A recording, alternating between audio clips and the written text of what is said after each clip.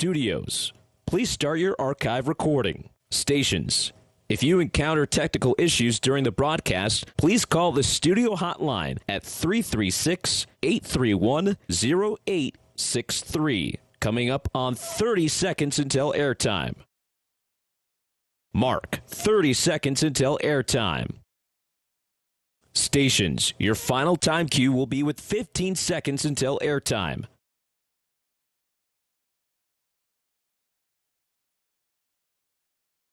Mark, 15 seconds until airtime. Once again, stations, if you encounter technical issues during the broadcast, please call the studio hotline at 336-831-0863. The biggest games. Touchdown, Georgia! Pick six for Ohio State. Caught it! Touchdown, Texas! The biggest moments. Number one goes down, and the celebration is on. It's pandemonium. You're not keeping him off the field here. We've got you covered. It is a scoop and score. And down he goes. The Wolverines' fourth sack of the ballgame. The best in college football. This is the College Football Blitz. Unstinking believable. Now, let's head to the Learfield Network studios. Week 11 of the regular season, and business is picking up in a big way. College football playoff rankings are out. We got 6 of the top 10 teams in the CFP on the road today in what could be a chaotic Saturday across the sport. And yes, you have landed on the one place where we have every game in the top 25 right here on the College Football Blitz. Good afternoon, everybody, live from our Learfield Network studios. I'm Stephen Hartzell. We got Tim Bickford producing. Michael Serber makes his return to the board today. For the uninitiated, you have found the Red Zone channel for college football, folks. Coming up for the next 12 hours, you will hear the touchdowns as they happen live while we bounce you from coast to coast and bring you all the action here for Week 11. Here's where we're going with these early kicks. Featured game in the Big 12. Number 7, BYU, puts their undefeated season on the line in Lubbock against 8th-ranked Texas Tech. Could be a potential Big 12 championship game preview in West Texas today for Cougars and Red Raiders. Weather expected to be a factor. Sunny, but the wind is howling. Sustained winds over 20 miles per hour. Gusts north of 30 for a showdown of 2 top 10 teams. Other ranked games here early. Number 2, Indiana on the road at Penn State. Nittany Lions have dropped 5 in a row. Can they give the Hoosiers a game today in Happy Valley? IU has won their last 2 games by a combined 95 points. They have been absolutely rolling behind Heisman frontrunner Fernando Mendoza. How about 5th-ranked Georgia on the road at Mississippi State? The boys from Starkville picked up their first SEC win in over 2 seasons a week ago. Can they hang around against Georgia, who have been slow starters out of the gate this season? Will be in the land of the cowbells for dogs and dogs. Outside the top 25, we are busy in the noon window. In the ACC, SMU visits Boston College. West Virginia hosts Colorado in some Big 12 action. In the American, Army is taking on Temple, and a pair of early Sun Belt games as JMU travels to Marshall and Arkansas State takes on Southern Miss. You get the idea. We got a lot going on. So in the spirit of getting you to as much live play-by-play as possible, we sneak in one quick break before toe meets leather on Week 11. We're back with live play-by-play in 2 minutes here on The Blitz. Morning, Zoe. Got donuts. Jeff Bridges, why are you still living above our garage? Well, I dig the mattress, and I want to be in a T-Mobile commercial like you. Teach me, Saldana. Oh, no, I'm not really prepared. I couldn't possibly. At T-Mobile, get the new iPhone 17 Pro on them. It's designed to be the most powerful iPhone yet and has the ultimate pro camera system.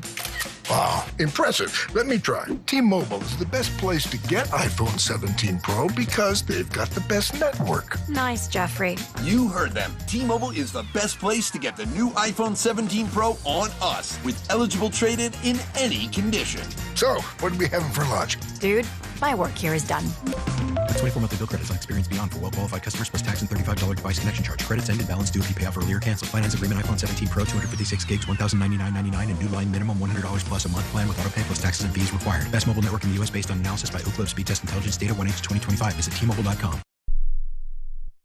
Hey fans, this is Wayne Cook, co-host of College Sports Now. We're breaking down all the action from around the country every week during the football season. We'll look beyond the box score and keep our finger on the pulse of college football from September all the way to the national championship game in January. Listen all season long on Apple Podcasts, Spotify, or wherever you'd love to get your podcasts. And be sure to follow along on Twitter at CSNowTweets. Progressive knows not all rides are smooth. Meet Sarah. She loves her motorcycle. What she doesn't love is when it suddenly rains. As she sits underneath a bridge waiting for it to stop, she grows quite fond of the graffiti on the overpass. She really likes the one with John Hart's Claire and wonders if they're still together. Not every ride is smooth, but Progressive has your back. Get an online quote in as little as 3 minutes and see if you can save with America's #1 motorcycle insurer. Progressive Casualty Insurance Company and affiliates, not available in D.C. We go crazy for this stuff. On the deflection! Touchdown! Back to the College Football Blitz. Oh my God! We start the Week 11 Blitz in the Sun Belt. JMU taking on Marshall in Huntington. Thundering Herd on offense. Let's go. Their second leading receiver, and he probably has a first down and more if they can connect, but the pressure got to him. He had to scramble. He's very accurate. Not on that pass. He's 0 for 1 now. A big third down coming up. And on third down this year, they have struggled. They have had a good offensive season. They are 13th in the Sun Belt in third down efficiency at just completing 35.3% of their third downs. I was a little confused on what the defense was doing right there because nobody was in his area. I think they were, even with getting lined up, they were a little confused from the beginning of that. They definitely were. So third down 7 for Marshall from their own 28-yard line. Duke show pressure. They're going to just rush 4. Del Rio Wilson, long out to the right side, is going to be complete to Tamarez. As they missed the last time, they will get the completion of the 40 on the far side right. That's a long throw from the near hash. Right on the money, and they will move the chains. We did a great job of being able to be in coverage right there. We just got to be able to get underneath it. Now from the 40-yard line, here's a handoff to Antoine Roberts up the middle. He's going to bully his way for about 7 across the 45, now near the 48-yard line. So an 8-yard gain for Roberts, and they are nearing midfield here in the opening drive. That's a humongous third down conversion, and now they've got a 2nd and 2 from the 48 in their own territory. Early first down for Marshall. We'll keep you posted on that one. We expect a lot of offense between the Dukes and the Thundering Herd. But we're going to the SEC in Starkville. Mississippi State hosting 5th-ranked Georgia. Mississippi State will be on offense first. Here's Neil Price. Together in the first half of game. Consistency. Just, there's a ways to go there in terms of consistently putting those drives together. What's been great, though, is he's very resilient. The offense is very resilient. Up 2 touchdowns, down 2, doesn't matter. He'll hit a home run if you give it to him, and so he's fun to watch. We are fun to watch when we get going. 1st and 10 Mississippi State at the Bulldogs' 25-yard line. Aiden Williams, single receiver left, tight end and 2 receivers tight to the formation right. Chapin takes a shotgun snap, rolling around right in with a lot of room, gets up to the 30-yard line and gets tackled near the 31 by Raylan Wilson. Pick up of 6 yards on the quarterback scramble, and that'll bring up 2nd down and 4. Going fast right out of the gates. Ball on the right hash at the Mississippi State 31-yard line. 3 receiver pattern, 2 of those right. Handoff to the running back Booth. Hesitates behind right tackle. Runs across the 35. Has the first down up to the 41-yard line where he's tackled by K.J. Bolden after he picks up 10 yards and a bank first down for Mississippi State. No score in the game. 14-22 to play first quarter. A handoff to Booth on 1st and 10 from the State 41. Running right and just a yard as he gets to the 42, stopped there by Georgia's Kristen Miller. Bring up 2nd down and 9 for Mississippi State. Still playing tempo here. 3 receiver pattern. 2 of those to the left. Anthony Evans, the Georgia transfer in the slot left. Chapin takes the snap, hands it off to Booth, trying to run right, nothing doing. Quintavious Johnson, an outside linebacker, had that one sniffed out for Georgia and gets Booth for a loss back to the 40. Loss of 2 yards brings up 3rd down and 12 for State with 13:44 to play in the first quarter of a scoreless game. 3 receivers right. Tight end Traore flexed out to the left along the numbers. Chapin in the shotgun, takes the snap. Throws over the middle. That is complete. Close to a first down. Caught on that Big State logo at midfield by Brennan Thompson and dropped right where he caught it at the Georgia 49-yard line. State moves the sticks, converting on 3rd down and 12 to pick up a make first down. Going quickly, Chapin takes the snap at the Georgia 49, hit by 2 Georgia defenders, and he gets dropped back at the We're going to pull you out of Starkville because we are underway in Lubbock. Our featured game here in this noon slate, number 7 BYU, number 8 Texas Tech is underway. We'll start with Brian Jensen on the Texas Tech Radio Network. Like a sailor's hat. Yeah, and L.J. Martin is the running back, and JoJo Phillips, their wide receiver, who's been out, is in the game. Well, and Martin is split wide to the right, now coming in motion behind Buckmeyer. Buckmeyer's going to throw on first down, but he's getting pressured by Bailey, and he throws it out of bounds on the far side, and the crowd goes nuts. Well, they try and throw the football, but they've not got extra protection on that route because they've got everybody out wide and had Martin in motion coming this direction. They try to cut the Red Raider defensive ends, don't get him on the ground, and Bachmeier's running for his life. Well, the Bear was running for hibernation right there because the Red Raider was chasing him.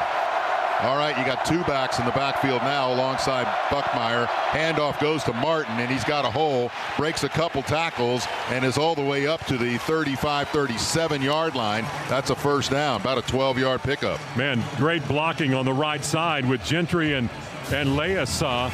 They just open it up over there, and Martin's got a lane to run through. So the first down of the game comes on the Cougars' second play. On a run by Martin. And that's a Red Raider defense that allows only 75 yards a game on the ground. That's a big chunk. Running back in the backfield now is Preston Rex. Bachmeyer throws left side. It's caught by Kingston. He's wrapped up immediately and dropped to the ground by Curry. Boy, great read by Curry to see Parker Kingston getting the catch on the bubble screen, but he went right through the blocks and got to him. Yeah, the Red Raiders recognized that one immediately. 1 yard gain is all. Yeah, and Bachmeyer getting the ball out of his hands quickly, but if you don't get that block on the edge, somebody's got a clean shot at the receiver, and Curry did. Very late substitution for BYU. They huddle and then break out of the huddle pretty quickly to the line. 2 backs again, although Rex comes to the left side. Now in motion, gets the handoff and gets to the second level, but will get stopped at the 41 and pushed backwards. Wisniewski got up there from his safety spot to make sure he didn't get any forward progress. We're going to pull it out of Lubbock because Mississippi State is in the red zone for the first time today, looking for points against 5th-ranked Georgia. And then up to the linebacker, he blocked 2 players right there. Played at left tackle last week, asked Jeff Lebby to move this week, said he was more comfortable at right. Chapin takes the shotgun snap on 1st and 10 from the Georgia 11, running to his left, stretching to the sideline, and he'll run out of bounds at the 9-yard line after picking up 2 yards. Design play to put Blake on the move. I like that as opposed to sitting him in the pocket down here closer to the goal line where the field really tightens on you in the pass game. An impressive drive for Mississippi State so far. 12 plays, 66 yards, 4 minutes and 39 seconds. 2nd down and 8 for State from the Georgia 9. Chapin keeps running around right in, takes a big lick as he gets inside the 5, pops right back up after he's knocked down at the 4 by K.J. Bolden. Picks up 5 yards, and Camario Taylor will check in for Mississippi State as Chapin comes off, and Jeff Lebby goes to the trickeration here with his freshman quarterback, who this season has already accounted for 5 touchdowns. Is under video review for a potential targeting foul against the runner. All right, so you heard Mr. While they take a look at a potential targeting in Starkville, we're going to go to the Big Ten. Number 2, Indiana on the road at Penn State. We are underway. Hoosiers on offense to start. We're going to run out of time here in the snap and decided to call the timeout. He didn't like something. So we'll have to wait and see on that. And we have another starting change for Indiana in this ball game. Ademola Ajani, the 6'4" redshirt freshman from Speedway High School in Indianapolis, is starting today at that, is it the guard spot? Left guard, yep. So a different starter for Indiana in that role. Sig walks away from the huddle. All right. We're going to go back to Starkville. There is no targeting. Mississippi State has it 3rd and short in the red zone here. But it's really in kind of on the shoulder pad, and there's another player hitting him there. They had a really quick review of that. And also, when you're tackling the ball carrier, I never agree with throwing them out of the game. They need to change that rule. So Kamario Taylor is the quarterback. Chapin is out of the game here. Tight end West on the right side of the line. Thompson from the slot. Taylor fakes a handoff to Thompson, running straight ahead to the 3, to the 2, to the 1. Touchdown! Kamario Taylor! What a drive by Mississippi State. 14 plays, 75 yards to start this one. And Taylor runs it in from 4 yards out to give State a 6-0 Mississippi State on the board first. They lead Georgia 6-0. We are going back to Lubbock. BYU went 3 and out. Bad punt gives Texas Tech good field position near midfield. Red Raiders on offense. Second down, and that time in a passing situation. Here they come. Red Raiders pick it up. Morton got the ball out. It's a day Virgil and Douglas have got to come up with some plays. So third down for the Red Raiders on their opening series. You got a coach running out on the field on that far side. Now you have to pull him back onto the sideline. What that was all about. Now straight back is Morton. No pressure. He's got all kinds of time. Now it gets to him, and he's rolling around. They're going to get him if he doesn't. They got him. And he almost lost the football.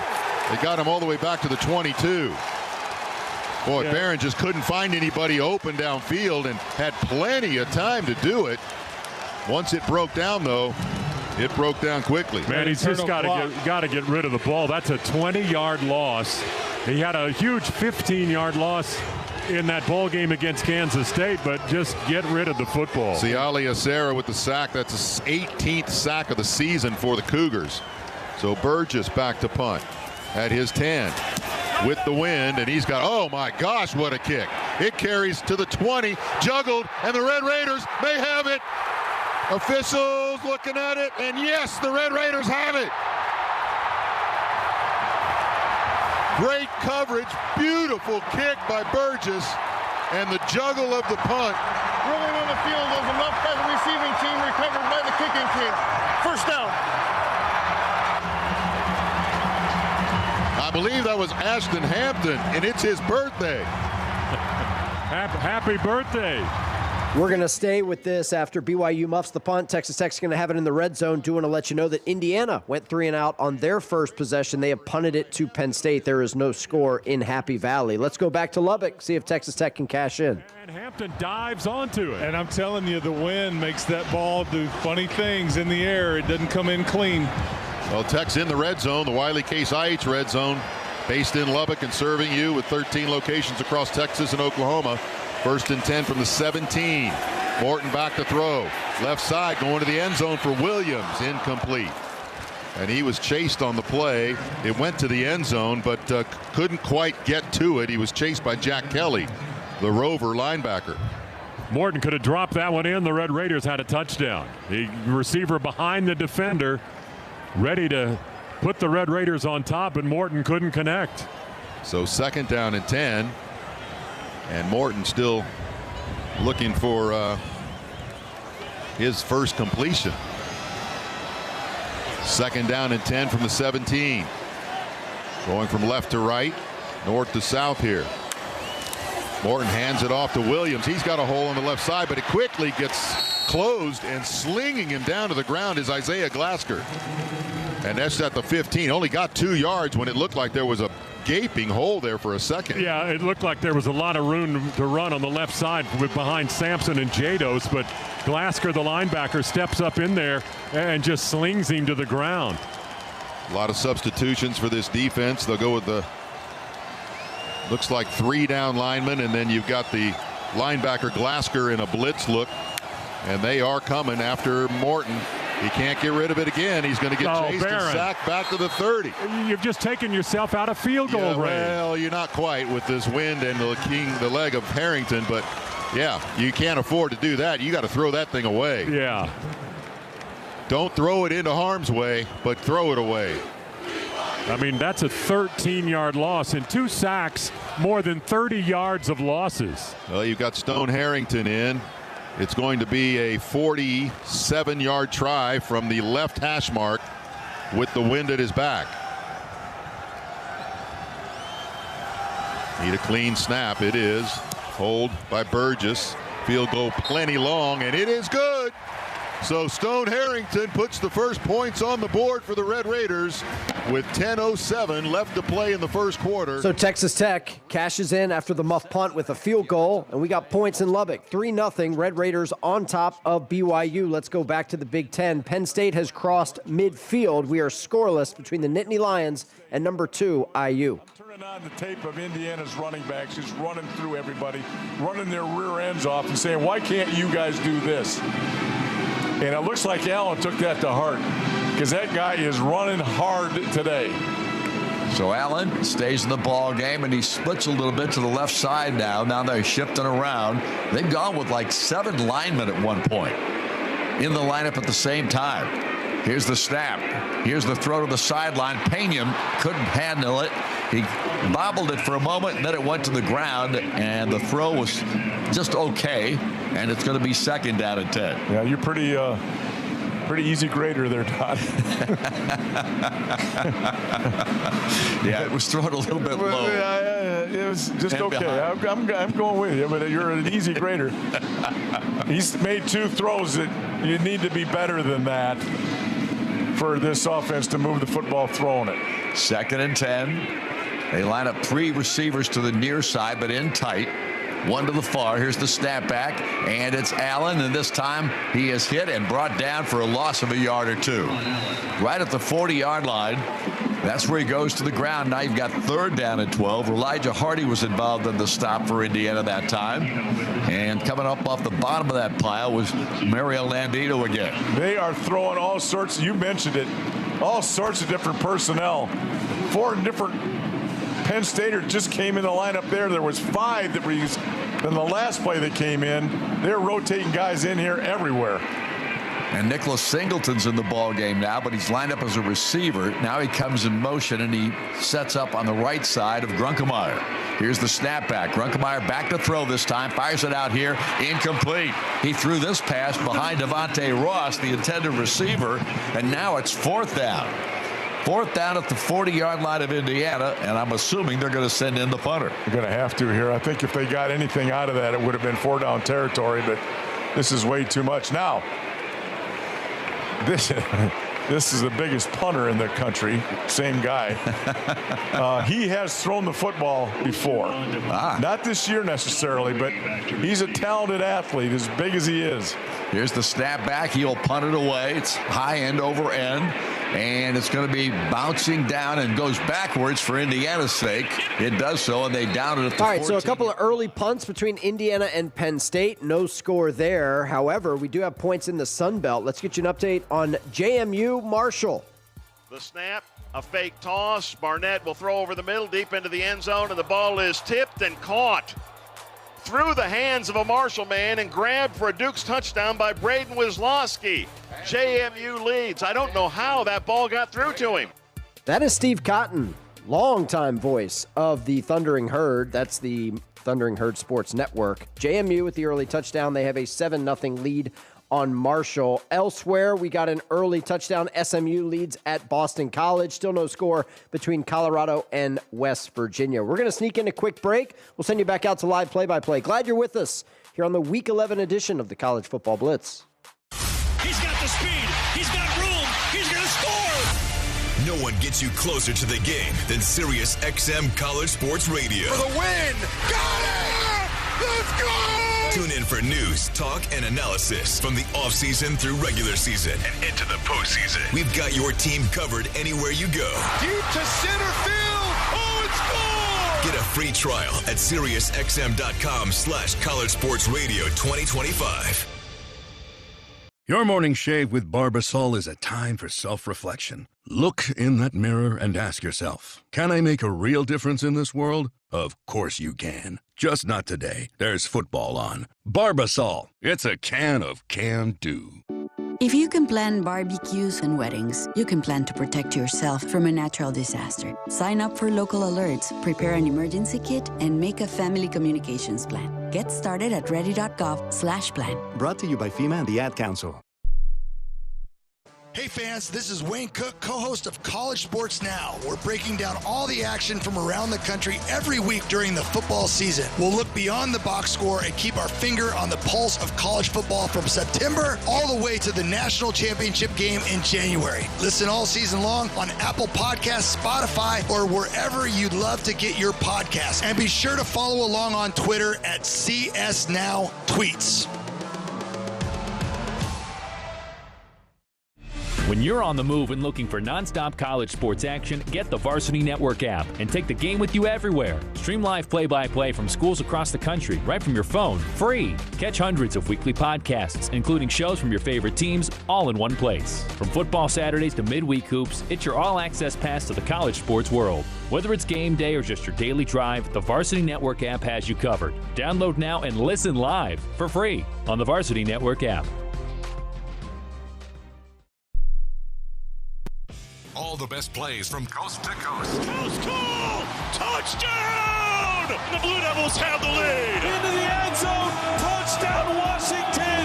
This is the College Football Blitz. A quick update while we were in commercial break. Georgia got a 49-yard field goal from Peyton Woodring. New score in Starkville, Mississippi State 7, Georgia 3. Still no score in Happy Valley between number 2 Indiana and Penn State. We are going back to Lubbock, where BYU has picked up a first down. They trailed Texas Tech on the road 3-0. First one was a mesh point, and the good news is Bear Bachmeier had some room. If he would have pulled out of Preston Reck's body, he would have had some room to run up the middle. But that's why you need L.J. Martin in this game, Greg. He's going to go get you those extra push yards with his big quads. BYU all royal, white letters and numerals. Texas Tech all white with silver numbers. It's guesswork for me on the Texas Tech numbers today. Bachmeier steps up against pressure. Now flushed out to the right, tracked down from behind and thrown down 1 yard upfield at the 36-yard line between the numbers and the hash marks right side. So it'll be 2nd down and 9. The tackle by David Bailey, the Stanford transfer, and the future NFL draft pick, 6'3", 250, the senior defensive end, 14 tackles for loss, 11.5 sacks, and 10 hurries coming into the day. Those are remarkable numbers. Bachmeier's in gun on 2nd down and 9 from the BYU 36. 8:15 to play in the opening quarter, 3-0 Tech. Handoff LJ. LJ goes B-gap left and gets out to the 42 for a gain of 6. It'll set up a 3rd down and 3. You notice how every time L.J. Martin falls down, Greg, he always falls down forward. He always falls for another yard or 2 yards. It's that extra lean that you need from L.J. Martin. It is so nice to see him carrying the ball. And really some good runs right out of the gates in the first 2 offensive drives for L.J. Neither team's converted a 3rd down. Tech 0 for 2, BYU 0 for 1. Bachmeier gun. He'll keep after faking jet sweep, and Bear gets the 1st down up the middle. 5-yard gain on 3rd down and 3. That's exactly what I just talked about. The mesh point, they left Bear Bachmeier open on the mesh point on the first give to Preston Rex. And when you got that, what do? You give it next time. Yeah, you give a different mesh point look. So now you're mesh pointing to Parker Kingston on the fly sweep, and he pulls and goes right up the middle. That's open. And hopefully that can be open all day. It was for Arizona State. We'll see if BYU can exploit it. On a gusty day here in Northwest Texas, game of the year for BYU and Texas Tech, game of the year in the Big 12, and game of the day in the country. 7:05 to play in the opening quarter. BYU driving. Bachmeier holds it out for the back on a flag flying play. That was whistled dead right as the play got underway. Kevin Marr will make the call. False start. Offense number 20. 5-yard penalty. Still 1st down. That was a bit of a new look there because I think he was ready to hand it off to Carson Ryan, who we've not seen a lot of this year in that particular. In a delayed handoff, too, I think that would have been a TFL because it was too delayed. You just can't have these delayed progressive offensive moves because Texas Tech, they are the leader in the country in sacks, TFLs. They're nasty in the backfield. Line to gain the Texas Tech 43. BYU at its own 42. 1st and 15, handoff to Martin. Doesn't get much, running right. Maybe a yard or 2 to the 44-yard line.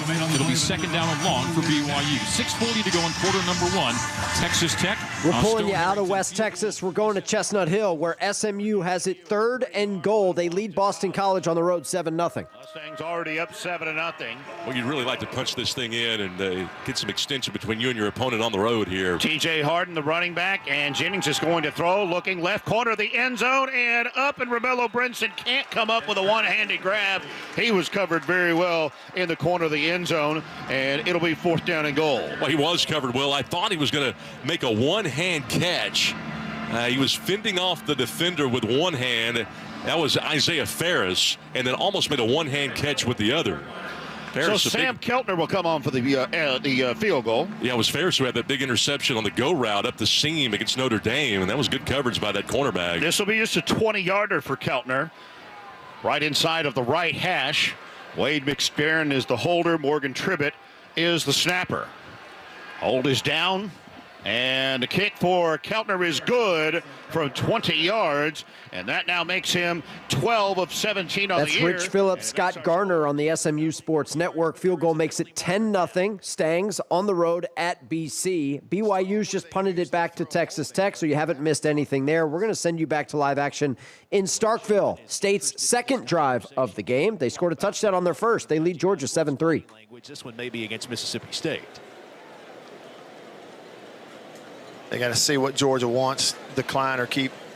Personal foul, shot block, offense, number 72 and number 24. The penalty is declined. It'll be 4th down. So Cannon Boone and Fluff Bothwell on the tandem block. Georgia declines the penalty. It's 4th down and 3 for Mississippi State, and the punt team comes on with 5:35 to play in the first quarter. And Matt, as we've seen in recent weeks, State not able to string a couple drives together to start the game. Yeah, just not able to put the, keep the pressure on the opposing defense. You punt it away, and now the pressure's on your own defense early, and that's just kind of how that works. So the penalty got you. Ethan Pulliam on to punt. High, but very short. Zachariah Branch pointing at it, runs away from it as it bounces at the Georgia 35, takes a State roll outside the left hash marks, inside the 35 down to the 32-yard line. So the punt goes for 35 without a return, and Georgia gets the ball 1st and 10 with a chance to We're bouncing you from the SEC back to the Big Ten. Indiana's got the ball back, and we're looking for our first points of the day. Indiana on the road at Penn State. Bloomington, Indianapolis, and at greenschultz.com. Well, Buck, Indiana's having a tough time getting the offense moving. Yeah, I don't know. All the Hoosier fans are wondering what's wrong with the Hoosiers. I'm excited to get a good game going here. You know what I mean? Yes, I do. I think it's fun for me to have a competitive football game. Penn State, I think Indiana will figure it out because they are just selling out, putting a lot of pressure on these corners who got lit up last week. But they are really hammering this offense from Indiana from a safety blitz, linebacker blitz, corner, man-to-man stuff. Penn State number 8 is now wearing number 91. Number 8 of Penn State is now wearing number 91. I assume that's Dakari Nelson, but I don't know that because Trevor Pena is the receiver and Pena is back deep. Here's the snap and the punt by McCarthy, and Mitch McCarthy doesn't get off much of a punt that time. He kicked it to the right side of the field, and it went off the side of his foot, and he didn't get much out of that, and the ball is going to be spotted down where exactly it looks to me like. All right, so lots of punts in Happy Valley early. Still no score between number 2 Indiana and Penn State. Meanwhile, we do have our first points of the day in Morgantown. Now they set. Play clock's down to 6. We're going after it. Greaves. After they block the ball. It's bounding into the end zone. Mountaineers are after it, and they cannot hold on to it. It goes out of the back of the end zone. Israel Boyce blocked the punt of Greaves. It is a safety, and West Virginia scores the game's first points. 2-0 Mountaineers. That's Tony Caridi and Dwight Wallace. That's the Mountaineer Sports Network. As you heard, West Virginia blocks the punt. It rolls out the back of the end zone. That is a safety. 2-0.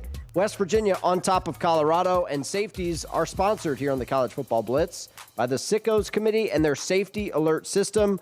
A Sickos Committee reminds you that all football is good football. Check out their podcast. They're on Blue Sky, Instagram, Twitter, at Sickos Committee. Give them a follow and embrace the Sickos college football lifestyle. West Virginia up 2-0 on Colorado. Let's keep it in the Big 12. Go back to Lubbock. Texas Tech has the ball back with a 3-0 lead on BYU. Oh, we got a Red Raider down. That looks like Douglas. Yeah, that's on this side. You've got Aiken and Douglas who were on this side. And the one thing about BYU cornerbacks, he's up and walking. Yeah, they play off the line of scrimmage. So you've got some opportunity to come off at the snap of the ball, run those 5 and 6, 7 yard out plays, and Morton can get them the ball. But they do have 12 interceptions coming in. 12.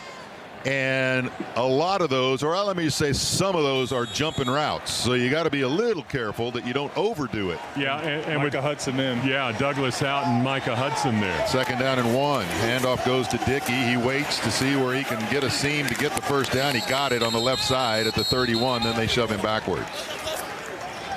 And BYU, Glasgow gets up celebrating like he thinks he did something, but he just got the first down.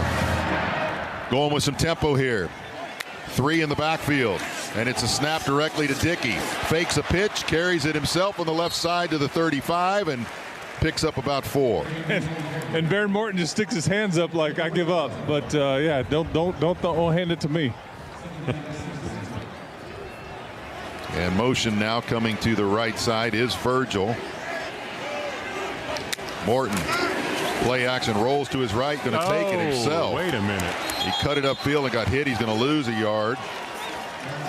And that was Logan Latui that hit him. It's going to be 3rd down now and 7. Yeah, not really sure what we're trying to do there. I mean, you've got Coy Aiken leading Morton around the corner, but Morton cuts up, doesn't even try to get outside. 3rd down and 7 now. 2 receivers right, 2 left. Morton slaps his hands, hoping they'll jump. They don't. Still has Dickey in the backfield with him to help block.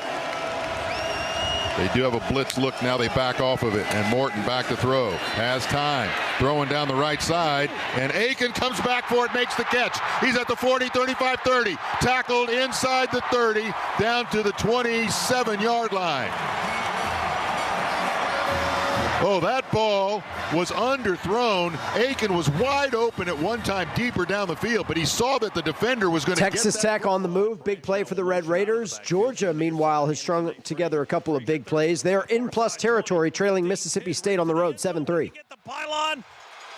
No, he stepped out of bounds at the 4. Nate Frazier with a burst down to the 4 inside the Massey Ferguson red zone. He was pushed out of bounds by Jerron Manning, who saved the touchdown. Huge old school power hole opened up right there that time. Micah Morris pulling around, kicking out the defensive end. We could have held arms and run through that hole together, Scott. 31 yards for Frazier, his longest run of the season. Dogs goal to go on the Mississippi State 4-yard line. Trailing 7-3. Bowens in the backfield, work out of the shotgun. Stockton unpressured, lobs it into the end zone, and it's broken up front left corner. Trying to go to Noah Thomas. Kelly Jones got up in the air and deflected, broke up the pass play, incomplete.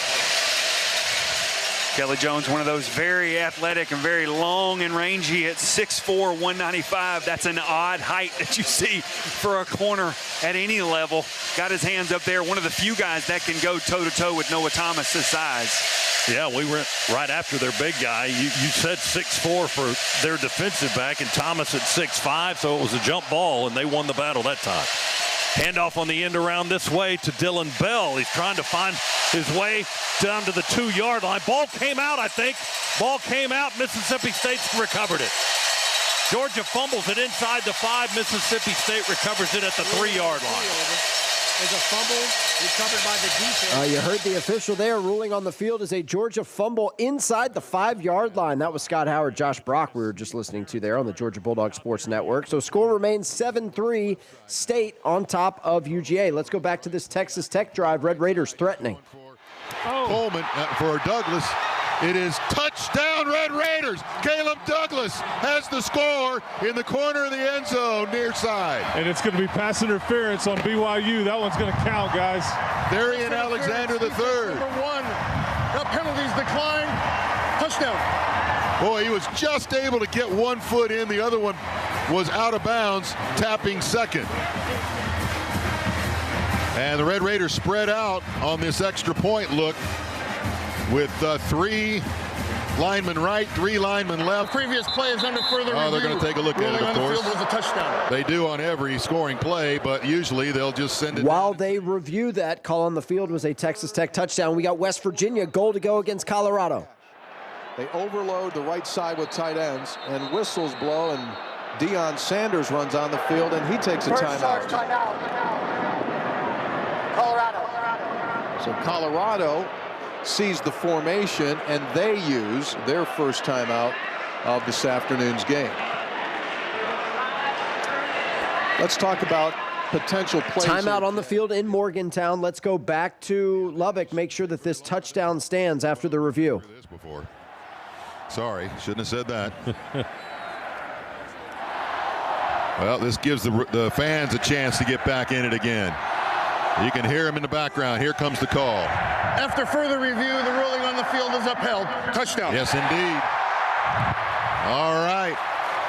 Red Raiders put a touchdown on the board. The throw from Morton. So that touchdown stands. It's going to be 9-0. They're reviewing the fumble in Starkville. Georgia put it on the turf inside the state 5-yard line. Was it a fumble? Let's listen in. What the situation is, back to the field referee. Next Saturday night, Georgia will be at home to face Texas. Visit your local Toyota dealers or explore SEToyota.com today. Take advantage of the deals on our full line of vehicles. No matter your destination, Toyota goes with you. The field of a fumble is upheld. First down, Mississippi State. It's one of those, what it was called on the field was probably what it was going to stay. No video feed showed definitively one way or the other. That's a bad break for the Dogs. So State recovers the fumble at the 3-yard line. Good opportunity here for your defense deep in minus territory. Mississippi State coming out of their own goal line basically on the 3. Good opportunity for your defense to pin their ears back, and let's put some pressure on Chapin and see if we can get him to make a mistake. Man, looking at that replay, I felt pretty good about it. But again, learned my lesson. Just wait till they tell you. So State with the football now after the Georgia turnover, and they're on their own 3. Blake Chapin, the quarterback, he's about 2 yards back in the end zone to operate. Works out of the shotgun. They snap it back, handoff, run it straight ahead. Bothwell into the pile. Well, no, that was Devon Booth that time. They're interchangeable running backs. Booth up the hash for about 1.5 yards, just across the 4, but not quite the 5. And Raylan Wilson, the linebacker, got in there to jam him up. So it's second down, about 8. We're going to bring it back in studio because we have both of these 2 school feeds courtesy of Learfield. Let's give you Neil Price, Mississippi State radio feed. Bulldogs on offense inside their own 5-yard line. Ball up the left side, and Anthony Evans doesn't know where it is. He got held. That's why. And here comes the flag at the 35-yard line. Pass sailed incomplete up at the 50. Holding. Defense, number 4. 10-yard penalty from the previous spot. First down. KJ Bolden gets called Mississippi for State's got a first down. We're going to get you back to Starkville, but Happy Valley is where we're headed. Indiana just ripped off a big play. They're inside the red zone looking for the first points of the game at Penn State. Not the fastest guy in this field, but he looked like it there. You know, he is actually, I think, one of the 3 fastest guys on Indiana's football team. He looked very fast there. He really did. Zion Tracy is the injured Penn State player. He's under his own power, and now he jogs off the field, so I think he's fine. Well, yeah. So the ball is now back at the 18-yard line. And it's going to be second down and 12 for Indiana. I tell you, yards for loss, Indiana just does not have it. As part of their success on offense, his first down situations have been tremendous for them all year. They've had at least 3 tackles for a loss here, and that just doesn't happen very often for Indiana offense. That throw by Mendoza was on the money. Really a great throw. And now EJ wide to the right side. Becker comes to the near side. Nowakowski to the near side. And Cooper to the near side. Hemby to the right of Mendoza in the backfield. Here's the snap. And Fernando going to step up. He's going to run. He's got down to the 15, to the 10, to the 5. Touchdown! And Indiana gets a huge play from their quarterback, Fernando Mendoza, who takes it in from 17 yards out. Yeah, this was not a called play. This was just some pressure.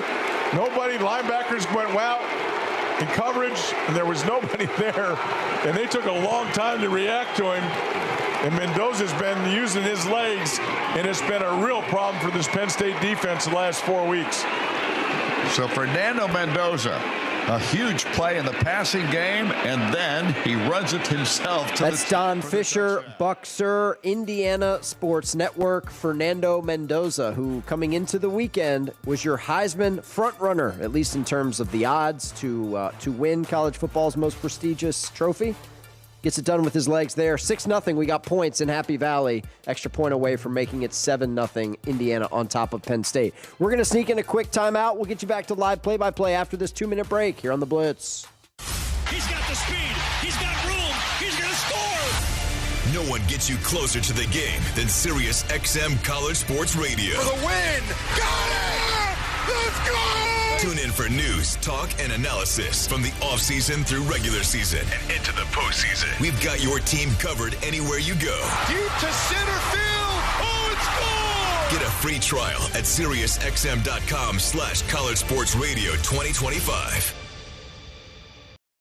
When you're on the move and looking for nonstop college sports action, get the Varsity Network app and take the game with you everywhere. Stream live play-by-play from schools across the country right from your phone, free. Catch hundreds of weekly podcasts, including shows from your favorite teams, all in one place. From football Saturdays to midweek hoops, it's your all-access pass to the college sports world. Whether it's game day or just your daily drive, the Varsity Network app has you covered. Download now and listen live for free on the Varsity Network app. Your morning shave with Barbasol is a time for self-reflection. Look in that mirror and ask yourself, can I make a real difference in this world? Of course you can. Just not today. There's football on. Barbasol. It's a can of can-do. If you can plan barbecues and weddings, you can plan to protect yourself from a natural disaster. Sign up for local alerts, prepare an emergency kit, and make a family communications plan. Get started at ready.gov/plan. Brought to you by FEMA and the Ad Council. Progressive knows not all rides are smooth. Meet Peter. He loves his motorcycle. What he doesn't love is wind. Which is ironic, because wind is a big part of the whole wind-in-your-face motorcycle cliche. But nobody ever tells you how relentless a strong crosswind is, or the cliche wouldn't exist. Not every ride is smooth, but Progressive has your back. Get a quote to see if you can save with America's #1 motorcycle insurer. Progressive Casualty Insurance Company and affiliates, not available in D.C. Three lobs, end zone, touchdown! The Sooners are on top. You're listening to the College Football Blitz. Lines up, he's it deep down the middle. Oh, mama! Touchdown, Wisconsin! Alongside Tim Bickford producing and Michael Serber making his triumphant return to the Blitz Studios. Serbs, great to have you back. I'm Stephen Hartzell. This is the Week 11 edition of the College Football Blitz. Reminder that the Blitz is now streaming live on video. Yes, video. You can bring the Blitz and the Learfield Studios to life by searching Varsity Network on YouTube, or you can follow us on Twitter. We are at Learfield Audio. Quick check of the top 25 scores. You got number 2 Indiana leading Penn State 7-0. Mississippi State leads 5th-ranked Georgia 7-3, but Blake Shapen just fumbled it. Georgia's going to have it just outside the Mississippi State red zone. End of the first quarter in Starkville. 8th-ranked Texas Tech leads number 7 BYU 10-0. Outside the top 25, SMU leads Boston College 10-0. West Virginia's got that safety. They lead Colorado 2-0. JMU leads Marshall 7-0. All right, let's go back to live action in Happy Valley. Penn State on offense trailing Indiana 7-0. And now they've got 4th down and 2, and are they going to go for it? They're going to. Well, either that or try and get him jump off sides, which is a silly thing to do against Indiana because they don't jump off sides, but we'll see. And the clock runs out, and we are at the end of the first period. And the score is Indiana 7, Penn State 0, as Indiana takes the lead on a couple of brilliant plays down the field. And now Penn State trying to get back into this thing, but they're going to have a 4th down and a couple of yards, or maybe 4th and 1 when we come back. Timeout on the field. We're back in a moment. This is IU Football, the Neil Tye and Auto Service Radio Network. All right, timeout on the field. Let's get you an update from Morgantown, shall we? The game's first touchdown of the day. Let's listen to it. Vaughn comes through in motion, snap. And here's Curtis Jones, and he's pushing the pile. He lunges for the end zone. He's in. Touchdown. Curtis Jones on his first carry as a Mountaineer scores the touchdown with 19 seconds to go in this opening quarter. Curtis Jones used all 226 pounds. That's Tony Caridi, Mountaineer Sports Network. That call is presented by T-Mobile. Visit your local store to start saving. T-Mobile, it's better over here. West Virginia with the touchdown on 4th and goal. Extra point up and good. 9-0. Mountaineers on top of Colorado. End of the first quarter. Not too far from Morgantown in Huntington, JMU led Marshall 7-0. Well, not anymore. Give to Roberts, left, gets the blocks from those tight ends all alone. Turns it up, untouched, into the end zone. Antoine Roberts, a 13-yard run. And now Quinn can tie the game with a PAT. That's Steve Cotton on the Thundering Herd Sports Network. Bad news for Marshall. Extra point, no good. So it's not a tie game. JMU 7, Marshall 6. That's our update from Huntington. Let's go back to Starkville, where, as we told you, Mississippi State's Blake Shapen fumbled it at the end of the first quarter. Georgia took over. They got great field position here right outside the Mississippi State red zone. 7-3, Bulldogs on top of, well, the other Bulldogs. The total yardage, very close. Georgia with 110 yards of offense. Mississippi State with 102. Dogs have thrown for 64 and rushed for 46. State passing for 47 yards, rushing for 55. Both teams have a turnover here after 1 quarter of play. Mississippi State with the only touchdown thus far, a 4-yard run by the backup quarterback, Kamario Taylor, and Georgia has a 49-yard field goal from Peyton Woodring. That's been all the scoring thus far, and Dogs are trying to do something about that here. 2nd down and 11 on the Mississippi State 27-yard line. Switch into the field. We'll work to our right now. Play fake. Gunner wants to throw towards the end zone, and incomplete. Missed his man down inside the 5. Lost him Lucky, the tight end. Brylan Lanier, the safety, was matched up with Lucky that time, and Stockton's pass landed about 4 yards past him in the end zone, incomplete. Wheel route from the tight end. Just good coverage downfield from Mississippi State.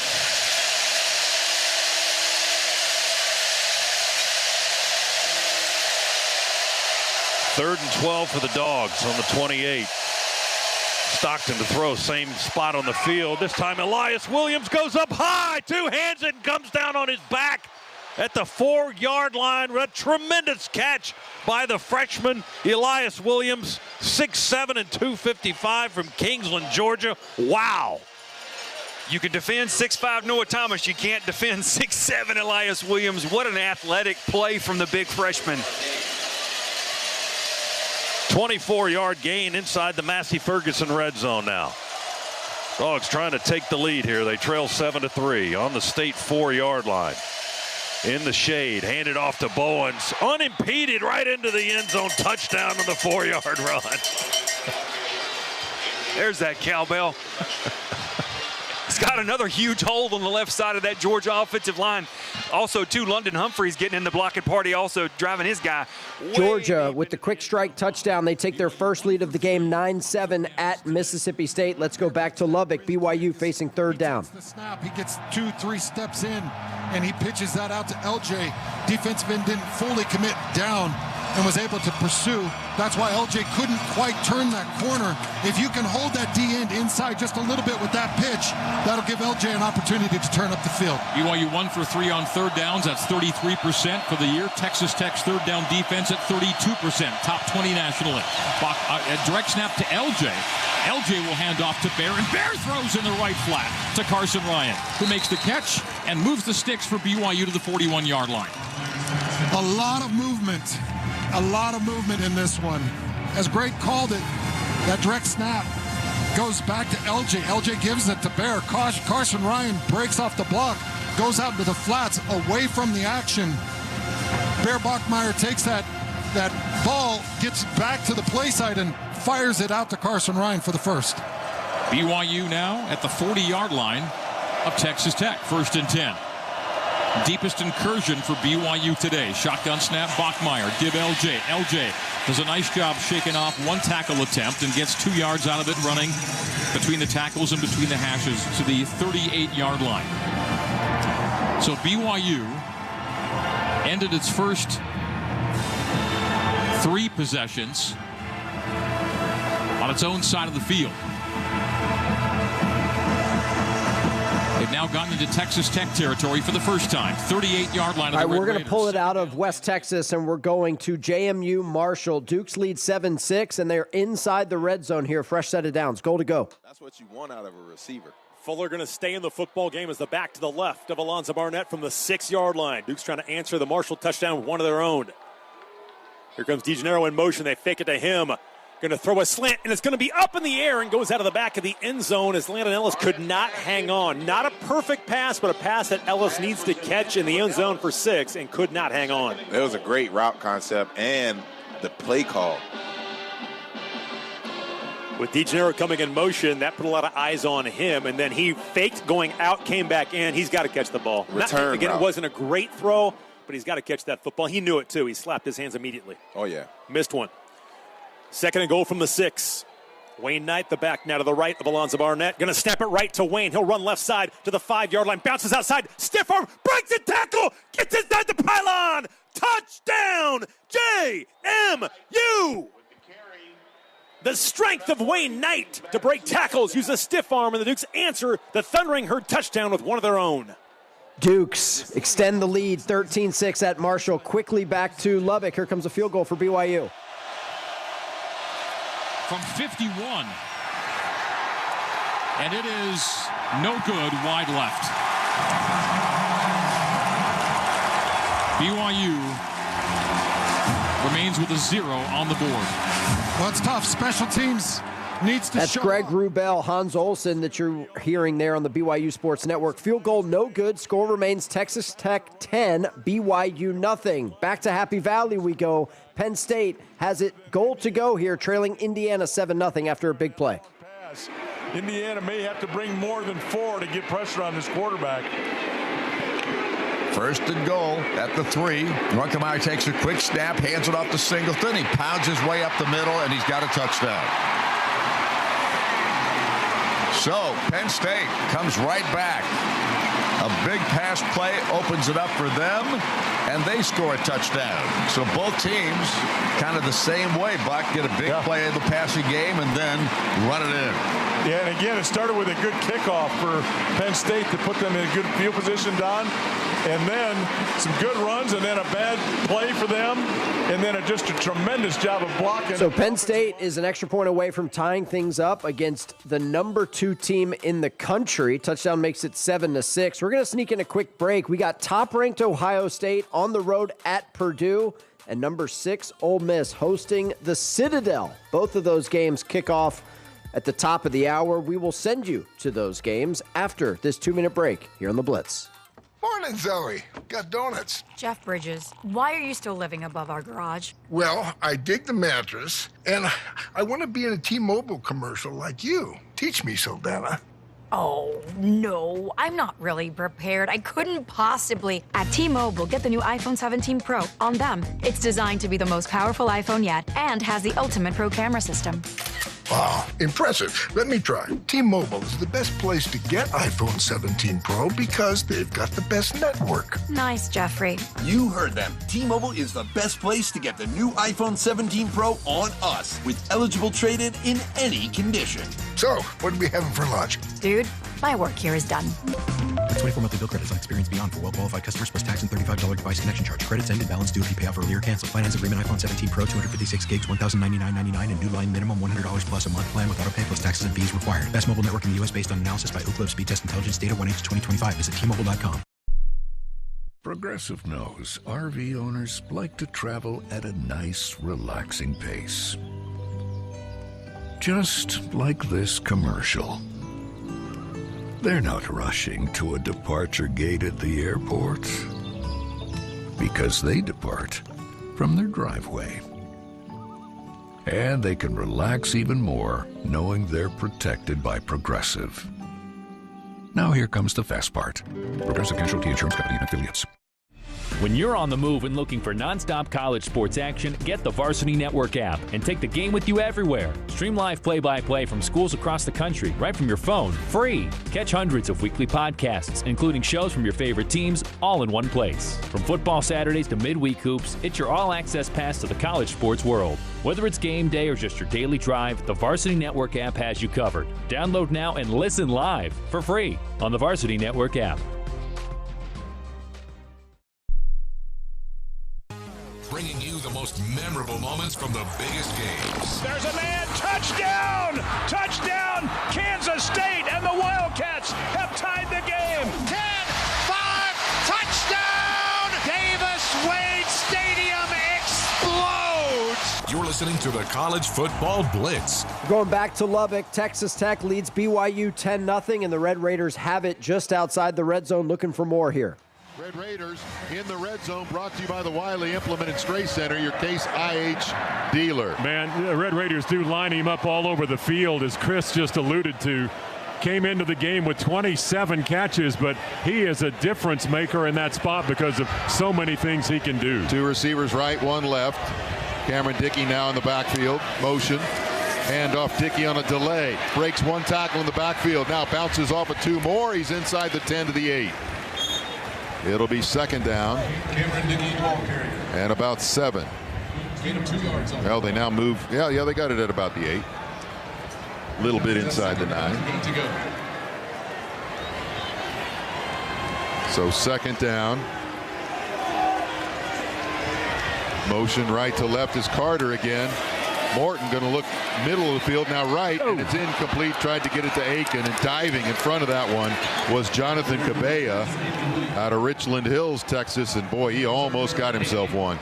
Well, and Glasgow for BYU was blitzing, and I think Baron Morton had to let that one go before he wanted to. Well, that sets up another third down, 3rd and almost 8. At the 9. Yeah, you can get a first down, but you'd be very close to the goal line. 3 receivers right now include Dickey, empty backfield. See if they blitz again. They show it, and they are coming. Yeah, Joey got a timeout, and you almost had a touchdown. Man. But yeah, Joey wanted timeout. Yep, he might have had one because Carter cut in front of his defender. Ball was thrown right there, and he didn't catch it because he'd heard the whistle. Media timeout. Yeah, I think when Cam Dickey. All right, that's going to be a media stoppage. So while we have a couple minutes, let's go back to live action in the SEC. Georgia's got the ball back. They lead Mississippi State 10-7. The goal line, forward progress will be given to Ware. Maybe the 12-yard line, 2-yard gain. That's what the umpire is saying. Nick Mitchell, middle linebacker, senior from Jacksonville, Florida, on the stop. It's a 2-yard gain. Second down and 8 for the Dogs on our 12. Branch in motion near side. Give it to Frazier again. Got a lead blocker. Ernest Green runs in there behind Big Ernest, and Frazier churns his way up close to the 20. Tackled at the 19, maybe. One of their guys, Tillman, lost his helmet. He's going to have to come out of the ball game for a play. Scotty lost his helmet because Juan Gaston knocked it off. Pull in guard. That's a lot of meat moving at 6'7", 360 coming at you. 12-yard or a 7-yard run by Frazier. It's 3rd and a yard. 3rd and 1 from the 19. Gunner's under center this time, and he will just take it and surge forward. And over the 20, close to the 21, he gets the first down with ease. Just took the snap and drove in there right behind Drew Bobo and Micah Morris and Dontrell Glover. And that's a Scana Energy first down. Actually, Juan Gaston is at right guard now. And Glover is at left guard. So Morris is out of the game. Glover and Gaston the guards, and Bobo clearing the path for Gunner that time to pick up the first down. 1st and 10, Georgia on our 21-yard line. Moving to the right. We slide the tight end Delpin motion to the near side. He blocks for Frazier, who burst over the line of scrimmage. Quick spin up to the 30-yard line.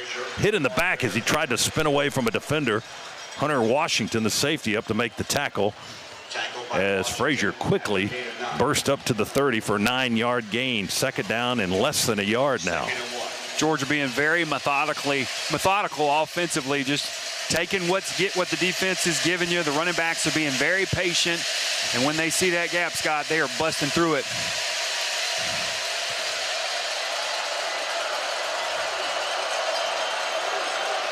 Humphreys comes in motion, lines up at the right side. Chauncey Bowens in the backfield. He'll get the carry this time. They hand it to him. He runs it right guard, just straight up the field running, across the 30 to the 31. He got the first down. Not a lot of yards on the carry, but he got enough to move the chains. He got one, actually, to the 31. And it'll be a new set of downs for the Dogs. But Mississippi State has a player down at the moment, and that is Isaac Smith. Injury timeout in Starkville. Let's bounce it back to Lubbock, because coming out of the timeout, Texas Tech has it 3rd and manageable here inside the BYU red zone. Red Raiders already lead 10-0. Yeah, this is what you'd love to see every Saturday for a home game. This is why Kirby Hocutt wants 7 home games every year.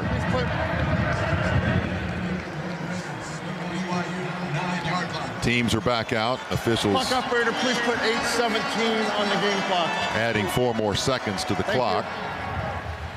And Terrence Carter is in on the H left. We'll see if he splits out after they step up here.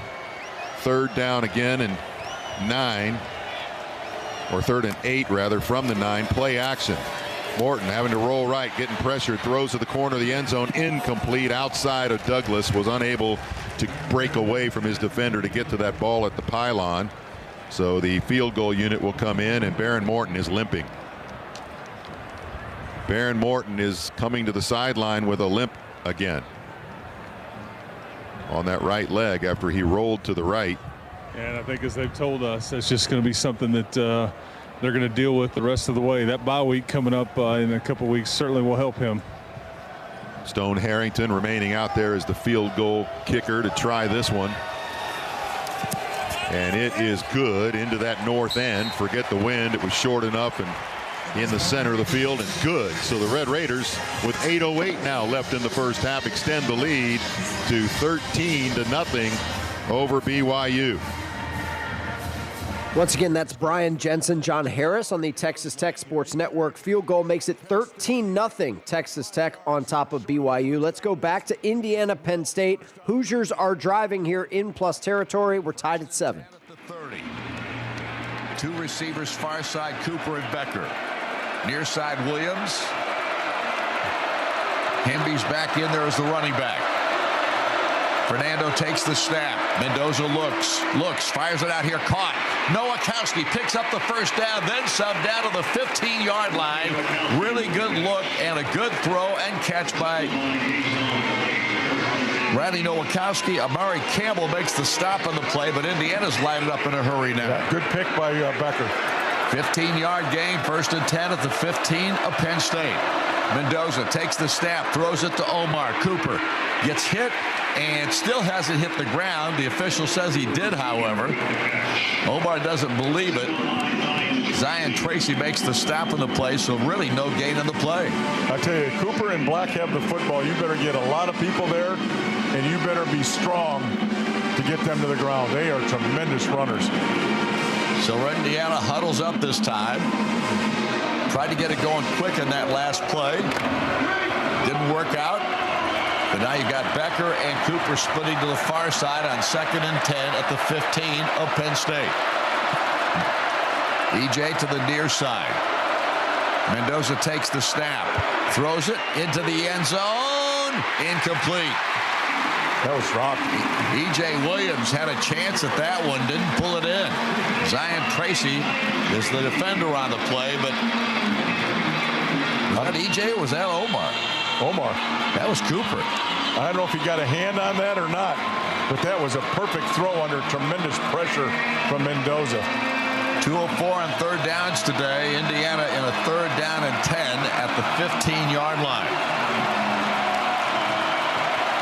Holden stays in the game now. Becker and Jonathan Brady split to the far side with Staves. To the near side, you've got Hemby out here. Empty backfield with E.J. Williams. And Mendoza takes the snap. Here they come. He got to run. He rolls to his left. He's got room. Throws it quickly, and the throw is made for a first down, and the catch is made out there. And who was it? Charlie Becker? It was Charlie Becker who made the catch, and the ball was thrown as he was rolling to his left. Buck, that was a heck of a play by Becker. It was a great throw running to his left, and then the ball was behind Becker, and he spun back to get it. Two tremendous athletic plays for Indiana. Indiana got away with a humongous hold there. Holy smokes. First and goal at the 5-yard line. They're not calling holding today. If they don't call that, they're not calling holding. Himby is the running back. Here's the snap. Handoff goes to Roman. He's going no place.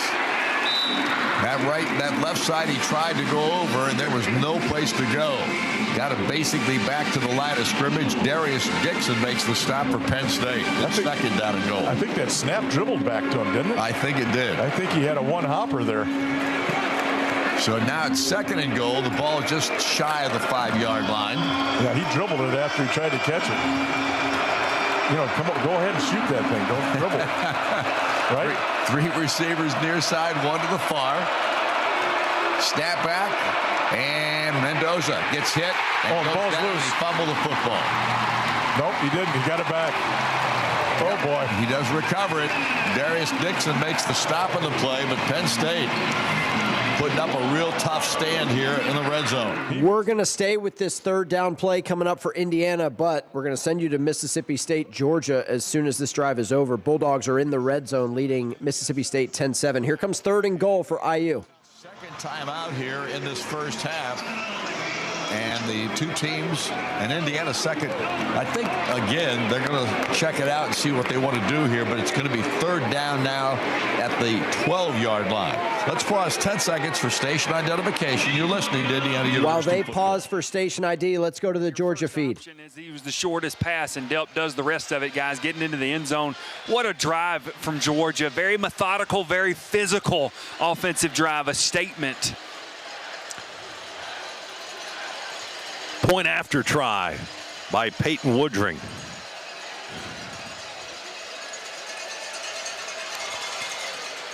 It is on the way, and it is good as he hits the building again with that kick. Oscar Delp's first touchdown catch of the season is brought to you by Conecuh Sausage, the official smoked sausage. Once again, that is Scott Howard, Georgia Bulldogs Sports Network. They've gone to a media timeout. Indiana will have it third and goal from the Penn State 5-yard line after the timeout is over. We're going to go to Ohio State, Purdue, just getting started up in West Lafayette. Purdue will be on offense first, Ohio State and Purdue. Let's go. Of his passes, 1,822 yards, 9 touchdowns, 7 interceptions. Will be the quarterback. He averages almost 3 yards per rush, but as we mentioned, Purdue without Devin Mockabee, their leading rusher. He is out with a season-ending injury, so they are operating at a little bit of a deficit there. And they'll start first and 10 from their own 25-yard line with Malachi Thomas, a senior from Hartwell, Georgia, and a Virginia Tech transfer at tailback. 3 receivers are sent wide to the right for Ryan Brown and the Purdue offense. Ohio State with 4 down on the line and a 5th with Arvell Reese. Handoff will go to Thomas, trying to go over right guard, and linebacker Sonny Styles and defensive end Caden Curry will knock him down at the 24 for what looks like it could be a loss of 1. Yeah, the back ran into the back of number 58, the right guard Hank Purvis there. Of course, Ohio State had some good penetration on that play by Edric Houston, pushing Purvis back for little to no gain. Yeah, so much for that. It's 2nd and 9. They gave him 1, Jim. Yeah. Shockingly. 2nd and 9. Purdue with the ball at their own 26-yard line. And an empty backfield for Ryan Brown, who looks to throw. He tosses on the right side, caught by Michael Jackson. And he's dropped around the 27 by safety Caleb Downs. Just a short route, gain of maybe 2 yards on that second down call. So Ohio State will start their first third down, the third and long situation. Let's see if the pass rush can get home and put some pressure on Ryan Brown here. Good tackle there by Caleb Downs. Corson, I'm sorry, go ahead. Who now has 40 tackles for the year. Corson 3rd and 8 for Purdue at their own 27-yard line. Ryan Brown straight behind his center. Brayton Joyner in a shotgun. He's got Thomas next to him in the backfield, and Brown back to pass. Sets up at his 18. Pressure coming. Takes off running left side. Gets to his own 30. And he's going to be shakes by Lorenzo Styles and gets out of bounds at the Purdue 36. He'll pick up a first down. Ryan Brown on the scramble. Yeah, again, Ohio State brought some pressure there. Brought more As guys. promised, we're going to get you back to Happy Valley. 3rd and goal coming up here for Indiana, looking to break a 7-all tie at Penn State. Right down here, right in front of the students. Indiana's huddled up. 3rd down and goal at the 12. Becker splits to the far side. Kalon Black's in the backfield with Mendoza. 2 receivers near side. EJ and Cooper. Fernando gets the snap. Pressure comes. Flags all over the place. Somebody may have moved. Prior to snap, false start. Offense number 67. 5-yard penalty, 3rd down.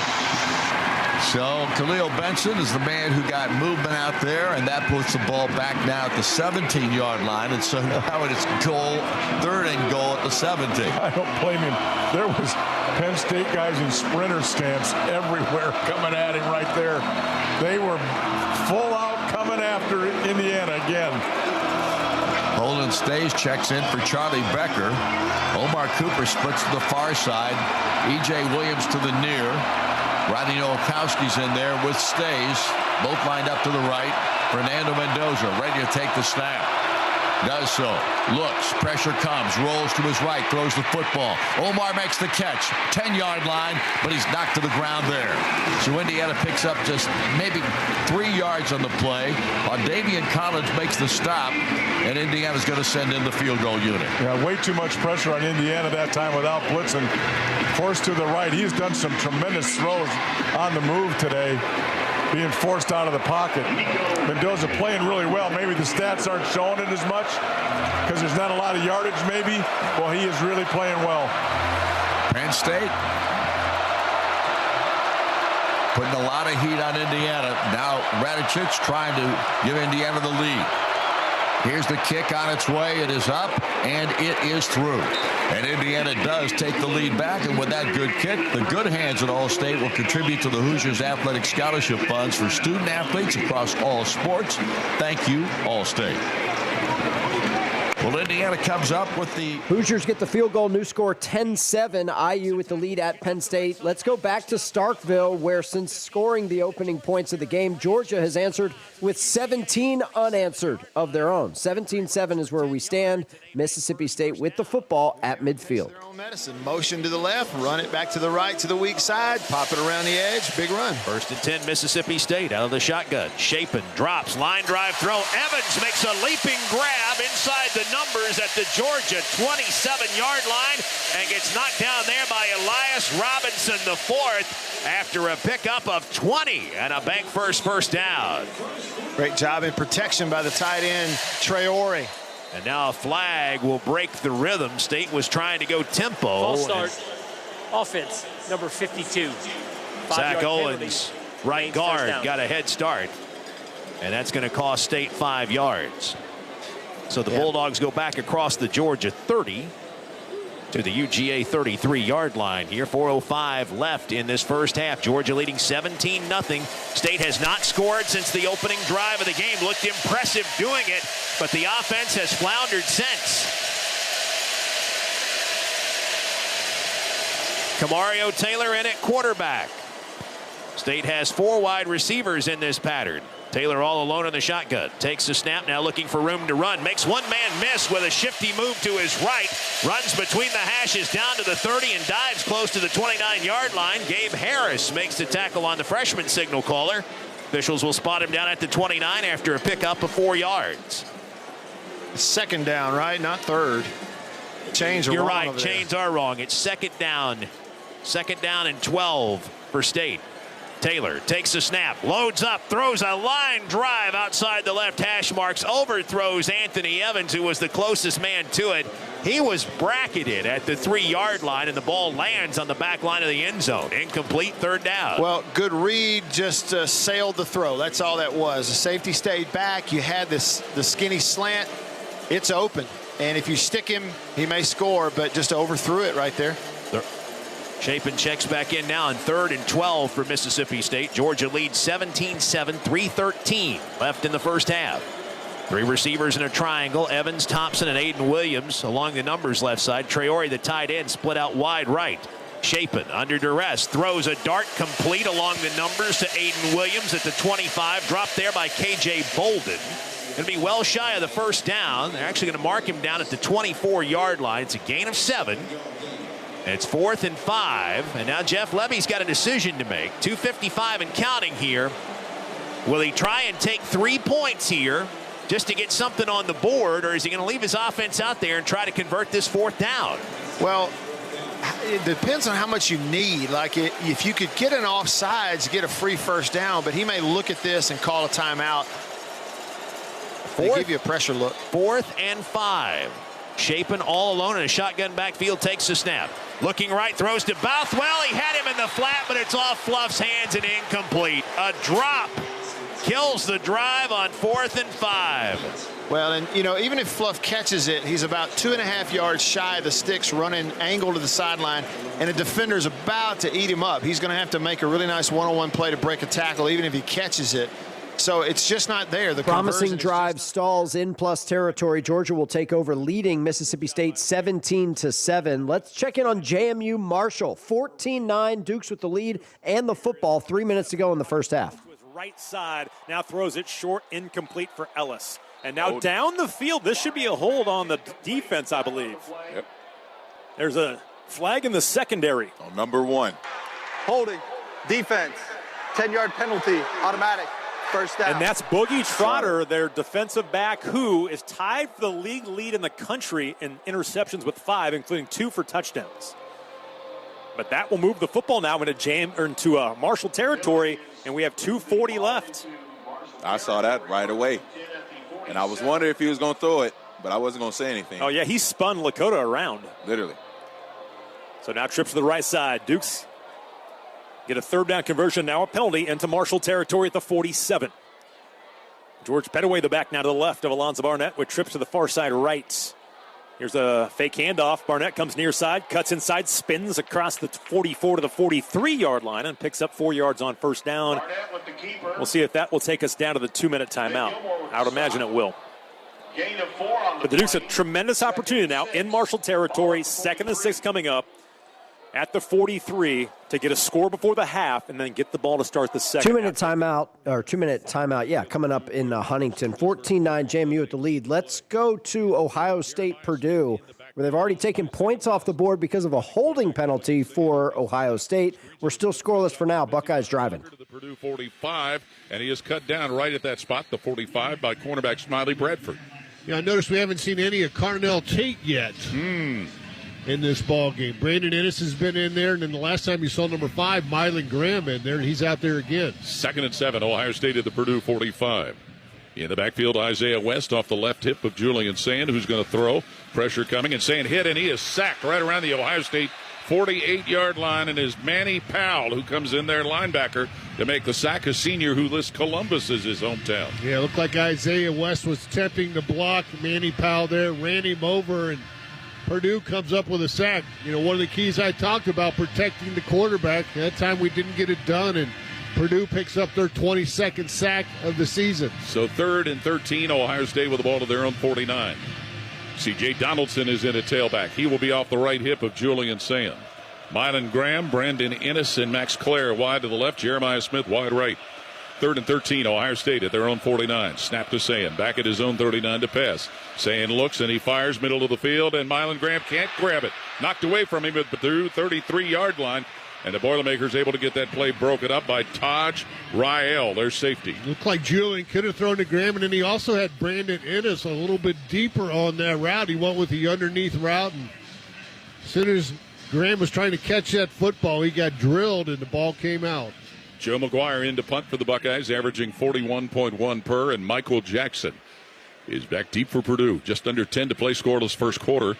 And before John Furlman can snap, the center judge comes in to halt play for a moment. Only the 17th punt of the season for Ohio State. McGuire, a junior out of Australia, now set. He gets the snap from Furman, puts it in the air from his own 38-yard line. Michael Jackson waves for and makes a fair catch for Purdue at their own 7-yard line. Ohio State punting back to Purdue. We expect the Buckeyes to roll today. They're a 30-point favorite in West Lafayette, but we've seen Purdue knock off ranked Ohio State teams before, most certainly. Let's get you an update in the Big 12. Check in on Colorado on the road at West Virginia. More points. Here's a snap. And here's a quarterback rollout into the throw, into the end zone. Touchdown, West Virginia. Fox finds Ryan Ward on the right side of the end zone. He released as a tight end from 3 yards out. Touchdown, Scotty Fox to Ward, the transfer from North Carolina. And the Mountaineers build their lead to 15-3 with 3:29 to go here in second quarter play. That's Tony Caridi on the Mountaineer Sports Network. 16-3. West Virginia leads Colorado. They're at the 2-minute timeout in Morgantown. We're going to take a timeout of our own. We're back in 2 minutes on the Week 11 edition of the College Football Blitz. A smooth, close Barbasol shave in the morning lifts your confidence. That rich, creamy lather will catapult you to greatness. Nothing can stop you today. Well, except that traffic jam. Barbasol. It's a can of can-do. Snakes, zombies, public speaking. The list of fears is endless. But the real danger is in your hand when you're behind the wheel. Distracted driving is what's really scary and even deadly. Eyes forward. Don't drive distracted. Brought to you by NHTSA and the Ad Council. He's got the speed. He's got room. He's going to score. No one gets you closer to the game than Sirius XM College Sports Radio. For the win. Got it! Let's go! Tune in for news, talk, and analysis from the offseason through regular season and into the postseason. We've got your team covered anywhere you go. Deep to center field. Oh, it's gone! Get a free trial at SiriusXM.com/College Sports Radio 2025. Which schools will take home the prestigious Learfield Directors Cup for the top college athletic programs for the 2025-26 college athletic season? Check out the criteria and follow the year-long standings of your favorite team at L Directors Cup on the X platform or online at thedirectorscup.com. Trophies will be awarded in June 2026 to the winning institutions in all college sports divisions. The Learfield Directors Cup, powered by NACDA, the crowning achievement in college athletics. Progressive knows there are two things RV owners love: to travel and relax. And they like to take both nice and slow. Just like this commercial. And what's more relaxing than the peace of mind knowing their RV is protected by Progressive? Now here comes the fast part. Progressive Casualty Insurance Company and Affiliates. Bringing you the most memorable moments from the biggest games. Did he hang on? Yes, he did. Touchdown, Alabama. Picked off and going the other way for an easy score. Touchdown, Iowa. You're listening to the College Football Blitz. Quick check at the top 25 scoreboard. Number 2, Indiana leads at Penn State 10-7. 5th-ranked Georgia on top of Mississippi State 17-7. And number 8, Texas Tech is shutting out number 7, BYU 13-0. BYU's actually just punted it back to Texas Tech. They've had nothing so far in this game. It's been all Red Raiders with minute 30 to go in the first half. Top-ranked Ohio State and Purdue are scoreless. They're just getting started in West Lafayette. And we got number 6 Ole Miss hosting the Citadel. We got some sound from Oxford. Let's play it. So from the 2-yard line, 2nd and goal. Lacey right up the gut, in the end zone, no trouble. Touchdown. Rebels made that look easy. 11:43 to play in the first quarter. Ole Miss has taken the lead, 6-0 on the 2-yard run by Kejuan Lacey. That will be his 14th touchdown of the season. That's David Kellum on the Ole Miss Sports Network. They've tacked on another score. 14-0. Ole Miss leads the Citadel in a game we do not expect to be competitive at all. FCS versus FBS action in Oxford today. Ole Miss cruising. Now, outside the top 25, West Virginia leads Colorado 16-3. SMU shutting out Boston College 17-0. JMU leads at Marshall 14-9. Southern Miss on top of Arkansas State 17-7. Army and Temple are tied at 7. Let's go to Huntington. JMU's in the red zone, leading by 5, looking for more late first half. Toner again now. There you go. They shift to it. One tight end on each side of Barnett out of the pistol. Fuller the deep back. 3rd down and 1 from the 20 of Marshall. Shot, or the pistol snap and a handoff to Fuller. Easy first down run. He gets 2. The clock will stop as they move the chains. There is a minute and 20 seconds. Plenty of time right now. They're at the 18 of Marshall. 1st down and 10. Please reset the game clock to 1 minute and 24 seconds. They are not stopping the clock when they get a first down. On a first down, inbounds under 2 minutes. It will start on the ready for play signal. 1 minute and 24 seconds, please. Our referee, Tim Barker, is trying to educate our clock operator here. Hey. In the new era of college football the last 2 years, you don't stop it until under 2 minutes of each half. Now you stop it with a first down.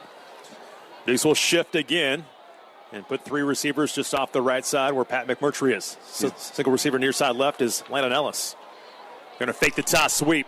Barnett, he's going to check down to Wayne. He's got a lot of room to the 15. Center steps to the 10-yard line. Stays in bounds. Breaks a tackle. Breaks one more. Near the goal line. He's down to the 1-yard line. What a job of JMU's knocking on the door. So too is Texas Tech. We're going to send you to Lubbock. Red Raiders lead BYU 13-0. Looking for more. 53 seconds left first half. Man, how first big and is goal this? From the 6. You've had 5 possessions and scored 3 times. Douglas man-to-man over to the right side. Morton hands it off to Dickey, runs into his own guy at the 5 and then gets pushed backwards. And they're actually not going to give him forward progress. So they're going to mark it at the 6. It's 2nd and goal from the 6. They let the clock run at 38 and counting. 3 receivers right this time. Virgil man-to-man on the left side. Morton looks middle of the field, incomplete. He had a wide open receiver diving for the football. Throwing in front of him was Aiken. I mean, he's coming across wide open because BYU blitzes up the middle on that play, and there's no one there to get in the way of the pass. Red Raiders missed an opportunity there. 28 seconds left in the half. It's going to be 3rd down and goal from the 6. And where's Terrence Carter? Terrence Carter is tight in the tight end position right side. Dickey in the backfield. Defender right on top of him. Motion right to left is Aiken. Blitz is coming. Throws it to Aiken right side. He's got a stiff arm and he's slung down. He does not get to the end zone. Oh, what a tackle made that time because Aiken had a stiff arm and leverage but could not get Satula down. And he brought him down instead short of the end zone. It's 4th and goal from the 2. They're going to use their last time out, I think. They'll let the clock wind down to 3 seconds. Call the timeout. Final charge timeout. And think about it. Texas Tech. Oh, I thought Aiken was going to get in there. Yeah, he got turned around just in time to make the catch. And I think that slowing him down allowed the pursuit to get there and latch onto him. BYU's a pretty good tackling team.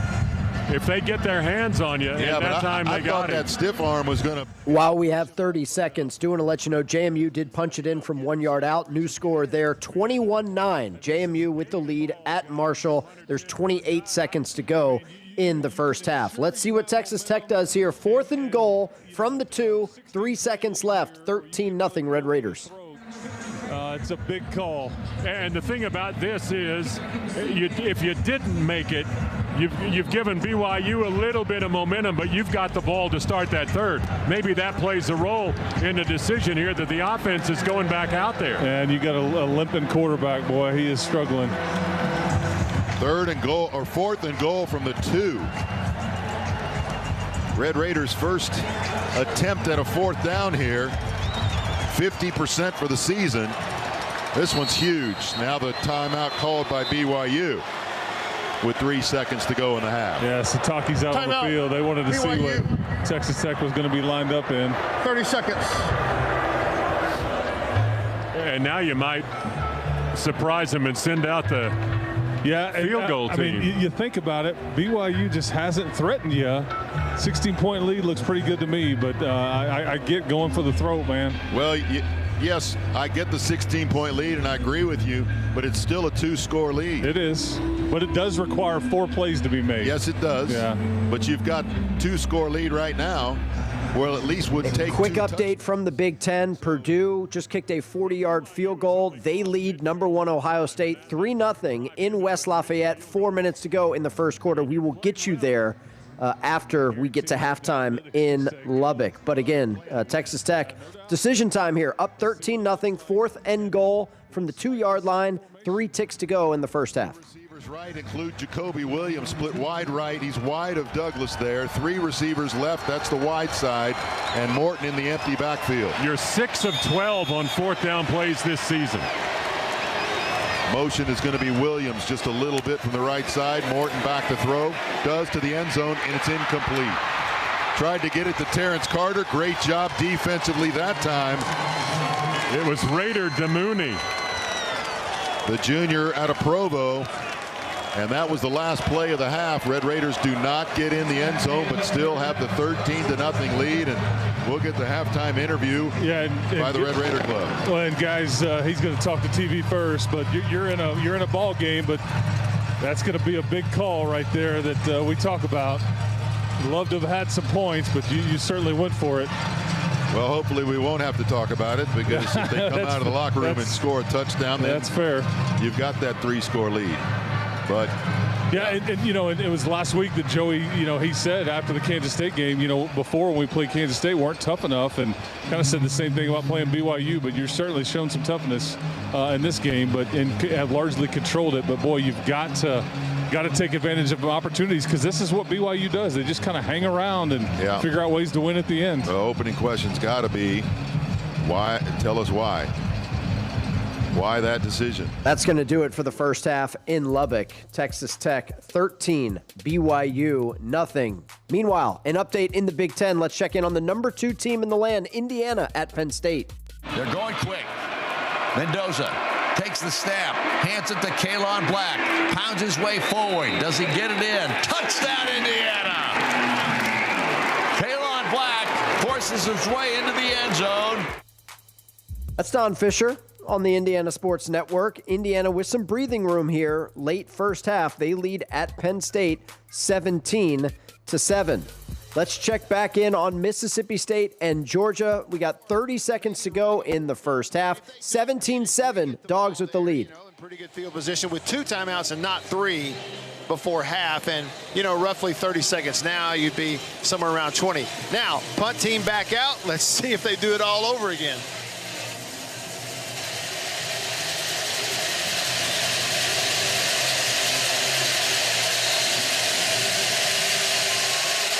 So here comes the offense again. Georgia runs that punt team off. And State has its defense out there ready to go. 4th and 3 for Georgia. They've got to get the ball to 35 to keep the drive alive with 30 seconds left in the half. There is movement everywhere, and State may have been the one to instigate it. Yeah, but Georgia player made contact in the neutral zone, but who stepped in first is the question. Well, I know we stepped in first. Offside. Defense, number 92. Going into the neutral zone, causing a reaction by the offense. 5-yard penalty. The result of the penalty is a first down. So a whole lot of theatrics and then a penalty committed by Mississippi State. A bad penalty for Mississippi State. It'll give Georgia a first down. We have both school radio feeds courtesy of Learfield, so let's flip it over and give you Scott Howard, Georgia Bulldogs Sports Network. 33-yard line. That was pretty fun right there. That whole interesting series. Execution of a first down. All right, Gunner out of the shotgun. They snap it back. He's got time. He'll find Branch at the 19, and they hit him there. Far side of the field, right around the numbers. Branch's catch puts Georgia in the Massey Ferguson red zone. Great throw up and over the outside linebacker's hands there. Feathered that ball into Branch. He did nicely. Gunner wants to throw to the near side this time. He throws it over the head of Oscar Delp at the 15-yard line. He was being covered by Hunter Washington, the safety, and it lands out of bounds, incomplete. So the clock stops with 17 seconds to go. 2nd down and 10 coming up for the Dogs from the State 19-yard line. Like to see us go over the middle of the field here. Still 2 timeouts, 17 seconds left. The middle of the field's been open for you most of the day today. Let's see if we can get a guy across it.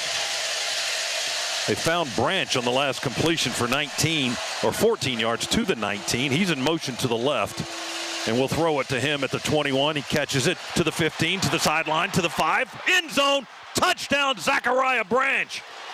Well, that's the way you do it, apparently. And 11 seconds remain on the clock. Quit screen for your Georgia offensive line there. Monroe Freeling doing a great job getting out on Kelly Jones with a key block. That freed Zach Branch to be able to take that screenplay into the end zone. And that's Zach now Branch 23 unanswered points for Georgia to take a 23-7 lead at Mississippi State. There's an extra point try coming. 10 seconds to go until halftime. Let's check in on Ohio State, top-ranked team in the land, trailing at Purdue 3-0. To get a little bit more than a 2-yard gain. If that was blocked right, you should have had 5 or 7. 2nd and 8. Ohio State at their own 42-yard line here in the late stages of the first quarter. Jeremiah Smith, Bryson Rogers go wide to the right. Coming wide to the left, Brandon Ennis. In the backfield is Bo Jackson next to quarterback Julian Sand. Buckeyes operating for their own 42. 2nd and 8 as Sand looks like he's giving instructions. Resettles into a shotgun, fakes a handoff, tosses a quick pass out the right side. Now it's caught at the 50 by Jeremiah Smith, who was interfered with. But despite that, he makes the grab as the defensive back, Dari Hines, had a hold of him before the ball got there. And much like Michael Jenkins caught a touchdown catch when he was interfered with in 0-2, Jeremiah Smith hangs on to that one. Yeah, they're going to take the penalty here because that's going to give them a first down. They're a little bit shy of picking it up right now. And there was Jeremiah Smith on the ground and just let the ball fall into his hands. Got to think that's defensive pass interference or holding. We would think. Pass interference, defense number 4. First down at the spot of the foul. I'll tell you what, Jim, Jeremiah Smith living right. He caught that deflected pass for a touchdown last week, and he hangs on to that one while being violated. Yeah, I mean, the balls can hit his hands a couple times, and they'll still find a way to pull it in. He's pretty slick, isn't he? Yeah. Really slick. Minute 37 to play, first quarter. Purdue a 3-0 lead. Ohio State 1st and 10 with the ball placed at the 50-yard line. Pistol formation. Sand at quarterback. Jackson behind him at tailback. 2 wide to the left. That's Smith and Ennis. Single flanker to the right is Rogers. Sand, the front man in a pistol. Gets the snap. Hands it Bo Jackson. Coming left side. He'll get to the 50-yard line and be taken down to the Purdue 48-yard line by lineman Brian Ishmael. Good pursuit there by this Purdue defense. They saw it was going to be a run. He broke it out behind the left tackle. Then he bounced it even wider, trying to get it outflank the Purdue football defensive team, but couldn't quite get it done. Jackson comes into play, averaging better than 6.5 per carry. Freshman from Cleveland Villa, Angela St. Joseph. 2nd and 8. Buckeyes at the Boilermaker 48-yard line. Jackson off the right hip of quarterback Julian Sand. Sand eyeballs the defense, gets the snap from Hinsman, fakes a handoff, rolls to his right to throw. He looks, still holds, throws where it's caught by Jeremiah Smith at the Purdue 35. Take it down at the Purdue 33-yard line. Stopped by linebacker Charles Correa. First down, Jeremiah Smith on the catch. Yeah, that time he was rolling out right, had Brandon Ennis way down deep, but then saw Jeremiah Smith run a little bit of an in route there. As soon as he broke off and came inside, he saw the coverage was not as good as he thought and was able to throw it in and get it to Jeremiah. First down at the Purdue 32-yard line in what should be the final play of the first quarter. Julian Sand in the gun. Off his left hip is running back Bo Jackson. Tight ends on each side of the line. Snap to Julian Sand. Fakes the handoff. He'll lift a pass down the left seam toward the end zone for Smith. Caught it right around the 2 where he's knocked down at the 2-yard line. Covered closely by corner Hudari Hines. The Buckeyes in a Giant Eagle red zone and another amazing catch by Jeremiah Smith. And the first quarter comes to an end. The Buckeyes will be looking at 1st and goal near the end zone. Timeout on the field. Purdue a 3-0 lead. That's Paul Keels, Jim Lachey, Ohio State Sports Network. As you heard, Buckeyes are going to have it goal to go to start the second quarter, trailing at Purdue 3-0. All of our other games involving ranked teams are at halftime. All the other noon games, Ole Miss is handling their business against the Citadel, which we knew they would. But everything else is at halftime. You're not missing anything. We sneak in one quick break. We'll send it back out to some live play-by-play after this 2-minute break here on The Blitz. Your morning shave with Barbasol is a time for self-reflection. Look in that mirror and ask yourself, can I make a real difference in this world? Of course you can. Just not today. There's football on. Barbasol. It's a can of can-do. If you can plan barbecues and weddings, you can plan to protect yourself from a natural disaster. Sign up for local alerts, prepare an emergency kit, and make a family communications plan. Get started at ready.gov/plan. Brought to you by FEMA and the Ad Council. Which schools will take home the prestigious Learfield Directors Cup for the top college athletic programs for the 2025-26 college athletic season? Check out the criteria and follow the year-long standings of your favorite team at L Directors Cup on the X platform or online at thedirectorscup.com. Trophies will be awarded in June 2026 to the winning institutions in all college sports divisions. The Learfield Directors Cup, powered by NACTA, the crowning achievement in college athletics. He's got the speed. He's got room. He's going to score. No one gets you closer to the game than Sirius XM College Sports Radio. For the win. Got it. Let's go. Tune in for news, talk, and analysis from the offseason through regular season and into the postseason. We've got your team covered anywhere you go. Deep to center field. Oh, it's gone. Get a free trial at SiriusXM.com/College Sports Radio 2025. Most people in radio commercials talk really fast. But we made this one for RV owners. Progressive knows they like the slower pace of RV life, like this commercial. And they know Progressive will protect their RV at a fair price with discounts. Now here comes the fast part. Progressive Casualty Insurance Company and affiliates. Discounts not available in all states or situations. Your heads-up, no-huddle look around the nation. Comes in, untouched, blocked it again. Touchdown, Boise State. Interception, West Virginia. It's the College Football Blitz. Our producer is Tim Bickford. Our board op is Michael Serber. Glad you're with us. Week 11 edition of the College Football Blitz. I'm Stephen Hartzell. Thanks for hanging out with us. However you're listening, Sirius XM channel 999. We're also streaming on the Varsity Network app. And a reminder that you can watch the College Football Blitz if you're into that sort of thing. We are streaming live on video. Search the Varsity Network on YouTube, or if you're following us on Twitter at Learfield Audio, you can see how the magic is made. Let's go to West Lafayette. Purdue 3, Ohio State nothing, but the Buckeyes have it goal to go here to start the second quarter. All of his touchdowns this year, 7 on the ground, 1 in the air, have all come in the red zone. Not a bad job to have if you can pound it across that goal line for a touchdown. Donaldson is going to set up as a wing to the right, and the single setback is Nate Roberts, saying under center, barking out the call. Now he'll hand to Nate Roberts going straight ahead, and Purdue's got him piled up and stopped shy of the goal line. Coming in was a number of Boilermakers, safety Taj Rael and lineman Jamarian Harkless. So Nate Roberts, a tight end who lines up as a fullback, got his second carry of the year, but it went nowhere. Nowhere. Maybe 6 inches. Let's see if they advance it just a little bit. But no gain, really, for Ohio State there. So we'll see probably Donaldson line up in a conventional tailback spot. Second and goal at the Purdue 1. It'll be Nate Roberts and C.J. Donaldson in an I formation. Everybody pinched in tight on each side. Julian saying under center, Carson Hinsman. Second and goal, Buckeyes at the Purdue 1. Saying gets the snap. Hands it Donaldson following the right guard, and he shoves the pile into the end zone for a touchdown. C.J. Donaldson with his 8th rushing touchdown of the season on a 1-yard lunge. And the Buckeyes have the lead 6-3 over Purdue. Yeah, they got a little bit more push there behind the right guard, the center there, Tegra Shabola, Carson Hinsman, the center, and they were to get it into the end zone. But you're right, C.J. Donaldson did a lot of that on his own. The leg drive, short touchdown, and as you said, 8 touchdowns now on the season. And 9 total for the West Virginia transfer, who now has 38 career rushing touchdowns.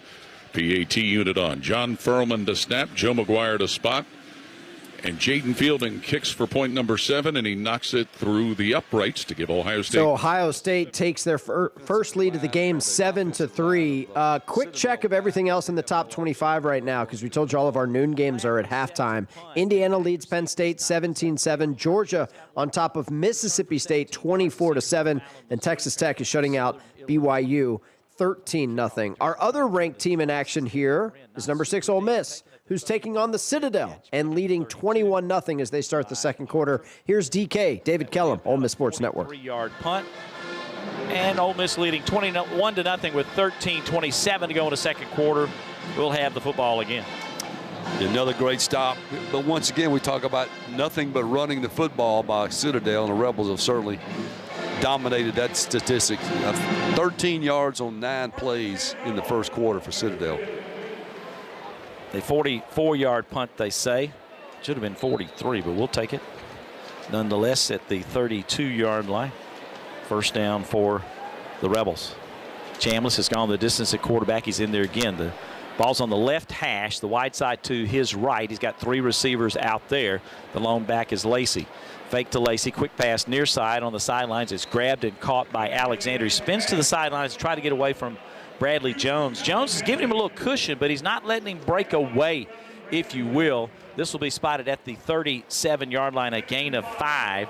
It'll be 2nd down and 5 for Ole Miss. Yeah, good open field tackling by Bradley Jones, because he's lined up one-on-one out here with Deuce Alexander. We know his speed.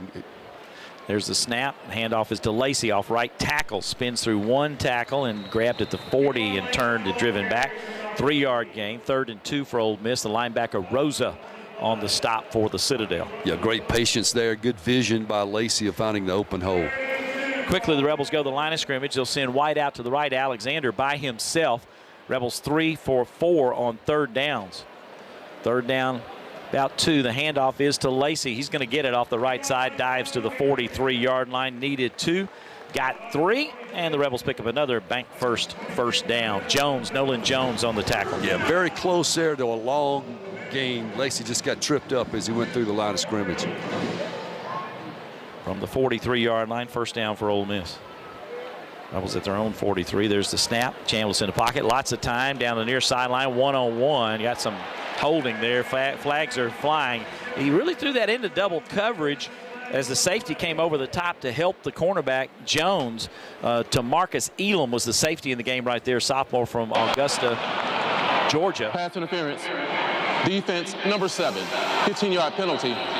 Automatic first down. So they put that on Jones. We've been picking on him a lot. He's a junior from Greenwood, South Carolina. We told you, a track star who can fly. And he had good coverage here, but grabbed him and ran into him as the pass went over. He really didn't have to do that. It was over his head. He did not have to do that, David. He was running step for step with Deuce Alexander and just simply started tugging on him as the ball got closer.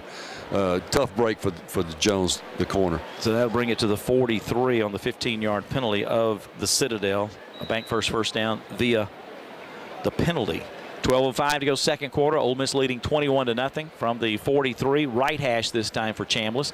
Takes the snap, fakes the handoff, steps out of the pocket, zips it over the middle, and threw it past Caden Lee. Well, he's been really good, John, but that one not on target. An incompletion there. Yeah, the official had to duck right there in the middle. I don't know if we lost it right there, didn't see it, or what. I didn't think it was a terrible throw right there. But, well, it was at his feet. Looking at the replay, but yeah, Caden Lee on a crossing route was wide open, wasn't he? So 2nd down and 10. The handoff to Lacey off right tackle. Flags flies. He gets inside the 40 to the 39. That came from the Ole Miss backfield, which sometimes is holding or false start, or we'll see what they got going over there. I'm guessing it's a hold. Holding. Offense number 51. 10-yard penalty. 2nd down. That's Delano Townsend on the holding. We've gone with the same offensive line so far, right, Rick? Same group. Nobody has substituted yet in this game. This penalty will bring it all the way back to the Ole Miss 47 on the 10-yard penalty. So all right, we're listening to Ole Miss. They're cruising against the Citadel 21-0, as you would expect. Let's bounce it back to the Big Ten, where Purdue's on offense, trailing Ohio State 7-3 early second quarter. Even in the field of play here. Corey Smith actually was the intended receiver. Just trying a single go route, and a lot of times you picked out the corner that you want to go against, and Tosin that time was pretty well defending Corey Smith. Yeah, and even if the ball, even if he gets his hands on the ball, it's out of bounds. Yeah. All right, 3rd and 10, and this is what you want to stay away from. Purdue behind the chains here. The Boilermakers so far 3 of 5 on 3rd down tries. They send trips to the left-hand side. They're lined up in a triangle at the left hash mark. Brown back to throw on third down. He's got plenty of time. Now he steps up in the pocket. He's going to run it. He's at the 40. He's at the 45. And Sonny Styles drags him down short of the first down. It looks like they'll put him down at the 44 or 45. And it'll bring up a 4th down and 3. And I would assume we'll see the Boilermaker punt team. Well, it's all the way back to the 44. I mean, this group, I'll tell you. Boy, if you had another yard or two, you think about going for it. But this would be a little bit of a stretch. Yeah, the spotting has been spotty. Jack McAllister to kick it away, and Brandon Innes standing at his 10. Well, if you're going to fake a punt, this is a good part of the field to do it, but I think Ohio State is in punt safe here as McAllister gets away a high spinning kick, and Innes calls a fair catch at the 11-yard line, and that's where Ohio State will start this drive after a 45-yard punt with no return. We have another timeout with 13:02 to play in the first half. It's Ohio That is State's. Tim Newton, Mark Herman you're listening to there on the Purdue Sports Network. Ohio State will get the ball back, leading on the road 7-3. Reminder of where we are in the top 25 right now. Our noon games are all at halftime. Indiana leads Penn State 17-7. Georgia leads Mississippi State 24-7. And Texas Tech is shutting out BYU 13-zip. If you want to look ahead to the 3:30 Eastern window, we're loaded, as you'd expect. Ranked on ranked in the SEC. Texas A&M puts their undefeated record on the line at Missouri. Oregon, Iowa should be a fun one at Kinnick Stadium. It is pouring rain in Iowa City, apparently. It's not going to stop once that game gets going. We also got Miami hosting Syracuse and Vanderbilt hosting Auburn. So that's a look at our mid-afternoon slate here on the College Football Blitz. We'll sneak in a quick timeout.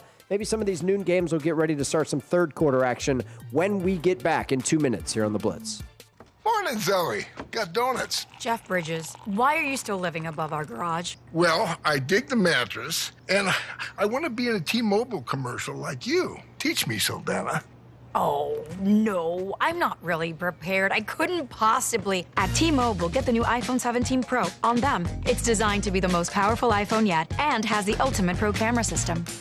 Wow, impressive. Let me try. T-Mobile is the best place to get iPhone 17 Pro because they've got the best network. Nice, Jeffrey. You heard them. T-Mobile is the best place to get the new iPhone 17 Pro on us with eligible trade-in in any condition. So, what are we having for lunch? Dude, my work here is done. 24 monthly bill credits on experience beyond for well-qualified customers plus tax and $35 device connection charge. Credits ended. Balance due if you pay off earlier. Cancel. Finance agreement iPhone 17 Pro 256 gigs, $1,099.99 and new line minimum $100 plus a month plan with auto pay plus taxes and fees required. Best mobile network in the U.S. based on analysis by Ookla Speed Test Intelligence data 1H2025. Visit T-Mobile.com. What's up, fans? This is Roddy Jones, co-host of College Sports Now. We're breaking down all the action from around the country weekly during the football season. We'll look beyond the box score and keep our finger on the pulse of college football from September all the way to the national championship game in January, from the East Coast to the West Coast. Listen all season long on Apple Podcasts, Spotify, or wherever you love to get your podcast. And while you're at it, be sure to give us a follow along on Twitter @CSNowTweets. Which schools will take home the prestigious Learfield Directors Cup for the top college athletic programs for the 2025-26 college athletic season? Check out the criteria and follow the year-long standings of your favorite team at L Directors Cup on the X platform or online at thedirectorscup.com. Trophies will be awarded in June 2026 to the winning institutions in all college sports divisions. The Learfield Directors Cup, powered by NACDA, the crowning achievement in college athletics. Your heads-up, no-huddle look around the nation. That one is intercepted by Mississippi State at the goal line. They won't catch him. Touchdown, Cardinals. It's the College Football Blitz.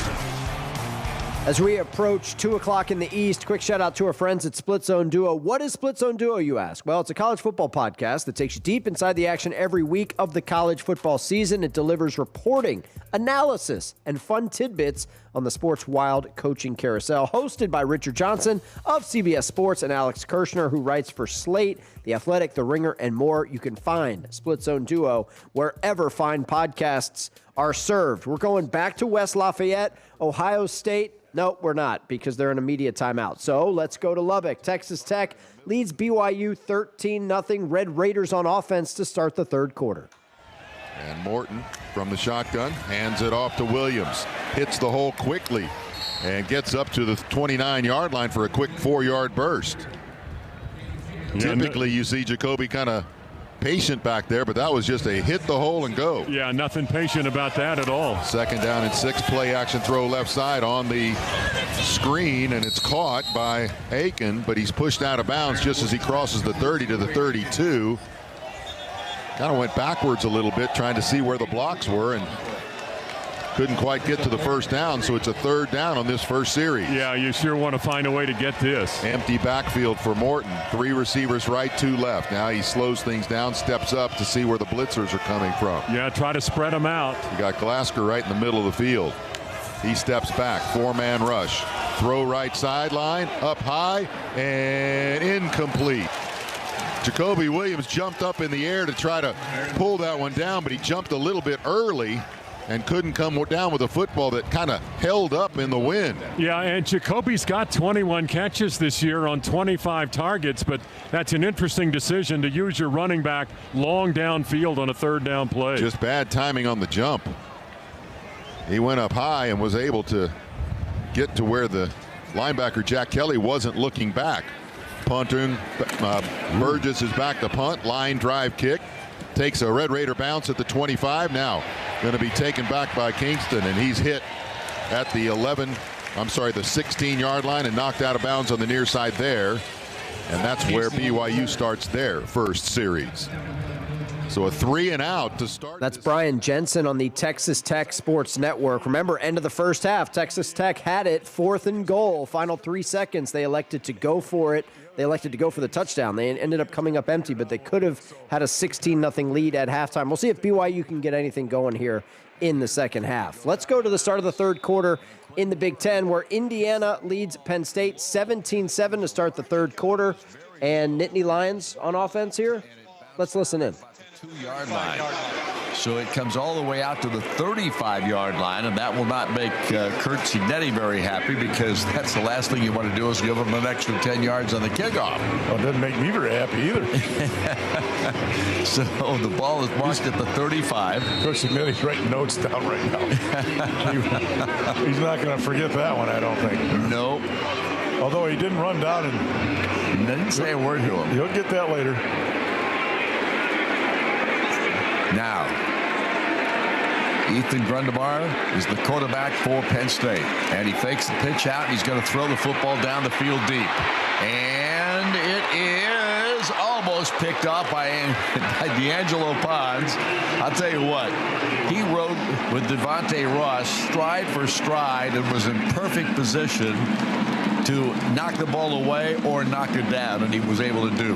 Well, I give Penn State credit for going downfield in the first play of the second half. I give him a bad mark, a failing mark going against Pons. Not good for them. Receiver, one receiver wide to the right side, and both are in fairly tight this time as Grundemar in a pistol look goes back again to throw. And he fires it down the field, and the ball's batted off, and it is picked off.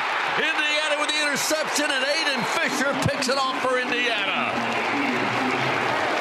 And the Hoosiers start the second half with an interception, and the captain of the defense comes up big. Yeah, and he threw that into a gaggle of Hoosiers. There was about 4 people around that ball. Got it tipped again, and then Fisher snapped it out of the air. Let me tell you something. That is a sorry-looking offense that just walked off the field. They are... Well, Indiana with the interception to start the 3rd quarter. Let's go to early 3rd quarter action in Huntington, where JMU leads Marshall 21-12, and the Dukes are in plus territory here early 3rd. Not really only game 1. Run it again. So it'll be 3rd down 4. 4 down territory right here, I think. Run it again. 13-19 to go, 3rd quarter. Dukes on 3rd down in the game, 3 out of 5. 2 for 2 to close out the half on that final drive. You got a soft edge to the boundary. Yep. Let's see if they run that way. Fuller's to the right of Barnett. Speed option that way should work. It's going to be a fake and then a run by Barnett. Hitting the backfield. Bounces off with a stiff arm. Tries to get the first down. He's close and then gets shoved out of bounds. And he's got the first down to the 34-yard line. Hit in the backfield. AB3 is stiff arm and able to get enough yards on the outside to the far side right to the sideline to get 5 and move the chains on a big third down conversion. And again, he goes to that soft edge. What a stiff arm. That was on 6'3", 310-pound redshirt senior Jalil Rivera Harvey. Good job by Alonzo showing the strength that time. Great recognition as well. So a 1st and 10 now from the Marshall 34-yard line. Jaylon Sanchez comes in motion. 11 personnel, 1 running back, 1 tight end, 3 receivers. Barnett gets a shotgun snap, wants to throw it for the first time here in the second half. Down the middle of the football field. Wide open DeGennaro, and he can't make the catch. It was behind him. He tried to one-hand it. There was not a Marshall defender within 15 yards of Nick DeGennaro, and he could not haul in the catch. And Alonzo's very upset about that one. It was behind him, but he had so much time that he could have stopped and used both hands. He was tracking it and then tried to one-hand it behind him, and you've got to go make that catch. You've got to help your quarterback out when you're wide open. So they miss 6. He was in the end zone. Nobody within 15 yards. Run to Wayne around the right side. Tries to find a hole. Nowhere to go. Going to lose yardage. Knocked out of bounds. Boy, what a swing. You should have 6 points. Be kicking your PAT right now. Instead, they're going to have a 3rd down and about 13 yards to go. That's a tough play. That's going to eat at him for the rest of the night for Nick DeGennaro. That's going to be a play that lives in his mind for a very long time. You've got to make that play. You got to. 3rd and 13, and probably out of field goal range right now. Oh, yeah, you're going to have to punt. From the 37-yard line. And they know we got to pass the ball. Let's see how much pressure they bring. They'll rush 5. Dukes pick it up. Barnett throws down the right sideline. Jump ball. DeGennaro can't make the play, and there is no flag. They want contact down the field on Tayshawn Jeter, and it will be 4th and 13 now. So DeGennaro drops it in the end zone. JMU still wanting the flag, and they're going to keep the offense on the field and go for it, it looks like. At least try to get him to jump off sides, most likely. He's Wow. probably going to burn a timeout here. Or he's going to take the delay of game. Yeah, probably so. Which we've done a better job of not having so many penalties. Play clock is down to 10. Let's see if they actually snap We'll let you know what JMU does on 4th down, but we're going to Indiana in the red zone after the interception, leading Penn State 17-7. It's shy. It is shy. So Kalon tried right up the middle. Somebody's hurt, though. That's an Indiana player. That's Khalil Benson. Well, he hurt his ankle last week, if you remember. Yeah, he's saying, get away from me. I don't want any trainers coming out and taking a look. But I don't think that's going to hold up. That's not how you do it. Yeah. Like he could have had another snap there. He could barely walk off. Yeah, Benson limping pretty good. Mahalski checked in for him. Zen Mahalski. Timeout. We're going to get it here. What do we got? Looks, well, the red hat. Where is he? I don't see him. Officials trying to get him back on the field. Penn State comes back out there, so they haven't taken a timeout yet. Benson is off the field. Indiana's offense will line up. They're lucky the play clock didn't start. Clock is at 11:15. Kobe Martin is checked in as a running back. Hey, I like that. Kobe and Kalon both are back there in the backfield. Getting some meaningful minutes today instead of mop-ups. So Kobe Martin is in the ball game. He's to the right of Mendoza. Black is behind Mendoza in the pistol. Here's the snap, and they give it to Kobe. He pads his way forward, and does he get it?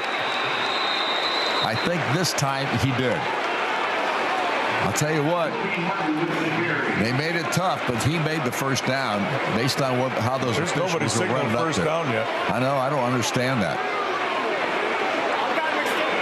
Are you kidding me? It's 4th down? Now they're moving it. Well, maybe not. Hold on. Oh, now they do move the chains. Jeez, that was confusing right there. Yeah, it was. And that first down is brought to you by Cassidy Electric. And And now we're going to look at it, Don. Oh, for heaven's sake. Ruling on the field is under review. Careful of Herrick. He's throwing another fit over there. Well, it's understandable at this point. It is. How many of these have we had today? All right, while they review the spot between Indiana and Penn State, let's get you an update on Ohio State on the road at Purdue.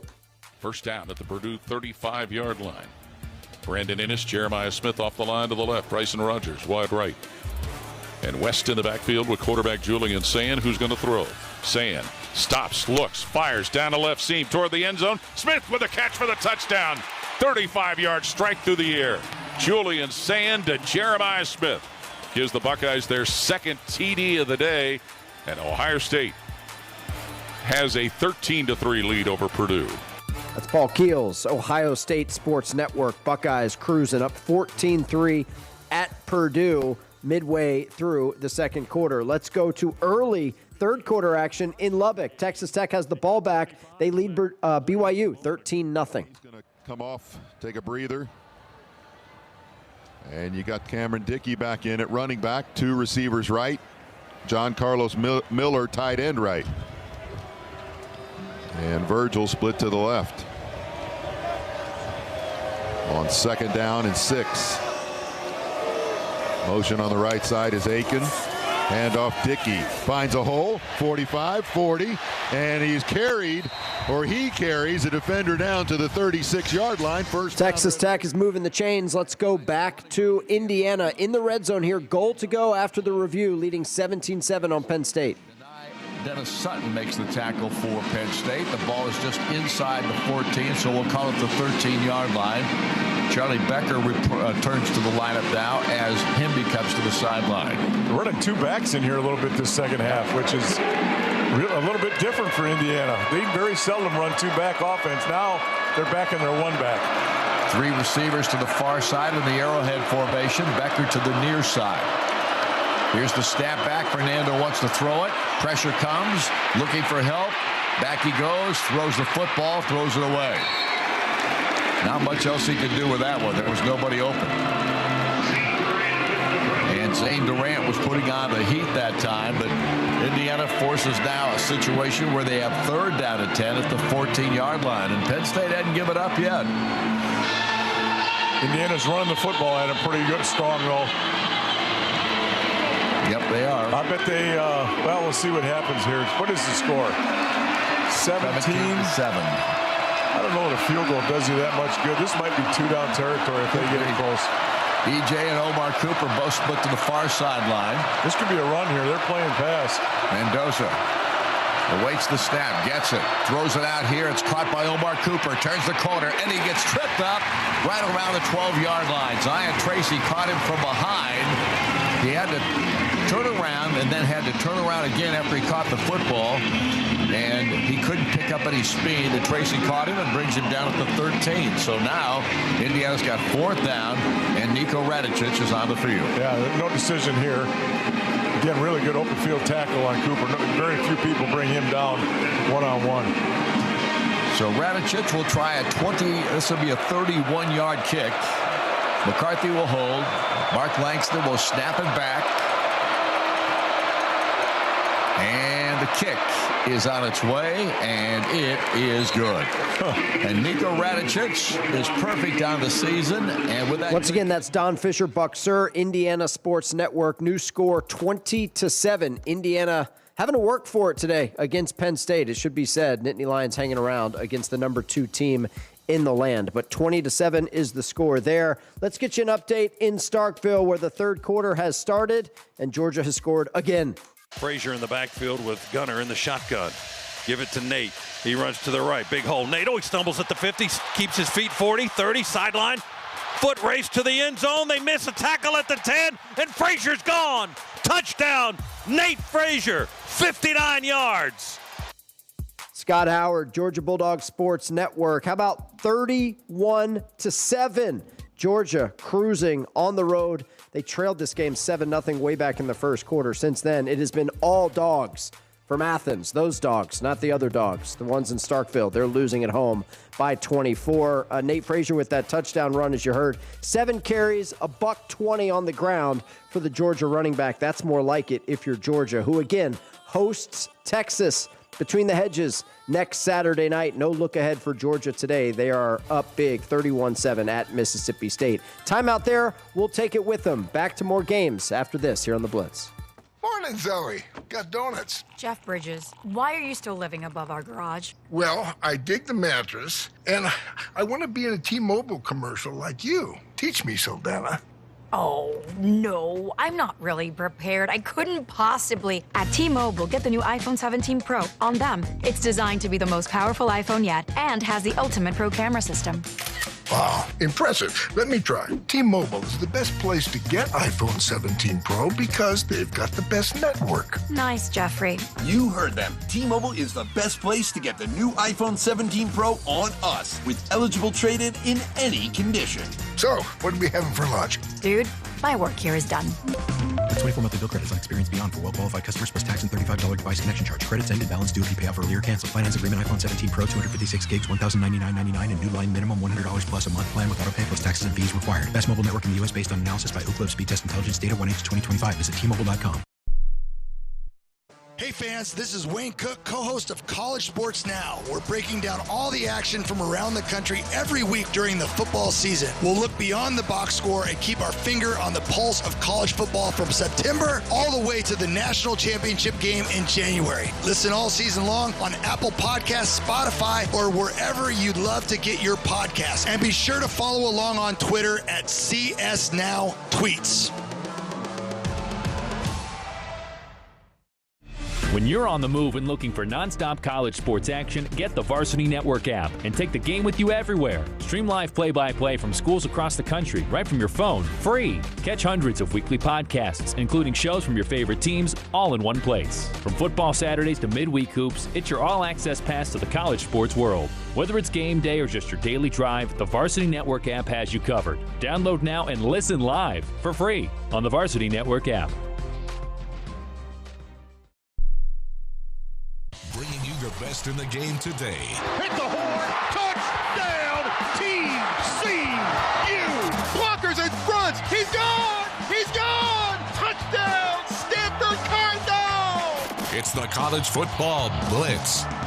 Let's go back to Lubbock, where not a lot is really going on here. Texas Tech leads BYU 13-0. Offense and points have been at a premium for both teams, but Texas Tech is just outside the BYU red zone here midway through the third quarter. 50% right now in this one, 6 of 12. 4 receiver set, and now empty backfield as Dickey goes in motion left.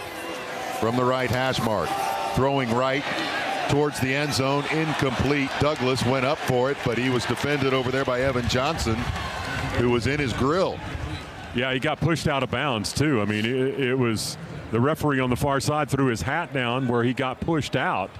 He could have come back in and made the catch if a defensive player shoved him out of bounds, but here we go on a field goal attempt. Going to try another one. It's Harrington from the right hash mark at the 29, so a 39-yard try. Again, into the stiff wind from the north. Snap and hold are good, and the kick is good. Stone Harrington with his 3rd field goal of the game, and that now gives the Red Raiders that 2-score 8.8 point advantage, 16-0 with 7 minutes left in the third quarter. So what they had hoped, or what we kind of thought maybe they were going to try to do to end the first half, they've now put on the board, and it's 16-0 Red Raiders. BYU number 21 is now wearing 91.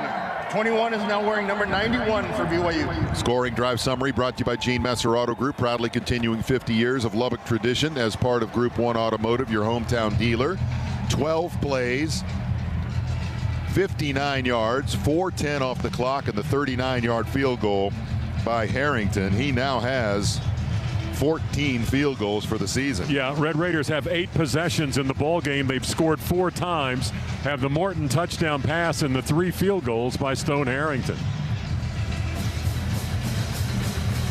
Harrington now to kick So the off. field goal makes it 16-0, but as Brian Jensen told you there on the Texas Tech Sports Network, still a two-score game in Lubbock. Texas Tech shutting out BYU 16-0. Let's keep it in the Big 12. Check in on Colorado, West Virginia. Third quarter action, 19-9, West Virginia with the lead, but Colorado here knocking on the door. Let's check in. Juju right now passing 13-22, 173 yards and a touchdown. Second down and 13 for the 23. They're going to go empty this time. Tight end to the left. Ball between the hashes. Moving right to left. Slot either side. Will the Mountaineers bring pressure? Julian communicating with his receivers and his offensive front. Calls the ball. Here comes pressure. Going to lob this one down the left side. Amari Miller is out there. Leaping grab is made. In the end zone. Touchdown. Touchdown, Colorado. That was Travis Hunter-like. Omarion Miller went high in the air over the top of the defender and hauled it in. And the Buffs tack on 6 more with 7:19 to play in the third and pull within 19-15. That was a great job up front. They brought 8 guys. Buffs kept the back in. They got it all blocked. It was 3 receivers out and 2 receivers out. Mark Johnson, Gary Barnett, Buffalo Sports Network, Colorado right back in it with that touchdown. It's 19-15. We'll let you know if they decide to go for 2 or not. I guess you just kick the extra point. You're down 3. Either way, let's go back to the Big Ten. Checking on Ohio State, Purdue. 14-3 Buckeyes with the lead, and they're knocking on the door again. Takes the ball up to about the 7 of Purdue, where he was finally put on the ground by lineman Ian Jeffries. Got to move the chains for a first down. Boy, it didn't look like he was going to be a first down when that thing started, because he got bounced around, spun around, and then was able to fall forward, keep working, keep driving those legs to pick up that first down. Nice job by the freshman running back, Bo Jackson, who will be replaced by the senior running back, C.J. Donaldson. First and goal, Ohio State at the Purdue 8. Ennis and Smith go wide to the left. 2 tight ends, end of the line left. And Julian Sand looks like he's going to start in a shotgun with Donaldson off his left hip. First and goal, Ohio State at the Purdue 8. Sand gets the snap. Hands it Donaldson. Worms his way up to the 5 of the Boilermakers before he's finally knocked down Manny Powell, linebacker, one of the defenders who put him on the ground. That should take us down to the 2-minute timeout. I mean, I think Ohio State would like to milk as much of this clock as they can before the end of the half. And, of course, Ohio State will get the ball to start the third quarter as well. And we have arrived at the 2-minute timeout here at Ross-Ade Stadium in West Lafayette, Indiana. 14-3, Ohio State ahead of Purdue. Timeout on the field. This is Buckeye football from Learfield. All right, timeout on the field there. Let's keep it in the Big Ten, though. Checking on Indiana, Penn State. Nittany Lions with the football near midfield, trailing the number 2 team in the land, 20-7. Zone defense and have that much time, everything gets spread out. The backs, receivers get length, so the safeties get off, the linebackers can't get enough depth, and they find seams in that thing. So you got to get some pressure in that zone defense, otherwise they will pick you apart down the field. Howard and Hudson are the receivers on the near side. And in motion Singleton. He throws it out to Singleton, and Singleton gets caught behind the line of scrimmage and is brought to the ground by Isaiah Jones. Nice job by Isaiah to smell that one out, and they lose a couple of yards on the play back at the 42-yard line of Indiana. So it's going to be second down and 12 for Penn State. Well, Daly cleaned that thing up, too, from the inside out, because Singleton was trying to get out of there. And Daly, again, this defense just runs to the football so well. He cleaned it up so he had no chance of breaking a tackle. Hudson and Howard are both to the far side, as well as a tight end. And that would be Rapplier. Back they go. Gun. Here's a throw, and a catch is made beautifully by Howard. Howard goes down at the 20-yard line, and now Penn State's on a roll. Jamari Sharp makes that stop, but that's a 22-yard pickup. Again, no pressure on the quarterback. Zone's got stretched, although there was a lot of guys around that throw. Runkemeyer lines him up quickly, takes the snap again. Now they throw the ball to the ground as a flag comes down. I think we're going to have a procedure call maybe against Penn State. Player set prior to the snap, false start, 87, 5-yard penalty. First down. So that'll push the ball back. That's a young quarterback there, not making sure everybody's set before he gets the ball snapped. So Grunkemeyer looks to the sideline and follows the rest of the group into a huddle, and the ball is at the 25-yard line now. First and 15 for Penn State. 2 receivers to the far side of the field. Rappelier being one of those. The other tight end, Dinkins, is also tight end to the right. And here's the snapback. Grunkemeyer throws it out here in the flat. And the catch is made right at the 20-yard line. So they got the 5 yards they lost back. No, actually, they didn't. Yeah, they did. That's the ball's actually at the 19-yard line, so they pick up an extra yard. D'Angelo Pond. We're going to bounce you from the Big 10 to the Big 12. Texas Tech has the ball back in the red zone, leading BYU 16-0. See if they come after him with more than 4. Nope, 4. Throw left, incomplete because the hit was made by Kelly on Dickey as he's trying to make the catch at the 6. Wasn't going to get to the first down anyway. And back out on the field comes the field goal unit.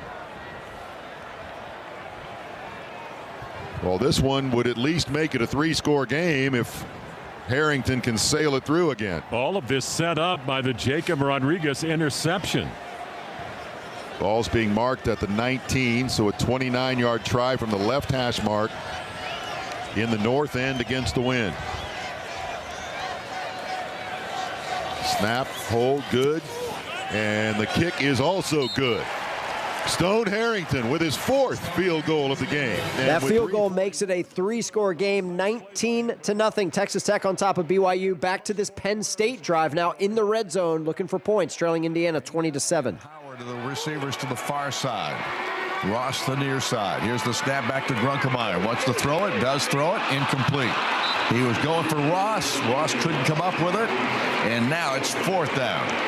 I don't know if that was just a fastball that he couldn't catch, or that ball looked like it was right on him. I thought he just dropped it. Yeah, I think he did too. It might have been really a really too firm a throw. I don't know, but to win football games, you better catch those.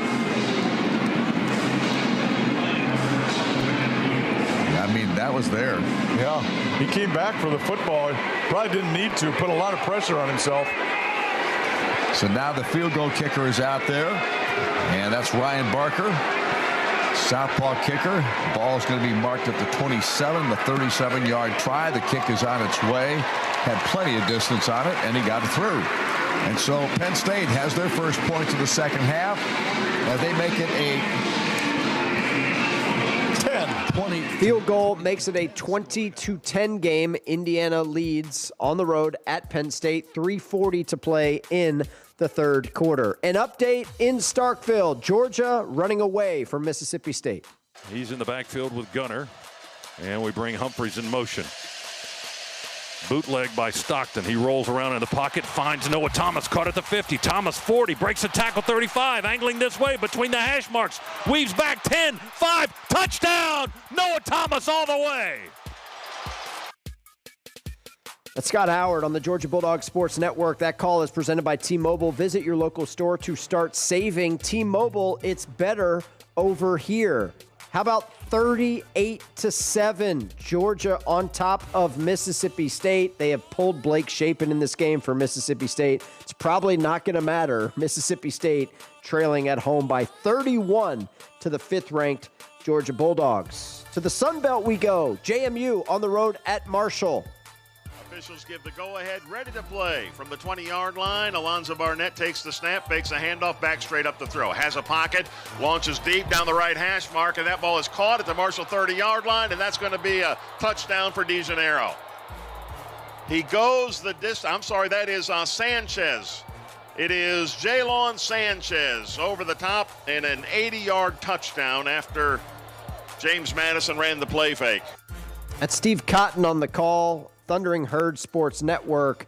JMU on top of Marshall 28-12 as things start to get late in the third quarter. Somebody from the group of five is going to the college football playoff. I don't make the rules. Why not JMU? I mean, why not? Everybody in the Americans got 1 or 2 losses. Why not JMU handling their business on the road? All right, where to next? Let's go back to West Virginia and Colorado. This is a 3-point game. West Virginia leads 19-16. Nears on offense. Incomplete, wide of the intended target. Jeff Weimer was down there. A lot of body pushing between he and the cornerback, Tion Parks. No flag thrown. Yeah, a lot of very physical, but quarterback, we got to keep the ball in play, Scotty. He can't be throwing it out of bounds. Mountaineers with a 19-16 lead. 3:38 to go in the third. They've got it to the 28-yard line of the Buffaloes.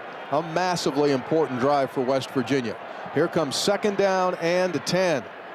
They motion a receiver through, and this is a handoff to the wide receiver Weimer, and he'll take it down to the 23-yard line. He gets 5 there. Sean Myers, backup inside linebacker, makes the tackle. Yeah, pretty well blocked. We got a lot of people working hard on that.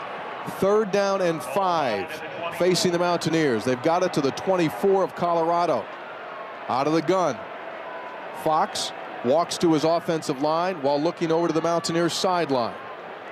Officially, this is 3rd down and 6 facing West Virginia. They're all on the line of scrimmage. Here's the snap. Blitz comes. He pump fakes. Fox now throws the ball way offline. We got a penalty marker thrown. Going to get an interference or a hold call here against Colorado. Clock freezes at 2:55. As Fox threw the ball to the far left side toward the end zone. Weimer, the intended target. Holding. Defense number 3. 10-yard penalty, automatic first down. Huge play right there. Tion Parks, their backup corner, is caught holding. That takes the ball to the 14 of the Buffaloes. West Virginia with a 3-point lead, 19-16. 2:55 to go. 12th play of the drive for West Virginia. On 1st down and 10. Receivers to each side. Snap. Fake toss. Quarterback keep. Nowhere to go. Down at the 13 is Fox. A 1-yard gain. Sean Myers sliced him down. Number 89 for Colorado. So you're looking at 2nd down and 9 from the 13. Christian Hamilton, receiver, wide out to the right. Weimer over to the left. Here's a snap, and here's a quarterback rollout. Fox throws into the flat, and it's incomplete. They had a defender right in his face. He was trying to negotiate around the defender, tried to lead the flat route and led him too far. Had 2 tight ends standing there, and that was a blown opportunity that time. Here comes 3rd down and 9 from the 13-yard line. West Virginia in field goal range, but they want the touchdown. They lead the game by 3 points, 19-16. 2:27 to go here in the third. You get a first down just inside the 5-yard line. Dior Hubbard seems confused as to where he's supposed to line up. Timeout. And now West Virginia will take a timeout. All right, timeout in Morgantown. So let's go to Huntington. Check in on Marshall, who's got it goal to go, trailing JMU, trying to make a game of this. 28-12, JMU with the lead, but Marshall knocking on the door. Down and goal from the 4. Tyler Brown again, and Trent Hendricks again on the tackle. Brown has made a lot of stops from the safety spot. Hurd's going to bring Jacoby Baldwin back in as a wide receiver. He'll go left. The only running back is Joshawn Barbie, and he's a pistol tailback behind Carlos Del Rio Wilson. 2nd and goal from the 4-yard line on the left hash mark. The snap, a give in the jet sweep action to Lacey, going right, nothing there. The Duke stayed home and made the tackle. Drew Spinagatti, a linebacker, hasn't played a lot, but he was there on that stop. And it's 3rd and goal for Marshall from the 4. Roberts is back in for Barbie. Moving down, 1:20, clock rolls, late 3rd quarter with a Herd down by 16. You really need a touchdown here. Roberts right of the QB, Del Rio Wilson. It's on the right hash mark.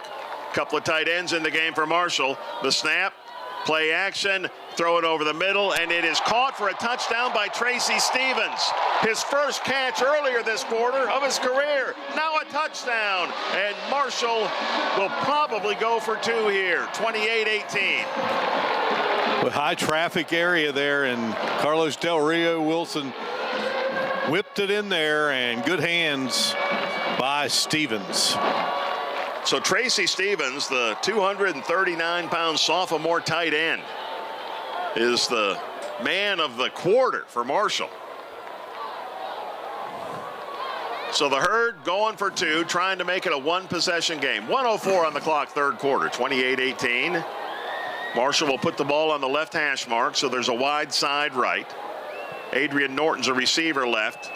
Lacey and Tamarez right. Now Marshall's going to move the ball in several steps toward the middle of the field. It's still left of center for Del Rio Wilson and company. Needing two to make it a one-possession game. Roberts left of Carlos, who takes the snap. Del Rio Wilson looks right, now throws back to the left. He's got his man wide open. It's a two-point catch for Tamarez. And Marshall is within 8 of James Madison. Trent Hendricks, a linebacker, trying to defend. Once again, that is Steve Cotton, Mark Martin, Thundering Herd Sports Network. Marshall hanging around against JMU, 28-20. Minute to go in the third quarter. Do want to update that West Virginia, they called a timeout. They elected to kick a field goal on 4th down in the red zone. It was good, so tack on 3 more. It's now 22-16. West Virginia with the lead on Colorado late third quarter in that one. To the Big Ten we go. Let's get you an update on top-ranked Ohio State at Purdue. And Lincoln Kienholz is coming in, the backup quarterback, junior out of South Dakota. He jumps into the huddle as the Buckeyes look at 3rd and goal with a ball at the Purdue 3.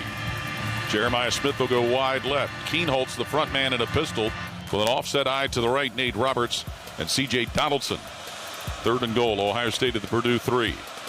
Lincoln Kienholz takes the snap, and he's going to run behind blockers. Kienholz knifes into the end zone for a touchdown on a 3-yard run by Lincoln Kienholz.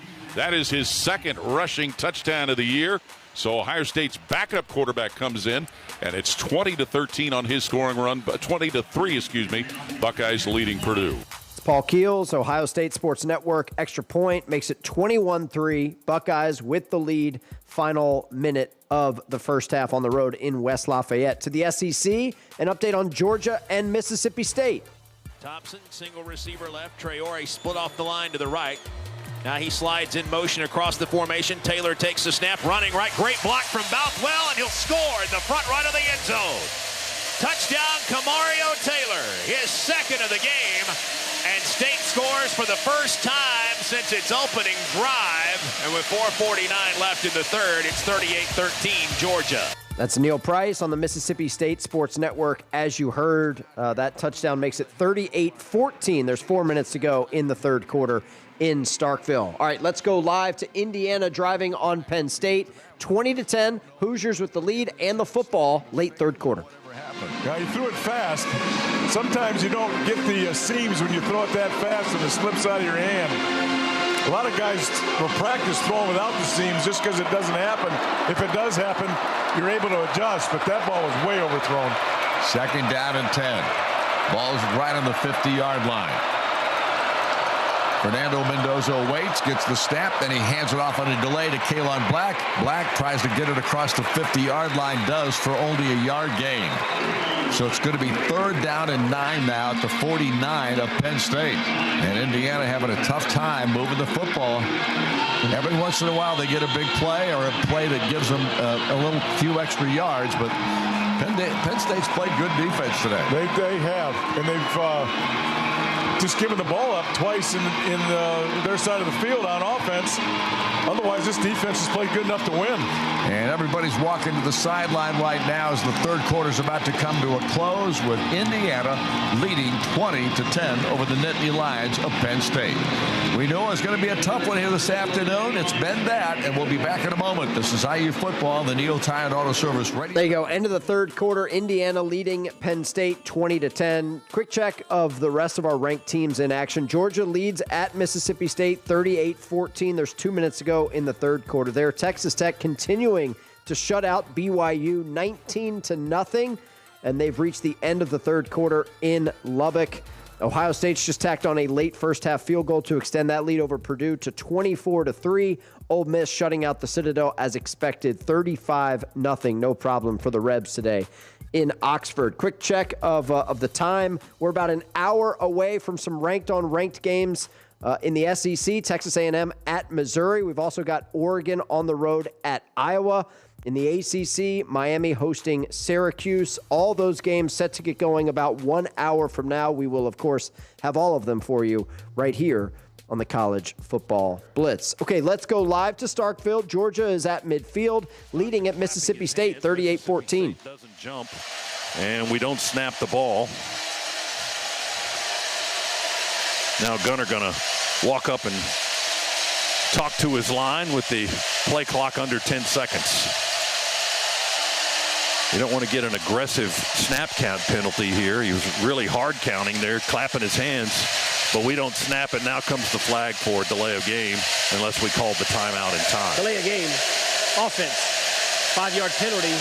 Remains 4th down. So Georgia not too concerned with Brett Thorson coming on to kick it away. I'm assuming that. And it will be the first punt of the day for Georgia as they walk the ball back to the 49-yard line of Mississippi State. Delay of game, 5-yard penalty on Georgia. 2:06 remaining third quarter, and here's Thorson. He did some wind sprints earlier in the quarter, running on, running off, running on, running off. Well, that was at the that was in the second quarter, wasn't it? That was in the second quarter, yes. I'm confusing my quarters. First punt of the day for Georgia. Snap back to Thorson. And the Melbourne, Australia native will hang it high, backspin on it. It's going to come down inside the 10. Fair catch at the 9 by Anthony Evans, the former Bulldog. 40-yard pooch punt. How about that? First punt of the day for Georgia. Their offense has been cooking in Starkville. 38-14. They lead 2 minutes ago in the third quarter. Let's go to start of the fourth quarter in Lubbock. Texas Tech leading BYU 19-0. Red Raiders have it deep in their own territory. 2nd down and 8.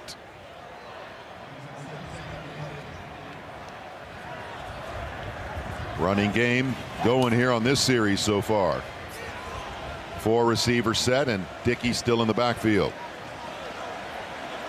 Carter is in the slot over here on the right side, now in motion back to the H-back spot, and a flag comes in. A false start. Yep. False start. Offense number 70. 5-yard penalty. 2nd down. Well, that one goes against Jacob Ponton and is going to bring the football back to make it 2nd down and 13. Pre-snap penalties. That's the one thing Joey McGuire just has a hard time with. That is just the 2nd penalty of the game, though, for the Red Raiders. Motion right to left. Aiken. Morton going to throw that direction. It's caught by Virgil. A flag is down, though, as Virgil on the slant made the catch and got all the way down to the 33-yard line. And you kind of wonder, this is in a spot where somebody might be offside. Might have been lined up in the neutral zone. Illegal shift. Offense. 5-yard penalty. Repeat 2nd down. Or there could be an illegal shift. I didn't see it. Another penalty for the Red Raiders. Texas Tech's going backwards. We're going to pivot out of there and go to the Big Ten, where Indiana has it 3rd down here, leading Penn State 20-10. Catch up to it. It was a good throw, and Becker did all he could, but he had the defender on that play was in between he and the ball. Yeah, he did a really good job defending that.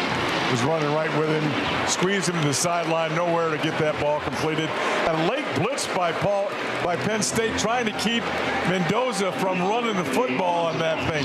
Pretty well designed defense there to rushed one little linebacker, and then the other 2 linebackers came in late just to make sure that Mendoza didn't take a 3rd down long run on him. Trevor Pena's back deep to receive inside his own 10-yard line. Mitch McCarthy is ready to punt the football. Now, what do we got going on now? Yeah, now Cignetti was talking to Becker. There's Gunner there. Delay game, offense, 5-yard penalty, 4th down. For some, I don't know what he was talking to him about, but then because he looked like that was a late substitution for Indiana, Penn State came in, so they couldn't snap the ball. It was a mess. But whatever Cignetti was telling Becker, I hope it was worth it.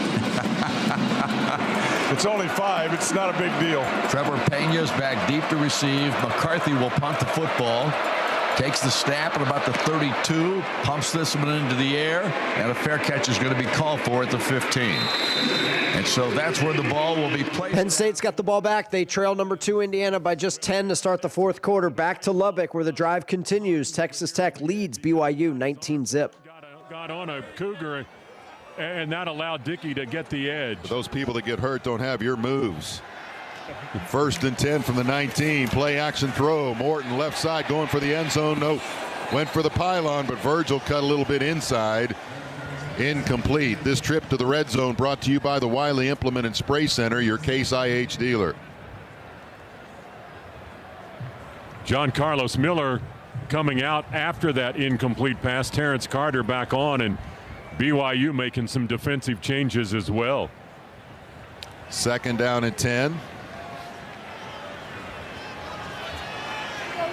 Jacoby Williams now checked in for Cameron Dickey. And Morton going to throw. Left side caught on the slant. Breaking a tackle is Aiken.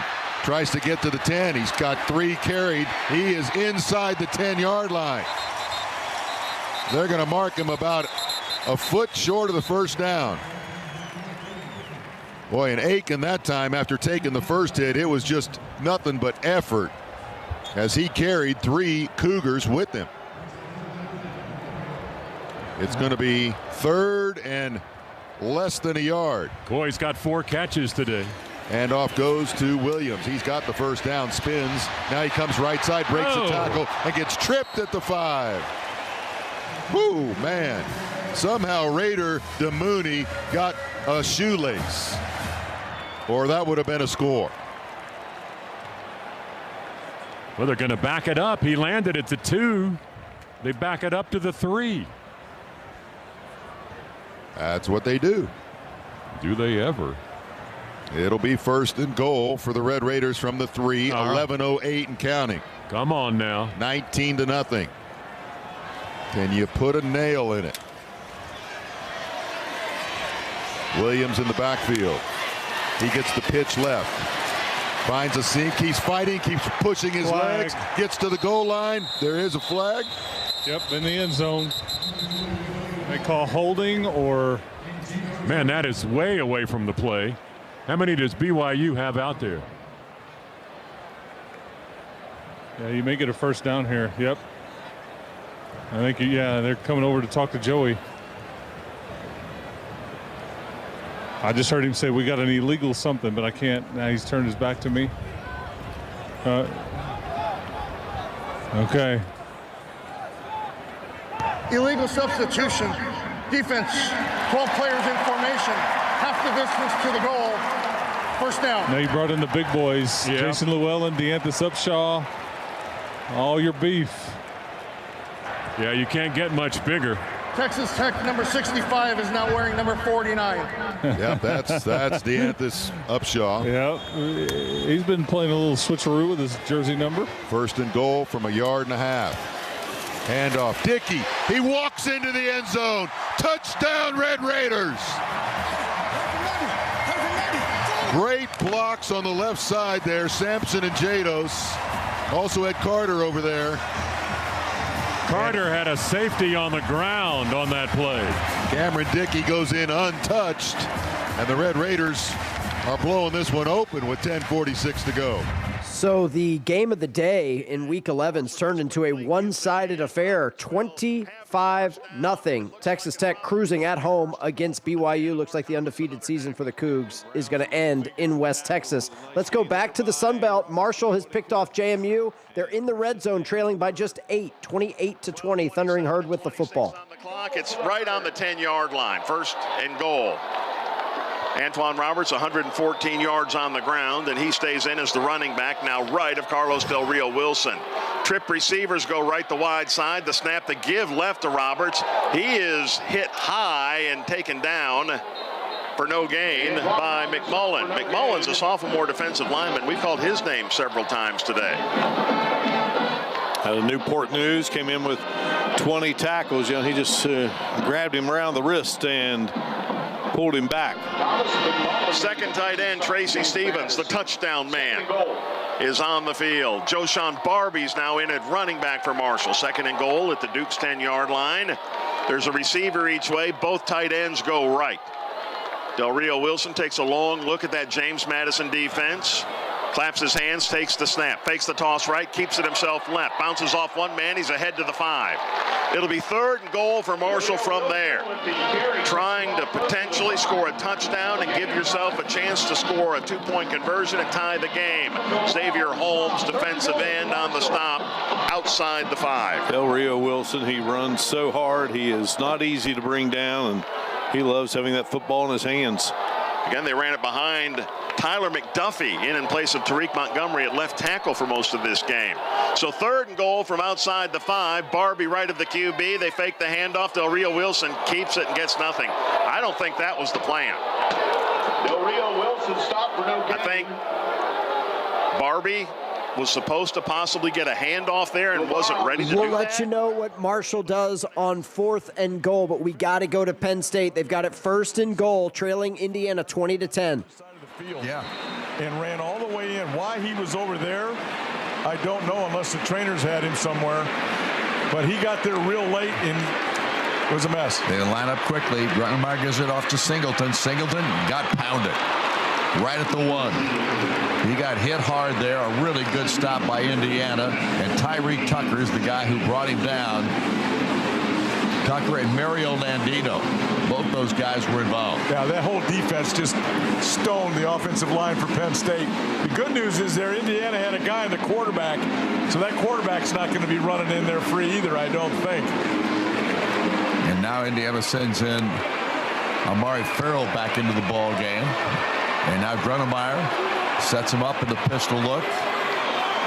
Here's the snap. Singleton gets the call right up the gut, and it's a touchdown. And Penn State has come right back in this football game, and now Indiana finds itself in a bit of a struggle. I'd say that might be an understatement right there. Yeah, I mean, momentum has shifted pretty significantly at this point. Yeah, and Singleton was the guy that changed the momentum of this football game with a long run. Just a tremendous speed and hit that thing right up the middle of their defense and ran for a long time, using the official for a pick to get the long run. So the extra point try by Ryan Barker is up, and it is good. And now we've got a 3-point ball game.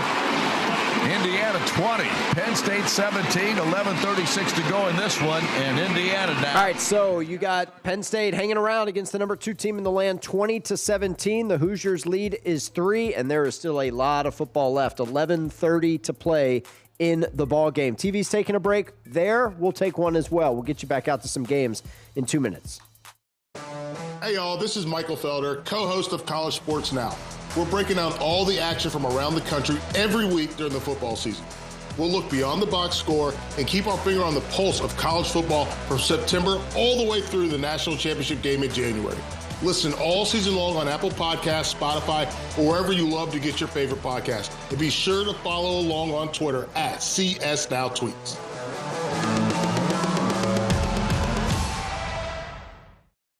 When you're on the move and looking for nonstop college sports action, get the Varsity Network app and take the game with you everywhere. Stream live play-by-play from schools across the country right from your phone, free. Catch hundreds of weekly podcasts, including shows from your favorite teams, all in one place. From football Saturdays to midweek hoops, it's your all-access pass to the college sports world. Whether it's game day or just your daily drive, the Varsity Network app has you covered. Download now and listen live for free on the Varsity Network app. Progressive knows not all rides are smooth. Meet Sarah. She loves her motorcycle. What she doesn't love is when it suddenly rains. As she sits underneath a bridge waiting for it to stop, she grows quite fond of the graffiti on the overpass. She really likes the one with John Hart's Claire and wonders if they're still together. Not every ride is smooth, but Progressive has your back. Get an online quote in as little as 3 minutes and see if you can save with America's #1 motorcycle insurer. Progressive Casualty Insurance Company and affiliates, not available in D.C. A smooth, close Barbasol shave in the morning lifts your confidence. That rich, creamy lather will catapult you to greatness. Nothing can stop you today. Well, except that traffic jam. Barbasol. It's a can of can-do. Snakes, zombies, public speaking. The list of fears is endless. But the real danger is in your hand when you're behind the wheel. Distracted driving is what's really scary and even deadly. Eyes forward. Don't drive distracted. Brought to you by NHTSA and the Ad Council. The biggest games. Up to the races 30. Put this one to bed. Angles in. Touchdown. The biggest moments. Number one goes down. And the celebration is on. This is the College Football Blitz. Alongside our producer, Tim Bickford, and board op, Michael Serber, the professor, making his return to the Blitz studios. Serbs, good to have you with us. I'm Stephen Hartzell, Week 11 edition of the College Football Blitz. Need to update a couple of scores while we are in a break. Marshall elected to settle for a red zone field goal. It's a 28-23 lead for JMU. 10 minutes to go in the fourth quarter. In the top 25 right now, number 2 Indiana hanging on to a 3-point lead at Penn State. 20-17. Indiana will be receiving the kickoff after the Nittany Lions touchdown, but that's a 3-point margin with 11 minutes to play in the fourth. Georgia cruising at Mississippi State 38-14. Texas Tech shutting out BYU 26-0. And Ohio State leads Purdue 24-3. That's where we are right now in the top 25. Let's go back to Huntington, check in on JMU and Marshall. 28-23, JMU with the lead, and they have the football. Get them behind the chains, and the Dukes behind the chains once again. The fans that are still here on their feet getting loud here in Huntington. Adversity for the Dukes. Can they come through? 2nd and 14. Barnett steps up in the pocket, going to take off and run. A ton of room to run, but he gets tripped up from behind and only picks up 3. If he gets by Hudson that time, all of a sudden he may have a first down. Unfortunately, he got tripped up, and it will be 3rd and 11. You don't want to go 3 and out right now. You definitely don't, because they have a lot of momentum on their side right now. JMU 4 of 8 on 3rd down. They've missed their last 2, though. Haven't had a ton of 3rd and longs. And now they're going to empty backfield with Wayne Knight out of the game. Jordan Fuller, the lone receiver on the near side. And now a timeout for Marshall. Timeout. And Coach Gibson Marshall, is 30 seconds. The 2 times they've called timeout, he has blown up his coaching staff. All right, timeout on the field in Huntington. Let's go to Lubbock, where BYU has scored a touchdown, and now they're going for 2. LJ, first down and 1st and goal for BYU. Tackled at the far sideline. 1 yard beyond the line to gain. On 2nd and 9, gain of 10 on the rescue play right side. And it's 1st and goal for BYU at the 6-yard line of Texas Tech. BYU looking to end the shutout and put something on the board late. Really nice read right there by Bear Bachmeier to see that flaps drop. Nice open look by L.J. Martin. That's our Deseret Book. Good read of the game brought to you by Deseret Book. Find your next great read when you download the Bookshelf Plus app. Bear goes for the end zone, and Bear Bachmeier's got Chase Roberts for the score. 7:35 to play, and it's 26-6. BYU scores for the first time today.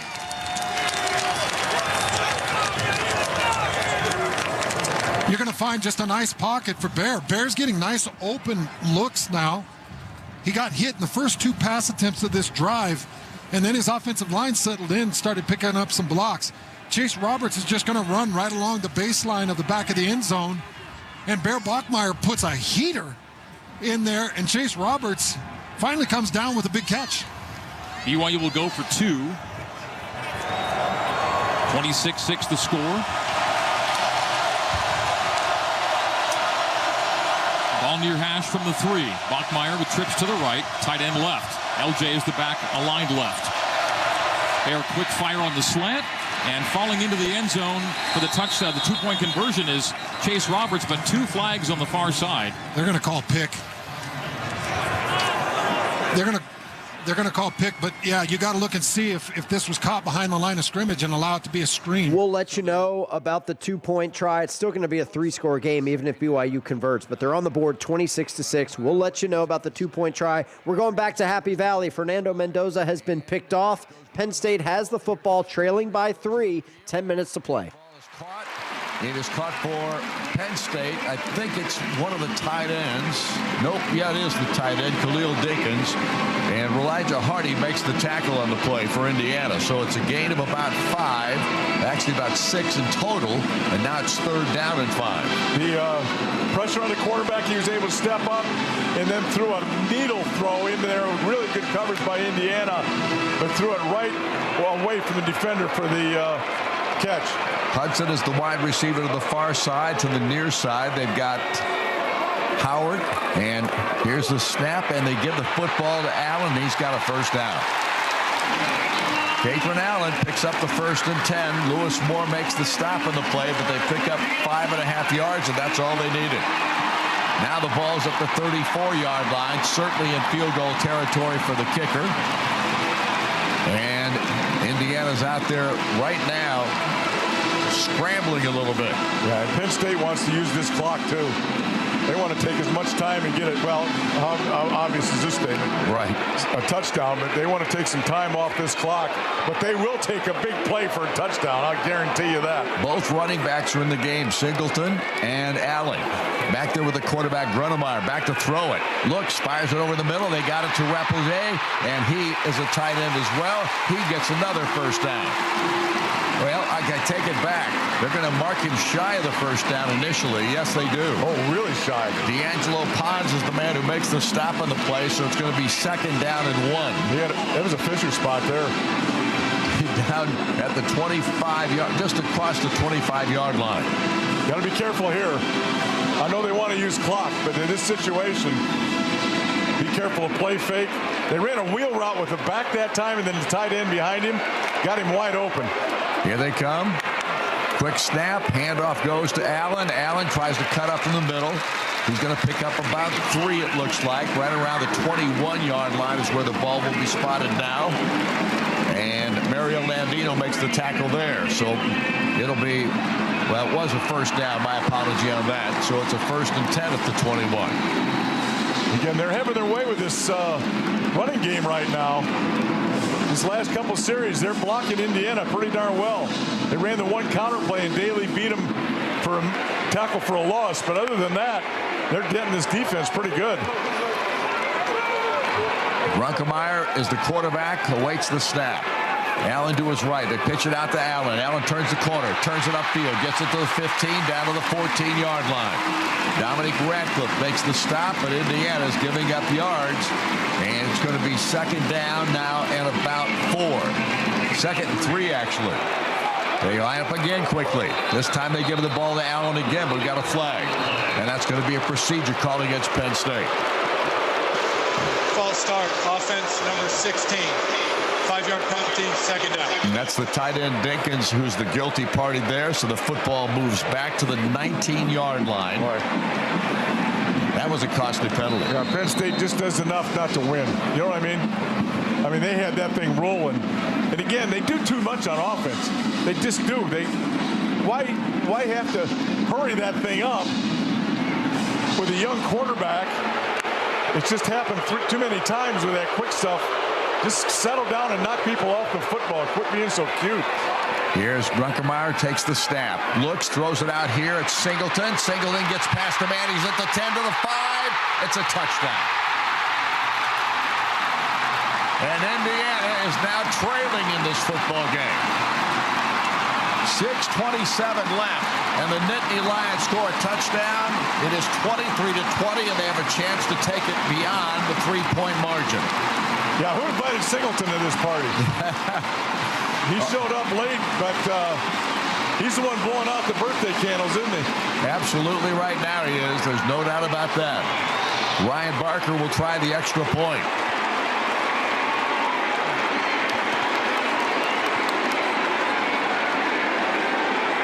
Here's the snap back. Kick is on its way.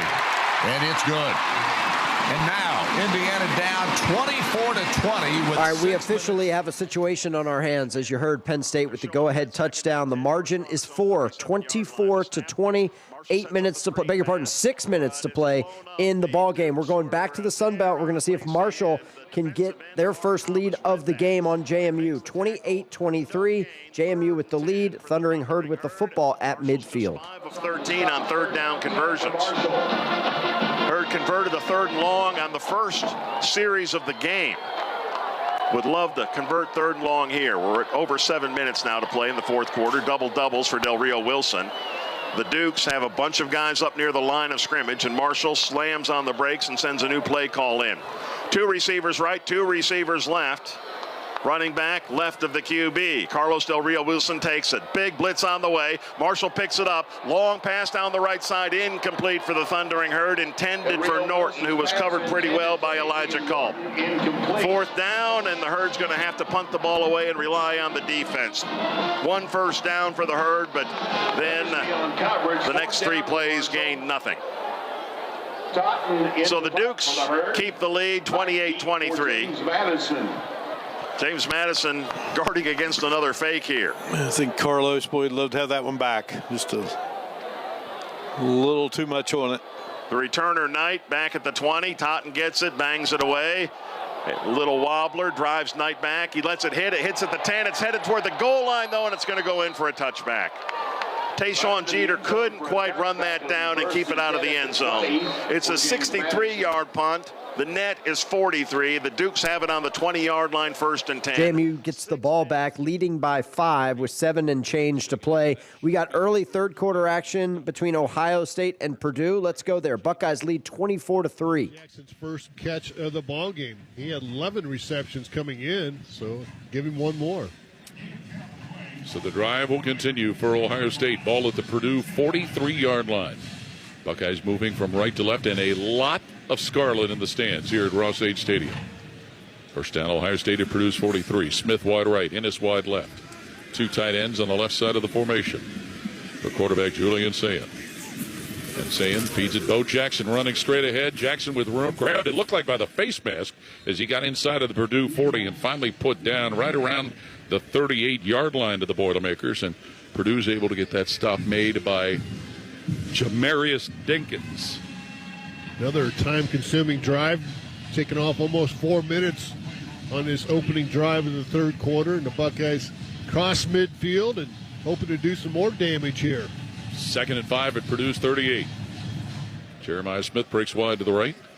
Coming wide to the left, Bryson Rogers and Nate Roberts.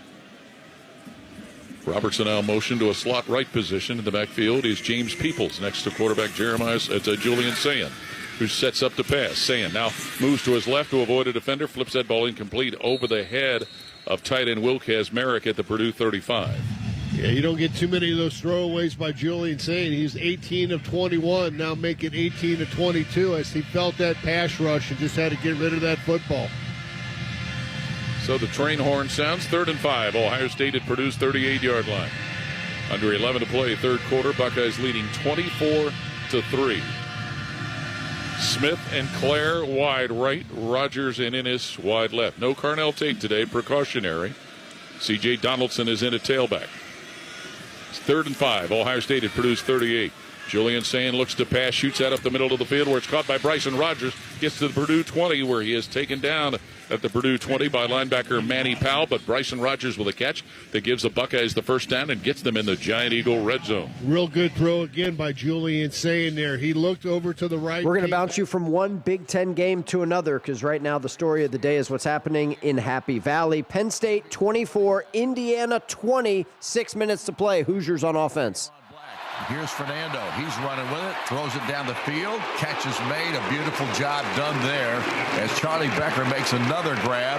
And this is for about a 13-yard gain as Zaki Wheatley makes the stop on it, but that was a bullet. Yeah, that was scary, though. He was running to it right and threw back across his body into the middle of field. That safety was right there with a big-time hit on Charlie. He was able to hold on to it, though. 1st and 10, Indiana. The ball at the 38. Fernando awaits the snap.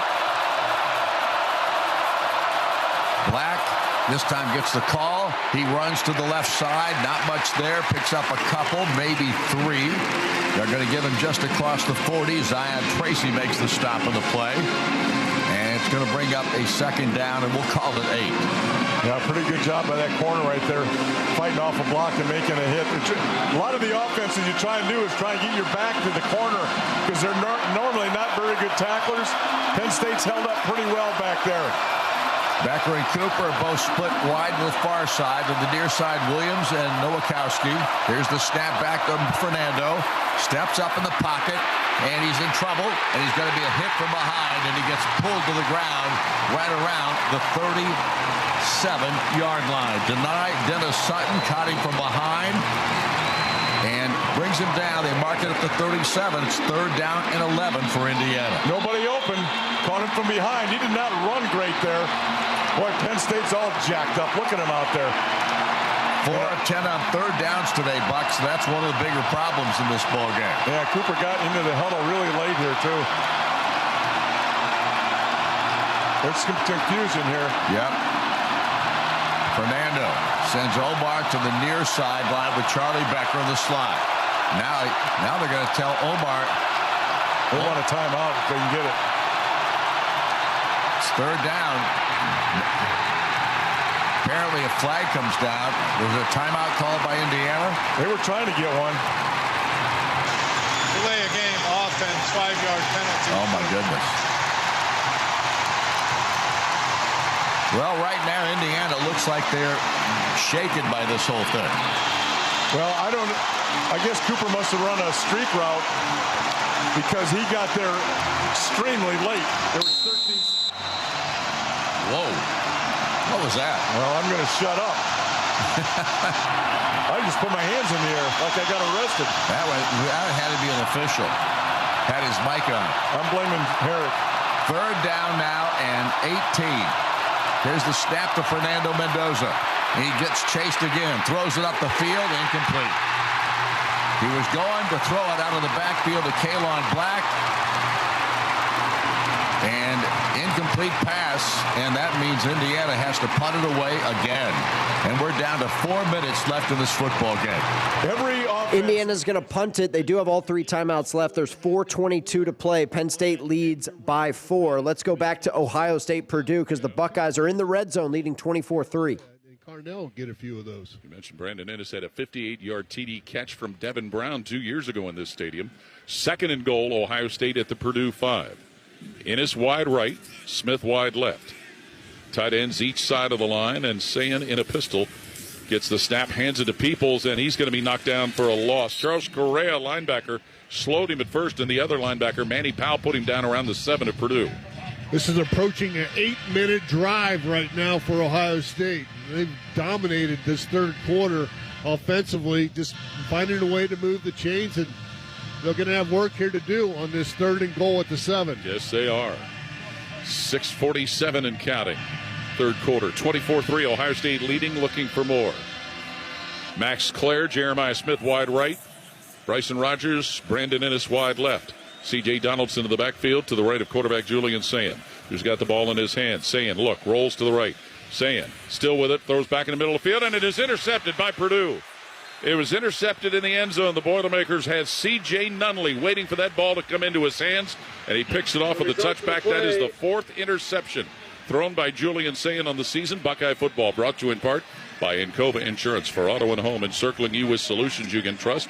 Encova, proud sponsor of Ohio State Athletics. Timeout, 6:26 to play 3rd quarter, 24-3. A rare red zone mistake from Julian Sayin, who's been spectacular in this game and all season. 24-3, Purdue's going to take over trailing at home by 3 scores. 8 minutes to play in the 3rd. We're going back to Huntington. It's starting to get late. 4 minutes to play in the game. Marshall with the football. They trailed JMU by 5. A long 2 needed. Don't think you got to. You're under 4 minutes to play. Marshall only has 1 timeout left. Feels like a huge play right here. Stevens is going to come back into the game as a 2nd tight end. Play clock's at 17. Hurd has plenty of time in that. 4th down, 2 to go for Marshall. Roberts, the running back, left of Carlos Del Rio Wilson. The snap, the give to Roberts right, and he didn't get it. He got a yard he needed to. The Dukes hold on 4th down, and they'll be back on offense with 3:15 to go. Oh, boy. Amar Thomas, another tackle.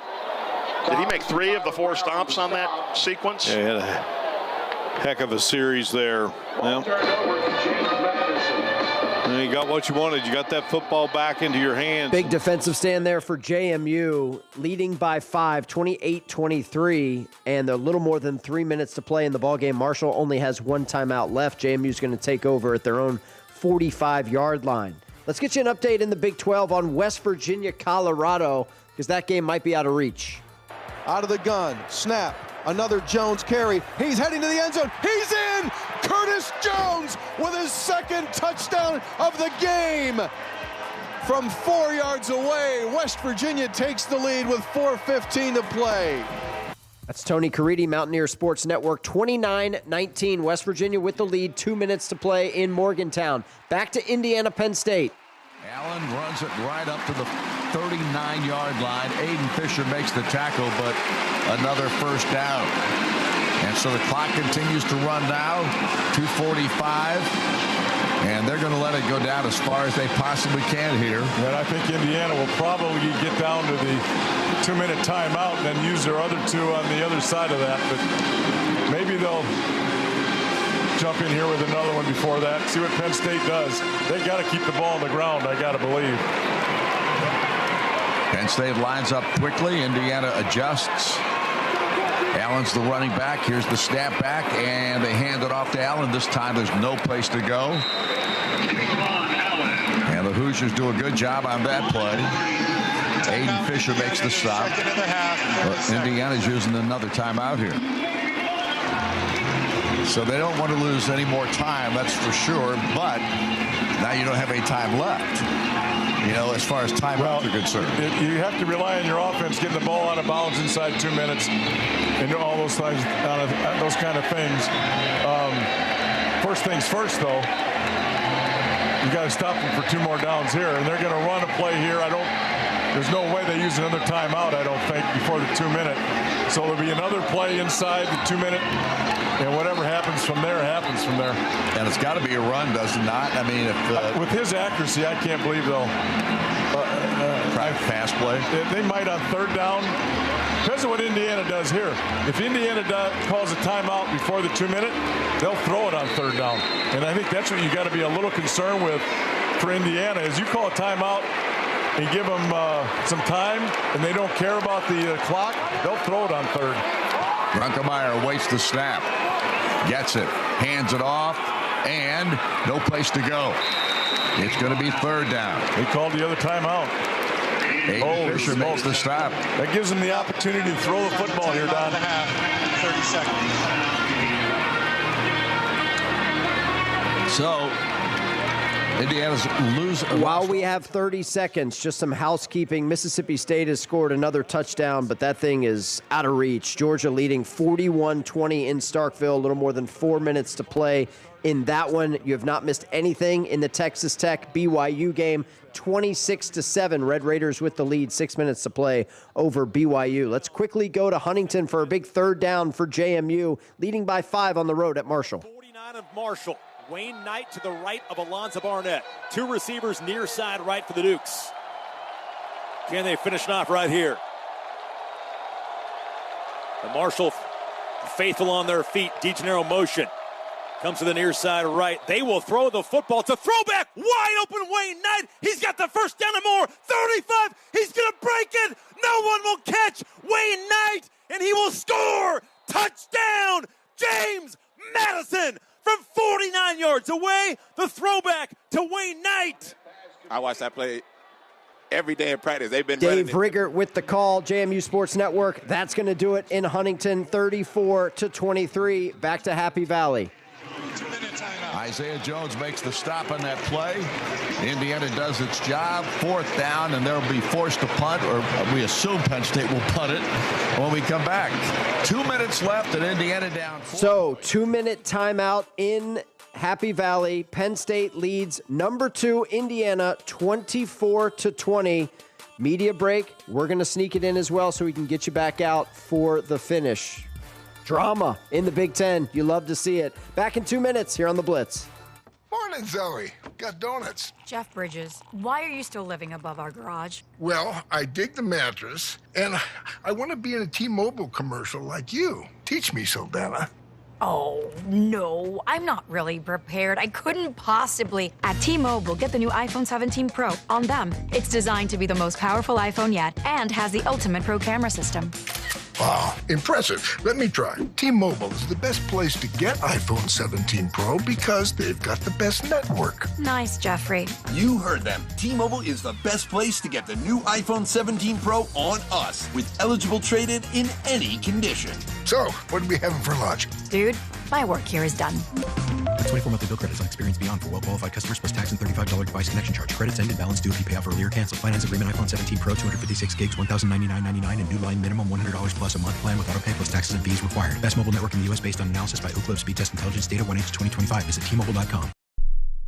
Your morning shave with Barbasol is a time for self-reflection. Look in that mirror and ask yourself, can I make a real difference in this world? Of course you can. Just not today. There's football on. Barbasol. It's a can of can-do. If you can plan barbecues and weddings, you can plan to protect yourself from a natural disaster. Sign up for local alerts, prepare an emergency kit, and make a family communications plan. Get started at ready.gov/plan. Brought to you by FEMA and the Ad Council. Progressive knows not all rides are smooth. Meet Peter. He loves his motorcycle. What he doesn't love is wind. Which is ironic, because wind is a big part of the whole wind-in-your-face motorcycle cliche. But nobody ever tells you how relentless a strong crosswind is, or the cliche wouldn't exist. Not every ride is smooth, but Progressive has your back. Get a quote to see if you can save with America's #1 motorcycle insurer. Progressive Casualty Insurance Company and Affiliates, not available in D.C. Bringing you the best in the game today. One play, 75 yards, and Alabama regains the lead. The ball is free. Duck's going to pick it up, and here we go. You're listening to the College Football Blitz. All right, we got to send you back to Happy Valley. Penn State facing 4th down here. They're going to be punting near midfield. They lead second-ranked Indiana 24-20, and I believe Indiana is all out of their timeouts. Coach Sig burned them all to save as much clock as possible. Coming out of the 2-minute timeout, here comes 4th down for Penn State. They make a lot of mistakes. Well, we've made one too many here, too. I'd like to see him shank this one. Yeah. Well, he's only a sophomore, for God's sake. Come on. There we go. Line him up quick. Here's the snap back. Wosu gets the punt away to Beauty. Oh, my. That thing is going to go into the end zone unless it bounces the wrong way, and it goes into the end zone. So it will come out. Ooh, the Penn State linebacker's hurt. Yeah. That's Dominic DeLuca shaking up. He's had a tremendous game, too. Yeah, he's played really well. Whatever he did, he's in some pain. I think it's him, but there's so many double numbers that... No, that's him. Yeah, it looked like him. He's one of the few that doesn't have a double number out there. Man, that's a big loss for these guys. So now Indiana has the football at their own 20-yard line, and they've got 2 minutes, or a minute actually, and 51 seconds, and no timeouts. So if Indiana's going to do anything, it better be quick. 3 receivers near side. Becker, Cooper, Nowakowski. And Fernando Mendoza back to throw, has no time and gets sacked. He was looking, trying to keep it up. Zane Durant makes the stop on the play, and they're back all the way inside the 15 now at the 13-yard line. Couldn't throw it on rhythm, and he had to hold it too long, and they got to him. Fernando awaits it again, gets the snap, pressure comes, throws the football. He's got Omar Cooper for a first down at the 35-yard line. A.J. Harris makes the stop, a 22-yard gain, 1st and 10 at the 35. They needed that in the worst way. Tremendous throw. And Fernando spiked the ball. Yep. Playing Canadian football here from now on. Just trying to stop the clock and keep as much time on there as they can. A minute and 22 left. Playing 3-down football right here. 2nd and 10 at the 35. Mendoza sends E.J. Williams to the far side of the field. To the near side come Cooper and Becker. Fernando awaits the snap. Gets it. Fires it. Caught ball, nice grab. E.J. Williams gets out of bounds at the 48-yard line. A.J. Harris makes the grab, or at the stop, I should say. Minute 17. And Indiana stops that clock. They put the ball at the 47-yard line. It's 1st and 10. But they need a touchdown. They can't. They field goals don't mean anything at this point. Williams goes far right side. Cooper, Nowakowski, and Becker all to the near side. Fernando awaits the snap. Gets it.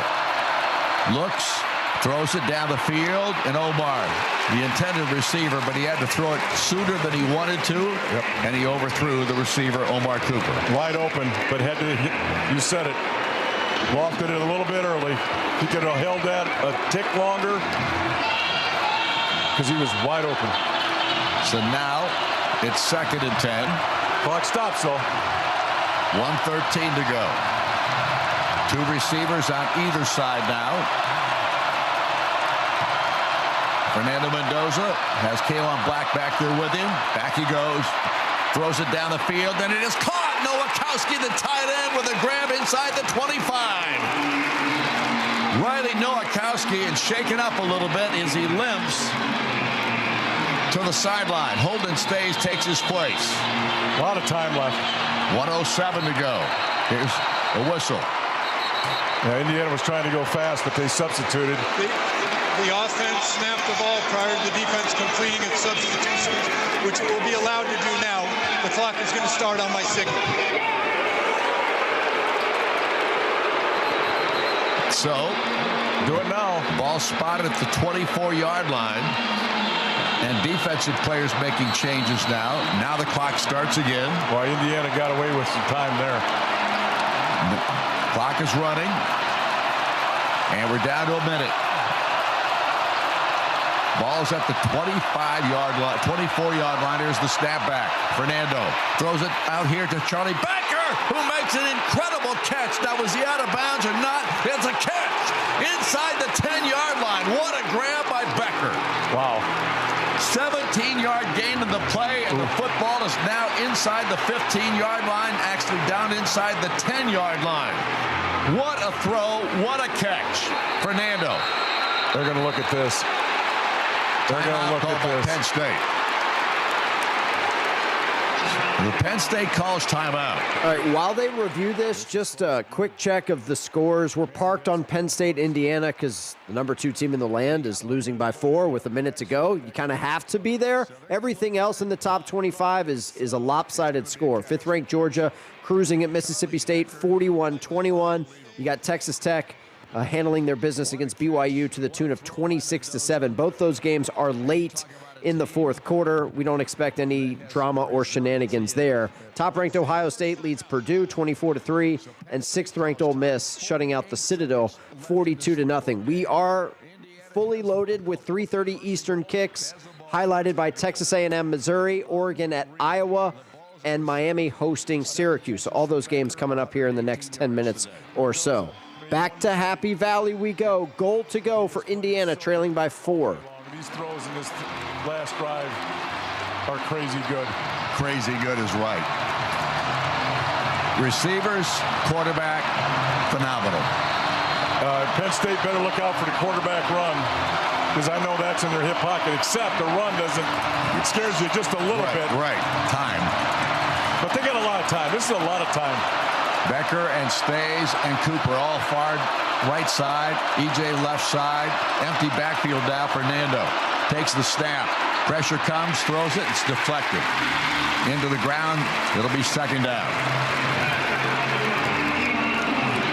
Ivan Chemachu is the man who makes the deflection for Penn State. And the ball is resting at the 7. Incomplete pass, 2nd and goal. I'm not so sure that wasn't a good thing. There were some guys breaking on the ball right there. Fernando sets him up. Black is the running back. Here's the snap. Looks, throws the football. No, a whistle. Everything stopped. Penn State called timeout. Wow. Prior to the snap, timeout Penn State, their 2nd, 30 seconds. And Becker was open. Well, he was open because everybody stopped. I think he's still, well, wait a second. Timeout on the field. While we have 30 seconds, let's quickly go to Huntington. Goal to go for Marshall, trailing JMU 35-23. Well, we'll tell you what happens, but Marshall down 12 with 1:10 to go, trying to make it a game. Even if they score, they need to recover the onside kick. We'll keep you posted. Back to Happy Valley, Indiana, trailing by 4. Goal to go here. Every play as if it's the next one has been extraordinary all year. They just got to keep doing it a little bit longer. Ball's up to 7.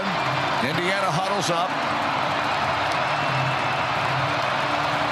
EJ and Omar both split to the far side. Becker on the near side. Fernando has Kalon Black to his left.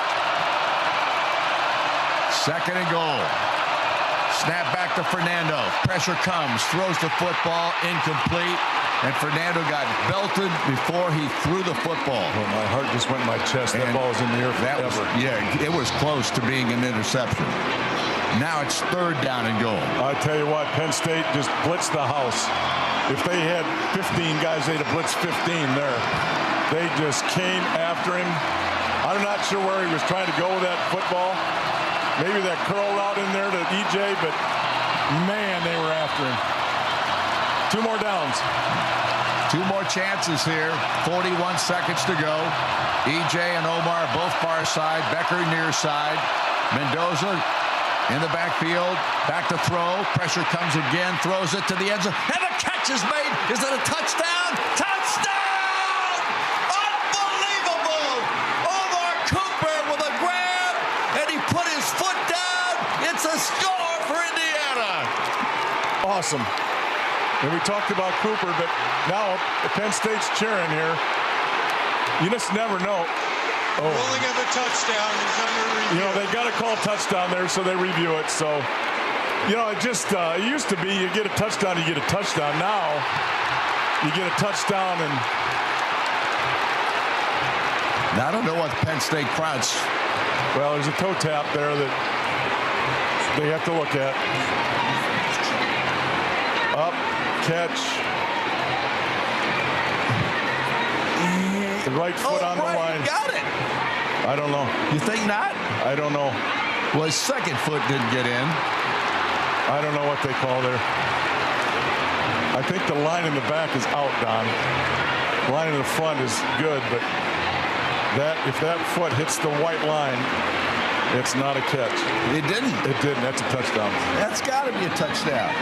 How about Penn State? How many close? How about it's going back to Penix here a little bit for me. You know what I mean? They looked at that last play for Penix against Penn State in our place. Yeah, exactly, Buck. You're right. This is a touchdown, though. What a win for Indiana. Oh, Sammy, I've been around long enough. Gotta wait and see. No, you don't. That's a touchdown. I agree. I got yelled at for saying Penix wasn't in the end zone 25 years ago. They're looking at it. How many times are you going to look at it? I don't know. I don't know if his toe did touch. I don't know. I don't know if it did. No. I'm not saying he did. I'm saying it's a touchdown because I'm going to get yelled at by the Hoosier people if I don't.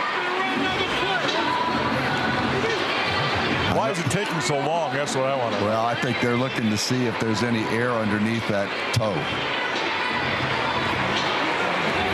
All I know is a phenomenal throw and a phenomenal catch. But we'll see. Here we go. I'm not even looking. After review, the ruling on the field is upheld. Touchdown. Touchdown, Indiana. Unbelievable. What a job by Indiana's football team to come back in this game. They looked like they were done. And then this last drive was absolutely phenomenal. Play after play. And now, the extra point try by Radicic with 36 seconds left in this game. Yeah, we mentioned Cooper needs to get involved. He got involved. Here's the kick. It is up. It is good. Indiana has taken the lead 26-24. Incredible. Do we have a timeout we still have to get in? All right, perfect. Well, Finney Hospitality Group, owner of Yogi's Social Cantina, the Tap and Smokeworks. We're listening to Don Fisher and Buck Sir on the Indiana Sports Network. That touchdown call that you heard is presented by T-Mobile. Visit your local store to start saving. T-Mobile, it's better over here. Incredible effort by Omar Cooper. That's a play that you will be seeing quite a bit over the next couple of days. Unless you're in a carriage dispute with your TV provider, in which case you won't be seeing it, but it was incredible. Trust me, it was awesome. And you got to hear Don Fisher, who's been doing this for over 50 years for Indiana, call it on the Indiana Sports Network. So this game is not over. It's a 3-point margin. Penn State's got 1 timeout left and 36 seconds. We're going to keep it here, right? We have to. We'll get you caught up on everything that's coming up in the 3:30 Eastern window and also wrap up the noon games. They're still playing football. Texas Tech leads BYU 29-7. You're not missing anything there inside of 2 minutes to go. Georgia has beaten Mississippi State 41-21. So we'll come back and catch up on everything else in the world, but we got to stay here for the final 30 seconds or so. Penn State down 3, 1 timeout left. It is recovered at the 36-yard line by Penn State. They have 35 seconds. All right, let's see. They got 1 timeout. So they just have 1 They timeout have to get left. 10, 20, 35, 40 yards.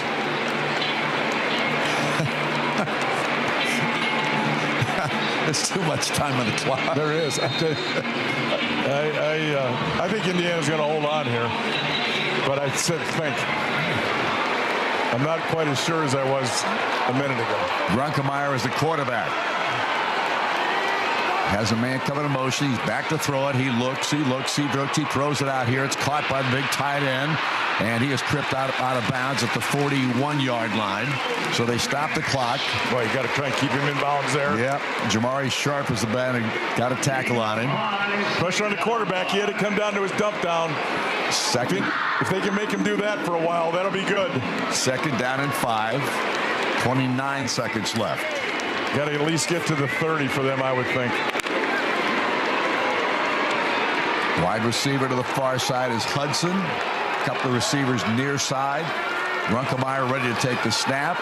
Looks, that pressure comes, throws the football away. That's grounding. That's grounding. Throw the flag. Yep, should be. Throw the flag. No, he was not. That is bologna sausage. That was grounding right there. He just flipped that into the crowd. It was an uncatchable throw. Sig let him know. It's terrible. I mean, what is in the vicinity? What is in the vicinity? I have no idea. That is 3rd down and 5. Not good. Runkemeyer ready to take the snap, does so, looks, fires it out here. It's caught, and I think they got a first down. They did. They'll clock it here. Oh, they called timeout. They used their timeout. Timeout, Penn State, their final timeout of the half. 30 seconds. Wow. You talk about heart palpitations. Well, everybody with an Indiana outfit on is definitely having them right now. Ball's resting at the 47-yard line of Penn State.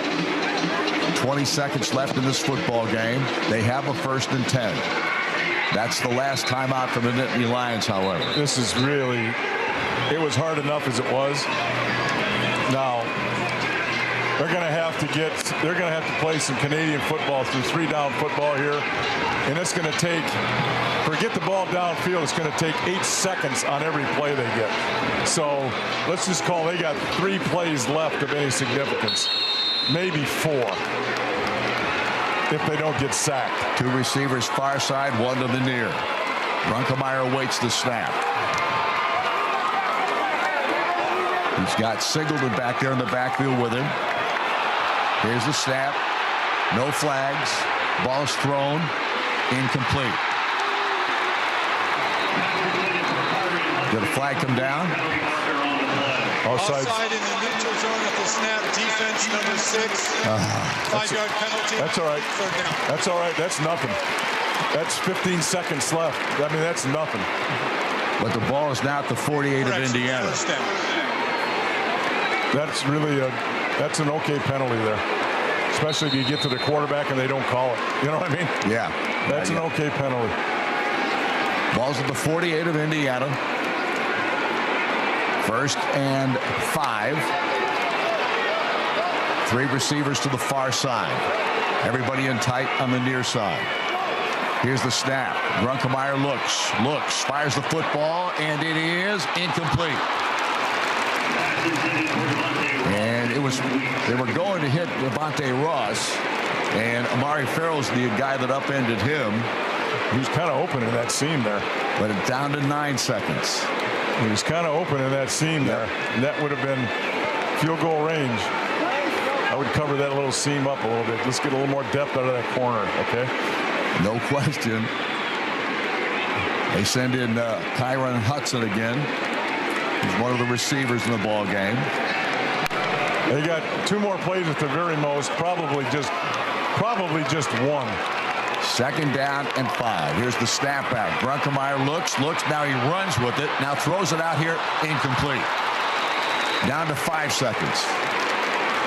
That's a non-play.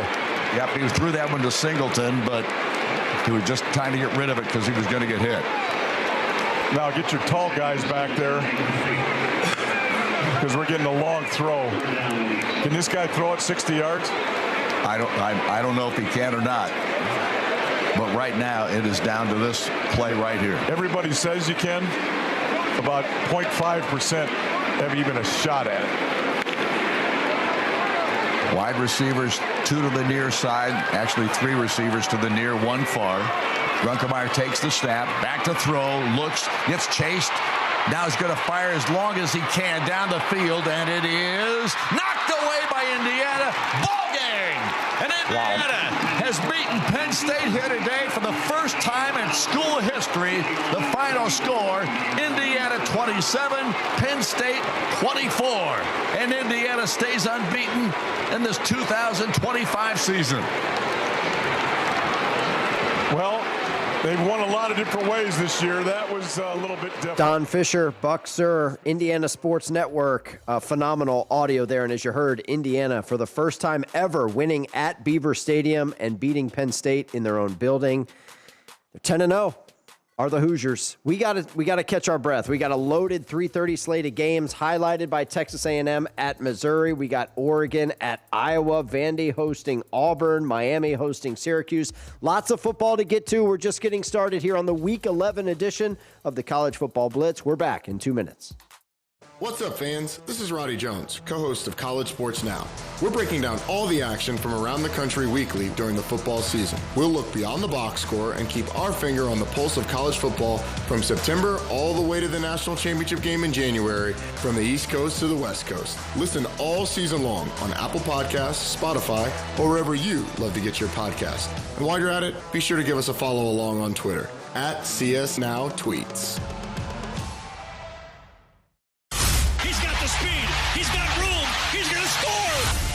No one gets you closer to the game than Sirius XM College Sports Radio. For the win! Got it! Let's go!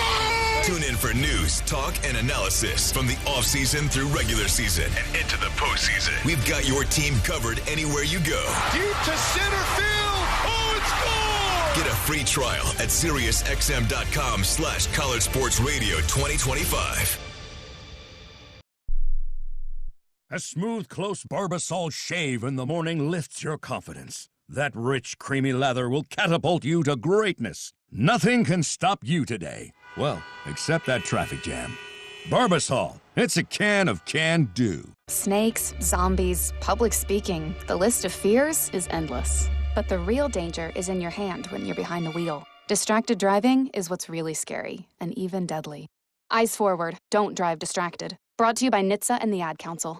As America's #1 motorcycle insurer, Progressive has your back. Oh, like replacing my bike in case of an accident? Progressive's total loss coverage can help with that. Great. And you also agree with me that my riding club should ride to the aquarium instead of cruising around a mountain, right? Actually, we just do insurance. We don't vote in riding clubs. Nice. 2 votes for the turtle exhibit. To be clear, Progressive has your back for insurance only. So get a quote and see if you can save.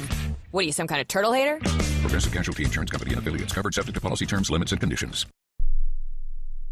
We go crazy for this stuff. Jones, let's go! Take it to the house! Touchdown!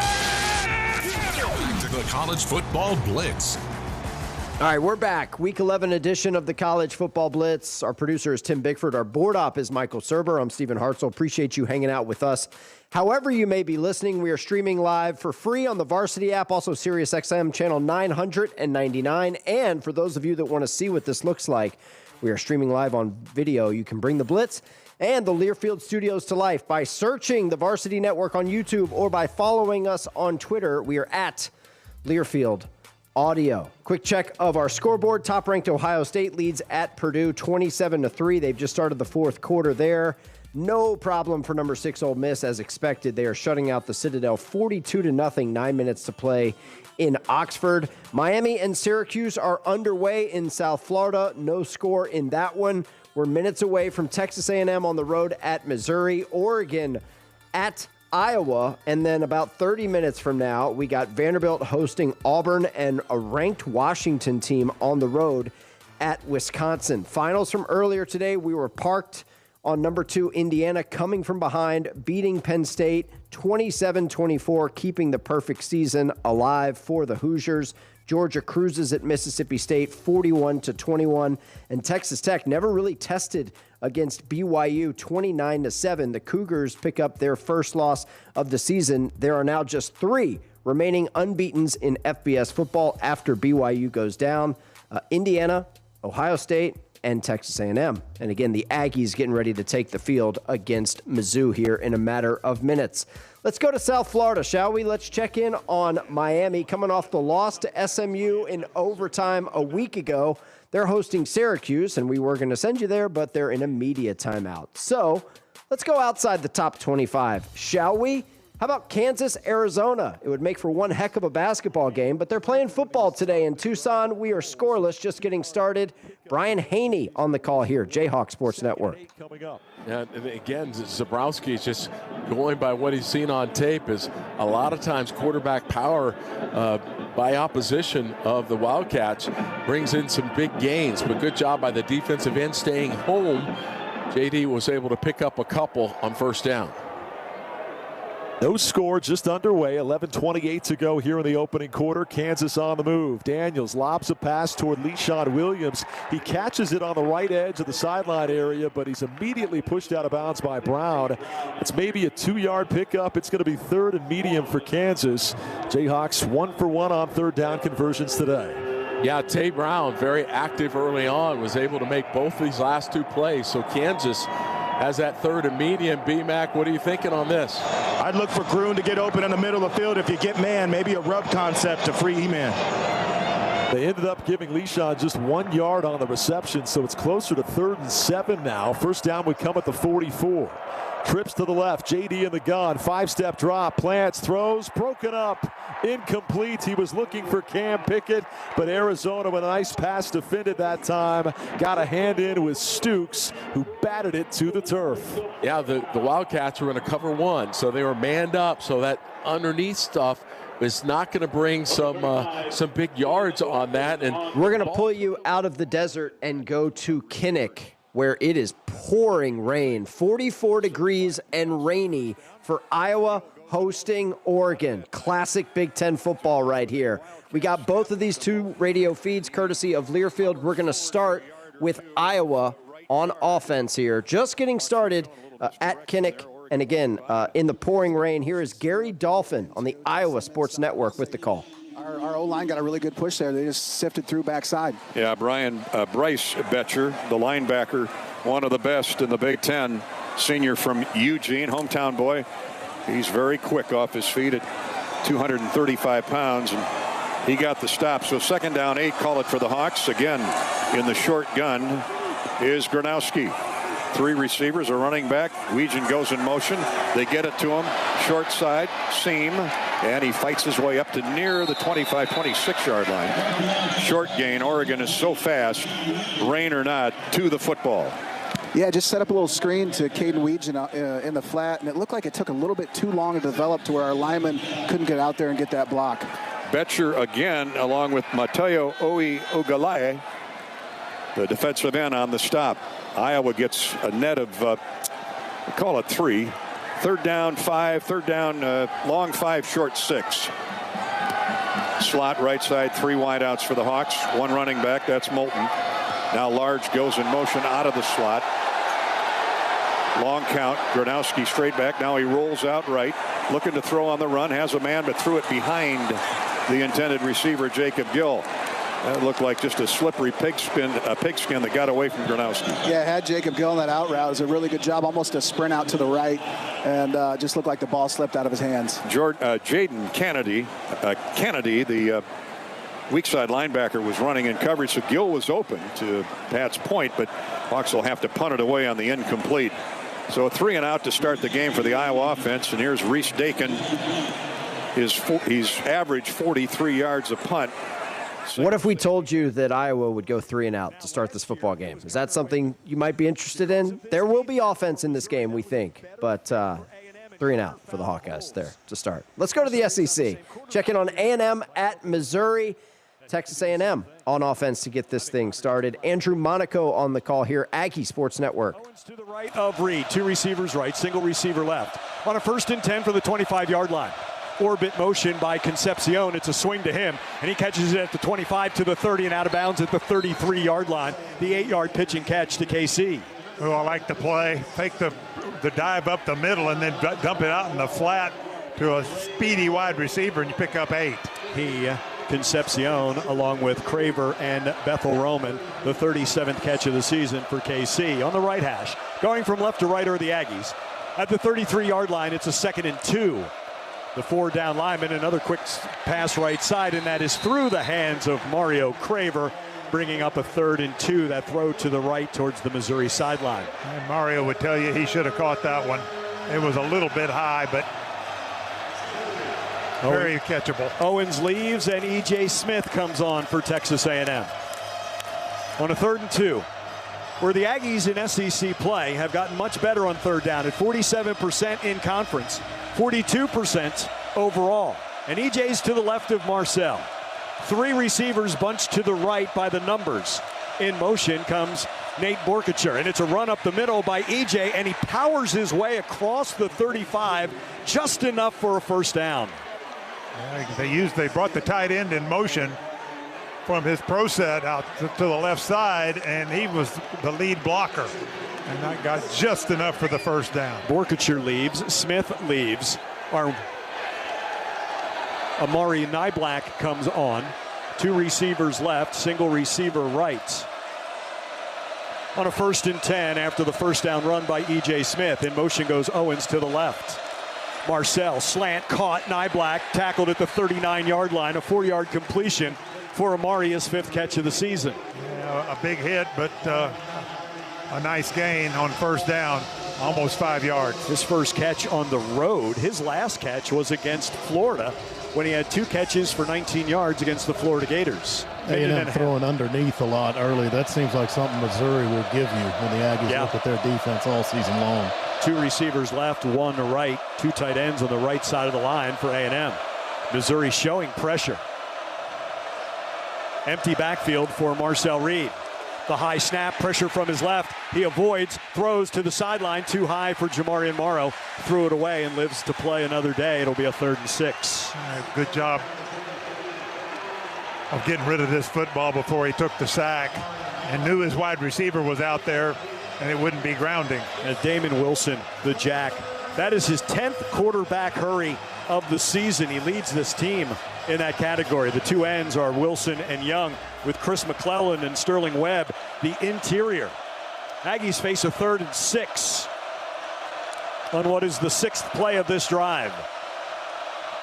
3 receivers left, 1 right, single back to the right of Marcel.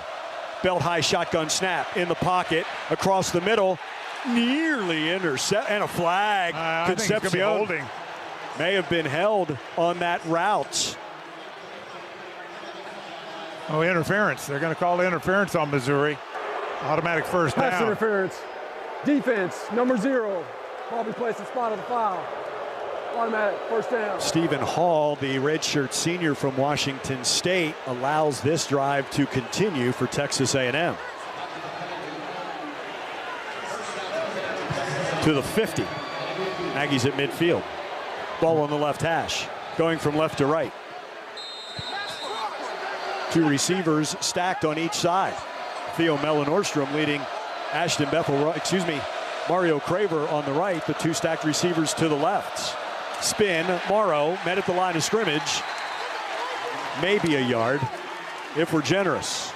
Again, Webb and McClellan combined for 34 tackles, 7 tackles for loss, and 5 sacks. That interior. Mike Elko was talking how much he appreciates this D-line for Missouri and can really carry this defense. Yeah, he told us how good they are, and they showed it there. No gainer on that dive up the middle. Now Darius Smith is one of the ends for Missouri, with Langdon Kitchen on the other side. 2nd and 10 after no gain. Marcel hits Mario in front of the Aggie sideline to the left. Stays. He stepped out of bounds at the Missouri 45-yard line. Pickup of 5. He kept that in Jamarian Morrow's belly. We're going to keep it with this A&M drive. Do want to let you know our other featured game has featured 2 3-and-outs. Oregon, nothing going on offense for the Ducks. They have punted it back to the Hawkeyes. No score at Kinnick 3 minutes in. Back to Como, A&M driving. Like a running back. They break tackles. You just can't get them to the turf. Concepcion along with Borkacher on this right side. Single back as the Aggies face a 3rd and 4 from just shy of the Missouri 44. Borkacher goes in motion and heads on the right wing. It's a run up the middle. Wow. Missouri wins. 4th down.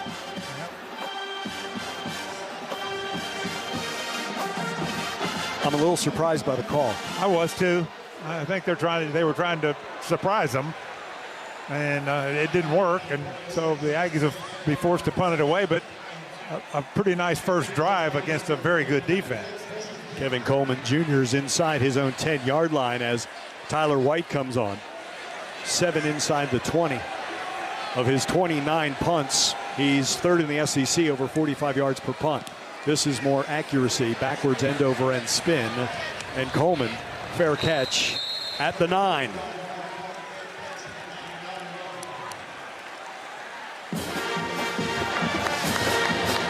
Aggies go 8 plays, 31. So A&M's able to flip the field. Missouri will have it deep in their own territory when play resumes. Let's get you an update in the Big 12. TCU hosting Iowa State in Fort Worth. We got early points. Rocco from the shotgun. Sama stays in the game at running back. Beck looks to throw. He looks and looks. Now fires, caught by Bramer. Inside the 10, inside the 5. Fighting for the goal line. Touchdown, Benjamin Bramer. How about that? John Walters with the call. That's the Iowa State Sports Network. 2-point conversion fails. Iowa State 6, TCU nothing. Just 5 minutes gone. Arizona has an early touchdown. They lead Kansas 7-0. They're midway through the first quarter in that one. And still no score in South Florida. Number 18, Miami, hosting Syracuse. Let's go back to Kinnick in the rain. Iowa's got the ball back for the 2nd time today. We are scoreless between the Hawkeyes and the Ducks. On a counter draw handoff and a nice gain again for Moulton. He slams across the 35, rocketed to the ground at the 36 by Dylan Thieneman. That name sounds familiar. It should. He's a former outstanding safety at Purdue, and he can hit. He did there, but not before Kamari got 5. Our line is doing such a good job of washing them down, and our running backs read off it and get that cutback so well. If we can continue to do that, they're not stopping us at all. Why wouldn't you turn it over to that offensive line? 100%. Hawks wing a receiver in tight. That's Sam Phillips. Twin receivers to the short side of the field. One running back, Gronowski, under center. Turns and hands off to Moulton. He squeezes out a couple yards as he tried to cut back from the short side, and not much. After a gain of 5 on first down, Kamari gets 3. It's 3rd down 2. You know, that tight receiver look, you're either going to, from a defensive perspective, you're either going to run away from him or you're going to boot to him. Look to us coming back to a boot to his side. Bryce Betcher, the outstanding linebacker, all over the field. Got 64 tackles. He's got 25 more tackles than anybody else on defense. Hawks are 45% on 3rd down this year. That's outstanding. 4 receivers and a running back for Iowa on third down and short. Gronowski, they blitz. He throws. Incomplete. Threw it right at the feet of Jacob Gill. Mark has not been accurate at all. We're going to bounce it from the Big Ten to the ACC. Miami and Syracuse. Canes on offense here, late first quarter. No score. Maybe they were stout enough, and now the line judge on the near side says, yes, that's good. Move the chains for the first down. Gain of just 2. No, we'll take 2 any day of the week. And for Syracuse, it unfortunately leads to a first down, but you got to look interior-wise. Tank Wilson doing a great job. George Rook's doing a pretty good job over there against probably the best Miami offensive line in a long time, in the last 15 to 20 years. Yeah, they're huge. Play action fake on first down, set to throw. It's underneath and caught by Marty Brown, who may have popped it out on the left perimeter, got hit and then spun off it to the numbers on the left side at the 20. He gains 8 on the play. Shamar Brown with his 10th reception of the year. Well, Davian Kerr, welcome to big-time college football. Quick snap count here and a give between the guards.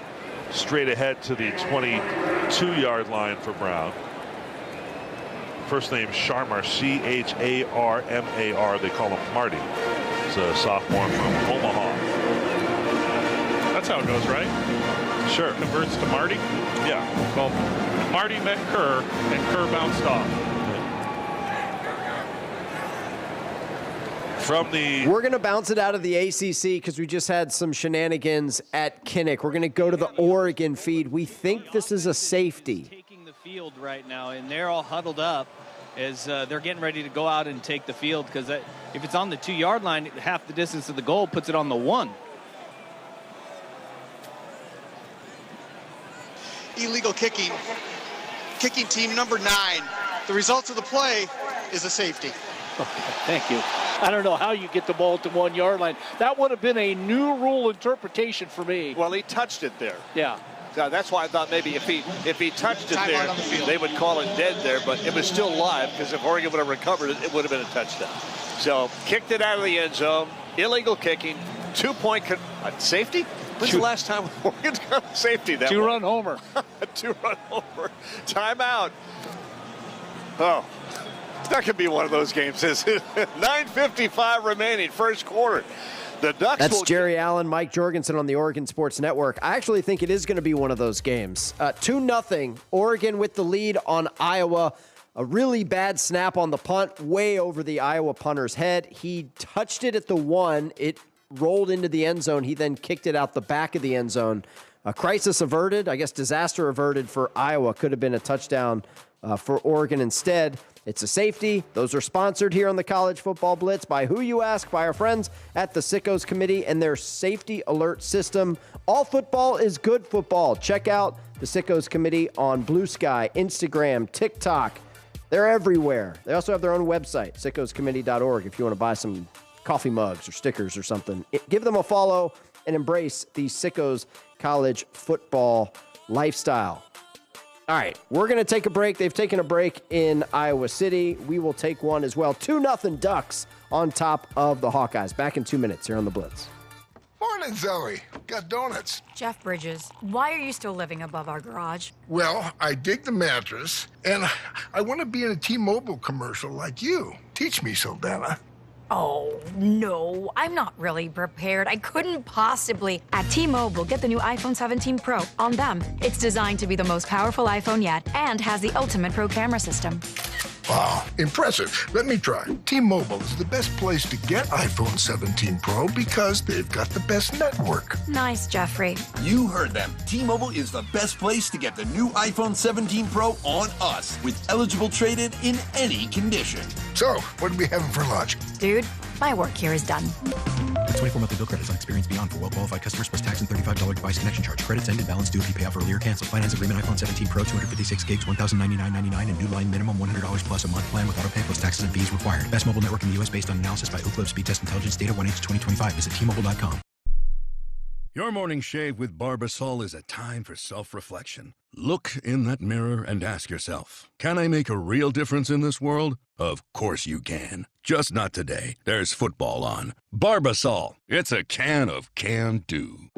If you can plan barbecues and weddings, you can plan to protect yourself from a natural disaster. Sign up for local alerts, prepare an emergency kit, and make a family communications plan. Get started at ready.gov/plan. Brought to you by FEMA and the Ad Council.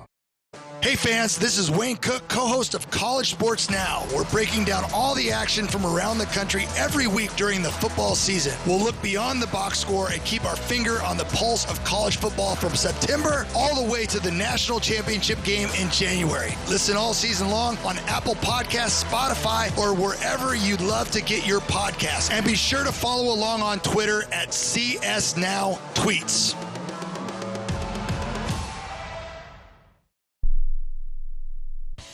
Biggest moments. Toward the end zone, got it! Another touchdown! And Ohio State up 3 scores. It's on the ground, we go diving for it! Ball! You're listening to the College Football Blitz.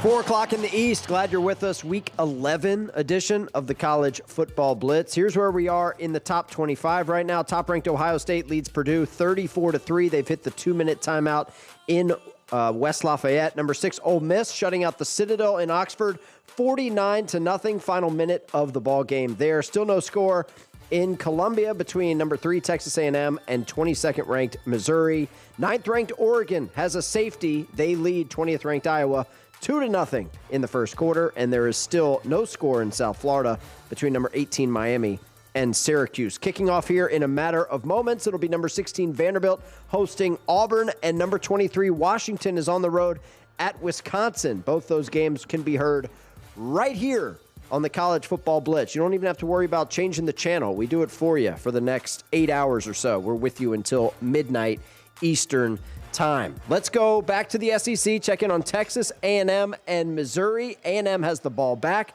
They have it near midfield, middle of the first quarter. 3rd and 6. The Aggies have to get to the 47-yard line. They're at the 41 on the right hash. Stacked receivers right side, staggered receivers left side for A&M. 1 for 2 on 3rd downs. They did get one via penalty. In motion from left to right goes Mario Craver. Shotgun high snap to Marcel. Slant, incomplete, nearly intercepted. The coverage on KC Concepcion by Josiah Trotter. Put the linebacker on Concepcion. And Tyler White to punt for the second time. Coleman will stand near his 15-yard line. Bravion Rogers is one of the gunners for Texas A&M. He has basically taken Bryce Anderson's spot as that gunner.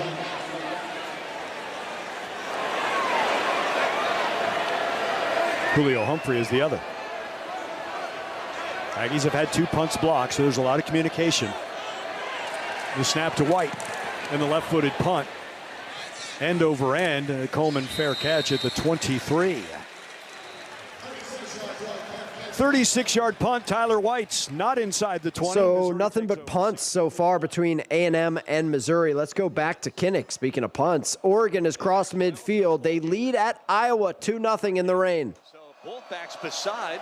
Here's get to Davison. Goes right side. That was Hill. A bigger part in Hill, who gets it to about the 40. Pick up 3. So they set up with Moore in that shotgun and then a running back to each side. That time Hill was to his left, Davison was to his right. Jordan Davison became a blocker.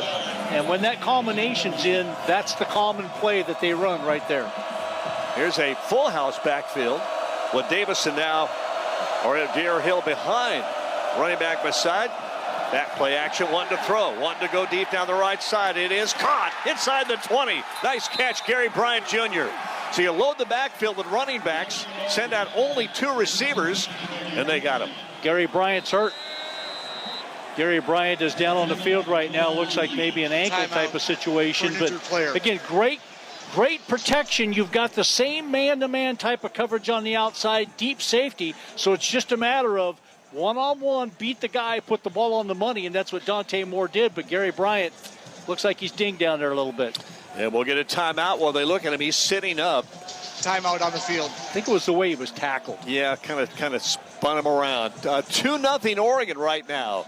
with 7:04 left here in this first quarter. Timeout on the field, but the Ducks have it in the Iowa red zone when play resumes. Let's go back to South Florida, where Miami and Syracuse are still scoreless late first quarter. He was able to get up the field for the slot blitz, the corner blitz to come inside, and then it's the pressure that allows him to retrace and get his own sack. Reese was the first to get there. It's a loss of 3, and the punt is away. It's a shank up the sideline. Demetrius Samuel pointing to his teammates, stay away from it. And Syracuse on the next exchange of punts ought to have decent field position. Looks like the Orange will start this next possession at their own 20 with 1:08 remaining in the opening quarter. So it is the 20-yard line for Ricky Collins and crew, and let's see if the Cuse can get enough push. And it is Matt Park on the Syracuse Sports Network. Cuse are going to have it right around their own 20-yard line. Still no score, though, between Syracuse and Miami. Let's go back to the Big 12. Check in on TCU and Iowa State. Horned Frogs on offense, trailing in this one, 6-0. This is Brian Estridge on the TCU Sports Network. There. Guys, keep an eye on the tight end position. Lafayette Kaiwe, who is out. Chase Curtis went into the tent. Hadn't seen, I know they were working on him for a little bit. You got DJ Rogers out there right now. Yeah, all of a sudden it has gotten tight. At tight end, wideouts to either side. To throw the football here is Hoover in the flat right. Catch is made. Barnes through one tackle, through another, takes it across the 20 to the 21-yard line. Goes Kavorian. Barnes sets up a 3rd and short. Cooper Abell on the tackle. 6:04 to play in this opening quarter. Now you're looking at 3rd down here and a long 2, I do believe. Yeah, Elvis, on those personnel opportunities, TCU adapted when they were missing Ed Small and Joseph Manjack. Now it feels like the opposite. They're missing tight ends, and you're going to see a lot more 4 and 5 wide formations as we're looking at right here. Yep, 3 receivers will come to the left, 2 to the right-hand side now. McAllister is wide right. Hoover's out of the gun. 3rd down and 2 from the 22 to throw the football is Josh. Over the middle in traffic. Catch is made. Breaking one tackle is Jordan Dwyer. Across the 30 to the 31-yard line. Enough for a first down. That's a big-time catch for the junior to hang on there after the contact. A much-needed conversion there for TCU. They've just kind of sputtered so far on offense. They really need to move the chains, if for nothing else, to move the field position battle. Iowa State has just grinded them out right now, but a good conversion. Now they got to do something. Gain of 9 on that play. 2 receivers to the right. This time Hoover play action. Pressure comes, throws it left. Catch again, Dwyer. Across the 40 to the 42-yard line. It feels like, Elvis, when we see Dwyer, we see him in bunches this year. 2 catches already here. That one goes for 10 yards. Yeah, that's a really good. You're right, Brian. I mean, that's exactly how it comes for him. For whatever reason, when he didn't get going, those 2 click. It might be his series. Here's Dwyer, again wide to the left-hand side. They'll hand it off instead. Kavori and Barnes wrapped up immediately. That run game for the Horned Frogs still working on it. 39-yard line. That's a loss of 2 on the play. And there's that big old nose tackle, Marshall. Dominique Orange at 325 right in the middle, clogging it up. He made some noise immediately. They were trying to do a little down block right there, and he just was not having any of it. He has got to be dealt with if TCU's going to have any semblance of a run game today. 2nd down now, 2nd and 12. 3 receivers right again. They're going to hand it off right up the middle, trying to work for something to the 45-yard line is Barnes. Pretty good carry there. Get him up to the 44. Bring up 3rd down now, 3rd and 7. So TCU driving, trailing the Clones of Iowa State 6-0 late first quarter. We'll get you back to Fort Worth, but let's go to the Music City for the first time. Number 16, Vanderbilt and Auburn underway. Doors on offense first. Here's Andrew Allegretta, Vanderbilt Sports Network. Against Auburn, they are 3rd in the SEC, 84 yards on the ground allowed. Well, right there, once again, you had the entire defense just coming up really tight on the line. And I think Vanderbilt's got to be prepared to check out of that into something, short pass game, something, but also be ready for Auburn to show that look and then back off. Also stick with it if you're Vanderbilt. That's something that Clark talked about with Texas, that they kind of gave up on the running backs sooner than you would like. 2nd down and 9 at the plus 47. An I formation with Gabe Fisher. There's the snap. It's a drop back. It's a late give here for Seti. Lowers the shoulder, spins off one tackle. He's stripped down. Not much doing there for Vanderbilt. Again, 3rd down.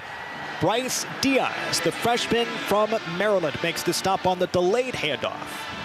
You know, we've talked about this all season long. This is not the situation this offense is built for, to go into a 3rd and 9, and that's not what they want to do. They want to see 3rd, 2, 3. Again, I do like the fact that Vanderbilt is going to stick with the run. That's part of the MO of the Doors offense. They've got to find some of that. A 2-by-2 set here for Pavia, 3rd down and 9. Vanderbilt needs the 38-yard line. Hip right this time for Pavia with Seti. There's the snap, a quick throw. This goes to Stowers. He looks to pass, nothing there. He steps up, he's wrapped up and forced out of bounds. That was going to be a throw by Stowers. It was read well.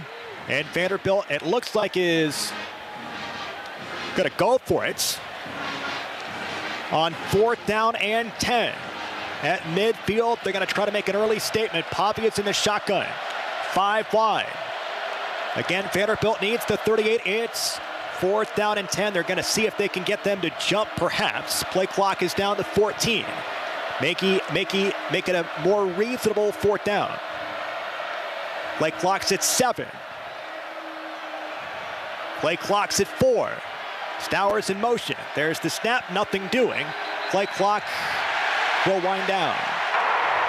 Delay game, offense, 5-yard penalty, remains 4th down. You know what's frustrating about the 3rd down play is if they picked up a couple of yards, they likely go for it on 4th down and 4, 4th down and 3. But they don't, so Vanderbilt punts. Yeah, I think they would have looked at that. And right here, I mean, Vanderbilt didn't care if they gave up the 5 yards or not, because it's about giving your punter more room. I think Auburn, it looks like they turned down the 5-yard penalty, and Vanderbilt's going to punt from the Auburn 48. Back deep for the Tigers is Malcolm Simmons, a sophomore from Montgomery, Alabama. Nope, they're going to give him the penalty. Oh, okay.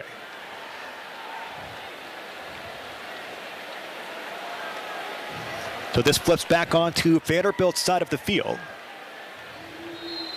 Back at the minus 47.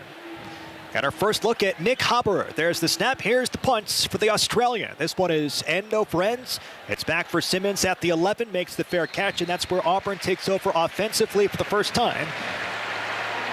It's a 42-yard punt. Here's a note for Auburn today. All right, so the Doors have punted on their first drive of the game. We told you we were going to go to Oregon's red zone drive coming out of a timeout. Well, Dante Moore just threw a pick in the red zone. So Iowa's going to take over after the touchback, trailing the Ducks 2-0. We are also parked on a TCU drive against Iowa State. That ended in an interception.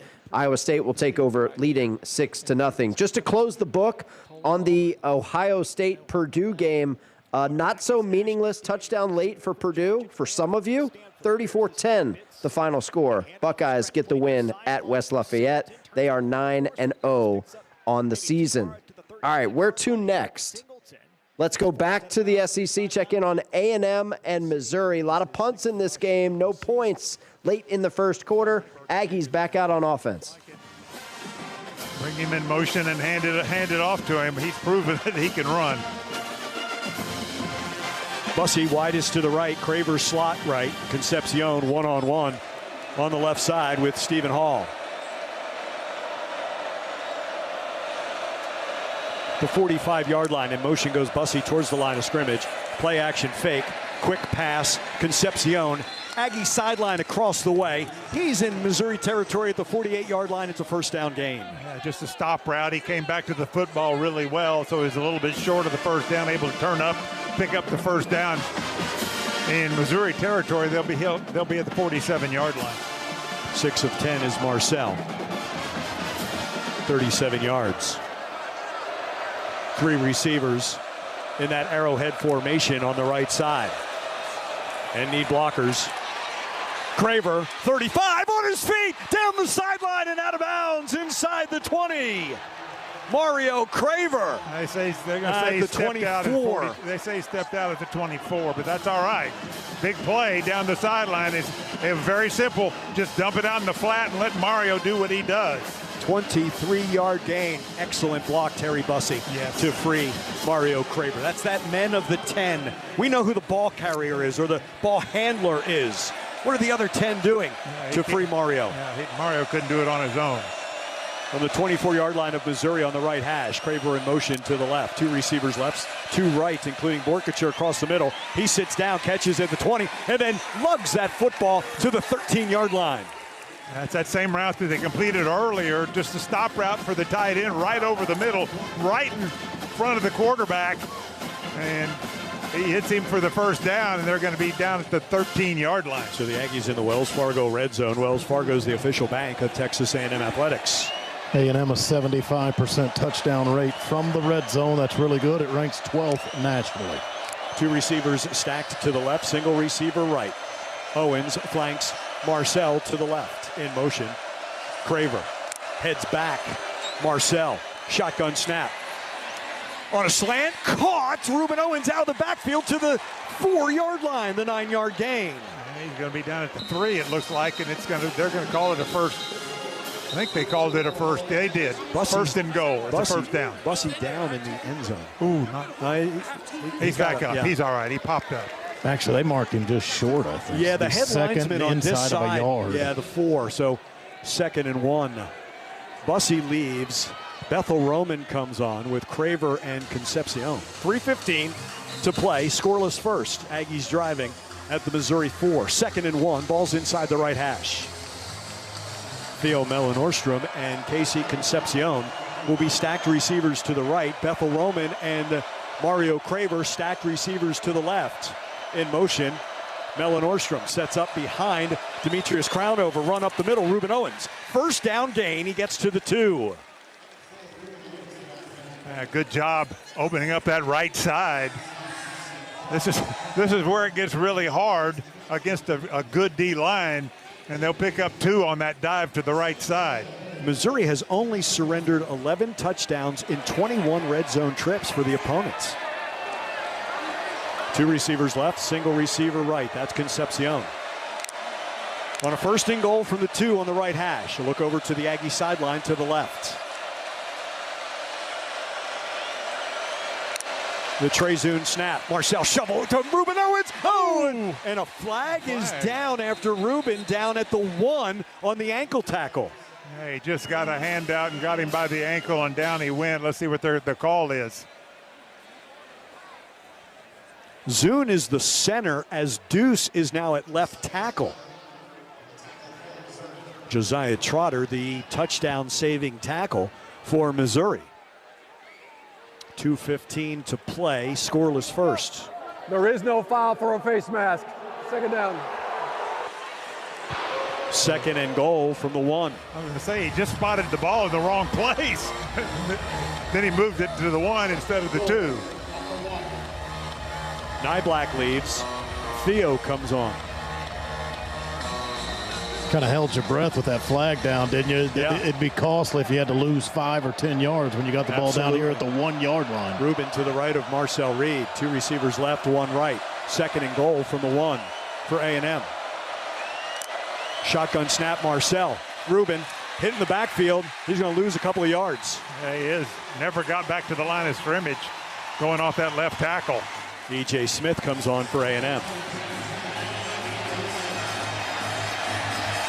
Fathery, then Basantis, then Zune the center. Nebu, Crownover for A&M. Bethel Roman, along with Concepcion. Single receivers, 2 tight ends are now in, and they're on the right side of the line. And they are stacked on the right side. Nate and Theo. 3rd and goal from the 3, and a timeout.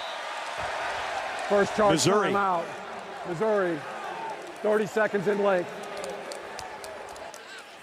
Aggies face a 3rd and goal from the 4-yard line. 12th man Aggie NIL is the new opportunity that will maximize third-party NIL opportunities for Texas A&M. While we have a 30-second timeout, we're going to keep it with this A&M drive because the Aggies have it goal to go here from inside the 5-yard line. You have not missed anything with Oregon and Iowa. Hawkeyes picked up a couple of first downs. They're going to be punting from near midfield. They're going to flip the field on Oregon. Score remains Oregon 2, Iowa nothing. Miami and Syracuse is still scoreless. They've started the 2nd quarter in that one, and there's no score between Vanderbilt and Auburn. So this 3:30 window lacking offense so far.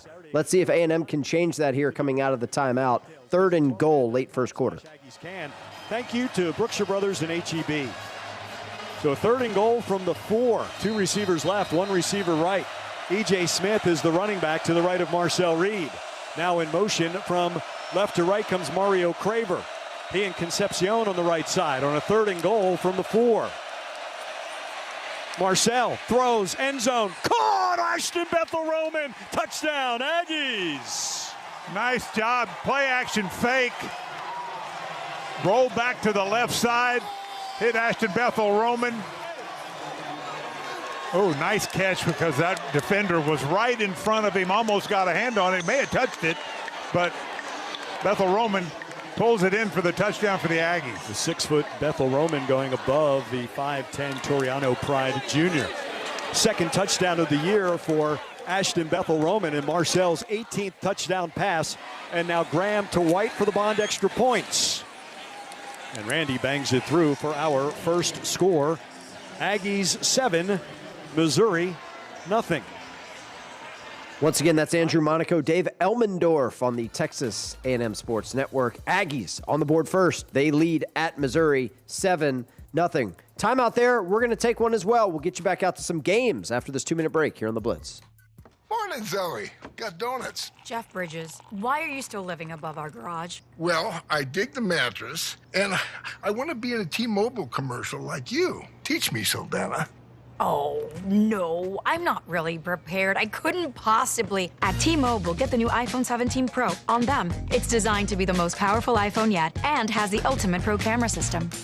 Wow, impressive. Let me try. T-Mobile is the best place to get iPhone 17 Pro because they've got the best network. Nice, Jeffrey. You heard them. T-Mobile is the best place to get the new iPhone 17 Pro on us with eligible trade-in in any condition. So, what are we having for lunch? Dude, my work here is done.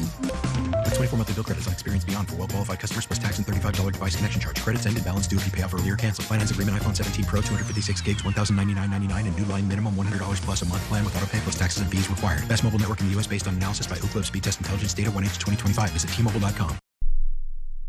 A smooth, close Barbasol shave in the morning lifts your confidence. That rich, creamy lather will catapult you to greatness. Nothing can stop you today. Well, except that traffic jam. Barbasol. It's a can of can-do. Snakes, zombies, public speaking. The list of fears is endless. But the real danger is in your hand when you're behind the wheel. Distracted driving is what's really scary and even deadly. Eyes forward. Don't drive distracted. Brought to you by NHTSA and the Ad Council. He's got the speed. He's got room. He's going to score. No one gets you closer to the game than Sirius XM College Sports Radio. For the win! Got it!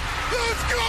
Tune in for news, talk, and analysis from the offseason through regular season and into the postseason. We've got your team covered anywhere you go. Deep to center field! Oh, it's gone! Get a free trial at SiriusXM.com/College Sports Radio 2025.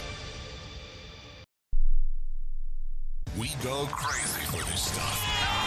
On the deflection! Touchdown! Back to the College Football Blitz. Oh, my God! All right, we're going back to Nashville. Auburn's first drive of the game is an impressive one. They have it inside the Vanderbilt red zone. We're scoreless for now. Tigers, though, threatening. Right, it is caught by the Tigers. It is a touchdown. It's Singleton makes the catch. In coverage was Marcel Heights. And Vanderbilt gives up the first score of the ball game, 6-0. Vanderbilt wanted early intensity. They wanted to throw the first punt. They are 0 for 2 here today. Yeah, what happened right there is Auburn lined up. They saw they had Singleton, one of their very best receivers, out man on man, just ran him without any safety coverage. So just ran a slant route. Singleton made the catch right at the goal line. Touchdown, Auburn. That was a 90-yard drive, guys. 13 plays. They converted a third down to 19. Went 5 minutes, 30 seconds off the clock. Here's McPherson for the extra points. And drills this one through. Yikes, that's a red flag for Vanderbilt. There's a ton of football to go, obviously. 5 minutes, 45 seconds to go in the first quarter, but pretty amazing that on Auburn's first possession without Hugh Freeze as their head coach, they did something they were unable to do against Kentucky last week, which was score a touchdown.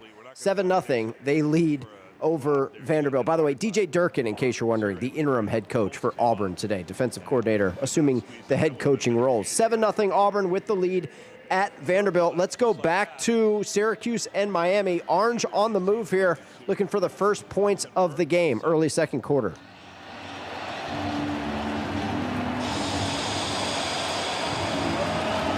Nixon remains in the game on third down as usual. Jalen Hornsby into the boundary to the left. 3 receivers that way as Collins takes a floating snap. Looks left, steps up in the pocket, has running room, has the 30 to the 35, has the 40 in the first down, and is dragged down with the first down, sliding shy of the 45-yard line. Good run by Ricky Collins to move the chains. Haven't seen a lot of that. Miami dialing up pressure. They get there with their front 5. They add it from the outside. You see Mohamed Toure coming off of the edge, and Ricky Collins doing a great job of slithering up there and making a gain of 11. Here's a throw to the sideline. Should have been intercepted. Incomplete. Hornsby was locked up one-on-one with Xavier Lucas. Lucas tried to disengage and catch the ball that was thrown up for grabs by Collins. He could not, so the Orange get a chance for 2nd and 10. No score in the game, still early second quarter, 12:07 to play opening half. Nothing but punts to this juncture. 3 for Miami and 2 for Syracuse.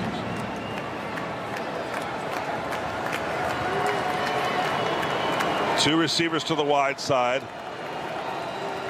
On this play, a throw to Villari cutting out from his tight end spot.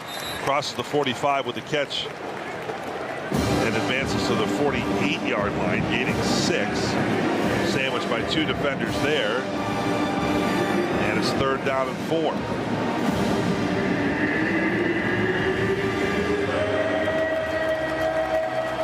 Hornsby to the left.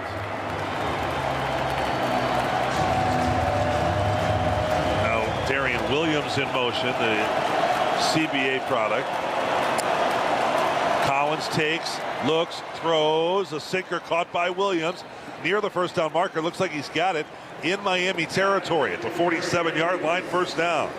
First time either team has crossed the 50 in the game. Well, Ricky Collins doing a good job of trying to step up. He's got a blitzer that Will Nixon picks up but falls right into his lap, and just enough in order to get that ball down the field to Williams. 3 receivers right. Gabe Daniels has seen quite a bit of run today, the freshman from Atlanta. Villari tightens up the formation. Miami shows blitz and brings it. Collins throws right against it to the far sideline. Incomplete. A lot of contact there. The target was Cook up the left sideline. Tamari Brown was right with him.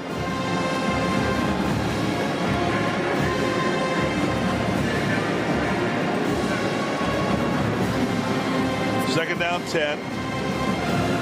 Both teams struggling to connect offensively in a 0-0 game. We're under 11 minutes to play in the first half.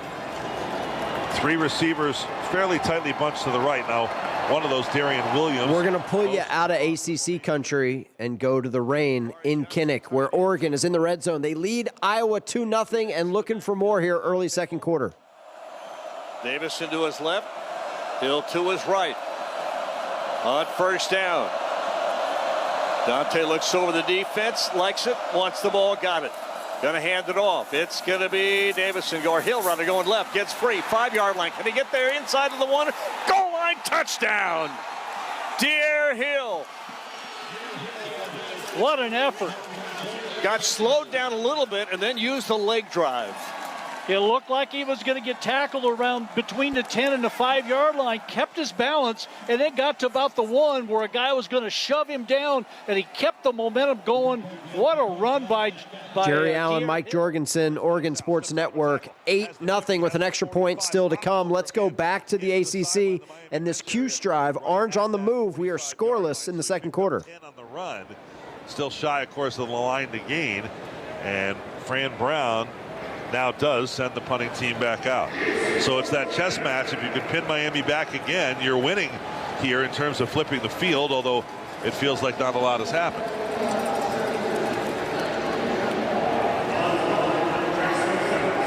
Jack Stonehouse out to punt. Malachi Tony, dangerous with the ball in his hands at the 5-yard line. Kick is in the air. Tony signals for a fair catch. The ball hits at the 3, and there was nobody there yet to get to it. It bounds into the end zone for a touchback. So, timeout on the field. We'll step aside here, and it's been a pillow fight so far. Syracuse and Miami.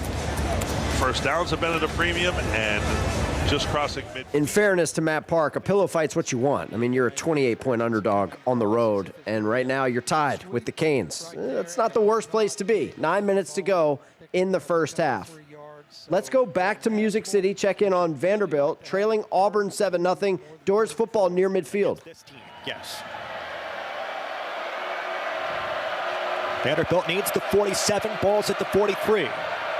Not a must-have third down, but you would sure like it after that Auburn offensive possession the last time out. There's the snap for Pavia, drops back, has a pocket, throws left. It's caught by Stowers at the 45-50. It's a first down here for Vanderbilt. Eli Stowers coming off the incredible performance versus Texas. He was stunning. 7 catches, 146, and 2 touchdowns. Has the grab to move the sticks, forced out of bounds by the safety. Yeah, because of the way that Auburn was lined up in their defensive backfield, Stowers just went out past the sticks, got there, got in the open territory, made the catch, and then made a pretty decent gain afterwards. Pavia's 3 for 3 so far today. And 50 yards. On first down and 10 from the plus 46 with the Doors. There's the snap. It's a turn give toward the left here for Cedi. Lowers the shoulder. Oh, just a truck stick for Cedric Alexander. Give him 10. He's a human wrecking ball. He has come so far since he first got here. He's so much stronger. Breaks through, cuts out to his left, and just runs over the defensive back for Auburn. Looks like that was pleasant. It sure was. A junior from West Monroe, Louisiana, just absolutely human bowling balled him for the first down. Ball's at the 36 here for Vanderbilt, driving right, trying to tie this game. In the shotgun here for Pavia, Cedric Alexander and A.J. Newberry. There's the snap. It's a handoff for Newberry toward the right. It's a stretch at the 30. Lowers the shoulder. Tripped up. He's stretching for a first down. He's going to get it. A.J. Newberry picks up 11, maybe 12. It's Fagans that makes the tackle. And we've got a player down for Auburn in the secondary. Timeout on the field for a player injury. Got Bloxton down on the 33-yard line. All right, so that's the defensive tackle as he tried to trail the play. Of course, A.J. Newberry had that incredible catch for 28 yards on the Plains a season ago. Vanderbilt's first ever win at Jordan-Hare that made them bowl eligible. A win versus Auburn here today could help keep Vanderbilt's college football playoff hopes alive. Timeout on the field. We'll step aside, come back in just a couple of seconds. We'll check on Blockton. Timeout on the field there. Let's keep it in the SEC and check in on Texas A&M and Mizzou. 7-0 Aggies, but they're facing a third down here. Zune over the ball. Shotgun formation. 3.5 yard. E.J. Smith falls ahead and gets it. Good second effort there. He got hit behind the line by Tristan Newsom. And yeah, and just bounced off of that and got forward for the first down with plenty to spare. First down, Aggie. He'll leave. Rubin comes on. Bussy, Craver, Concepcion, the receiver. Terry one-on-one on the right side. Concepcion in front of Craver, stacked on the left side. And now Mario goes in motion left to right. On a 1st and 10. Keeper, Marcel, across the middle. KC avoids a tackler. He's to the 40. Aggie sideline out of bounds at the 46-yard line. Pickup of 19. It's just a crossing route, but what is amazing is his quickness. As soon as he catches this, he avoids the tackler, who's right in perfect position, and got around him. His quickness is incredible. And he's got Mario Craver in front of him blocking for him. Yeah. And that may be the recipe today, the underneath pass, maybe try to get them in space, these athletes, and let them do the rest after the catch. Mario, KC, Ashton Bethel-Roman, catch it underneath. Take it from there. Yards after catch could be big today. 20-yard completion puts the Aggies on their own 47, and now Rubin dances outside. And not much there, and that is the defensive tackle, Chris McClellan, making the tackle. Transfer from Florida, second year here at Missouri. And again, this front four, as formidable as any front four the Aggies are going to face until maybe the last week. That Texas front four is good too. Pickup of 2 for Rubin, the 49-yard line. It's a 2nd and 8. 9:50 left second quarter, 7-0 A&M. Theo Mellon-Orstrom in motion, goes wide to the right. Marcel, time across the middle, batted down at the line of scrimmage, and a flag is thrown by the back judge. Let's see what this flag is. Holding, offense, number 54. 10-yard penalty, 7 down. I think he was holding the man who knocked it down, McClellan, who got his hands up. 23 sacks coming in for Missouri. 16 of them from that front four. So back to the 38-yard line for A&M. 2nd and 19. We're going to pull you out of Como and go back to Nashville. Vanderbilt knocking on the door here just outside the Auburn red zone, trailing 7-0. This is Kyle Olson here today. Talks to Diego Pavia for just a second. The injured player was number 47. He must remain out of the game for 1 play. I don't see him on the field. I don't know if he tried to sneak back onto the fields. I think Diego's the one that pointed it out, but no, he wasn't on the field. On 1st down and 10 from the +25 here for Vanderbilt. 2 receivers left, extra blocking. One of them is Stowers. Hip right is Newberry. On 1st down for Vanderbilt, the drop back. Pavia waits, he looks in the pocket, he throws short. It is caught by and then dropped by Eli Stowers. Good coverage that time. Knocked it away. That was Riddick, the linebacker. Yeah, Riddick did a really good job right there. Stayed with it, got his hand inside, and knocked it out. Eli never really got his hands on it. I wondered for a second if that was the same play that Newberry scored the touchdown on from a season ago. As Cedric Alexander is back in the game. 2nd down and 10 from the +25 for Vanderbilt. They trail 100 seconds to go first quarter. There's the snap. Pavia starts to run. He makes a man miss at the 25. At the 20, lowers the shoulder. He's hit hard and forced back. But a good pickup by Diego Pavia, elusive in the backfield. He's going to grab 8 yards as Melendez, linebacker, makes the tackle. And we were talking off the air. They ran 2 quarterback draws and set up Newberry on a nice run around the end. And that time they ran the quarterback draw. And because they'd run the play to Newberry around the end, Diego gets an 8-yard gain. He had to make 3 men miss in the backfields. Some early magic from number 2, Diego Pavia. 3rd down and 2 from the 17-yard line. Driving toward the right with Cedric Alexander. In the pistol, there's the option near sideline. They flip middle. It's Eli Stowers. It's a 1st down to the 10-yard line. That goes for 7 yards. The Utah pass is back. Tackle is made by Melendez. Yeah, exactly right there. Utah pass. You've got your linemen go up. They block their man. Stowers comes sneaking in behind the lineman, takes a short toss from Diego and picks up the 1st down. Final 25 seconds, goal to go here in this first quarter for Vanderbilt. Cedric Alexander, the running back. Left side of the line for Stowers. Vanderbilt tries to tie it, trailing 7-0. On 1st down here for Pavia. There's the snap. It's a turn, a give for Cedric Alexander. He bounces wide near sideline, hit at the 5. It's a 4, maybe 5-yard pickup for Cedric Alexander. 4 seconds to go here in the first quarter. Tackle is made by Atkins. He is outstanding. He is 4th in the SEC in tackles. The end of the first quarter. As we hear from Kyle Olson, Vanderbilt goal to go, 2nd down. We're bouncing out of the SEC, end of the first quarter. Iowa has a 4th and inches at midfield, trailing Oregon 9-0. What do you do here? Ball just beyond the 48. I think the side judge, Hayden Large, with the tush push. I think the side judge realized it was a bad spot on the down before, and he immediately ran. I mean, it was a dog pile. You couldn't tell if he had it or not.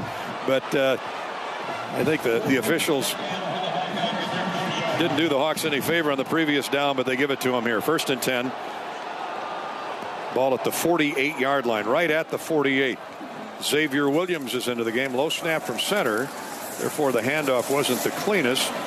And Williams busts over right guard for 2. Ball right at midfield, 2nd down 8. Bear Alexander, 302 pounds of him from Terrell, Texas. Alexander started out at Georgia, transferred to USC, and now he's at Oregon. Hey, money talks, baby. Yeah, that's true. It's weird nowadays, and it's a lot different. That's where we're at in college football. Like it or no. 7 minutes to go till halftime. Hawks trying to dent the scoreboard for the first down. First time. Here's a toss sweep to Weegan. Gets the corner turn. First down at the 42-yard line. Dayton Howard out there throwing a key block. And the Hawks appear to have a first down. Naeem offered. The cornerback got him out of bounds on the Oregon sideline. Yeah, now they move the chains. Just get the ball into Weegan's hands. With his speed, you know he's going to get more than you think he's going to get. You don't even need necessarily one block. We just need one block there, and that was by Jacob Gill. Tremendous blocker for a receiver. That guy gives great effort and is extremely selfless. Weegan gets 9. 1st and 10 at the Oregon 41. Nathan McNeil now, the true freshman, in there at running back. Here's Gronowski on a play fake handoff, has a man open, throws, caught 10-yard line at the 5, down to the 3. It'll be 1st and goal thanks to Jacob Gill, and a beautiful throw by Mark Gronowski. Ended up turning into a wheel route, and Gronowski really put it perfectly where nobody else could catch it. Great route, great concept too. Everybody's eyes were on Weegan, thinking Weegan had the ball. Amazing play call. 38 yards. What really froze the defense is he faked the handoff to Weegan, who was in motion, and allowed Gill to clear the cornerback. The cornerback got caught looking in the backfield, and by the time Betcher could catch up, the linebacker Gill was at the 5-yard line, down at the 3. Xavier Williams in the game. Here's Gronowski, throws, caught, touchdown! Touchdown Iowa! Touchdown DJ Vanami! Again, a play fake, a quick hitter. Hawks went with the quick snap. Vanami was out there with 2 blockers in front of him, including Dayton Howard, who was critical in this drive with his blocking. Just a quick little throw to the flat. Vanami has been so good for us all year. He came in with some injuries, and he's been a tremendous blocker. Hasn't had a lot of opportunities in the pass game. What a great time for him to step up. Vanana, hey, yes. Goodbye. Breda, Iowa. Carroll Kemper stand up and take a bow. It's 9-6. And the Hawks try to close. Sometimes you just got to tip your cap to your producer. It's so hard to catch an Iowa touchdown live. Great job, Tim Bickford, producing. Excellent. 9-7, our new score in the rain at Kinnick. Ducks lead has been trimmed to 2. Let's go back to Nashville. Start of the second quarter. Doors knocking on the door here in the red zone, trailing 7-0. Man's in motion. That's Trey Richardson. There's the snap. It's Pavia. Tries to spin away from trouble. He's going to break near sideline at the 10. Tries to turn the corner. He's dragged down at the 6-yard line. That was a mess in the backfield for Diego Pavia. And just had to race away from pressure. Dallas Walker, the 4th. Yeah, right there, Diego spun and tried to get outside. That's the problem with trying to get outside against some of these SEC defenses, that they've got such incredible team speed that when you try to break it outside, you're going to get run down. Big 3rd down here for Vanderbilt. 3rd down, goal to go from the 6. Running back Cedric Alexander. Left side of the line is Stowers. 2 receivers toward the rights. That's Junior Sherrill and Richardson's in motion back toward the right. There's the snap. It's a play fake. Papia's got nowhere to go. He runs through the middle, and he is stopped. It's 4th down and 5. Jamison Travis makes the tackle. Vanderbilt cannot convert. And here comes Brock Taylor. That was a busted play. It looked like in some capacity, I don't know if that was trying to go to Trey Richardson on the outside or what, but Pavia did not like what he saw. Here's Brock Taylor, 8 for 9 this season. Safe to say it wasn't how it was drawn up. Yes, sir. Looks like a 28-yard field goal kicking left near hash. There's the snap. It's a little bit high. Brock Taylor lets it fly. It is good. And Vanderbilt is on the board 7-3.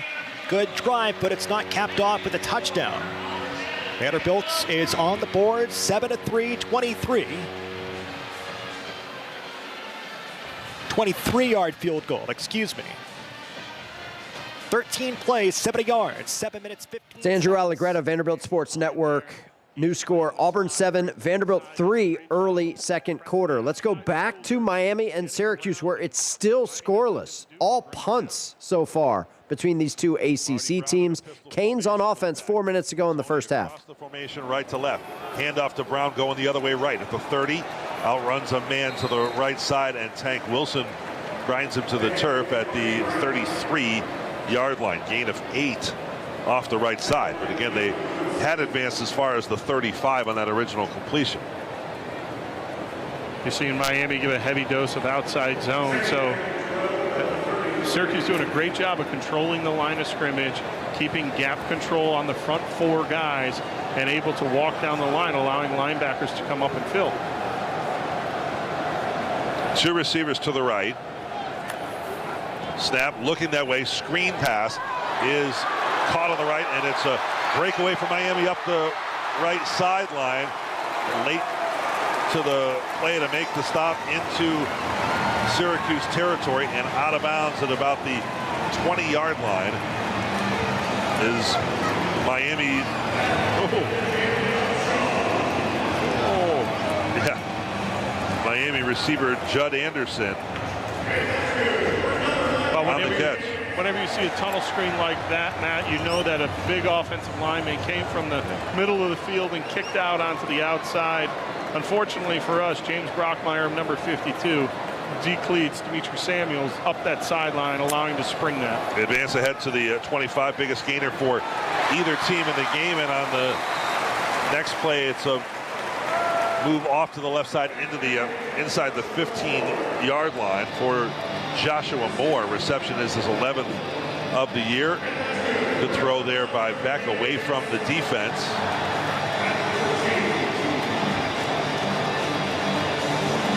And Moore brought down at the 14-yard line, gain of 11 on that play. So first down. Trader out to the wide side right. Tony tight left as Beck takes. He fakes, now gives to Tony on an end around, throwing it back to the near side for Beck, and he runs back at the 15, 10, 5, into the end zone. Carson Beck, the quarterback, on a screen pass, thrown back to him by the freshman wide receiver Malachi Tony, and Miami is first in the end zone. 6-0 Hurricanes. Well, when you see the speedster Malachi Tony start to sprint out to the right side when he's got a wall secured, you know, Syracuse is going to go and chase this time. They have a convoy of offensive linemen from Miami in front of Carson Beck, and he can barely, he can just stroll right into the end zone after that. Carson Beck has thrown for 14 touchdowns and had run. It's Matt Park, Adam Terry on the Syracuse Sports Network. So with 2:13 to go in the first half, we have our first points of the game. It comes courtesy of Carson Beck rushing for a touchdown. 6-0, Canes on top of the Orange with an extra point try still to come. We're just getting started in Camp Randall, where Washington is on the road at Wisconsin. We'll get you an update on that one after this 2-minute break here on The Blitz. Your morning shave with Barbasol is a time for self-reflection. Look in that mirror and ask yourself, can I make a real difference in this world? Of course you can. Just not today. There's football on. Barbasol. It's a can of can-do. If you can plan barbecues and weddings, you can plan to protect yourself from a natural disaster. Sign up for local alerts, prepare an emergency kit, and make a family communications plan. Get started at ready.gov/plan. Brought to you by FEMA and the Ad Council. Which schools will take home the prestigious Learfield Directors Cup for the top college athletic programs for the 2025-26 college athletic season? Check out the criteria and follow the year-long standings of your favorite team at L Directors Cup on the X platform or online at thedirectorscup.com. Trophies will be awarded in June 2026 to the winning institutions in all college sports divisions. The Learfield Directors Cup, powered by NACDA, the crowning achievement in college athletics. Hey y'all, this is Michael Felder, co-host of College Sports Now. We're breaking down all the action from around the country every week during the football season. We'll look beyond the box score and keep our finger on the pulse of college football from September all the way through the national championship game in January. Listen all season long on Apple Podcasts, Spotify, or wherever you love to get your favorite podcast. And be sure to follow along on Twitter at CSNowTweets.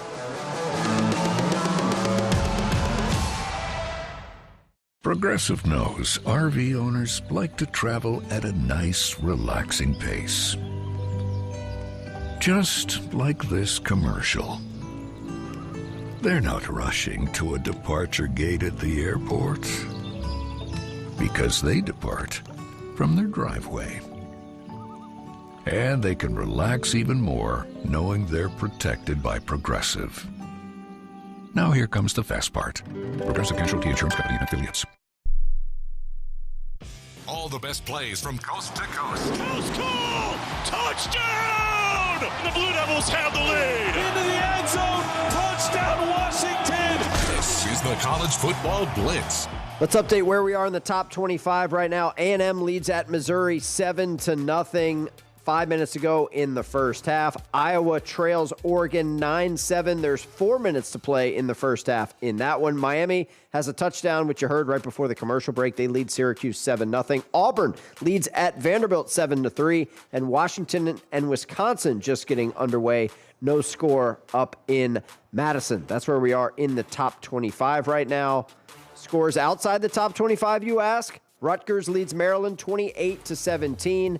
You got East Carolina putting it on Charlotte 35-14. UConn leads Duke 17-14. Duke has a huge game against Virginia on deck next week in Durham. That'll go a long way as far as the ACC race is concerned. Kansas leads Arizona 17-7. Let's go back to the Music City. Check in on Auburn's drive against Vanderbilt. 7-3, Tigers with the lead. Some kind of twist here that you can put up against them and make Daniel start thinking a whole lot more. Here's the extra point by McPherson. This is up, and it is good. I think we both came into today, Norm, concerns. We thought Auburn is very good. I don't know if I was this concerned. 10:44 to go here in this second quarter. Ashton Daniels with a rushing touchdown and a throwing touchdown in this game. He's playing very well. 8 of 9 for 120 yards through the air. Auburn leads at Vanderbilt 14-3. Under interim head coach DJ Durkin. Let's go to the Big 12. Check in on Iowa State and TCU. 6-3, Clones with the lead. 3 minutes to go until halftime. Been able to push the pile, create some seams, and Iowa State's got two really good running backs in Carson Hansen, the fourth leading rusher in the Big 12, along with Abu Sama, as they're still working on Gabe Burkle. It's right by the Iowa State sideline.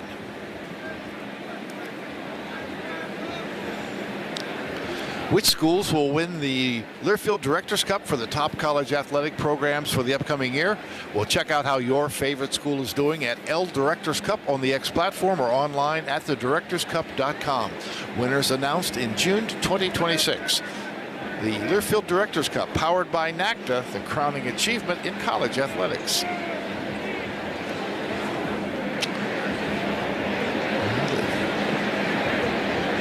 Tending to Gabe Burkle continues.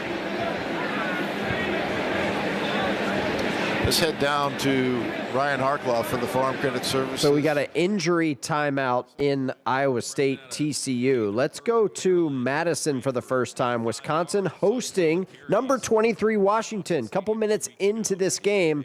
Looks like Badgers going to be on offense at this point in the game. Washington just turned it over on down. So Wisconsin on offense. We are scoreless just a couple minutes in. No, O'Neill's going to keep it, and he's going to scramble for a first down across the 50-yard line to the 49 of Washington. Devin Bryant, inside linebacker, was able to trip him up at a gain of 9. He'll move the chains for the Badgers. Yeah, Zach Durfee completely fooled. He goes down the line of scrimmage and tackles from behind. It just has to watch that football and hold his edge, and there it is. It's a smart pull by Danny O'Neill, and we expect to see this youngster. Hey, he's only 6 foot, but he is an athletic.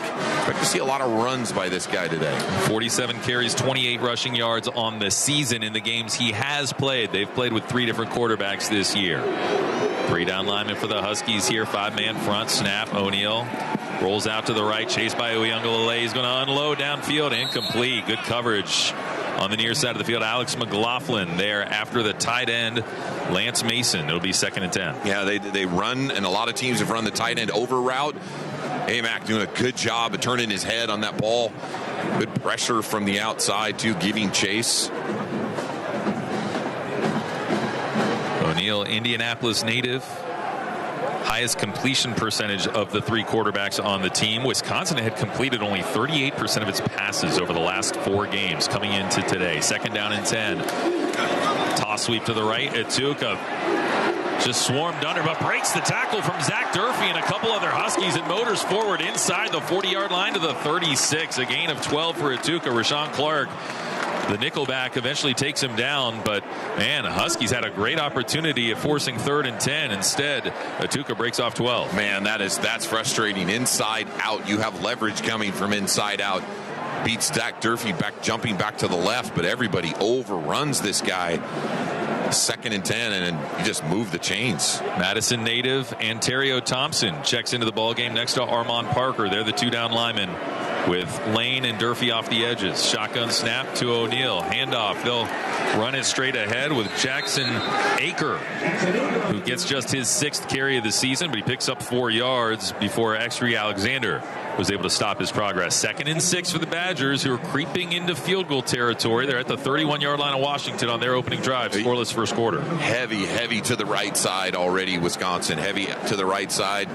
Love it inside out. They are going to play this style of very convenient. It's not going to be very complicated. Like to load the box to the right, overload their formations right side. Trip set to the right. They're on the right hash mark right now. And they'll bring Atuka in motion. Fumbled snap by O'Neal. Recovers, picks it up, hemmed in, and down he goes. It's Madison native Ontario Thompson there to swarm after the quarterback. That was all messed up after O'Neal fumbled the snap. Yeah, the panic sets in a little bit, and then he steps up, go over the top, getting this dog's in that 3rd and long situation, exactly where you want to be. But those little mistakes, if your quarterback hasn't got a ton of reps, and that happens, you start to panic a little bit, steps up in the pocket. That's what we needed. Yeah, that step up made it only a loss of 1, creating 3rd down and 7 for the Badgers. They've got it at the 32-yard line. O'Neal takes a snap, rolling out to the left, tries to check it down, incomplete. Big hit from Zadrius Rainey Saleh, and now a late flag flies from way behind the play. Saleh hit the quarterback to force an incompletion, and I have no idea what this flag is for, because it comes from the far side of the field. While they figure out the flag situation, let's check in on A&M and Missouri. Still 7-0 Aggies, 3 minutes to play in the first half. He just couldn't find anybody to throw it to. In fact, you look at it on the big screen, I can see what he's looking at. He's on that left side, and there's nobody on that side of the field. That is the first time Marcel Reed has been sacked on the road by Mike Hill. Wow. Just the 8th sack surrendered. And I got to put that one on Marcel.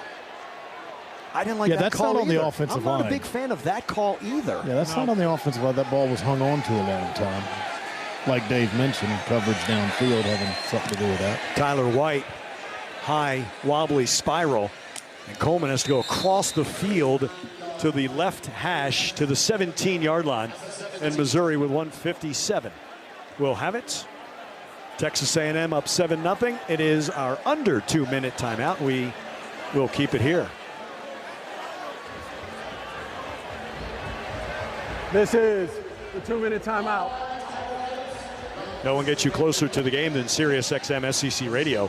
Tune in for news, talk, and analysis from the offseason through the. So 2-minute timeout there. A&M leads Missouri 7-0. The Tigers have the ball back. Wisconsin just missed a field goal attempt, so the score remains 0-0 between the Huskies and the Badgers. Let's go back to Kinnick for the final couple minutes of the first half. Iowa trails Oregon 9-7.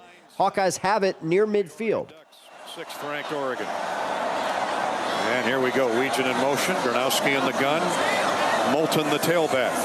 Bonami, who caught the touchdown passes in the slot. And Gronowski is drilled on a big sack on a blitz by linebacker Bryce Betcher. Nothing Mark could do there but eat the football. Yeah, we were setting up a screen to Caden Weegan. And obviously they sent pressure. We were able to get through there. Nobody laid a glove on Betcher. He came free. Right between Bo Stevens and Logan Jones, who were running downfield to set up that screen. And the Hawks are forced to punt after a loss of about 8. And the quarterback sack back to the 38-yard line. Timeout is called by Oregon, their first. And 2 remaining for the Ducks. Let's pause 10 seconds for station identification from Kinnick Stadium. You're listening to. We'll bring it here inside the Blitz Studios because we don't take station IDs. But we do have an update between Syracuse and Miami. Let's hear it. 3 receivers right, 1 into the short side left. Collins calls for the ball. First play out of the timeout. Sidearm delivery intercepted. Could be big trouble. Scott on the return. Scott to the 20, angles left 15 to the 10 to the 5 and into the end zone. Keontae Scott leads them in a lot of categories. He's gotten them on the scoreboard. Ricky Collins with his 9th interception thrown, and it was right to him. Matt Park, Syracuse Sports Network on the call. Miami with the pick 6 to double the lead on Syracuse. 14-0. Canes with the lead on the Orange. Final minute of the first half. Let's go back to Kinnick. Iowa has punted back to Oregon. What do the Ducks do? Coming out of the 2-minute drill, or trying to run a 2-minute drill as I try to talk. 9-7, Ducks with the lead and the football. Ducks will have time. 1:43 remaining and 2 timeouts. And Iowa has 3 timeouts. So they may try to get the ball back as well if Oregon doesn't do anything with it. So do the Ducks try to take it downfield, through the air, or the run? Whittington gets the ball up the middle. Nice big hole. There he goes across the 30. First down run, a pickup of 12. Give him 11 yards on the carry. And the second level has to make the stop. It's Cale Kolarek who makes the tackle for Iowa. Shotgun snap again. Give it to him again. Up the middle. There he goes across the 40. Inside of the 50. 43-yard line of the 42 and down. Whittington just unloading down the field in a hurry. And Iowa's got a man down back at the 43-yard line. For an injured player. He's going to get up and come off the field. They don't want to have to burn a timeout, so he's up. He is hurting, too. This was not a ploy to try to slow down Oregon. Wampa, their safety number 1.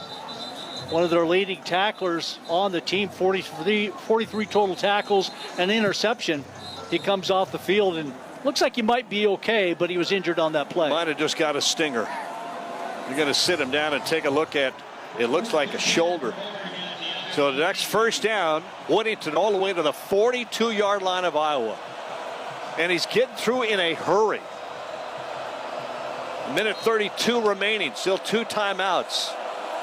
Way out to the right-hand side. Goes just as slow.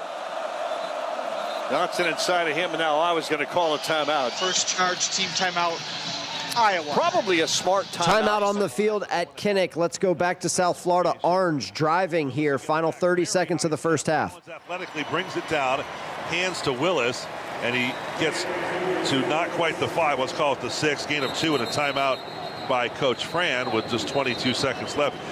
I'm telling you, Collins is an easy target because things haven't gone well. There's a lot of piling on. This guy's an athlete. I mean, the play right there is a play that could have been disastrous if he didn't field that high snap. Well, I think we should call it as it is, right? Like when you get a high school kid in and it's 4 stars and 5 stars and 3 stars, we understand that he has the potential, right? And I think some of the coaching changes now allow for, okay, he's got a little bit of potential. Maybe the right voices aren't, talking to him or getting the most out of him that he can possibly give.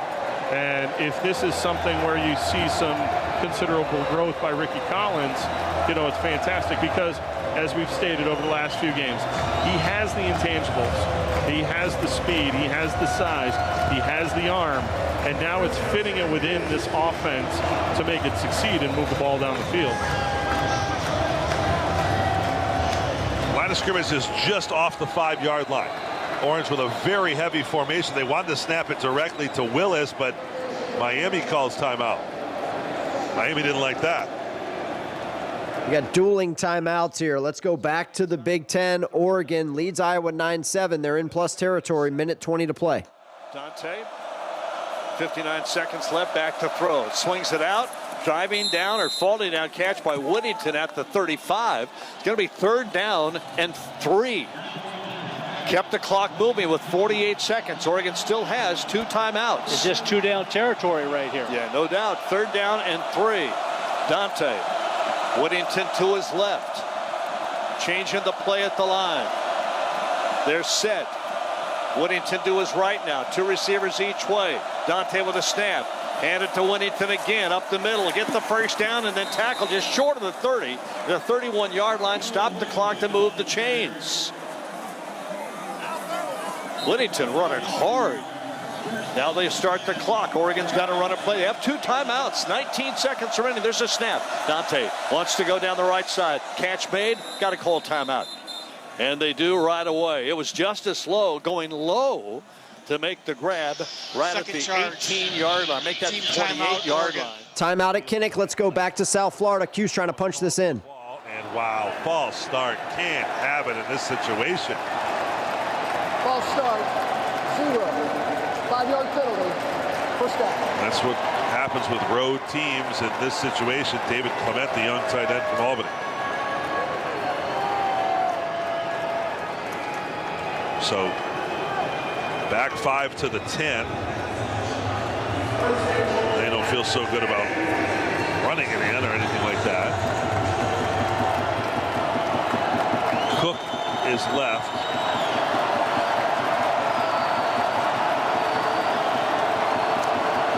There's a snap. And they give into the right side boundary. Nothing happening there. The Orange lose yardage. And they're going to have to call timeout. Miami thinks the ball has come out. Clock is running at 10 seconds remaining in the timeout on the field in the ACC. Let's go back to the Big Ten. Oregon trying to get some points before halftime, leading Iowa 9-7. It was going to be McClellan. Second charged. Team timeout. Iowa. And Cooper Perry out to the right. 30-second timeout. All 3 other receivers were coming left. Empty backfield. And Iowa said, oh, wait a minute. We're not set for this. Yeah. Smart timeout by them. Well, this is, again, one of those type of situations. Oregon had this in the first quarter when they drove all the way down into Iowa territory, about this same field position, and really tried to get a little bit greedy, maybe you want to call it that. Ended up with an interception for Iowa. He came away with no points. So here's another one of those situations where if it's not there, you don't need to force it in.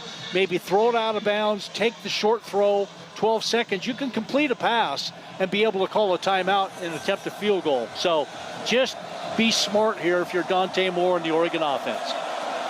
So McClellan, who was out to the right, let's see if he heads back out there.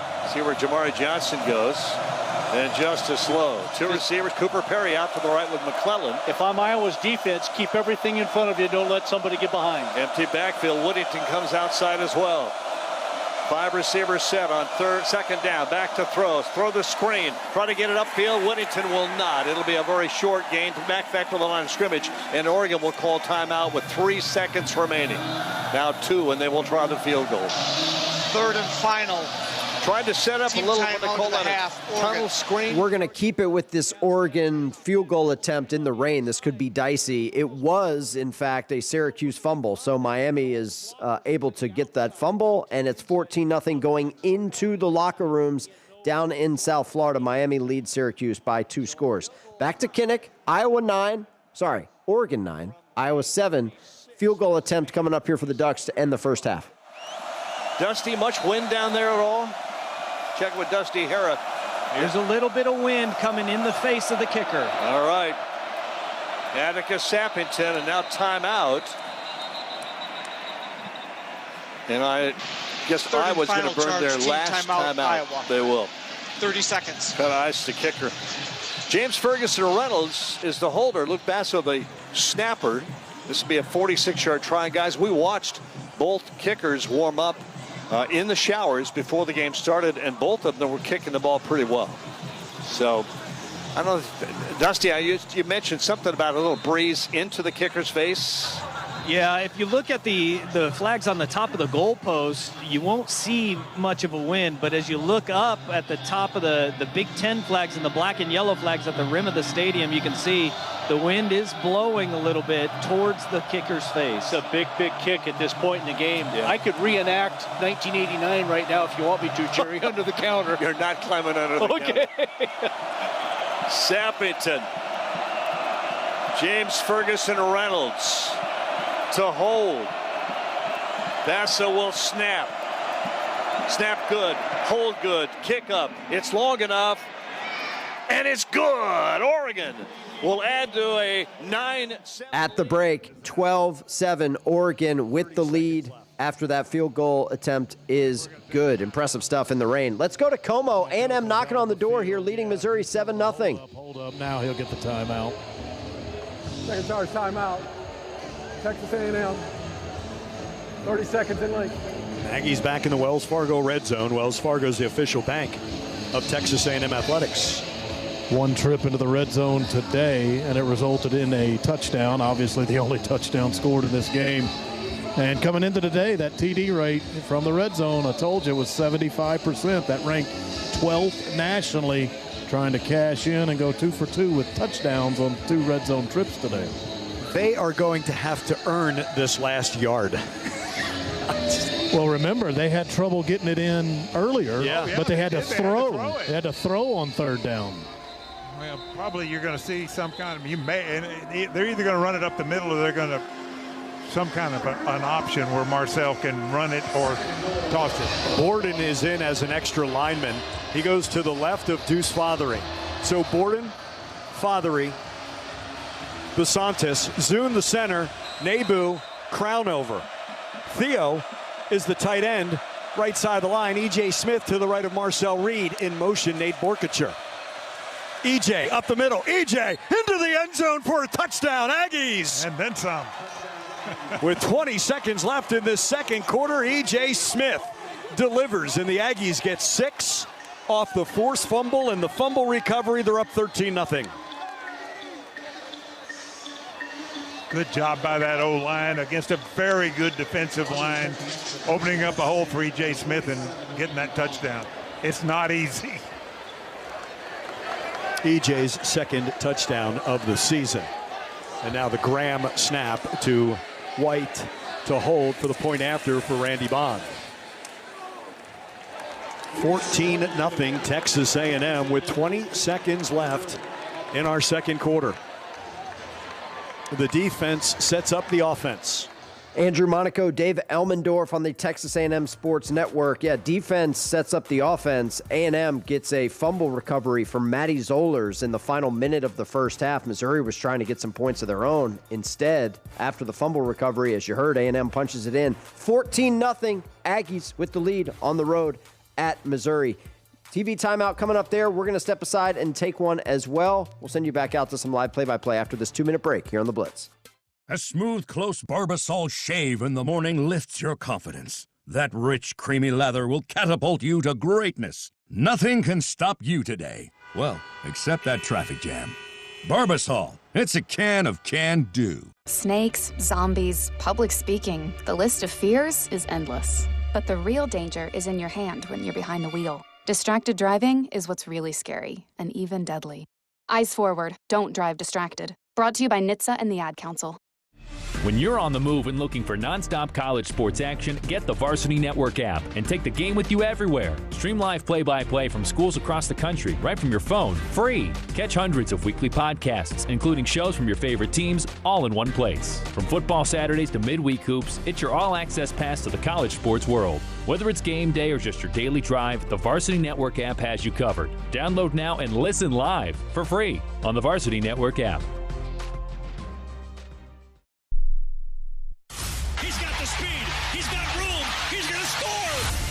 No one gets you closer to the game than Sirius XM College Sports Radio. For the win! Got it! Let's go!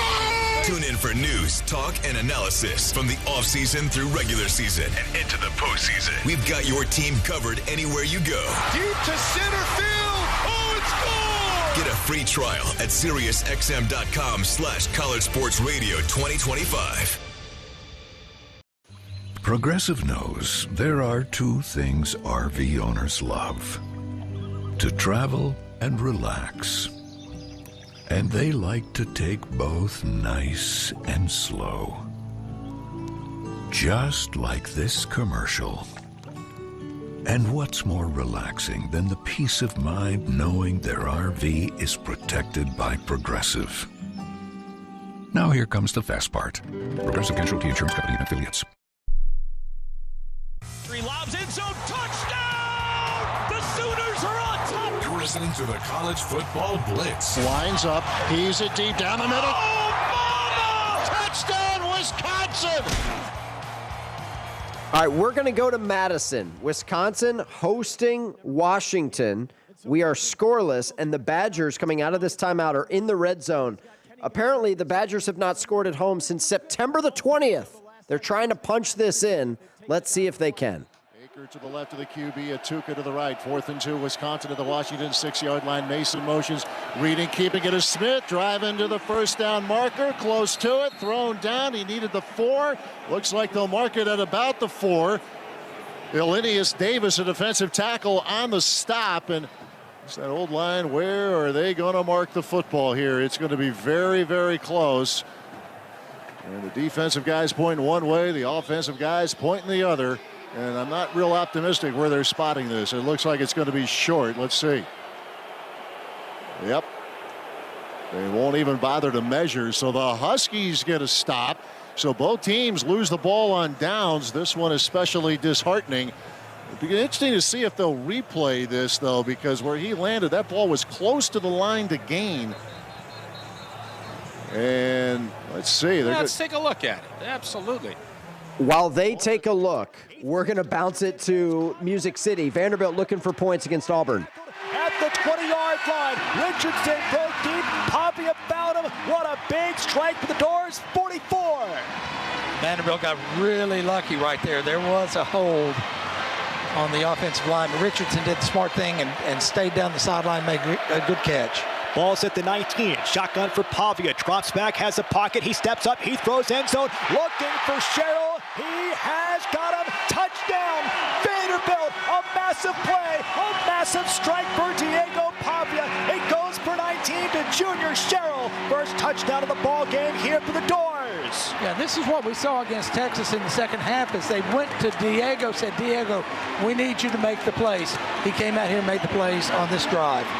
Huge touchdown pass to Junior Sherrill. The Nashville kid gets his 12th career touchdown reception. Right through the teeth of that Auburn defense down the middle.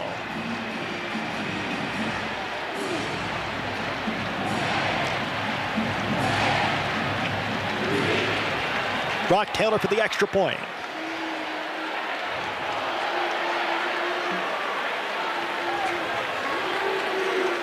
There's the snap, the hold, the kick for Brock Taylor. It is good. Well, that was quick.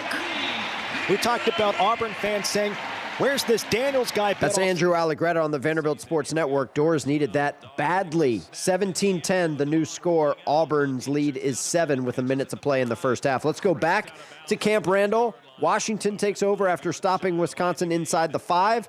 We're scoreless here. No points for Washington here in Madison. Man, it all starts on first down, but that time you could have gone deep on the deep throw to Raiden Weinsbright on the over the top, but sure, just dump it down to Jonah Coleman. A little more breathing room to bring in your punt team, but this defense, I mean, it's not like they're bad on defense. They are fired up. They're doing everything right. Luke Dunn on to punt it away. He will quickly charge straight ahead and kick a line drive. It's taken in at the 47-yard line by Henry, and he brings it across midfield inside the 45 to the 43-yard line, a return of 10 yards on the kick. And so Wisconsin's got unbelievable field position. They've got it at the Washington 43-yard line. They are winning the field position battle in this game.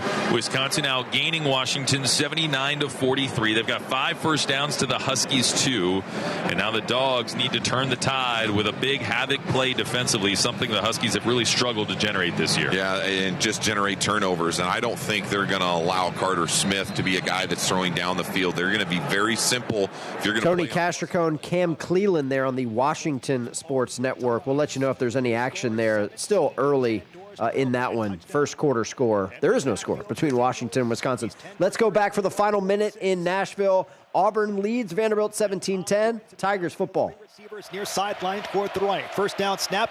It's the quarterback play action. It's drop back one-on-one for Singleton. Goes up. He's matched up with Fontenette. It's incomplete at the 40-yard line. That was close for Fontenette. Never turned the head around, but did not make contact. Made no contact, exactly. He was in good shape right there. As a defensive back, you've got to, when he makes a reaction to the ball, you've got to get your head around, because frankly, he could have made a play on that to intercept it. Second down and 10. Ball's at the -25. Daniels to the shotgun, takes the snap, hands it off for Cobb. He's got space. Vanderbilt has to tackle at the 35, and Cobb is down past the 40 at the 43. First down pickup. Tackle is made by Jordan and Matthews. 1:01 to go. Plenty of time offensively for Auburn. There's the snap for Daniels, has a pocket, steps up, throws short. It's caught by Cobb. There's Longwell, makes the tackle that is short of the first down sticks. Clock is tumbling at 47 seconds. They don't use a timeout just yet. Ball's at the 49. 2nd and 4, and Vanderbilt has down. Now we've got to be very, very careful here, because one of those new rules, and I certainly am not trying to imply anything here for Capers, as the Auburn staff was over there for him. I'm not implying anything. But do remember, if a player is deemed to have gone down, nope. Oh boy, that is absolutely. Due to a defensive player injury after the ball has been spotted, Vanderbilt will be charged their first time out of the half. Yeah. Okay, I'll finish my thought, which is, again, if a player is deemed to have gone down or feigned an injury after the ball has been stopped, there can be a penalty called against the defense, but that was not that. That was Capers going headfirst into the pile and then getting woozy. Oh, that is so scary to see, especially for a player that dealt with the problem versus Kentucky a season ago.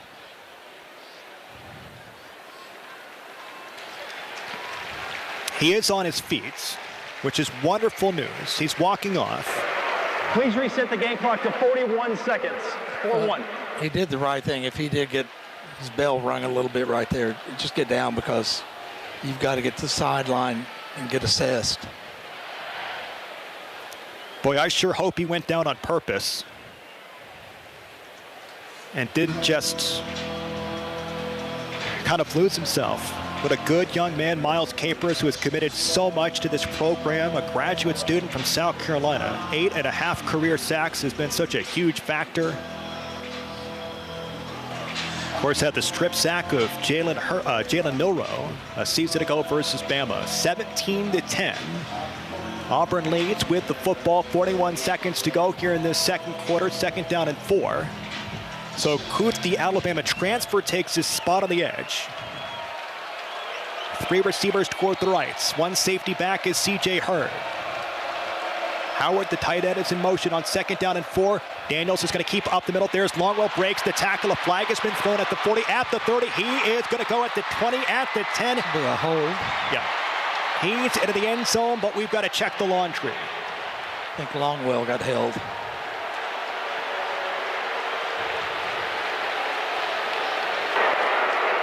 Holding. Offense. Number 15. 10-yard penalty. Still 2nd down. That's the Maryland transfer, Preston Howard, the tight ends. Massive hold. That's the 2nd holding called on the offensive line or tight ends for Auburn today. Oh, yeah, he got wrapped. Yeah, wrapped up Nick Rinaldi on that play. Longwell tried to go too high versus Daniels, and that's a losing proposition at 6'2", 220.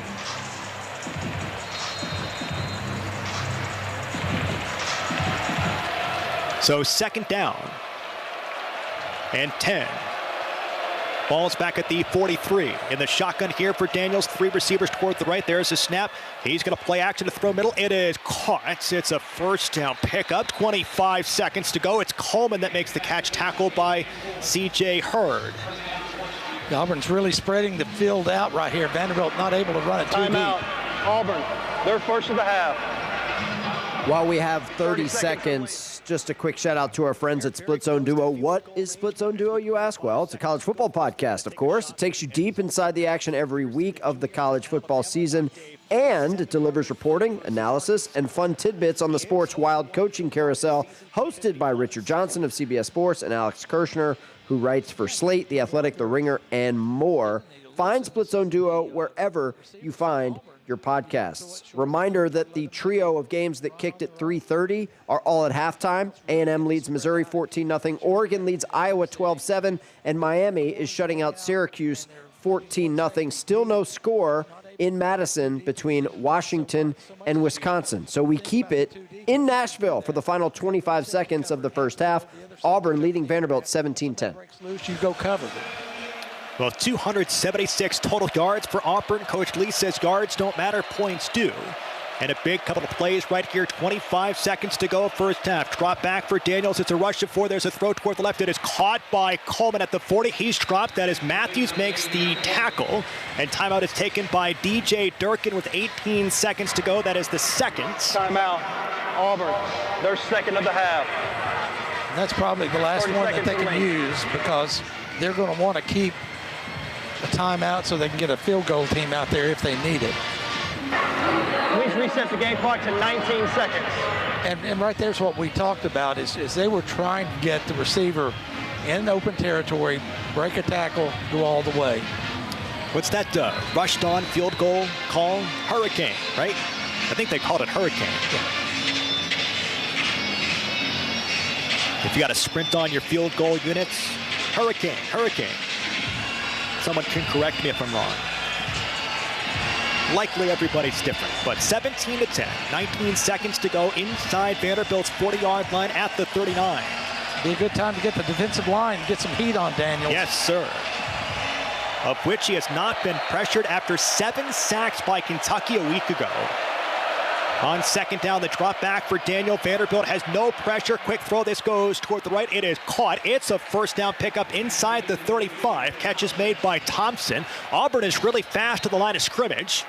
They take it. They spike it with 10 seconds to go. Tackle on that previous play was made by Colby Taylor. That's good to see. Back in the game. Again, they want to save that last time out. You have one play to the end zone or 2? 10 seconds. You've got one for sure if you want to save the field goal. Let's see if it's a catch and run type play. From the 32 for Auburn, driving right. There's the snap. It's a handoff middle here for Cobb. He lowers the shoulder. He's hit at the 29. And they'll let the clock go down to 3 seconds for the final snap. Zay Wood makes the tackle. Timeout, Auburn. Their final of the half. 30 seconds in lane. Let's see if Vanderbilt can be gifted a field goal miss. There's a timeout on the field. While we have a moment, want to let you know that Wisconsin has kicked a field goal. They lead Washington 3-0. That is significant. We fact-checked this. Those are, in fact, Wisconsin's first points at home since September the 20th, which is absolutely incredible. Wisconsin does have the 135th ranked offense in FBS. There's only 136 teams. So, again, significant news. Badgers on the board. They lead Washington 3-0. Let's see if Auburn can kick a field goal here. Final 3 seconds of the first half. A 47-yard field goal for McPherson. Kicking toward the south end zone. Very still early evening here from Nashville. What intensity here in the first half. There's the snap, the hold, the kick is on its way here for McPherson. This one is leaking, but it is good. And Auburn goes to the half up by 2 scores. 20-10, the Tigers led by DJ Durkin, the interim head coach, making a statement here in Nashville. We'll step aside, come back in just a couple of seconds. Jonah Weintraub back inside our network. That's going to do it for the first half. In the Music City, Auburn doubling up Vanderbilt. Impressive offensive first 30 minutes for Auburn, who once again fired their head coach Hugh Freeze earlier this week. 20-10, they lead on the road at Vanderbilt. Halftime there, we'll step aside. Back to live play-by-play in 2 minutes here on The Blitz. Morning. Morning, Zoe. Got donuts. Jeff Bridges, why are you still living above our garage? Well, I dig the mattress, and I want to be in a T-Mobile commercial like you. Teach me, Saldana. Oh, no, I'm not really prepared. I couldn't possibly. At T-Mobile, get the new iPhone 17 Pro on them. It's designed to be the most powerful iPhone yet and has the ultimate pro camera system. Wow, impressive. Let me try. T-Mobile is the best place to get iPhone 17 Pro because they've got the best network. Nice, Jeffrey. You heard them. T-Mobile is the best place to get the new iPhone 17 Pro on us with eligible trade-in in any condition. So, what are we having for lunch? Dude, my work here is done. With 24 monthly bill credits on experience beyond for well-qualified customers plus tax and $35 device connection charge. Credits ended. Balance due if you pay off earlier. Cancel. Finance agreement iPhone 17 Pro 256 gigs, $1,099.99 and new line minimum $100 plus a month plan with auto pay plus taxes and fees required. Best mobile network in the U.S. based on analysis by Ookla Speed Test Intelligence data 1H2025. Visit T-Mobile.com. He's got the speed. He's got room. He's going to score. No one gets you closer to the game than Sirius XM College Sports Radio. For the win! Got it! Let's go! Tune in for news, talk, and analysis from the offseason through regular season and into the postseason. We've got your team covered anywhere you go. Deep to center field. Oh, it's gone! Get a free trial at SiriusXM.com/College Sports Radio 2025. What's up, fans? This is Roddy Jones, co-host of College Sports Now. We're breaking down all the action from around the country weekly during the football season. We'll look beyond the box score and keep our finger on the pulse of college football from September all the way to the national championship game in January, from the East Coast to the West Coast. Listen all season long on Apple Podcasts, Spotify, or wherever you love to get your podcast. And while you're at it, be sure to give us a follow along on Twitter at CSNowTweets. Bringing you the most memorable moments from the biggest games. There's a man. Touchdown! Touchdown! Kansas State and the Wildcats have tied the game. 10-5 touchdown! Davis-Wade Stadium explodes! You're listening to the College Football Blitz. Third quarter underway in South Florida. Syracuse trails Miami 14-0, but the Orange have good field position here in plus territory to start the second half. Forward progress stop, key to 2. A little rhythm there, huh? Yeah, no, it's great. A little tempo as well, right? They're trying to keep them off balance. They run power back the opposite way. You know, for Syracuse right now, they're pulling their guards, trying to create some seams. When the first half, they went primarily zone scheme. Now Tyreek Hill is in at running back. Two receivers right. One of those was Dan Villari. He motions across. Collins takes a step, fade the throw, pulls it down to run, and is smushed on the numbers at the 20 off the right side. Tackled after a pickup of just a couple, maybe one. Yeah, looks like they mark him down at the 21-yard line.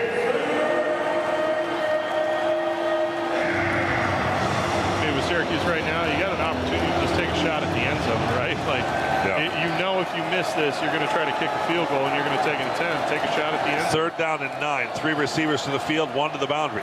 Collins takes, throws. Gill on an outcut to the right side, just a button hook. Comes back in, is pulled out of bounds on the far side by Damari Brown. So unless right Syracuse, at the short of the line to gain at about the 15. And then a hitch on that outside is Offense short. stays on the field though. Yeah, but we were short. Yeah, right. Like, you know, like didn't get to the sticks in the first place. Of the game, get ahead of it. But if you know you going for it on fourth down, fantastic. But you're going for the kick, so you got to be able to make sure that you get that yardage up the field. 14-0 Miami, and the Orange have the offense on the field. Play clock's at 7. At 6, now they are going for the kick here. At 3, they're going to take a timeout. 1, and my goodness. So the indecision there cost them a timeout. Well, 5-yard penalty. yeah, taking the delay game may as well. No, not burning the timeout. If you're going to kick the field goal anyway, 5 yards won't make a difference. We're going to let you know about the Syracuse field goal try coming up, but we're going back to live action at Kinnick. Start of the third quarter. Oregon 12, Iowa 7. Ducks on offense. 2 yards, a pickup of 4, give them 6 on the pickup. It's third down and 6. 3rd and 6, empty backfield. 3 receivers out to the right, 2 to the left. On 3rd and 6. Blitz coming, no. 4-man rush. Dante with time. Throws. It's knocked down at the line of scrimmage. Big paw reached up, slapped it out. That's Max Llewellyn, who is the left defensive rush end. And I'm not sure McClellan was deep enough if that ball gets to him anyway. You got to run a deeper pattern on 6 yards to go. He was under a 4-yard crossing pattern, and so if he catches that ball, he's still probably short. Big, dangerous punt coming up. James Ferguson Reynolds. Weegan waits at his own 29. No rush to speak up. Punt not real deep. Fair catch called for and taken at the 32-yard line. So a rare fair catch called by Caden Weegan, and Iowa will have... Update, Syracuse field goal good. They're on the board, 14-3. Miami with the lead early 3rd quarter. We're going to Madison. Washington in the red zone, trailing the Badgers 3-0. Still get a first down at the 9-yard line. Des Roebuck back into the ball game in a bunch set with Raiden Weinsbright. Roebuck motions from left to right. Chris Lawson is in. Huskies with 3 true freshman running backs, and now a late flag flies as they blow the play dead. He's going to get offset anyway, right? And Mason Reiger pushed down DeMond Williams. Now, I can't tell if the flag that flies is the one that was just going to blow the play dead. Offense number 86. 5-yard penalty. It's 2nd down. That's Decker DeGraff, who jumped early, and that's what the flag was for, not for DeMond Williams being pushed over. Right, and immediately when you saw it, I'm like, oh, there could have been a personal foul, but there was not. Again, these mental errors, Tony, discipline and mental errors. Those things are so critical, not just in the red zone, but they're in every situation when you get in these games. You cannot continue to have mental errors like that put you behind sticks. So now from the 24-yard line, the Husky offense faces 2nd down and 15, trailing 3-0. Get a timeout by Jed. Yep. And the Huskies will huddle up and discuss after their 2nd penalty of the day. 9:49 to go here in the 2nd quarter. Today's game brought to you by SiriusXM. You can listen to all things college sports, including live games and talk on SiriusXM College Sports Radio, channel 84, and streaming on the SiriusXM app.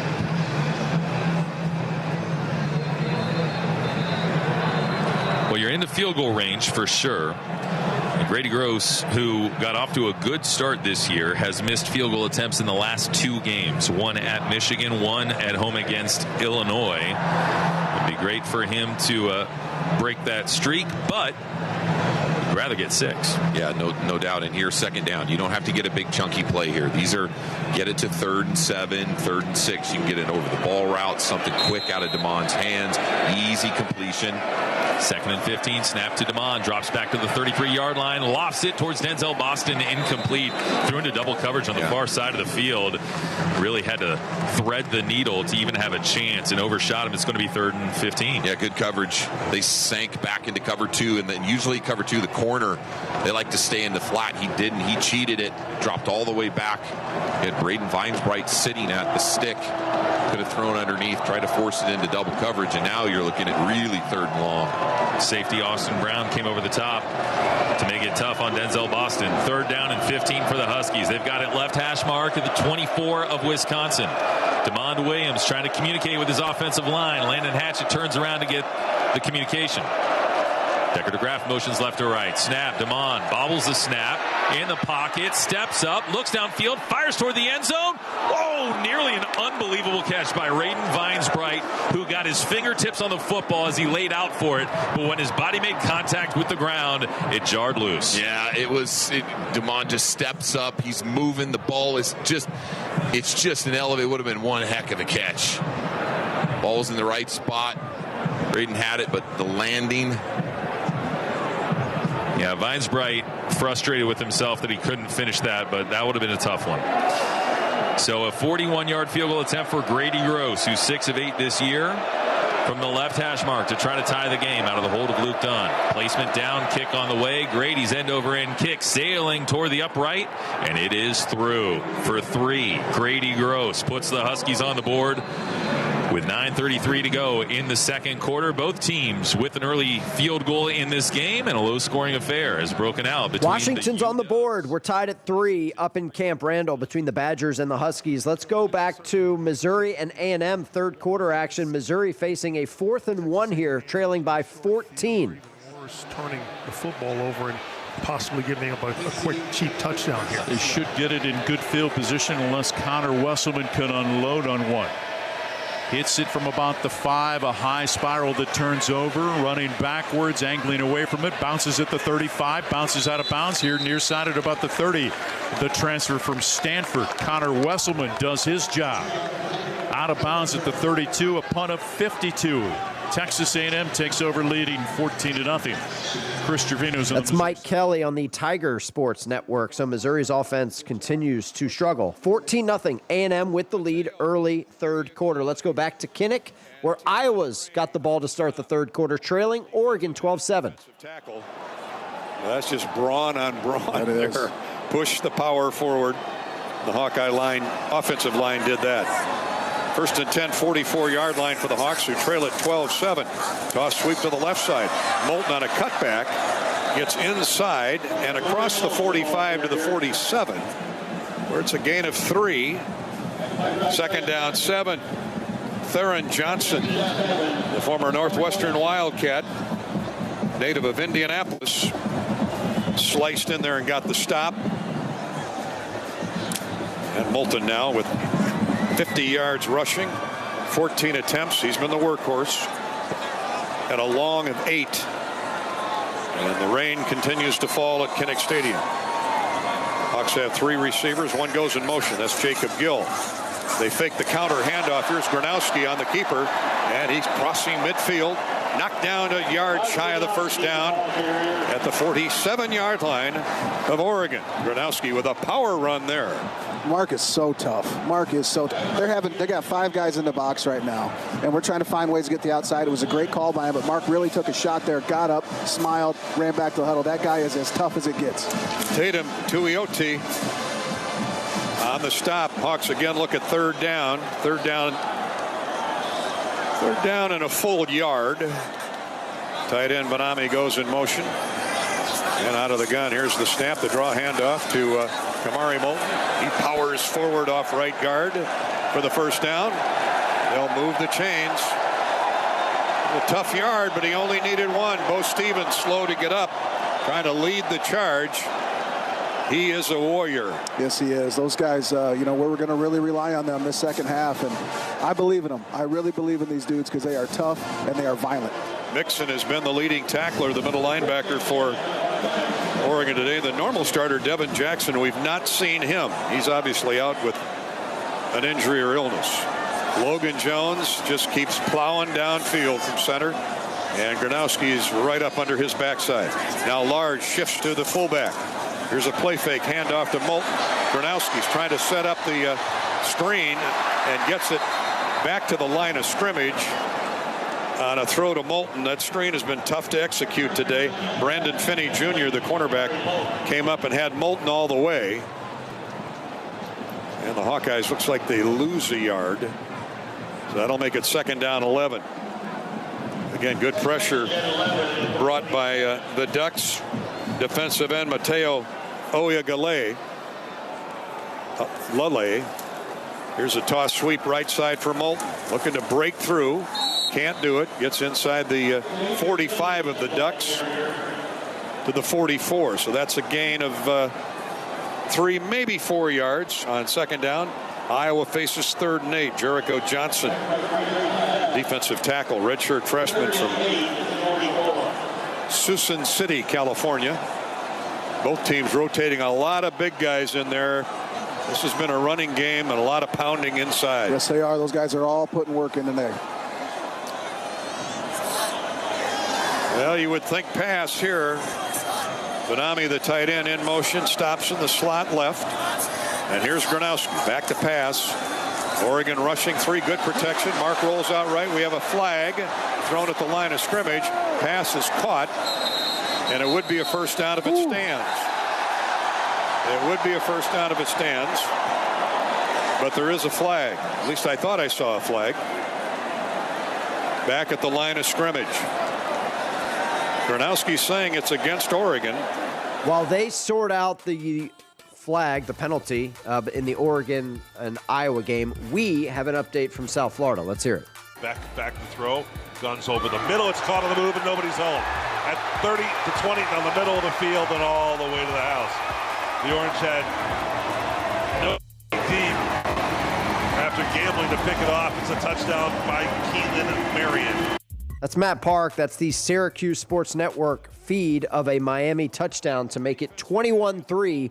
Canes extending their lead at home against the Orange. Let's find out about the penalty in Kinnick. Sounds like a personal foul on the Ducks. Good field position for Iowa, trailing 12-7.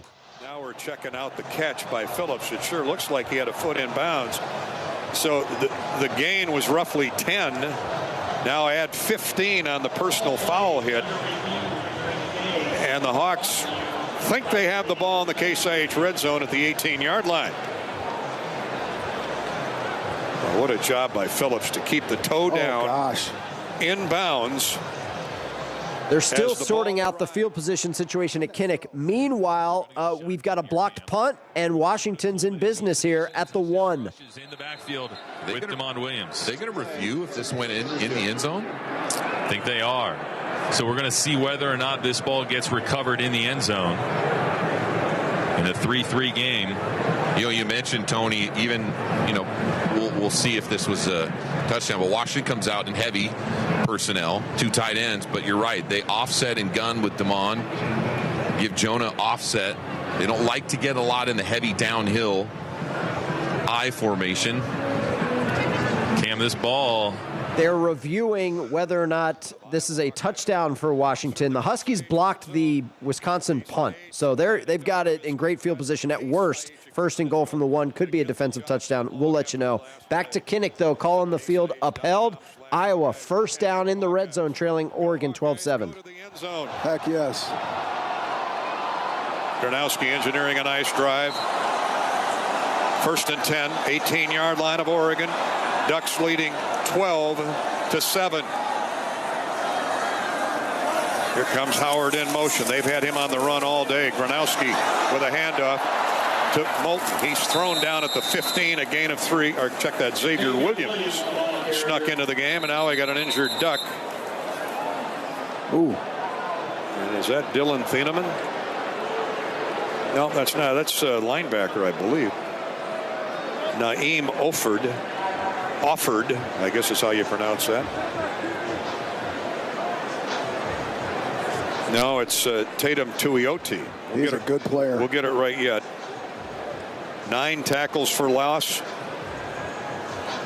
4 sacks, 35 tackles on the year, 18 solo tackles. That's your injured defensive end, and man, he is a great one. He's the best they have up front. 6'3", 265, a junior from Hawaii, Sheldon High School out in the islands. So while they tend to Tuioti step out, take a break. This is Hawkeye Football presented by Wellmark Blue Cross Blue Shield from Learfield. All right, timeout on the field there. Let's go back to Madison. First and goal for the Huskies. Shotgun again. Left hip, Jonah Coleman. Snap to Damon Williams. He's going to try the fade. Going for Denzel Boston. One-handed catch in the back left pylon. And he's playing to the crowd. Touchdown, Washington. Damon Williams connects with Denzel Boston for his 8th touchdown catch of the year, beating Ricardo Holman. And the Huskies score the first touchdown of the game at 7:44 to go in the second quarter. It's 9-3 Dogs. Who do you go to when you need it? Who do you find in one-on? I'll take one-on-one. The future All-American, I'm telling you, that number 12, that kid, when you go one-on-one and you just throw the ball, just float it to the pylon. That was a sick catch. Tony Castricone, Cam Cleland, Washington Sports Network. 9-3 with an extra point try still coming. Huskies take the lead at Wisconsin. Let's get you an update in the SEC. Texas A&M and Missouri, we've got an early third quarter touchdown. Play action fake, receiver screen. Concepcion steps inside, and he gets away. He's gone. What is he, Dave? He's gone. 48 yards. At inside screen, Casey Concepcion takes it all the way to the house.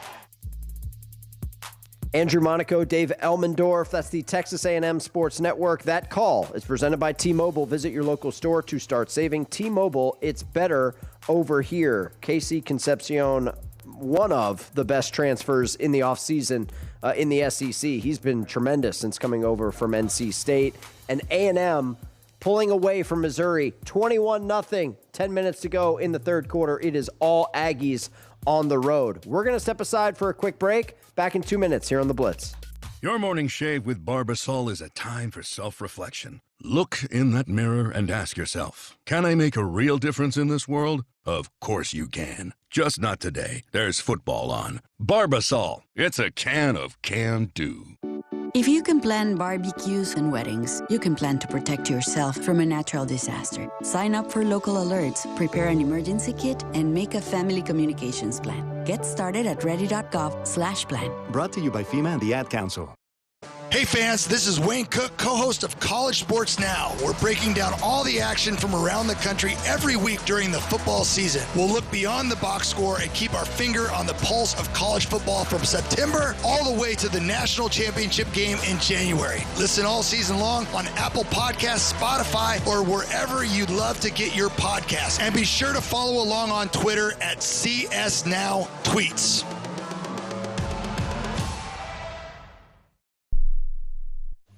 Most people in radio commercials talk really fast. But we made this one for RV owners. Progressive knows they like the slower pace of RV life, like this commercial. And they know Progressive will protect their RV at a fair price with discounts. Now here comes the fast part. Progressive Casualty Insurance Company and affiliates. Discounts not available in all states or situations. When you're on the move and looking for nonstop college sports action, get the Varsity Network app and take the game with you everywhere. Stream live play-by-play from schools across the country right from your phone, free. Catch hundreds of weekly podcasts, including shows from your favorite teams, all in one place. From football Saturdays to midweek hoops, it's your all-access pass to the college sports world. Whether it's game day or just your daily drive, the Varsity Network app has you covered. Download now and listen live for free on the Varsity Network app. Bringing you the most memorable moments from the biggest games. Did he hang on? Yes, he did. Touchdown, Alabama. Picked off and going the other way for an easy score. Touchdown, Iowa. You're listening to the College Football Blitz. We're going to go to Kinnick, where Iowa appears to have just fumbled. Call on the field was that he was down, but it looked like a pretty clear fumble. Let's check in on the Oregon feed, see what the Ducks radio guys think about this. Force the hand of the official. Great gamesmanship by Coach Lanning to be on the official to the very last second. And when they didn't review it on their own, he said, all right, we're going to make you guys have to review it. And now they're looking in the window right now. And the Ducks fans seem to be pretty happy. And if you heard it, there was a faint groan from Iowa fans as they finally showed the replay on the big screen. Yeah, they're still looking at it down below. Dusty, how about the Oregon fans? I got a great presentation here by the Duck fans, huh? Yeah, they are. You're starting to hear them, and they're getting a little bit louder. It's like the rain powered them up here, and they're feeling pretty good about it. So you can hear a little bit of a roar. And right now it comes down to, was there a clear recovery by Oregon? They came out of the pile with it. Now we're going to have to see if Bear Alexander and the Ducks are going to have the ball back for their offense. Yeah, the replay we saw, it was clear that the ball came out before his arm went down. Very clear. So 6:15 left in the third quarter, a 12-7 Oregon lead. It'll be 3rd down and 7 for Iowa at the Oregon 14 or the Oregon football at the 14. And Bear Alexander clearly had the recovery from the get-go. There was no doubt about it. Boy, they are taking a long time to look at this. And it may be not just whether it was a fumble, but where is the ball and what's the time on the clock. A lot of things they will look at in this situation. This is a huge replay right now. If they're looking at the same thing we are, I don't think it's a tough call, which is what baffles me. It takes this long. And other than there might be other things like you're talking about. Did Oregon get on it? Where is it marked at? It's a fumble. And the time on the clock, they'll look at that as well. Sometimes that's what's taking a long time to decipher. Okay, it was a fumble. Okay, Oregon's got the ball. Where'd they recover it? Okay, what time was on the clock when we stopped it? I mean, there are a lot of things they're discussing, not just looking at views. They should have an excellent view of that fumble, though. I mean, TV has shown it to us here, and you know they have that view as well as others. Just can't take that long. This review is still going. 12-7 Oregon with a lead. 6:15 left in the third quarter. And a review right now that could be a difference maker in this game. Although a lot of football to be played. What are they looking at? And they are still discussing here at Kinnick Stadium. And here's the call. We'll find out right now. After review, the runner had fumbled the football, and the ball was recovered by Oregon at the 13-yard line. First down and 10, Oregon. Got it right. Thank you. Well, and I think a lot of that was where was the ball recovered, because Oregon picked it up and ran off with it pretty quickly. So they had to go back and find out where was the ball recovered, how much time was on the clock. Timeout on the field. They're going through all that. Now we're going to get a timeout. What a takeaway. what a timely turnaround. takeaway. What They did, in fact, get the call right. Oregon's going to take over. That's a red zone turnover for Iowa. 12-7 Ducks with the lead and the football after the turnover. We're going to Nashville, where Vanderbilt's on the move to start the third quarter. They're trailing Auburn 20-10. This kid is an NFL tight end. What hands? First down for 15. What a catch. Great throw, but perfect catch. Ball's at the 26. Shotgun snap for Pavia. This one is stopped. And a flag has been thrown. Prior to the snap, replay initiated review of the previous play. Ruling on the field was a completed catch. Let's take a look here in the booth. Those were incredible hands by Eli Stowers. We'll see if the review shows. They're going to review a completed catch in Nashville. Let's go outside the top 25 to the Big 12, where TCU leads Iowa State 10-6, but the Clones have it just outside the TCU red zone here in the third quarter. 3:35 remaining in the third. Cyclones down 10-6. Second, about 10.5 to go from the 25. Showing blitz. Beck looks to throw it here. Here they come. He fires over the middle. Bramer gets hit. Couldn't hang on to the ball. And it was intercepted, actually. Bud Clark. By Bud Clark again. As Bramer had two hands on it, but then absorbed a big hit. And the ball popped up in the air. And Bud Clark intercepted it. Oh, wow. I mean, it was the throw a little bit high, but he had to layer it over the linebacker once again. Up high, takes that hit right in the midsection. Second interception of the game and 15th of the career of Bud Clark. Timeout on the field. 3:19 to go in the third. TCU takes over at the 8-yard line with a 10-6 lead when we return on the Cyclone Network from Learfield. That's John Walters calling an Iowa State interception in TCU territory. Horned Frogs will get the ball back, leading 10-6. Other scores of note from outside the top 25. You got North Carolina leading Stanford 3-0. That's a third quarter score from Chapel Hill. TCU leads Iowa State 10-6, as we told you. Kansas leads at Arizona 20-17. UConn on top of Duke 23-21 late in the third quarter there. You got FAU on top of Tulsa 34-21. East Carolina blowing out Charlotte 48-22. Okay, let's go back to Nashville. Call on the field upheld. It was a completed catch. Vanderbilt on the move, trailing Auburn 20-10. 70 yards, so that's 13 catches in the past game and a half for Eli Stowers for more than 200 yards. I think his game last year against Auburn was probably his best game. Had a huge touchdown reception late to win it for Vanderbilt. Ball's at the plus 26 here for Pavia in the shotgun. Cedric Alexander hip left. Stowers near sideline toward the right. There's the snap. It's a rush of 6. Pavia steps up. He throws toward the right, looking for Stowers, who wants the flag, and it comes in. Pass interference coming up against Pleasant. So it's Pleasant at 5'11", matched up with Stowers. Defense, number 14. The ball replaced in the spot of the foul. First down. Hey, Norm, how do you like the matchup 5'11", 200 versus 6'4", 235? And he's probably faster than you. than me or him. Than Pleasant. I'd agree. First down for Vanderbilt. Ball is at the plus 18-yard line. Vanderbilt trails by 2 scores by 10. First drive of the third quarter for Vanderbilt. Poppy is in the shotgun with Cedric Alexander, and the doors jumped after all of the praise. It's Eli Stowers. Full start. Offense, number 9.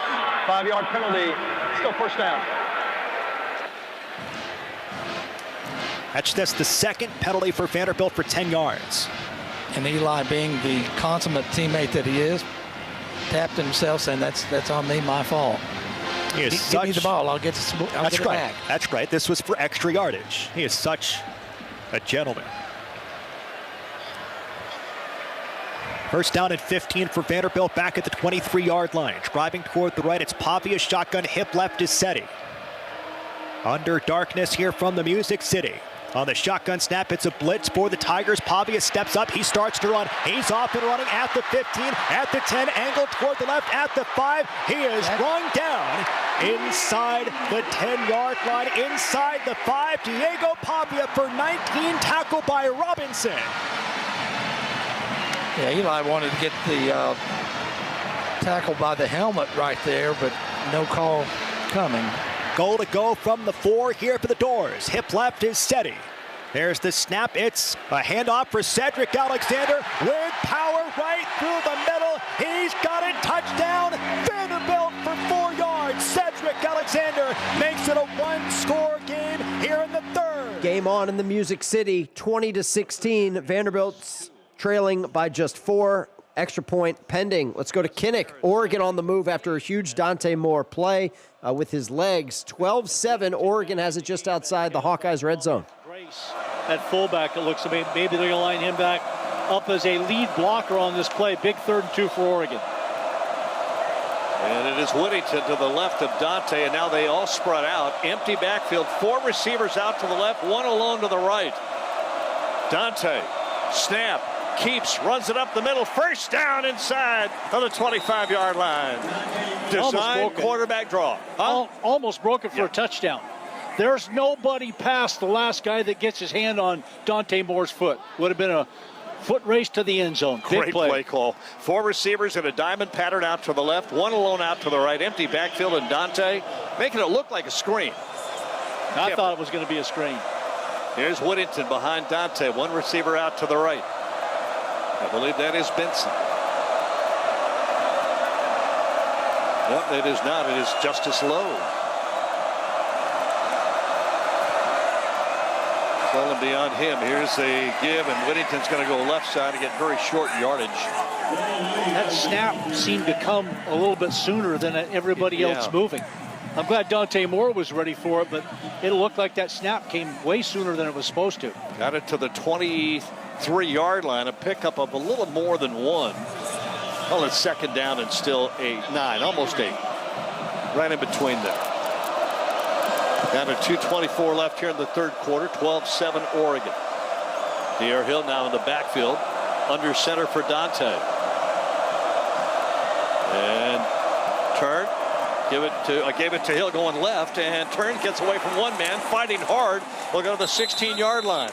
I got a little confused with who's in the backfield, who's winding up. Yeah. Little counter. Oregon really digging into the bag of tricks offensively here. Brings up a 3rd and 1, though. That was a big run to get to 3rd and 1. Yeah, kind of a mini fly sweep, if you would. Wasn't way out to the right. He was lined up kind of in that slot to the right. But it came back, tight end sweep like that tight. 3rd down. Big 3rd down. Grace, the fullback, backing. And Dante falls down. Are you kidding me? I don't know if he just tripped over himself or if somebody tripped him coming off the line. Of all times to have that happen. One of his offensive linemen stepped on his foot. Dave Iuli stepped on Dante Moore's foot as he was trying to get away from the line of scrimmage. He's tumbling down. Field goal try from the 30. It'll be a 40-yard field goal try. The wind at his back. Atticus Sampington 40-yard try. Snap, place, kick, long enough. Looks straight, and it is 3 points, field goal, All-State field goal, and that good kick, the good hands at All-State. Jerry Allen, Mike Jorgensen, Oregon Sports Network. Field goal good, but it's still a one-score game. 15-7, final minute of the third quarter as night falls at Kinnick Stadium. How about an update in Como? Texas A&M taking on Missouri. They split out the quarterback to the left. Direct snap to Roberts running right's got the first down, fighting for yardage. Touchdown, Missouri. The leg drive of Jamal Roberts. A 4-yard touchdown run. His 4th of the season. And Missouri's on the board with 6:50 to play in the third quarter. That's Mike Kelly on the Tiger Sports Network. Yes, Missouri on the board. It's now 21-7. A&M's lead has been trimmed to 2 scores. 4 minutes to play in the third quarter in that one. We have crossed the 6 o'clock hour here in the East. It's time for a shift change on the College Football Blitz. We hand the keys over to the night crew. A-plus work by our producer, Tim Bickford, and our board op, Michael Serber. Great to have you back, buddy. On behalf of those two guys, I'm Stephen Hartzell. We hand the keys over to the night crew. They'll be by in 2 minutes right here on the Blitz. Progressive knows not all rides are smooth. Meet Sarah. She loves her motorcycle. What she doesn't love is when it suddenly rains. As she sits underneath a bridge waiting for it to stop, she grows quite fond of the graffiti on the overpass. She really likes the one with John Hart's Claire and wonders if they're still together. Not every ride is smooth, but Progressive has your back. Get an online quote in as little as 3 minutes and see if you can save with America's #1 motorcycle insurer. Progressive Casualty Insurance Company and affiliates, not available in D.C. A smooth, close Barbasol shave in the morning lifts your confidence. That rich, creamy lather will catapult you to greatness. Nothing can stop you today. Well, except that traffic jam. Barbasol, it's a can of can-do. Snakes, zombies, public speaking. The list of fears is endless. But the real danger is in your hand when you're behind the wheel. Distracted driving is what's really scary and even deadly. Eyes forward, don't drive distracted. Brought to you by NHTSA and the Ad Council. He's got the speed. He's got room. He's going to score. No one gets you closer to the game than Sirius XM College Sports Radio. For the win. Got it! Let's go! Tune in for news, talk, and analysis from the offseason through regular season and into the postseason. We've got your team covered anywhere you go. Deep to center field. Oh, it's gone! Get a free trial at SiriusXM.com/College Sports Radio 2025. Hey y'all, this is Michael Felder, co-host of College Sports Now. We're breaking down all the action from around the country every week during the football season. We'll look beyond the box score and keep our finger on the pulse of college football from September all the way through the national championship game in January. Listen all season long on Apple Podcasts, Spotify, or wherever you love to get your favorite podcast. And be sure to follow along on Twitter at CSNowTweets.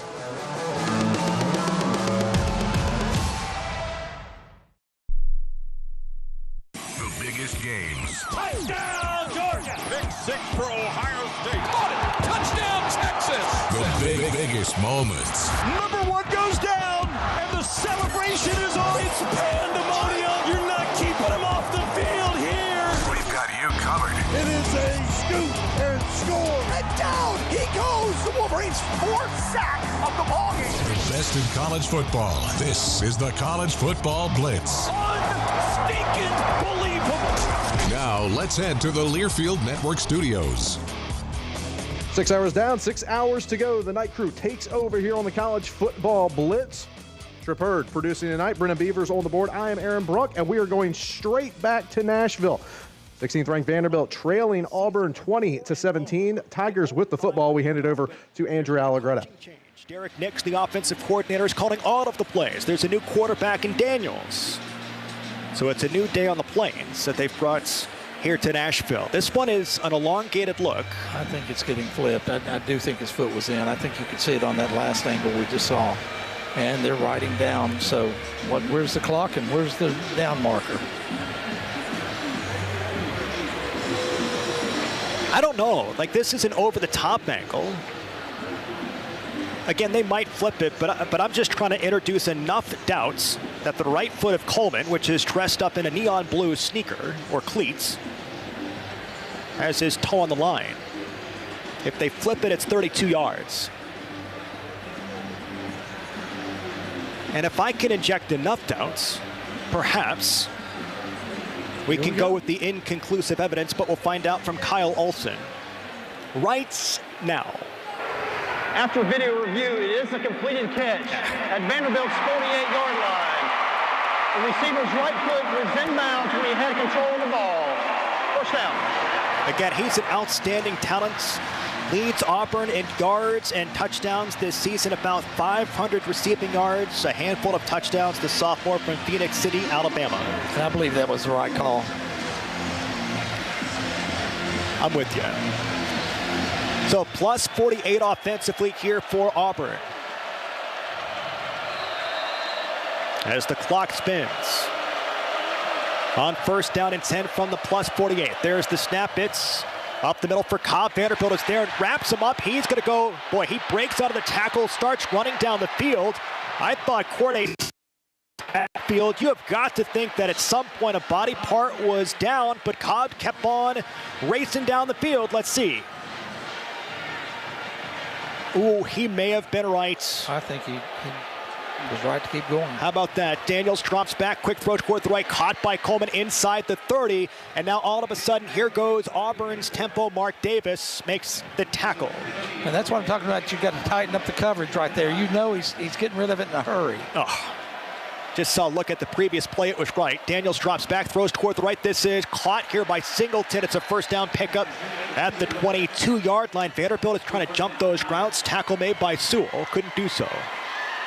Yeah, you got a safety deep behind you. We're going to hang here in Nashville, but can let you know they are at the end of the third quarter at Kinnick. Iowa trailing Oregon 15-17. Iowa's got the ball at midfield. We'll get you back out there for the start of the fourth. 10 minutes, 13 seconds to go, third quarter. Doors trail 20-17. Balls at the plus 22. Cobb, the running back, in the shotgun. He shifts him to the left. There's the drop back for Daniels. Looks toward the right. He throws. This is caught by Coleman. Vanderbilt sees it. They wrap him up, and he is down at the 21-yard line. Corday Sidnor and Longwell make the tackle for Vanderbilt's second down. It's completion, but I don't think it even gained a yard. Second down and 10 officially. In the shotgun for Daniels, drops back, rolls toward the right. He throws out toward the right. Vanderbilt knocks it down, nearly picked that one off. Really good play. It was vaunted at third down and 10. Again, that's what I'm talking about. You know they're going to get rid of the ball in a hurry, especially with him rolling out that way. He's only got one way he can go, break on the football. What a big third down opportunity for Vanderbilt here. Auburn 4 for 6. At the 22, they need the 12. Vanderbilt is trying to get somebody off the field, and they do so. Now they get him back on the field. Does Clark need a timeout? Yes, he does. Timeout taken. Head coach Clark Lee. Fontenette was sprinting on and off the field. Their first of the half. And on such a massive play. Yeah, it's not so much using your timeout as giving Auburn a timeout right here. And perhaps in a close game, if Vanderbilt wants that down the stretch, we'll see if it factors in. But that's a time out of the field. You've got to get off the field defensively here again to try to keep the momentum toward the black and gold. We'll step aside, come back in just a couple of seconds. Third down and 10, 9. All right, timeout there. We're going to jump over to the Big Ten. Wisconsin has the football. Final 30 seconds of the first half, trailing Washington 10-3. Here's Matt LePay. With 18 seconds left in the half. And we'll check the call. Going on here. Boy, no kidding. Ineligible player downfield. Offense number 78. 5-yard penalty. It's first down. It's Colin Cubberly. Just to clarify, that last catch was made by Chris Brooks on a gain of 12. Remember, Wisconsin is out of timeouts. 18 seconds left in the half. 10-3 Washington. It'll be a first down and 15 for the Badgers at the Huskies' 36-yard line. Cubberly was down. I think he had the route run as far as Brooks did on that. That one you're going to get called on, big fella. I'm open. 3 receivers right, 1 on the left. Simmons in the shotgun, takes a snap against a 4-man rush. Simmons drifting to his right, throwing, and it's incomplete. Intended for Anthony. Oh, he got rolled up a bit. I think he's all right. There's Rainey Saleh getting over there. A little dangerous. You're gonna get a little flag play on that. Yeah. We do see the penalty marker. Zadrius Rainey Saleh over there in the coverage. 12 seconds left in the first half. And here's the call. After the play, unsportsmanlike conduct foul, offense number 10. It's a 15-yard penalty. The down counts. It's second down. They get Gideon Atuka there. So I think what happened, I thought that was late and rolled. That's a dangerous play on Vidi. It rolled in, and if you don't throw the flag, I thought that's what he threw the flag on. And Gideon went over and wanted to protect his teammate. Jacked him up a little bit late, and that throws the flag, and that's obviously, you can't have that at the end of half when you're trying to go down and get 3 points. Luke Fickell talking to him right now. It was a little more than a love tap. There wasn't a whole lot there, but it just makes it easy to throw the flag. So now the Badgers are at their own 49-yard line. 12 seconds left in the half. See if you can somehow get close and try to kick a field goal. Here's Simmons, and they're going to run it across midfield on the final play of the half as Darion Dupree gets a tote brought down to the 47-yard line of Washington. That'll be the final play of the first half. All right, so that'll do it in the first half. Wisconsin gets nothing, and it'll be 10-3 Washington with the lead at the break. We stay in the Big Ten, and we shift over to Kinnick. Iowa's got the football down 8. Oregon with a 15-7 lead. We'll send it over to Gary Dolphin and company, see if Iowa can go down and tie the score here. Minute gone, fourth quarter. Iowa trailing by 8 to the 6th-ranked Oregon Ducks. Here's Moulton. Good hole over center and left guard. He squeezes out 5 to the 40. And now we got a little Logan Jones. Logan Jones, 15 yards downfield, tattooing the cornerback. Yeah, you know, the guy was, the linebacker, 28, and the guy was holding on to him. And hey, that's Betcher. And he was complaining because Logan was blocking him. Wouldn't stop. It was because you were pulling on to him. Their best defender, and Logan says, "Hey, bring it on." Yeah, I'll toss you out the club. Council Bluffs' finest. He's built like a bluff. Don't mess with 65. Hawks need 4, almost 5 for a first down on third down. Oregon blitzes. A deep retreat by Gronowski, running away from coverage, and he throws it away right at the last. Great pursuit by the Ducks. In particular, Amari Washington, the defensive tackle. He's got good speed. He was closing in on Mark, and the Hawks are going to have to punt it away. Another nice drive going there, but fizzles out at the 45-yard line of Oregon. 12:45 to go in the game. Oregon 15, and the Hawkeyes 7.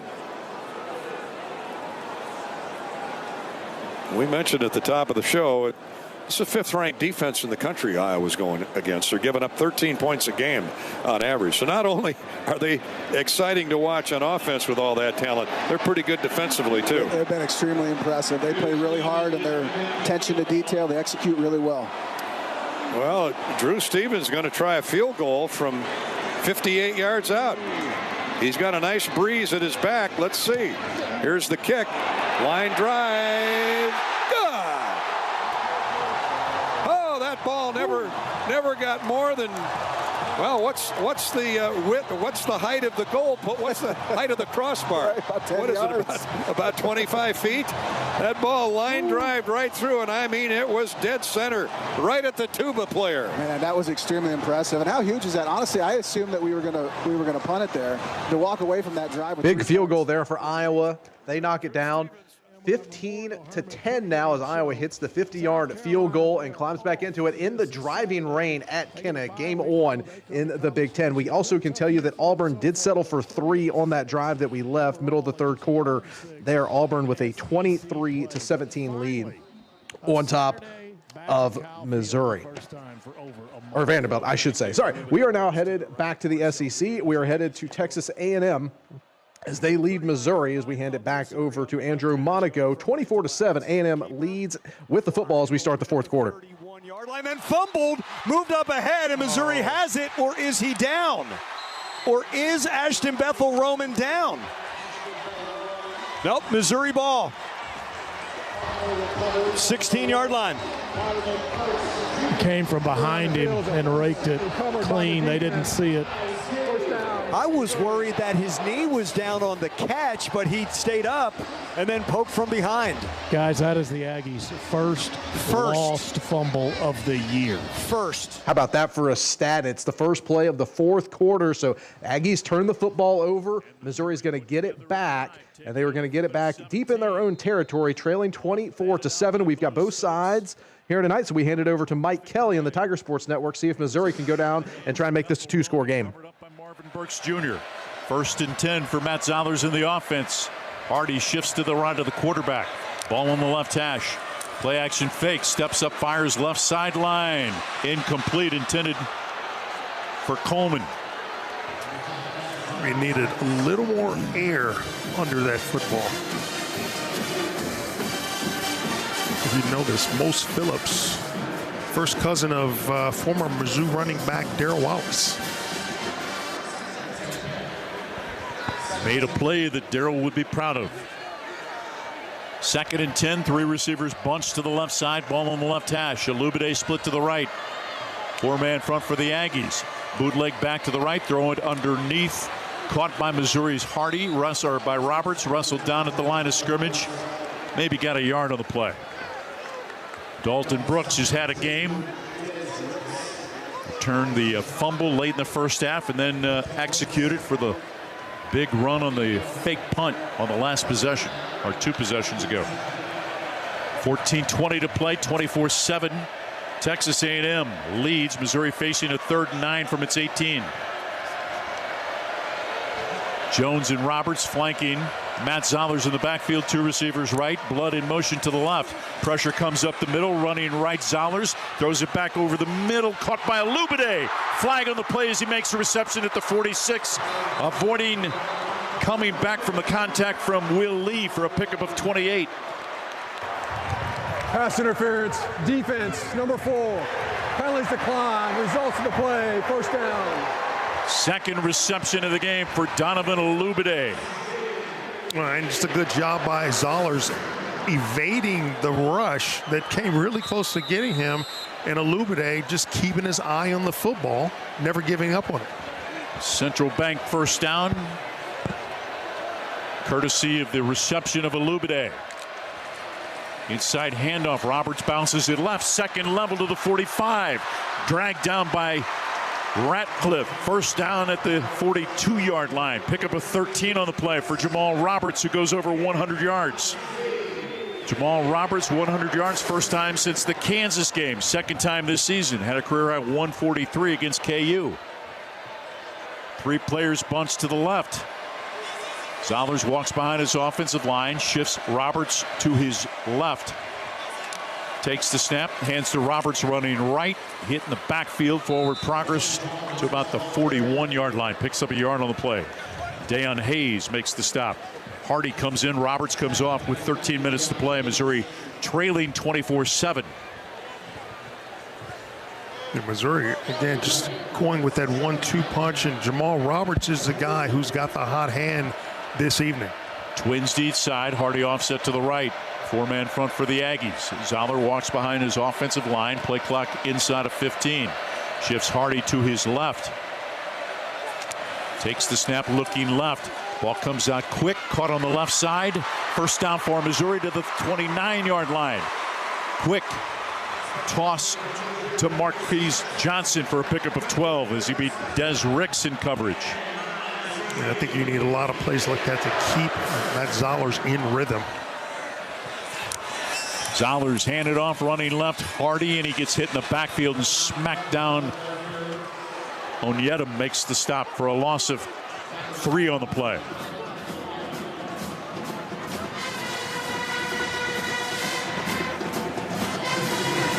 A little exchange there between Damian Sanford from A&M and Dominic Giudice. Mixing it up a little bit. 2nd and 12 for Missouri. Tight end wing to the left side. 2 players split to the left. Offset to the left is Hardy. Play clock down to 9. Operating from the A&M 31-yard line. Zollers takes the snap, looking right, throws it right side, intended for Manning. He overthrows him as the ball hits the pylon here in the front corner of the end zone. Des Ricks in coverage. One thing he's got to be careful about. We're going to keep times on this Tiger drive, but we're going to head back to Kinnick. Oregon's got the football. They're near the red zone early in the fourth quarter with a 15-10 lead as we send you back out to Kinnick. Dante from the shotgun. Got a receiver each way. Dante snap. Time turned it this time, and Hill comes left trying to get the edge, and we'll go out of bounds at about the 31. De'Aaron Hill. Davison faked the handoff to Davison going right. Took enough bodies out there to give Hill a chance to get around and pick up about 4. Dante Moore was going to keep that ball, and there was a wide open field on the other side. 2nd down and 6 from the Iowa 31. Clock at under 10 minutes now here in this fourth quarter. Oregon ahead 15-10. Saliapaga motion, sets up tight end or the H spot to the left. And here's a handoff up the middle again, and fighting hard and getting close to a first down. He got his knees down about the 28-yard line. So Davison's going to get only 2, maybe 3. It'll be 3rd down and about 3. 3rd down and about 3. Ball at the 28-yard line near the left hash. Surprised Whittington as a back isn't in the game. Empty backfield for Dante. 3 receivers to the right, 1 to the left, or 2. One of those a tight end. Now both tight ends to the left.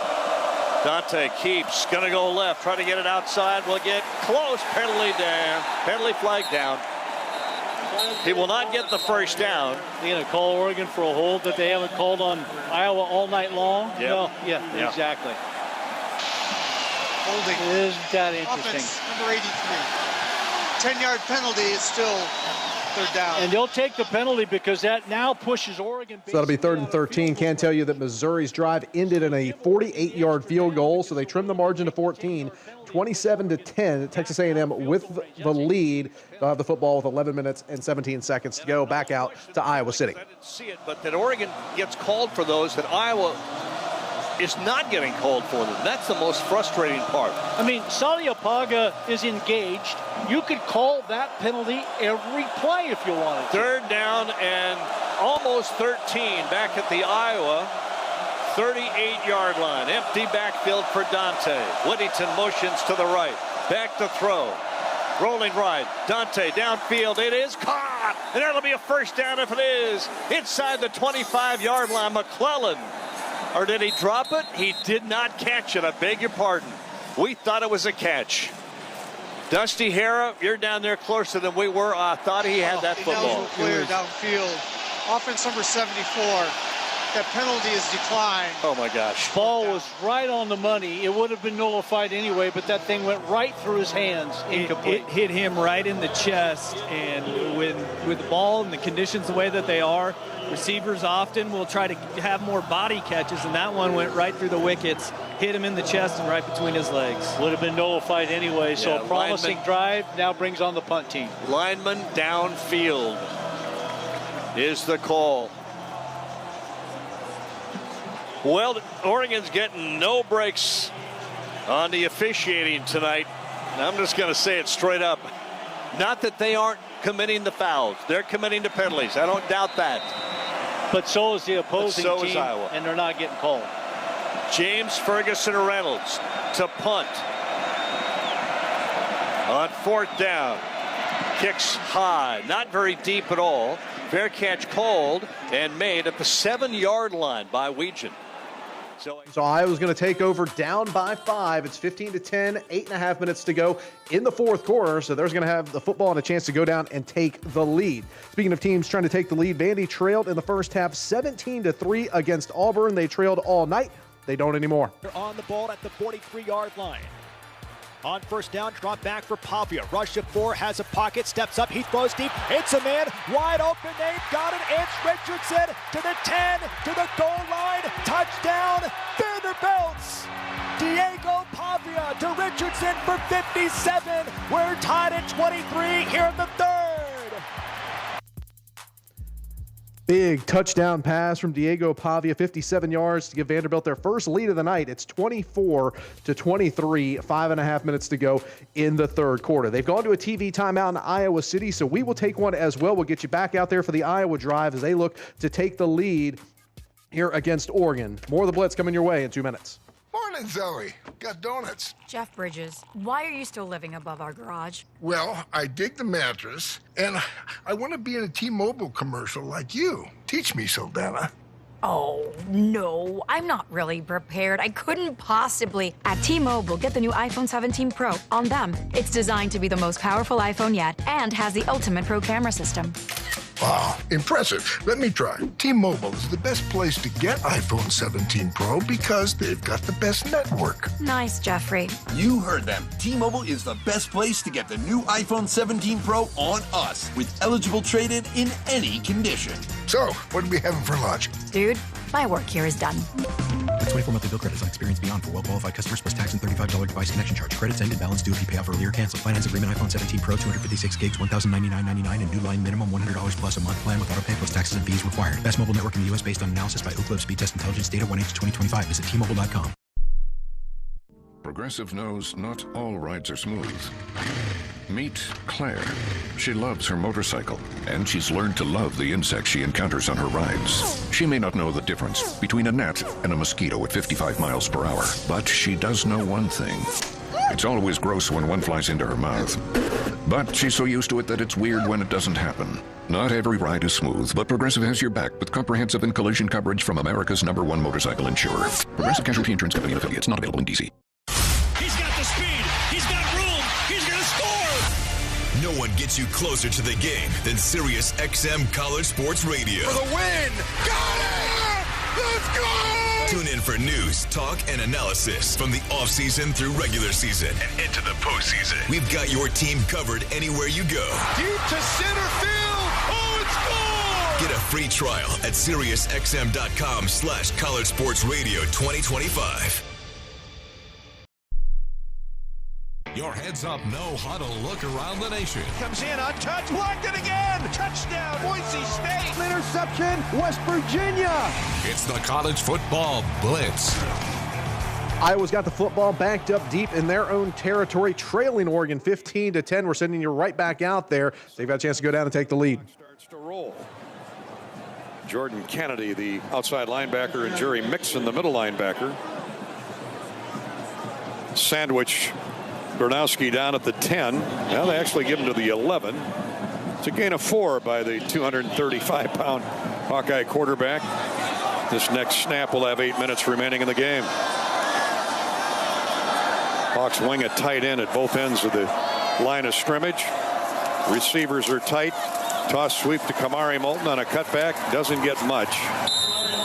Maybe to the 12 for a gain of 2.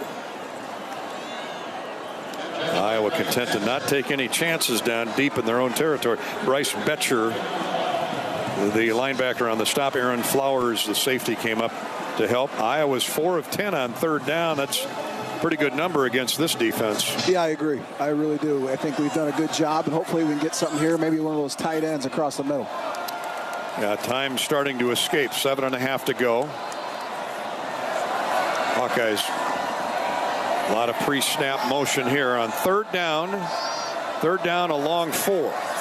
Bernowski back to pass. Looking. Still looking. Fires down the middle of the field. Has a man open. Caught midfield.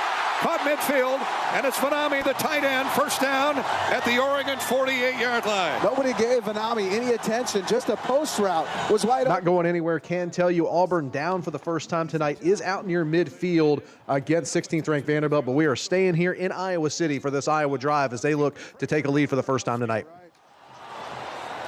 My goodness. He retreated to his own goal line, and Vanami snuck behind the safety. He was out there dancing at midfield, 40 yards on the pickup, third down and 4. Now 1st and 10 at the Oregon 48. DJ Vanami's been big today. He's got a touchdown grab, and now a huge third down conversion. And the Hawks got momentum. Hand off to Kamari Moulton. He's tracked down from behind as he tried to squeeze through right tackle and guard, and gets maybe 2 yards. with 6:10 to go and Oregon leading 15-10. Tatum Tuioti and Jerry Mixon, the linebacker, on the stop.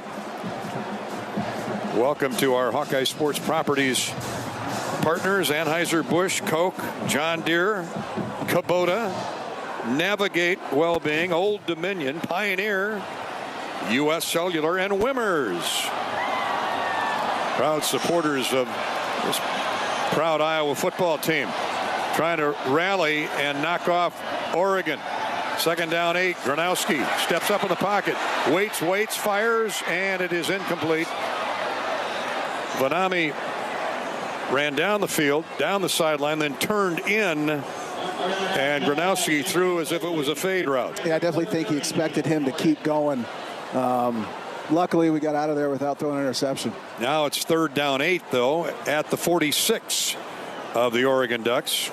Well, if anything, the Hawks have flipped field position, but you'd like to see this drive continue with 5.5 minutes to go in the game. Oregon leading by 5, 15-10. Howard and Gill split wide left. Large shifts out there with him. And Oregon sends late pressure. Gronowski gets rid of the ball. It's caught well short of the first down. Jacob Gill at the 41-yard line. Hawks need to get to the 38. Jaden Kennedy, the linebacker, kept him away from the first down stick. And the Hawks are keeping the offense on the field, Pat. At least it appears that way. 4th down 3 at the 41-yard line of Oregon. Let's see what coordinator Lester has drawn up here. Bunch receiver package to the right with Reese Vandersea in the middle, one running back. And here's Gronowski on the snap, looking that way, fires, caught, first down. Vandersea, 30, 25-yard line of Oregon. First down, Iowa. The drive stays alive. Great recognition by Gronowski. And the great thing about that bunch is they were playing man coverage in that third down. So the bunch, you're running routes that are crossing, and you're essentially blocking guys or picking guys on the defense.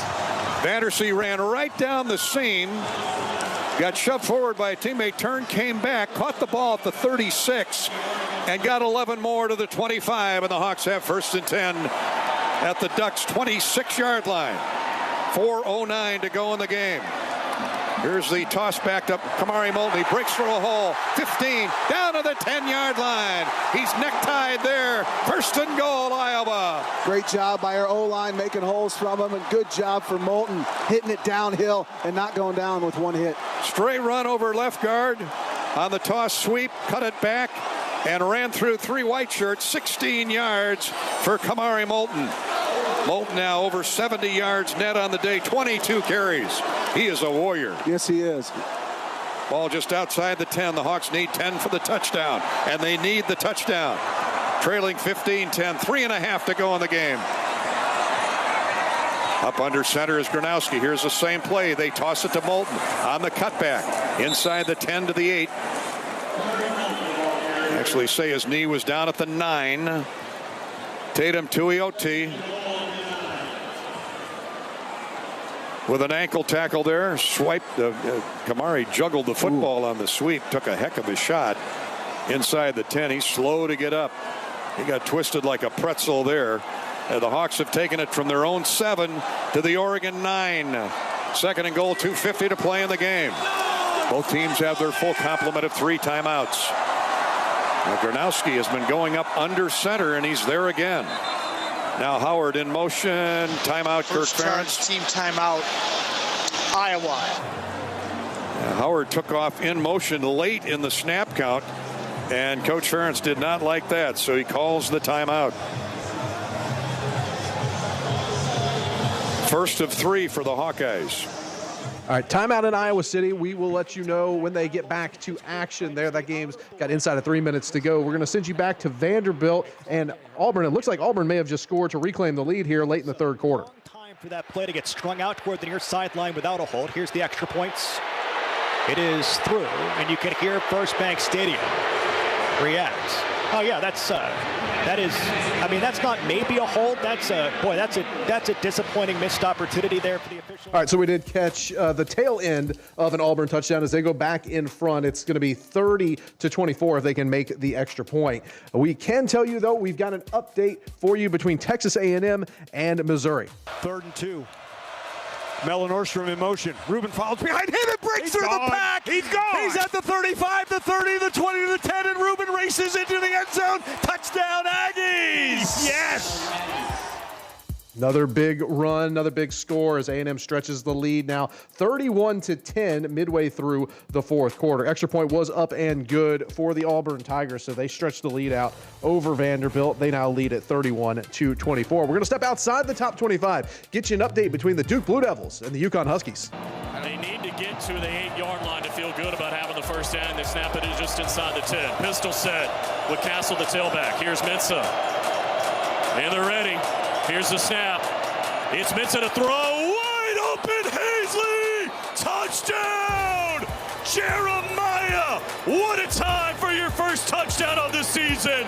And most importantly, Duke has the lead. 34-29, Duke takes the lead. They did not get the 2-point try, so they lead it against UConn. Final 3 minutes there in that contest. We're sending you back to Iowa City as Iowa looking to punch it in here inside the 10. At the Oregon 2, with the Ducks leading 15-10 when we come back.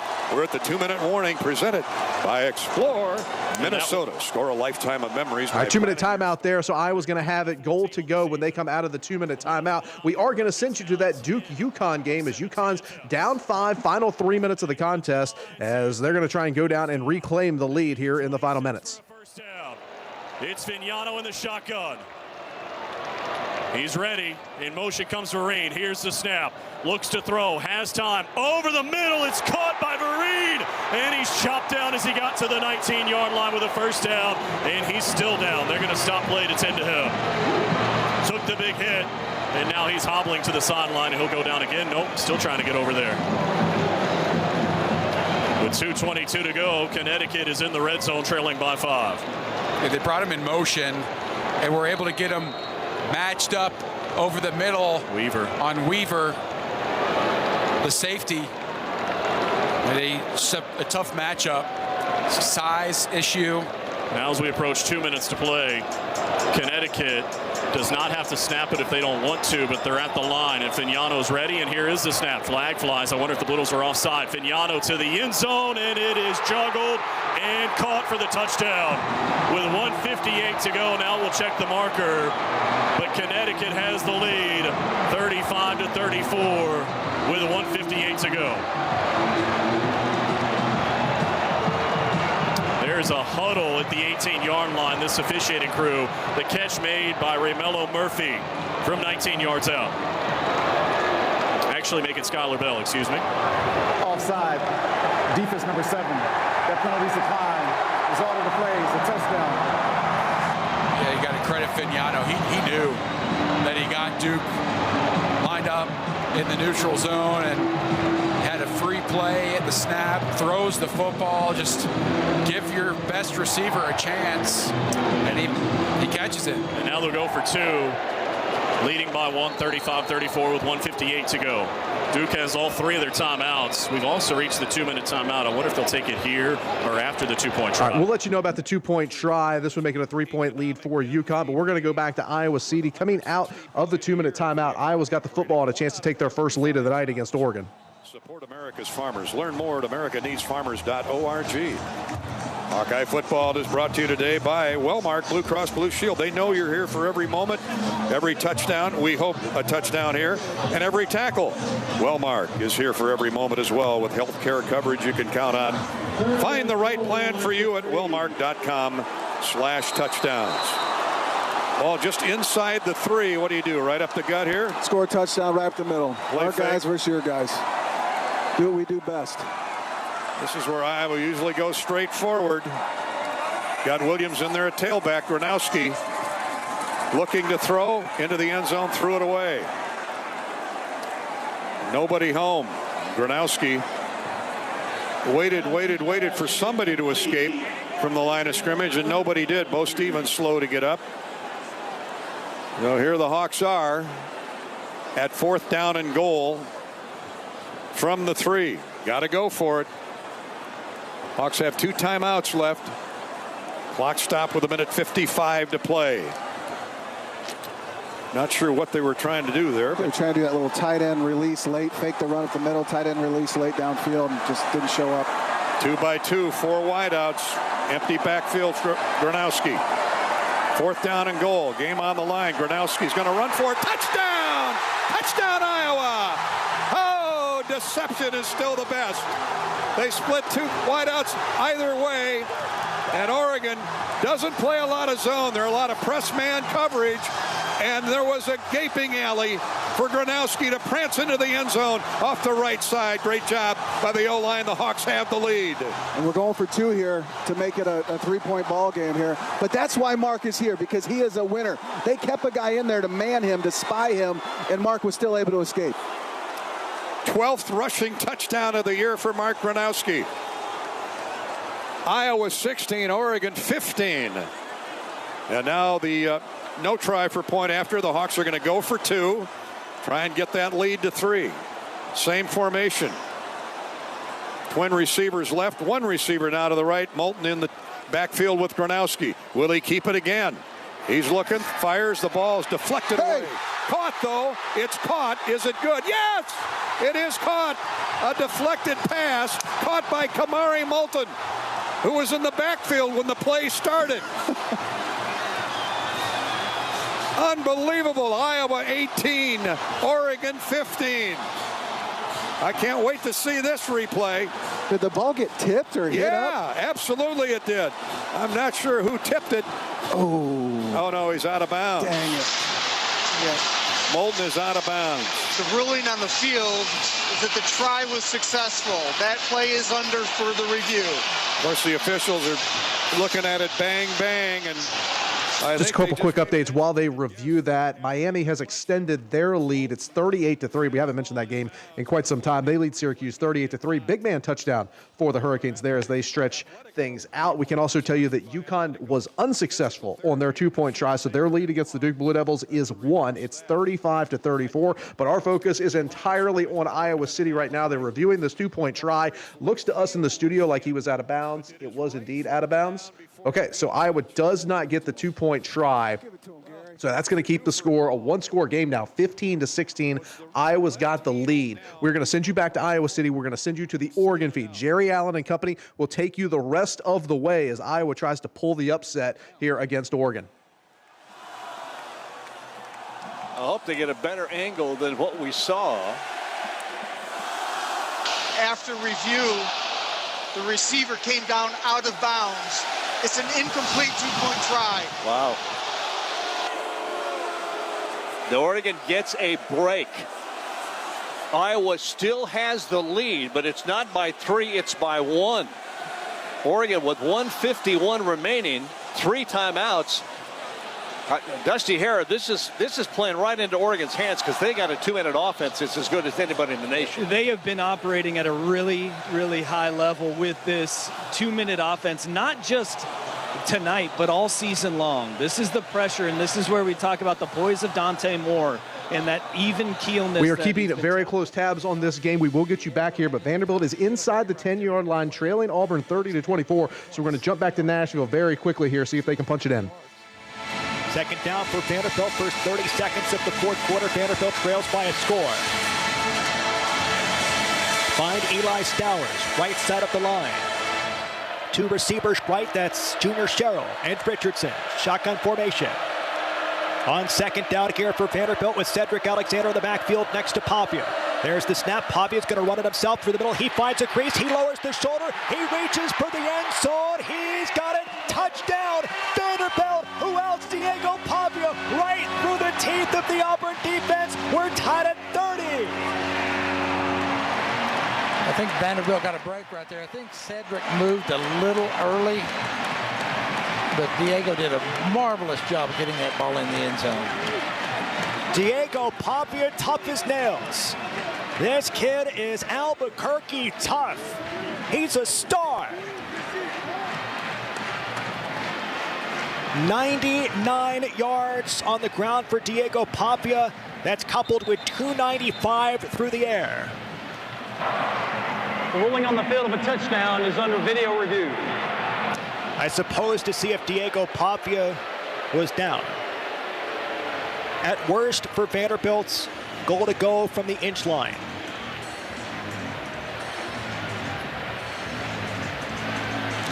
Couple of reviews. While they look at that, we can tell you they are in a TV break in Iowa City, so you have missed absolutely nothing there. Texas A&M with a 14-point lead with 5 minutes to go over Missouri, so it looks like the Aggies will stay unbeaten on the season. And in Madison, 23rd ranked Washington still a 10-3 lead as they begin play in the third quarter. You've missed absolutely nothing there, so we're going to stay here, see what happens with this review. As soon as the game resumes in Iowa City, we'll get you back out there. Side of his foot, not a shin, not a knee. This Close Shave Instant Replay is brought to you by Barbasol Shaving Cream. Why pay more when Barbasol delivers an instant thick lather for a close, comfortable shave? Choose Barbasol, a quality shave and trusted value. As they take a look at that, don't forget the Tennessee Lottery is proud to have raised nearly $8 billion to support education programs in our state. Today's Hope Scholar athlete of the game is Grace Cinnamon-Taro from Vanderbilt Swimming. After video review, the ruling of a touchdown is upheld. Touchdown.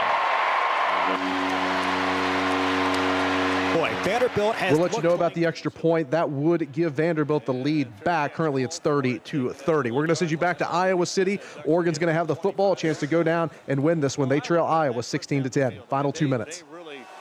They got no help other than their offensive line protecting Gronowski and receivers getting open. And pretty much throwing the ball. That was a surprising thing about it. And you look at the stats. Iowa's thrown for 138, Oregon only 65, and Oregon missing a ton of receivers in this game, starters. And so that does impact things a little bit, but usually Iowa doesn't even throw for that many yards than they have tonight. The Ducks do not have to throw the ball. They're not throw happy right now. They've got 3 timeouts and plenty of time. Whittington, the running back, 2 receivers out to the right. Cooper Perry, one of those. 2 to the left. Dante. Up to the line of scrimmage to make the play call with 6 on the play clock. Got to hurry. Down to 3, down to 2, down to 1. The snap. Give it to Whittington up the middle. Nice little run. He's going to get about 4 to the 29-yard line. Clock running to 1:42. Oregon has plenty of time. Tempo offense is what they want right here. Up to the line. 2 receivers each way for Dante. 2nd down and 6. Dante Moore with the snap, back to throw. Quick throw over the middle, catch made, but short of the first down to Cooper Perry.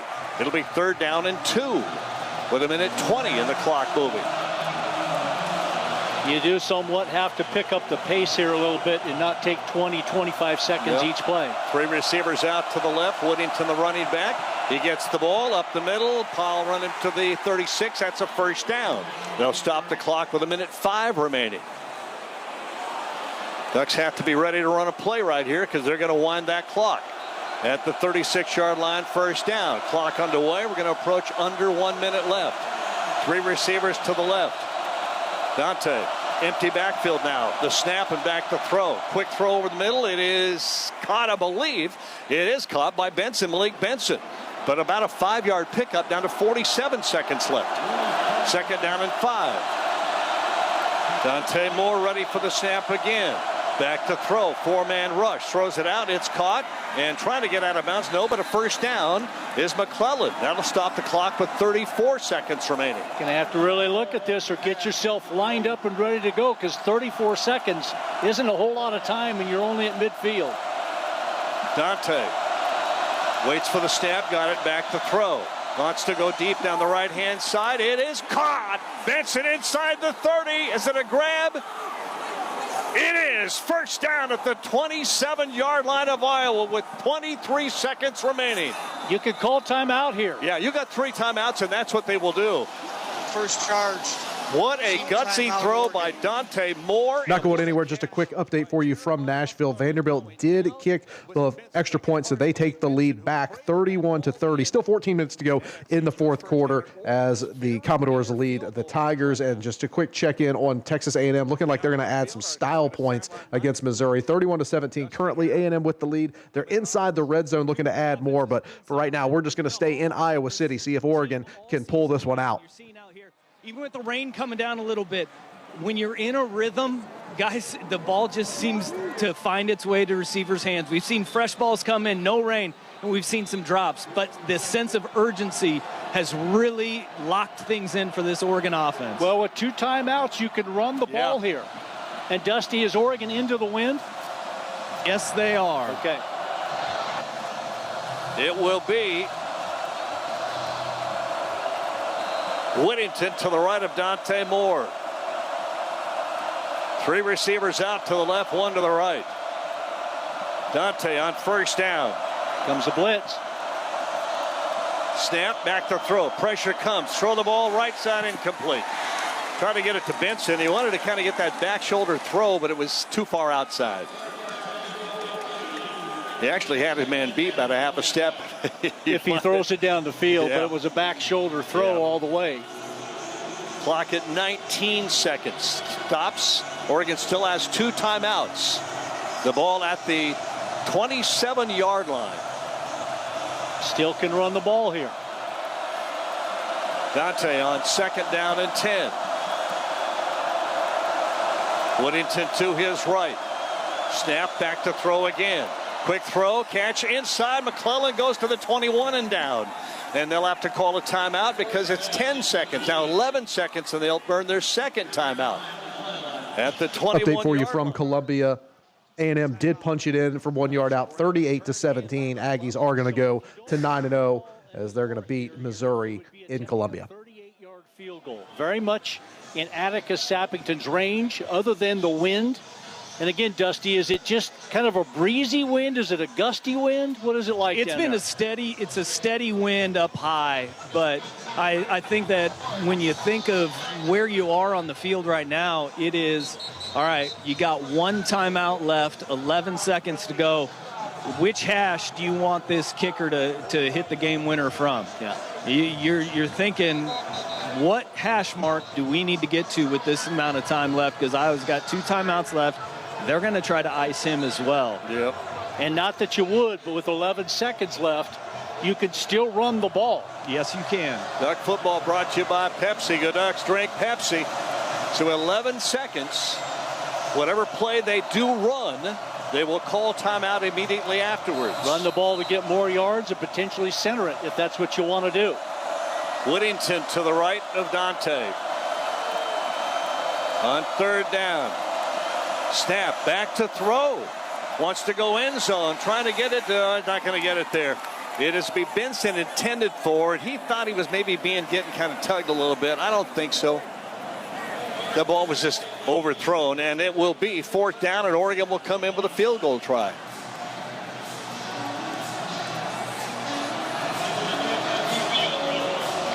The ball at the 21-yard line. James Ferguson Reynolds will kneel down at about the 28. Left hash, so angled toward the right. 7 seconds remaining. He'll put it down at the 29. This will be a 39-yard field goal try. 39 yards, and then Iowa will ice him with a timeout. 3rd and final timeout, Oregon. Oh, Oregon actually called a timeout. Ducks call timeout. A little unusual. Normally you get the opponent to call a timeout and ice your kicker. But Oregon uses their final timeout with 7 seconds remaining. What a ball game this has been. Yeah, it sure has. All right, this has just been. You know what, guys? What did we say we thought it would be? We knew it would be. Right? Just like this. Just like this. Just like this. So Atticus Sappington will come back out. James Ferguson Reynolds, the holder. Luke Basso, the snapper. The ball on the left hash at the 21-yard line. The placement for the kick at the 29. So in effect, a 39-yard field goal try for what could be the game winner. Sappington ready. Ferguson Reynolds says snap it. Does. Places it. Kick is on the way up. It's long enough. It looks. Good! Atticus Sappington has given Oregon the lead. And the Ducks are 3 seconds away from escaping Iowa with a hard fought-for victory here tonight at Kinnick Stadium. What a moment this season for these Ducks. What a clutch kick. Every one of his field goals have been clutch and super important tonight, but none more than the game winner right there with 3 seconds left, mind you. But holy cow. This offense to get down the field like that, a clutch throw out there to Benson from Dante Moore, got him into position, but you got to make the kick. And now with 3 seconds left, get that last play out of the way. By the way, with that good kick, the good hands at Allstate contribute to the Ducks Athletic Scholarship Funds for students, athletes across all sports. Thank you, Allstate.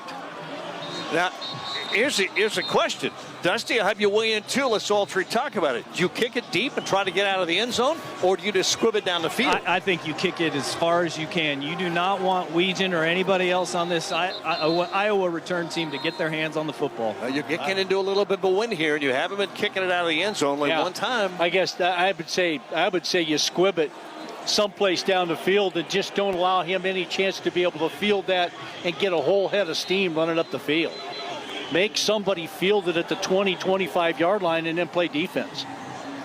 Would not be surprised if it is in the field of play that you see some lateraling back and forth. It will be Atticus Sappington who will tee it up. You just cannot put this ball in Weegan's hand. Nope. That's the whole thing. And the Ducks know that. They've talked about how good he is. So, Sappington with 3 seconds remaining will approach the ball and will kick it hard down the right side. It's going to bounce and go onto the turf, be picked up by one of the Hawkeyes, and ball comes loose. Still loose. I think the Ducks got back on it, but that's it. The ball game's over. Woo! Oregon has defeated the Iowa Hawkeyes in one of the craziest football games we have seen in a long time. But put it in the win column. Huge win for the Ducks. They go on the road. That is road win number 11 for the Oregon Ducks, longest active road winning streak in the country. A couple of housekeeping notes for you. The Duke Blue Devils fall to UConn. Duke fumbles on their final possession as UConn scoops it up and gets the win 37-34. So the Blue Devils will have to wait another week to try and become bowl eligible. It's a final in Miami Gardens. Miami with the win over Syracuse 38-10. The Orange scored a touchdown in the final minute that was not insignificant to some of you. And we've got a tie ball game in Madison. Wisconsin has just punched it in, so they are tied with Washington 10 apiece midway through the third quarter. We are long overdue for a break, so we will take one here. The 7 o'clock games are around the corner. Here as you listen to the College Football Blitz. What's up, fans? This is Roddy Jones, co-host of College Sports Now.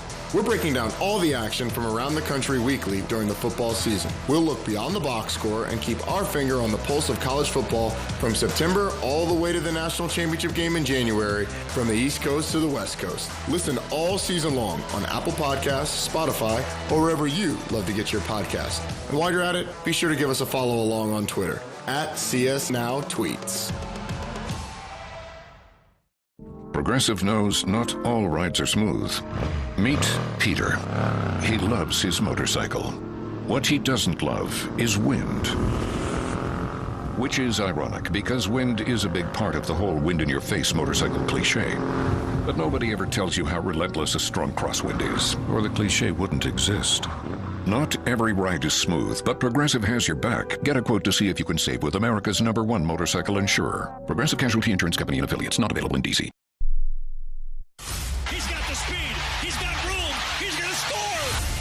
No one gets you closer to the game than Sirius XM College Sports Radio. For the win!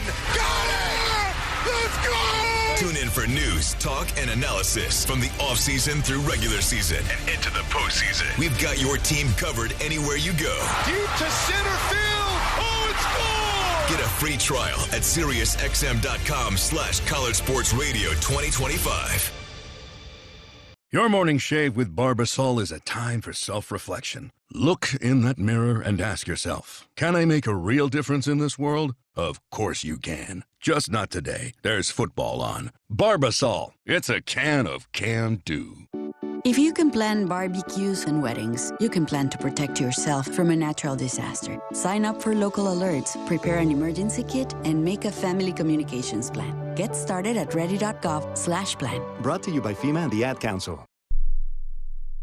Your heads-up, no-huddle look around the nation. That one is intercepted by Mississippi State at the goal line. They won't catch him. Touchdown, Cardinals! It's the College Football Blitz.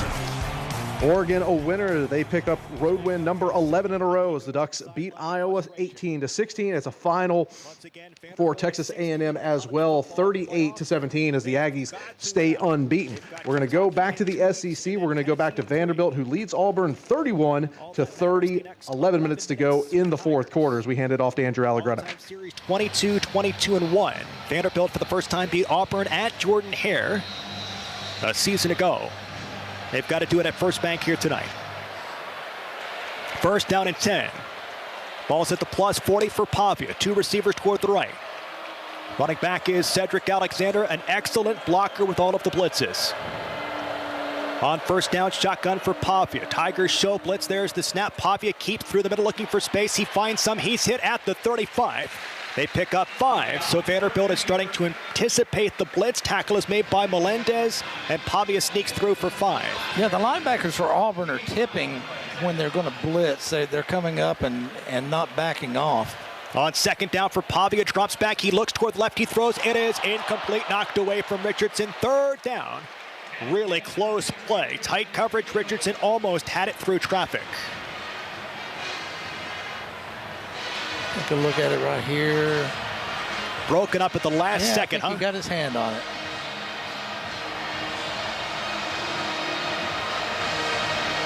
Nice break up by Jay Crawford. Vanderbilt is in Brock Taylor field goal range. But it's close. Third down and 5:35. Empty backfield for Pavia. Cedric Alexander is on the line of scrimmage. Sherrill's in motion. There's the snap. They roll toward the right. They throw to Sherrill. It's caught at the 35, at the 30, at the 25. He's chucked it about. It's a first down. Vanderbilt. That play, it was a beaut. Move the sticks. Yeah, let's get Junior out into the flat over there with Diego rolling toward him. Just a pitch and catch and first down. Diego Pavia inside the 25-yard line on first down. He drops back, has a pocket, rolls near sideline. He looks for Stowers. He lobs. He's got him at the 5. He is crushed at the 6-yard line. Stowers pops up. It's a first down. You can't hurt me. I'm Stowers. Stowers just from one knee just flips the ball to the referee and goes. Goal to go. Ball's at the 6-yard line. Shotgun for Pavia. Calls for the snap. He hands it to Seti up the middle. They're going to stone him. And he's dropped at the 6-yard line. Back and forth. Hoskins is talking some. Auburn is starting to move those jaws a little bit.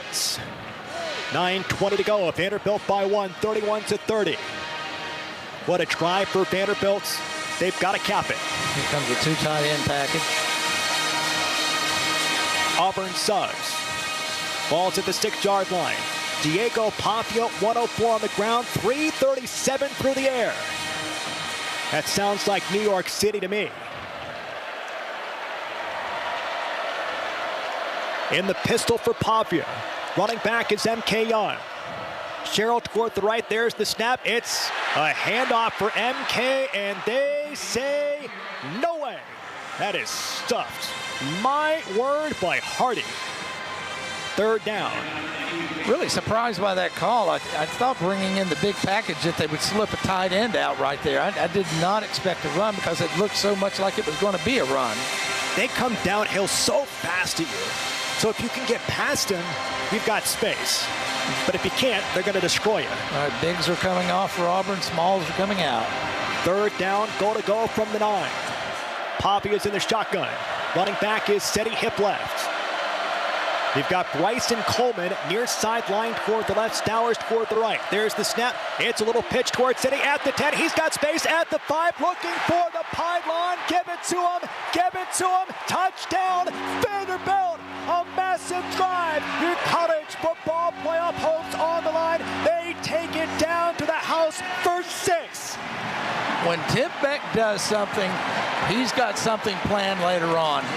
Took it inside right there, and this time he came out with a quick pitch to Seti. Nobody at home got in for the touchdown. Cedric Alexander, his second touchdown of the ball game.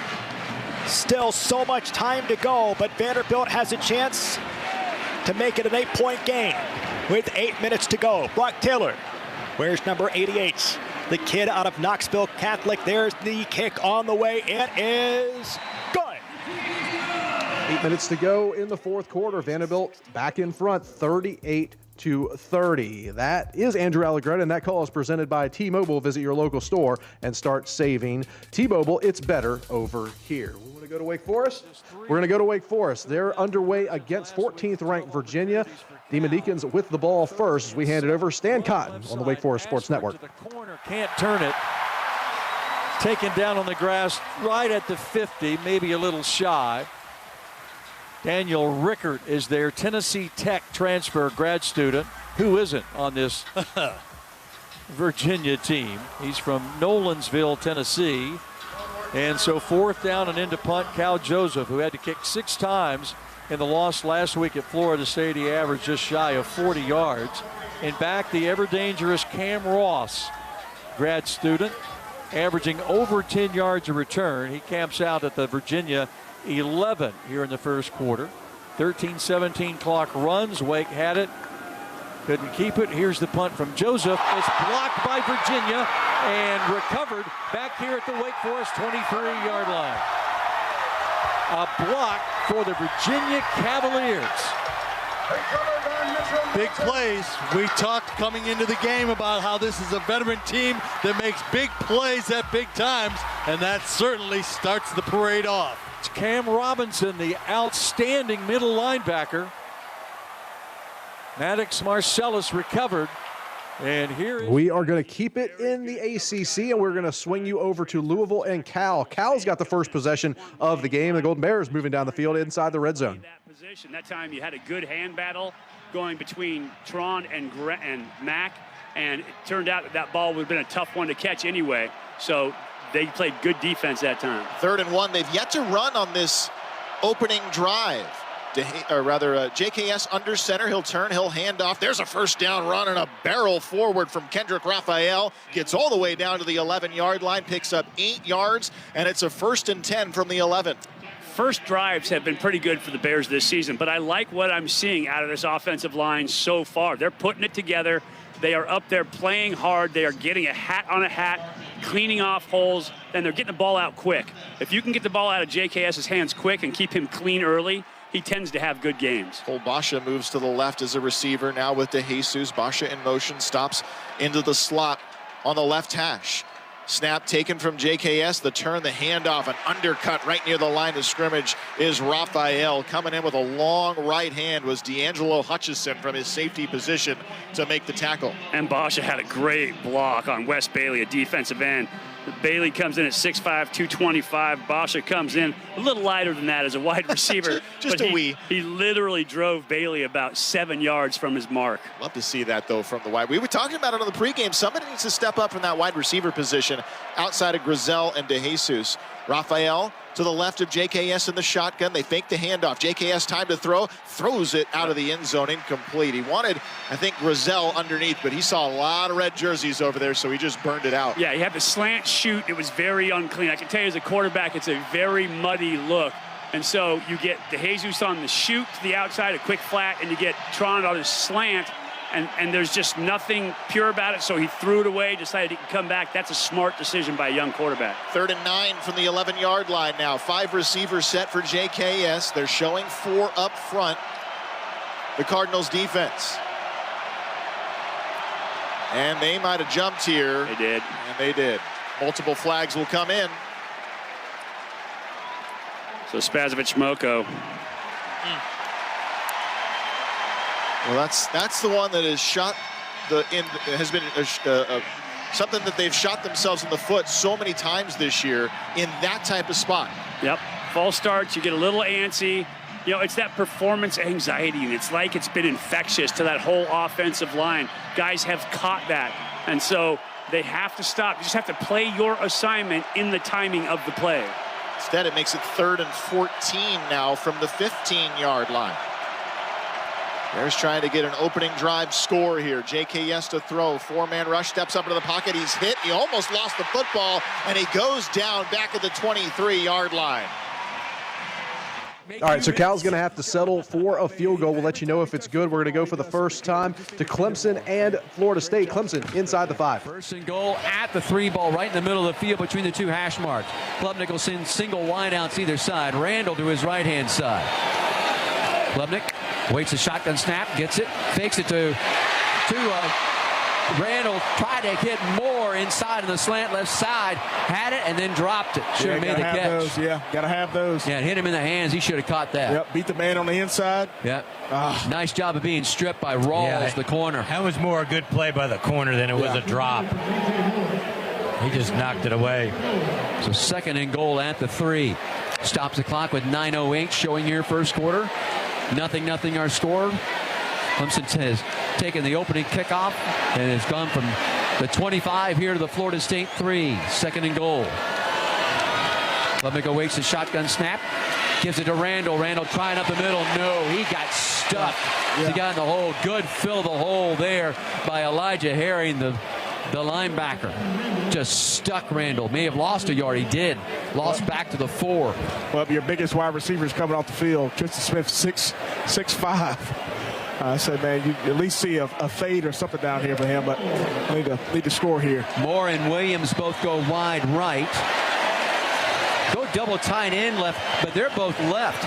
Benton Kerr along with Pat Henry. Now Pat Henry goes in motion right side.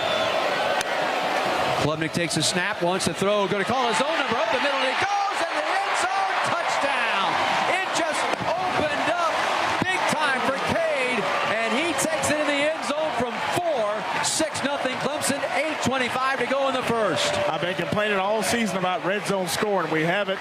We've been so bland all year, and now he whispered quietly. Don Munson there, Clemson Tiger Sports Network. Clemson on the board first against Florida State. Couple of field goal updates for you. Virginia, following their blocked punt, gets the field goal to go up 3-0. Cal, we left that drive. They missed the field goal.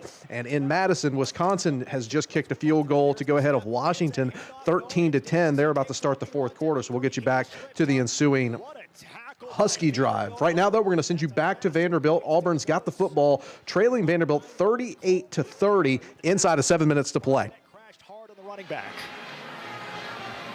A good job of pulling the ball right there by Daniels. 2nd down and 6. Ball's at the 30, driving right. Dangerous spot here for Vanderbilt. There's a blitz on Daniels. They throw short. It is caught here by Simmons. It's short. Boy, I thought it was short of the line again, but they're going to move the sticks. At the 23, they give him forward momentum. Tackle is made by C.J. Hurd. You know, I would just assume them have that first down. Let's start with the fresh set here and see if Vanderbilt can get after it. Clock at 5:50 to go in today's ball game. Of course, Auburn's going to go for 2 if they can get 6. Boy, Vanderbilt's so close on that previous play to getting to Daniels. In the shotgun, running back is Cobb. Extra blocking, there's a snap, it's a play action for Daniels, has time, throws back left corner of the end zone, and this is, did he get it? Yup, my word. Coleman is stunning. Matched up. What a catch. With Martell Height, 5:27 to go. 23 yards. No doubt we're going to take a second look. Unless it's so clear that the booth doesn't need to buzz down. That's just a phenomenal catch. That's all Coleman. Because that was hip to hip with Martell Heights. Martell was even trying to look back. I don't even think there's a reason to go to the booth, guys. That is so stunningly good. I think you got to look at it. Did he have control when he went out of bounds? That's what I would want to know. Let's see if we at least get a buzz. Coleman has made stunning catches throughout the course of the season. He's got another.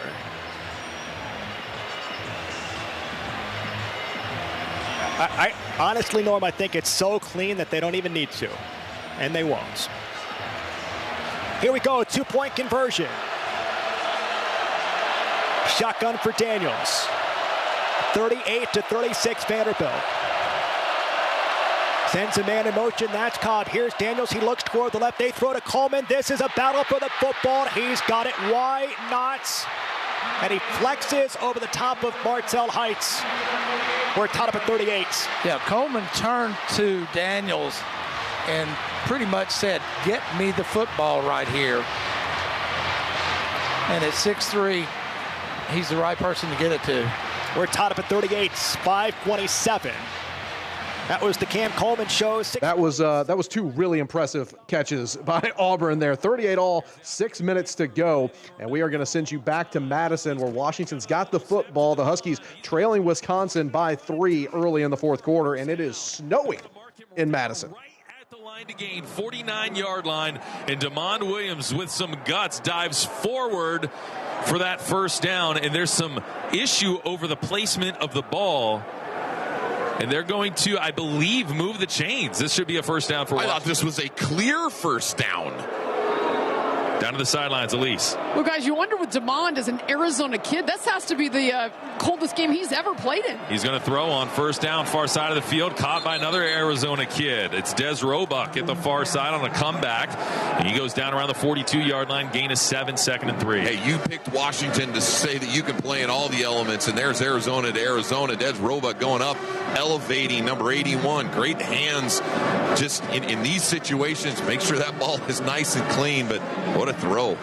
13-10, Wisconsin by 3. 12-12 to go in the fourth quarter.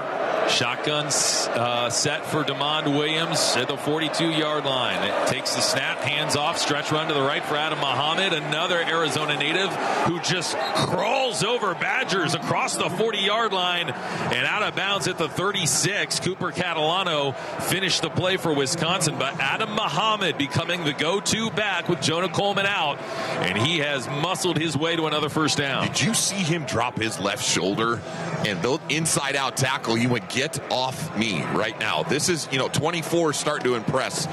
This is the type of game when you see the big physical ability of Adam Muhammad. Pouring sleet in Madison. 37-yard line of Wisconsin. Play fake, check it down to the tight end. Decker de Graaf dropped the ball on the flat. Incomplete. Wouldn't have gained many yards on the play either way, but it'll be 2nd down and 10 for Washington, trailing by 3 with 11:35 to go. I don't know. I mean, he had... Quick update for you. Clemson went for 2 following their opening drive score. Got it. They lead Florida State 8-0. Decker, you got to catch that football. Swirling snow and sleet here in the great north. Snap. Damon Williams sets up a screen. Caught by Chris Lawson, the true freshman. Stiff arm into the face mask, and he gets to the near sideline, out of bounds, 35-yard line, maybe 34. Give him a gain of 3 on the play, setting up 3rd down and 7 for Washington's offense. Well, if you saw Coach Fish going for it prior, you're going to see this is 4-down territory. So no matter what you're calling here, you're trying to get first down depth, but you still might want to be in that 5-yard window. You'd be happy to shorten down a 4th down attempt. Dogs are down 13-10, early fourth quarter. Demond out of the shotgun on 3rd down and 7. Low snap, digs it out. Williams in trouble, leaks out of it to the right. Now spins forward for a gain of maybe 2 to the 32-yard line. Takes a hard shot in the back from Mason Posa and Mason Riger, and it'll be 4th down. Yeah, and those two guys had friendly fire together, the way they impacted each other. Yeah, I think one of them's shaken up. I think it's Mason Posa. Yeah, it's Posa, the freshman. Again, in that time, you drop back into the pocket. Damon Williams holds. He held there for a little over 2, almost 3 seconds, and then decided to go. If he would have just held immediately in that first pause and got out of there, he would have had a little bit more room, because the linebackers are dropping into coverage, respecting the underneath, but as soon as they see him step up at all, they're all flowing for that impact. Timeout. 4th down and 5 coming up. Dogs trailing 13-10 at Wisconsin. 10:54 to play. This is Husky football from Learfield. All right, taking a break there for the injury. 11 minutes to go. It'll be 4th down and 5 when they come out of the break. Huskies with the football trailing 13-10. We're going to go to Louisville. scoreless with Cal in the early going as we head to L&N Federal Credit Union Stadium. He could have possibly run for the first down. He stepped up into the pocket, got the crossing route to Lacey, and then he exploded from left to right and almost got into the end zone inside the 10. That was just about to chastise it for not running and then said, good play. Yeah, exactly. First and goal at the 8-yard line for the Cardinals. Actually, Hampton was there, so I'm not sure he would have gotten the first down seeing the replay. Again, Kariski, the fullback. Watson motions out to the left. Moss throws over the middle at the 5 to Bell. They pull him down just short of the goal line. Massis made the tackle at the 1. What a good decisive read that time by Miller Moss. They ran Duke Watson left to kind of get the safety and linebackers just to move a step underneath drug. Chris Bell, as soon as he saw him open, he gave him a quick shot. He is so strong after the catch. He nearly drug 2 defenders into the end zone. They had Pounders and Cutler to the offensive line to give him the heavy package. Moss from under center. He has 6 touchdowns this year, and some of them are quarterback sneaks. Let's see what they do here. He's going to hand it. He bounces outside and finds space and gets it in for the touchdown. Touchdown for Duke Watson and the Cardinals. Good balance by Duke. Another inside run that was supposed to stay. Louisville gets the score on their opening drive of the game. We're going to go back to Nashville. 4 minutes to go between Vanderbilt and Auburn, all tied up at 38. Vanderbilt just went for it on 4th and inches from their own 35. They pick it up on the Diego Pavia run. So Vanderbilt with the ball in a tie game against Auburn. Clock is down to 7, 2-by-2 set. Pavia's in the shotgun. Ball's at the 38, driving left.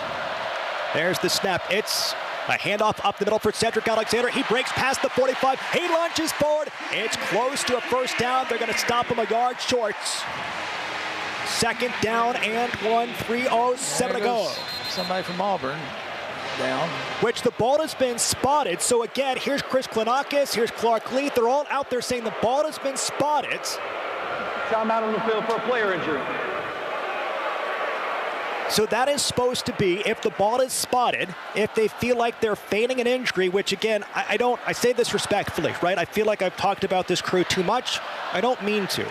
I just have clearly seen that this crew wants to stay out of the fray. So I doubt they're going to decide that he feigned an injury. But if they decide he feigned an injury and the ball had been spotted, that's a 5-yard penalty. Well, they're not even talking about it, so there's not going to be one. Here's our first look in the booth. We'll see if the ball gets spotted before. Yeah, number 5 he's fine. He's fine. All right, we left Madison in the sleet and snow before the Washington field goal. It was blocked. A 45-yard attempt for the Huskies that would have tied it. Wisconsin gets the block, and block kick, block punt brought to you by our friends at the Sickos Committee. Give them a follow at Sickos Committee on all their social channels, Twitter, Blue Sky, Instagram, YouTube, and TikTok. They'll keep you alerted all day long, just like we do here on the Blitz. We're going to stay in Nashville, trying to get more information on what happened with this injury. It looked like the player started to run off, realized that the ball was about to be snapped. It just went down right across midfield. So we'll send it back to Andrew Allegretta, see what they call here. Is to be done. If you want in the tournaments, if you're the black and gold, the more is right now. Still got 27 seconds on the play clock. Clock is moving, 2:43. Pistol for Vanderbilt. Running back is Seti. 2 receivers out toward the right. Second down and 1. Man's in motion. That's Cole Spence, left side of the line. On second down and short. There's the snap. It's a handoff. And Cedric gets depleted. Third down. If I'm Auburn right here, I'm looking for Vanderbilt to try to work the ball outside.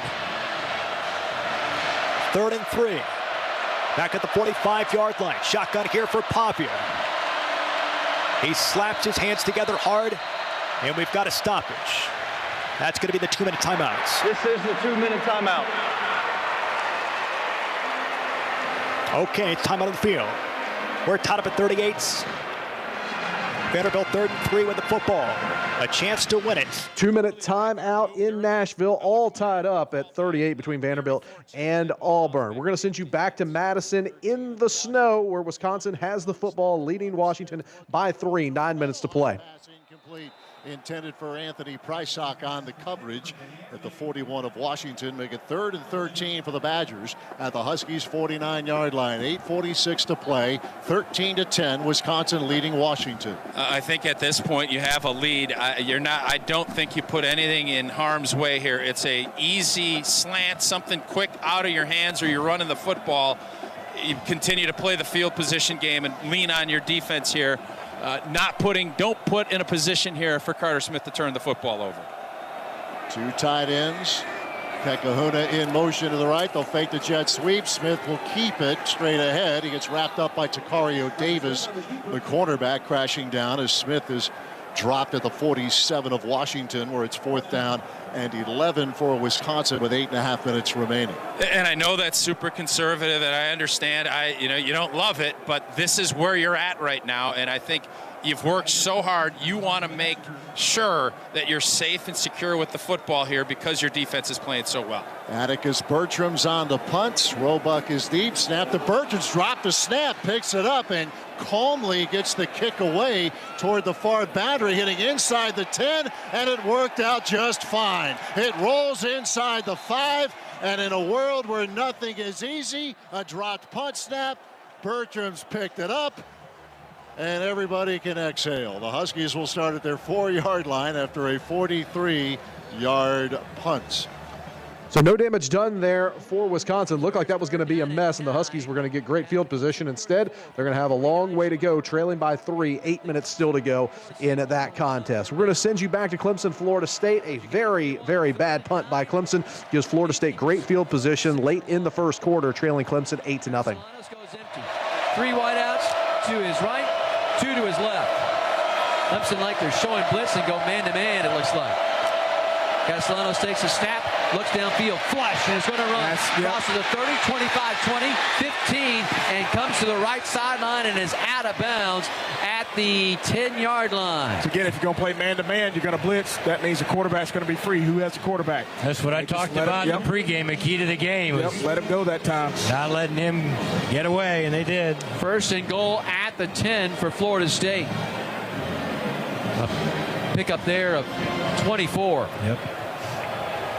So again, when you blitz, somebody has to have the quarterback in spot. All right, they're back in Nashville, tied at 38. Vanderbilt's got the football, going for it on 3rd down here. He shifts out toward the slot. Papia by himself, 3 receivers right, 2 near sideline toward the left. On 3rd down and 3, 2 minutes to go. Stowers in motion toward the right. There's the snap. Papia rolls toward the right. He looks down the field. They throw. This one is caught by Vanderbilt at the 50. A flag has been thrown. Move the sticks when it's gut check time. Go to number 2. Diego Papia, a magician when you gotta have it. And the face mask.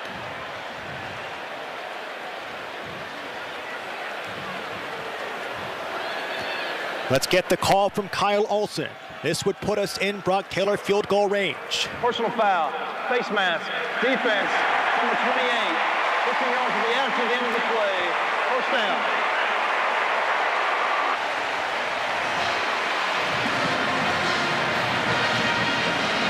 That goes against Boston, the safety. 3 timeouts for Auburn. They're going to start to think about it. Richie Hoskins makes a stunning catch on a gutsy throw. 151. Yeah, I talk a lot about how Cedric has come a long way since he's been here, and Richie Hoskins, same thing. He's become just a really good contributor at just surprising times. Full house formation. Clock is moving, 1:32. Auburn has not stopped the clock. Ball's at the 34, driving left. There's the snap.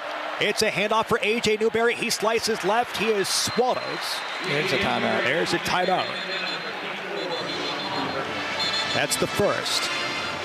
This is in Brock Taylor field goal range. Timeout. Auburn. Their first of the half. Please reset the game clock to 1:23. It's lengthy, though. All right, so there you heard it, 1:23 to go in Nashville, tied at 38. We left the Florida State drive inside the 10 as they trail Clemson 8-0. They still trail Clemson 8-0 because they fumbled the football. Clemson scooped it up While we've got a minute before they resume play in Nashville, we're going to jump back over to Madison. Huskies have the football, trailing Wisconsin 13-10, backed up way inside the shadow of their own goalpost. Trailing 13-10. Trips that off to the right. Damon Williams raises his right leg, takes a snap, rolls out to the right, throws. Caught by Denzel Boston, who lunges forward up the right sideline to pick up a first down to the 18-yard line. Caught it in space, a well-designed play, and Denzel walking gingerly back into the huddle. Now he calls himself out of the game. Tony, that's the exact same play that we saw in the first quarter on the first drive that Denzel did not get, and they ran it to the left on that series. This time they ran it to the right. Fortunately enough, it was upfield, and he was able to get into that first down. So they mark him at the 17-yard line. That's where the Huskies take back over. All right, so still 7 minutes to go in Madison. We're going to send you back to Nashville. Final 90 seconds as Vanderbilt looking to sneak out with a win against Auburn. Pavia's in the pistol. On second down, there's a snap. It's a handoff for Seti toward the left. He's trying to bounce through tacklers. He is squished and dropped at the 32. Timeout taken by Auburn. Auburn really trying to strip that football. Timeout. Auburn. They're second of the half. I should check myself. So we're not going anywhere. We're going to stay here. Can tell you our 7:30 games are just about to get underway. LSU is visiting 4th-ranked Alabama. They'll get things going at Bryant-Denny in just a couple of minutes. And Navy is at 10th-ranked Notre Dame.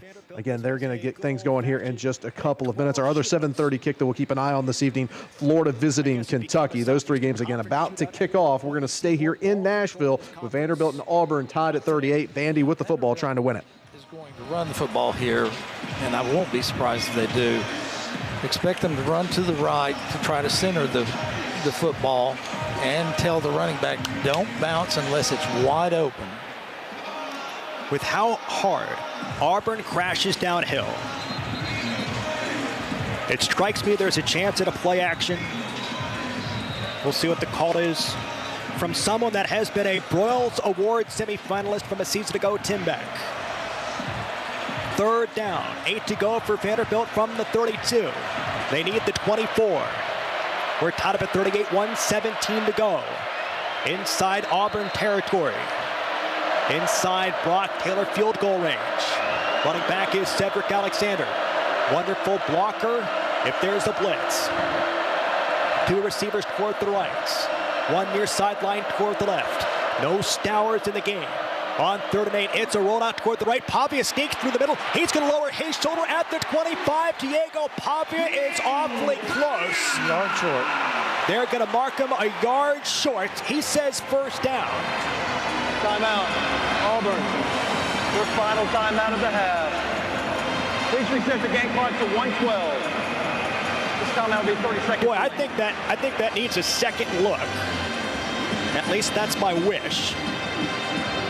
And I think Diego wants a second look, too. He feels like he rolled forward for the first down. That is a huge difference. They've got 4th and 1. With 1:12 to go in the game. With the way that Auburn has played offensively, if you're Vanderbilt, boy, you sure want the touchdown. And Clark is asking for a second look. He has got to be. He's talking about the spot of the football. Diego Pavia rolled forward. We have not seen a review in the booth that would give us a chance to really take a look at that one. Timeout taken by Auburn, their 3rd and final timeout. 4th and 1 for Vanderbilt, tied up at 38. And Kyle Olson wants the teams to the field at the 25-yard line. Well, Vanderbilt kicked the field goal. No, they're going to go for it.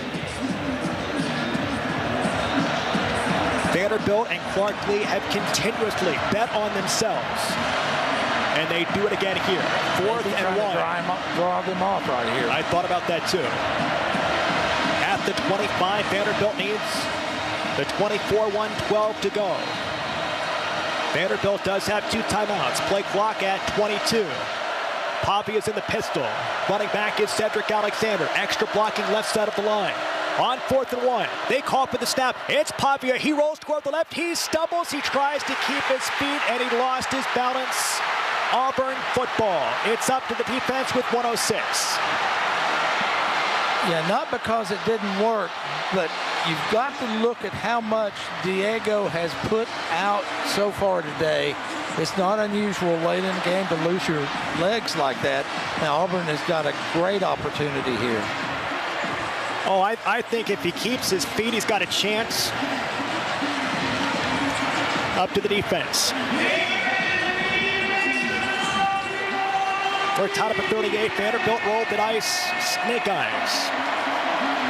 Let's see what the defense can do. Watch out for Coleman. He's been a superstar. There's the snap for Daniel. Quick throw toward the left. This one is caught. Clock will continue to move. 1:01. Vanderbilt has 2 timeouts. They've got a good kicker in McPherson with a chance to win it. Daniels in the shotgun. Vanderbilt trying to adjust defensively. There's a whistle. That should go against Auburn. Procedure. 48 seconds to go.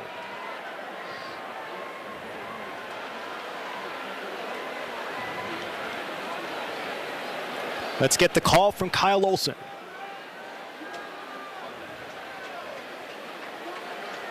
Does that come with a 10-second runoff? False start. I don't think so. Offense, number 72. It's a 5-yard penalty. It's still second down. Okay. This foul qualifies for a 10-second runoff. Please reset the game clock for 30 seconds. Don't doubt myself. On my signal. Because it stopped the clock. That's the basic point of 10-second runoffs. 38 seconds. They still have 40 on the clock. I guess 2 seconds came off that they had to put back down, on the clock.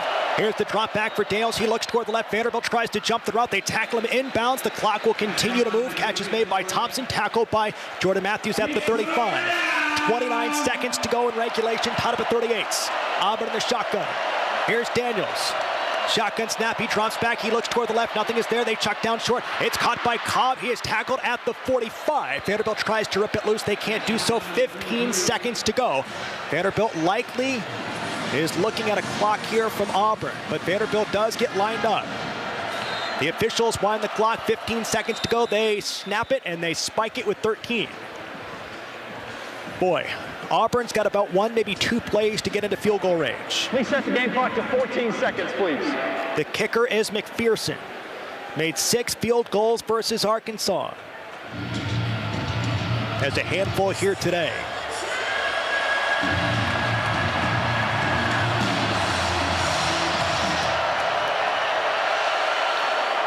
On first down and 10, the drop back with 13 seconds to go. He steps up, he throws middle, it is incomplete. Oh, no. Has been thrown. What? Oh, goodness. Okay, so here's the benefit, though. It's going to move Auburn close to field goal range, but still just 9 seconds to go. I don't love the call. Number 2, the ball he places on foul, automatic first down. That's interference. Oh, so I thought it was going to be on Dante Carter, but they call pass interference. The ball is at the 43, 9 seconds to go. Yeah, they need about an 8-yard. Oh, it's away from the play is what it is, and Fontenet's maybe. 9 seconds to go, ball at the plus 43. Vanderbilt needs to keep them away from field goal range. It's a 60-yarder at the moment. 9 seconds to go, the drop back here for Daniels. He looks off toward the left. This one is incomplete. 5 seconds to go. Will they trot out McPherson and try to win it, or is it a Hail Mary again here at the bank? No timeout, so it's going to be a Hail Mary. You're playing for overtime if you don't get it, so playing on house money if you're Auburn. No field goal from McPherson. Again, it would be about a 60-yarder. His longest season is 47. Vanderbilt has guarded a Hail Mary, although tenuously so far this season versus Missouri. 5 seconds to go. Daniels in the shotgun. Timeout taken by Vanderbilt. Let's talk about our principals. Timeout, Vanderbilt. The issue. A couple quick updates for you. 3 minutes to go in Madison. Washington has just stuffed Wisconsin. So Wisconsin is going to be punting it back to the Huskies with 3 minutes to go. Wisconsin with a 13-10 lead. We will get you back to Madison in the sleet and snow there in a moment. We're going to stick with the end of this game in Nashville. We can also tell you that Cal has just scored to tie things up with Louisville late in the first quarter. We're going to go back, stay here with the end of regulation in Nashville. Vanderbilt and Auburn tied at 38. 7-yard out to the sideline. They got to get out of bounds. That's what I'm saying. Has to get out of bounds. Has to. Even still, not sure you can truly get into McPherson range, which is really about 13 yards. Can you cover 13 yards in 5 seconds? I don't know. We'll see. Out of a 38, college football playoff hopes on the line for the Doors. Auburn's got the football at the plus 43. Vanderbilt sends 3 safeties deep. We have seen this show before. This time they're guarding the south end zone instead of the north. Daniels in the shotgun. They've got 4 receivers. There's the snap. They look, they wait, they throw this one down the field. This one is overshot. There is no time left on the clock. They looked for that out. They couldn't do so in time. We'll see if they put 1 second back on the clock. Please put 1 second on the game clock.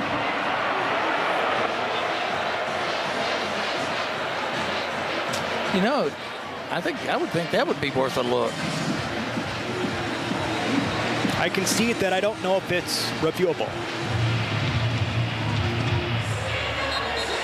I think Vanderbilt's frustrated, but Vanderbilt has to guard the Hail Mary. 1 second left. It's a Hail Mary, no doubt, here for Daniels. They've got extra blocking in there. 3 receivers near sideline toward the right. There's the snap for Daniels. Vanderbilt will rush forward. Daniels steps up, has some pressure. He's being trailed by Fontenette. He chucks this one deep toward the end zone. This one is incomplete. Played perfectly by the Doors. We go to overtime, tied up at 38. That is the end of regulation. All right, so that's the end of regulation. Certainly going to be discussed. The attempt to go for it on 4th and 1 by Clark Lee, and they'll talk about it on a split zone duo. What's that? College Football Podcast. It takes you deep inside the action every week of college football, all season long, delivering reporting, analysis, and fun tidbits on the Sports Wild Coaching Carousel. Hosted by Richard Johnson of CBS Sports, Alex Kirshner, who writes for Slate, The Athletic, and The Ringer, and more. Find Split Zone Duo wherever you find podcasts. End of the first quarter between Virginia and Wake Forest. 3-0 Virginia leading. 2-minute timeout in Madison. Washington with the football trailing Wisconsin 13-10. We will get you to Madison and we'll get you back to Nashville after this timeout as you listen to the Blitz. As America's #1 motorcycle insurer, Progressive has your back. Oh, like replacing my bike in case of an accident? Progressive's total loss coverage can help with that. Great. And you also agree with me that my riding club should ride to the aquarium instead of cruising around a mountain, right? Actually, we just do insurance. We don't vote in riding clubs. Nice. 2 votes for the turtle exhibit. To be clear, Progressive has your back for insurance only. So get a quote and see if you can save. What are you, some kind of turtle hater? Progressive Casualty Insurance Company and affiliates. Covered subject to policy terms, limits, and conditions. Hey fans, this is Wayne Cook, co-host of College Sports Now. We're breaking down all the action from around the country every week during the football season. We'll look beyond the box score and keep our finger on the pulse of college football from September all the way to the national championship game in January. Listen all season long on Apple Podcasts, Spotify, or wherever you'd love to get your podcasts. And be sure to follow along on Twitter at CSNowTweets.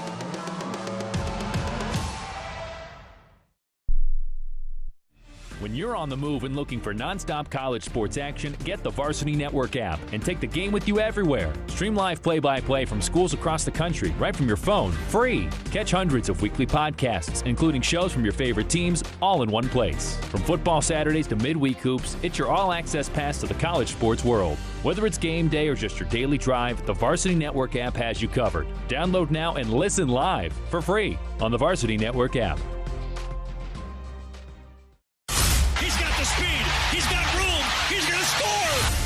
No one gets you closer to the game than Sirius XM College Sports Radio. For the win! Got it! Let's go! Tune in for news, talk, and analysis from the offseason through regular season and into the postseason. We've got your team covered anywhere you go. Deep to center field! Oh, it's gone! Get a free trial at SiriusXM.com/College Sports Radio 2025. Bringing you the best in the game today. Hit the horn! Touchdown! TCU!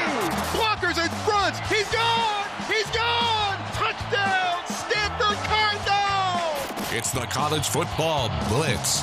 Wrapping up the afternoon slate, we're going to Madison. Washington trailing Wisconsin 13-10. Don't worry, we will get you back to Nashville for overtime. But right now, 2-minute timeout is over. We're going to Madison. Dropping back to pass in the pocket. Now he's going to check down to Muhammad, who catches the ball low, has his legs taken out from underneath him. A loss of 2 up the right sideline, 35-yard line. Deani Hill on the tackle. 2nd down and 12 to go. 1:36 left in the ball game. If you're going to continue to hold Demond in the pocket, that is exactly what Wisconsin wants to do. Low snap. Bobbled by Demond. Picks it up off the turf from the 25-yard line. He's going to go across the 35-40. Hit, spun down at the 41-yard line. Picks up 6 on the scramble drill. Mason Posa on the tackle, forcing 3rd down and medium. 1:20 left. And a timeout for Washington, their first. Well, it's been good coverage, and it's smart defense. How would you stop number 2? You would hold him in the pocket. The design is, let's keep him in the pocket. Let's let him make a decision. Does he run, pass? Right now, he's predominantly looking, and then he's out. Your linebackers are staying at the 7 to 8 yard shell. Your safeties are super deep in cover 2. Your corners are in bail, so you're not allowing anything to get back behind you. You're keeping everything in front. And so right now you're playing into a little bit of a very safe shell type of defense, and Wisconsin's doing a good job of containing Demond, because now you're in 2-down territory. You're in 3rd down. Yeah. So. Want to correct myself on one thing. That was Washington's 2nd timeout. 1:20 to go. 3rd down and 6 for the Husky offense. In a compromised position at Camp Randall in Madison. Sleet pouring down. Huskies driving right to left here on the road. 3rd down and 6 from their own 41. Snap to Demond Williams. Drops back all the way to the 28-yard line. Chucks it deep down the field for Denzel Boston, who climbs the ladder. It's incomplete. Unable to get his hands on the football. It's going to be 4th and 6 for the Huskies. Deep drop. 10 yards deep. Demond steps into it. Holds. He's waiting for number 12 to get over the top. If it's underthrown, he makes the catch, but it's overthrown. It's a low percentage pass as Demond took a hard hit on that play from Darrell Peterson III. And now you got 4th down and 6. Must convert situation for Washington. Here in Madison. Williams raises his right leg, takes a snap. Badgers rush 5. Williams going to take off and run. Does not have the 1st down. He goes down at the line of scrimmage. And Wisconsin will shock the Huskies here in Madison tonight. A devastating loss for the Washington Huskies, and for Wisconsin, they will not go winless in the Big Ten. It remains the last time they went winless in the Big Ten was 1990. We will go back to Nashville. Vanderbilt in overtime against Auburn, tied at 38. And the Doors have the football first. Back is Cedric Alexander for the Doors. Pistol formation. Behind Diego Pavia. 1 wide receiver each side. Man's in motion. There's a whistle, a timeout taken by Clark Lee. They did not like what they had. Timeout, Vanderbilt. This is their only timeout of extra period. Really big 2nd down call. Highly entertaining, highly stressful. You thought Missouri was tense. How about this, sir? Yeah, this has been something else. Both teams have battled very hard. Boy, give Vanderbilt so much credit here today. They were down 20-10 at the break. This looked like an impending rout. And Vanderbilt found itself inside the halftime locker room. They scored 28 points in the 2nd half alone against a defense that only gives up 18 points per game. The number for Auburn has been 20. If they get to 20, they're 4-0. Vanderbilt is trying to buck that trend. If I'm trying to go to somebody that works against the odds, it's Diego Pavia.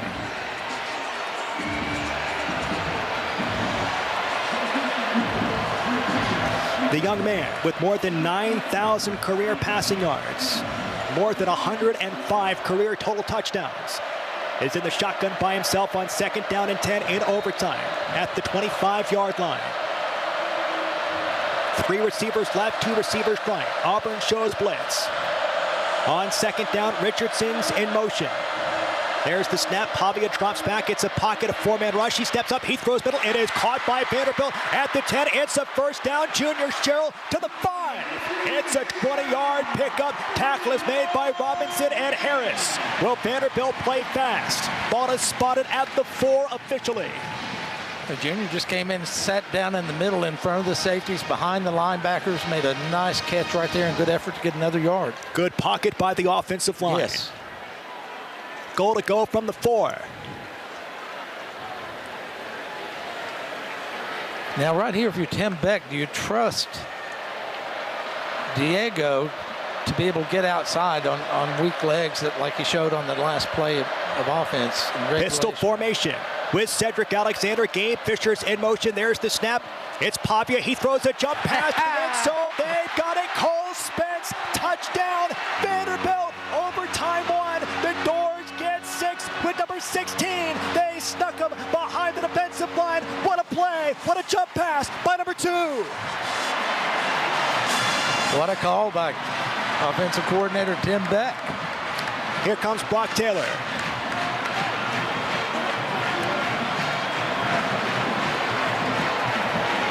The all-important extra points.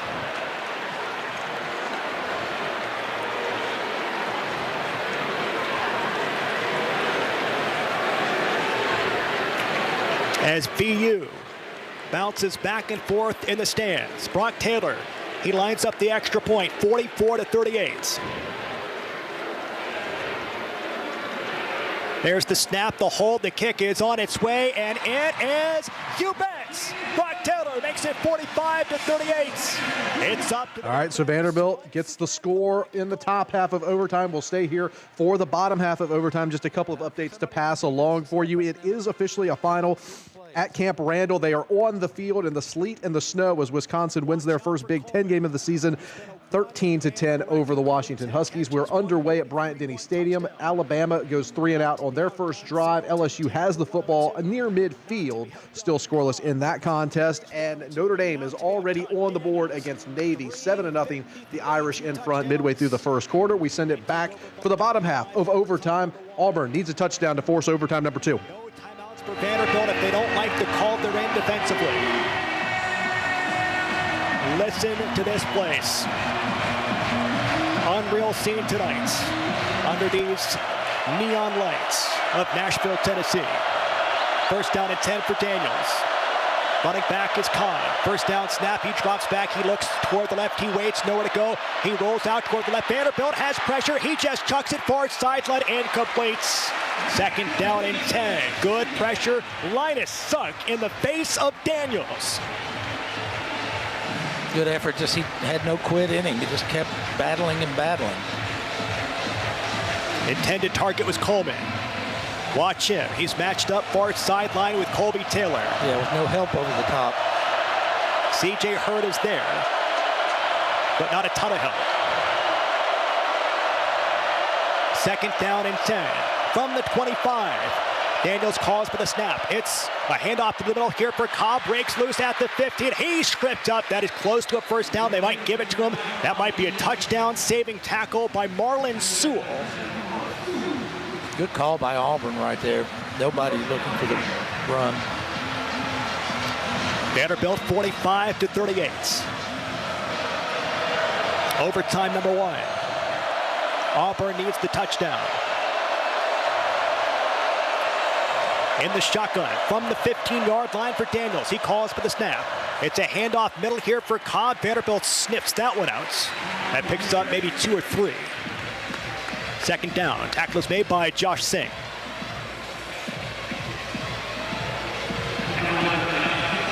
Auburn still not going in the huddle. Got a replacement coming in.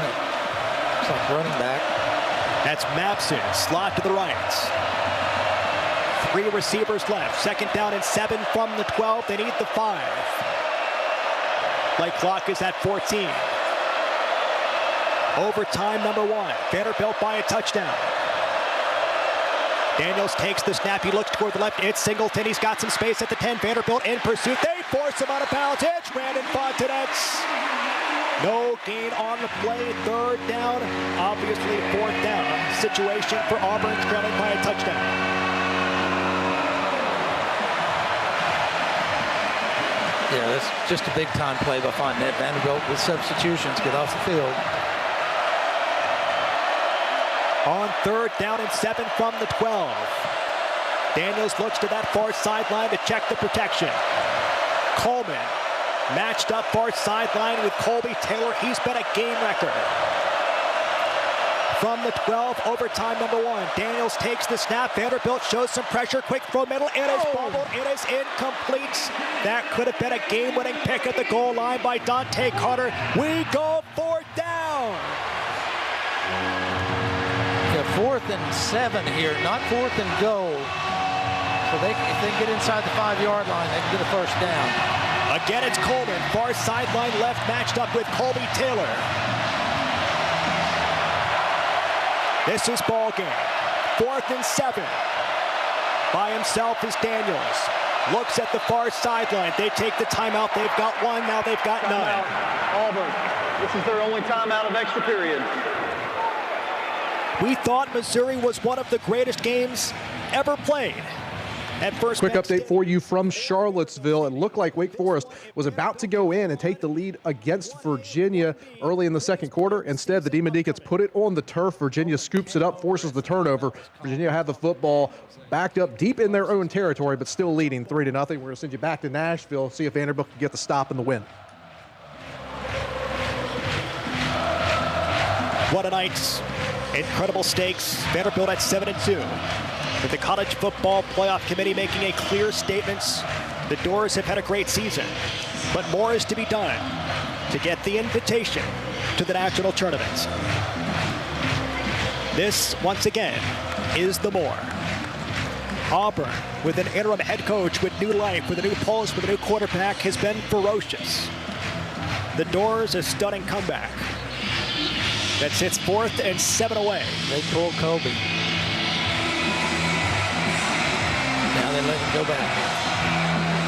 One of the most athletic quarterbacks Vanderbilt has. We'll see who the matchup is.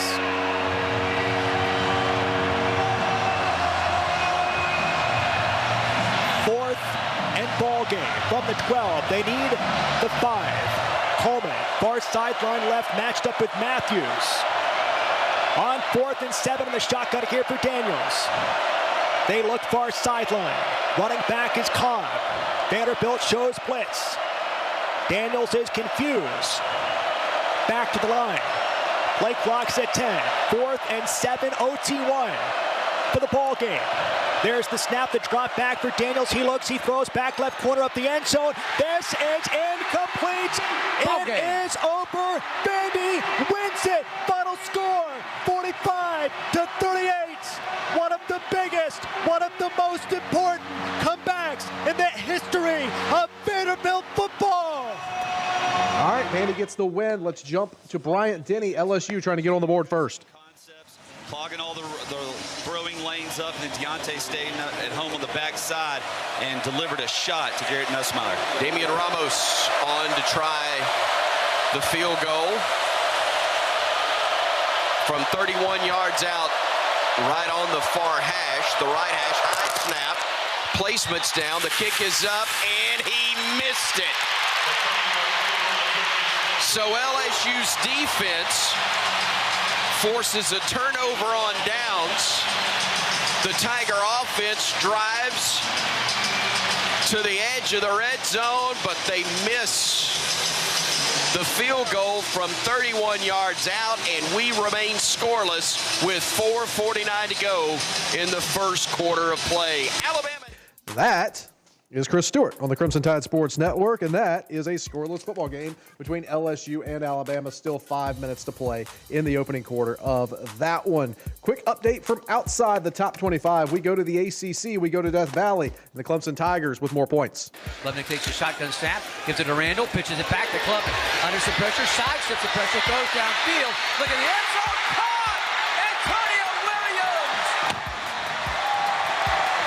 Great catch by Antonio Williams. 14-0 Clemson, 12:01 to go in the second.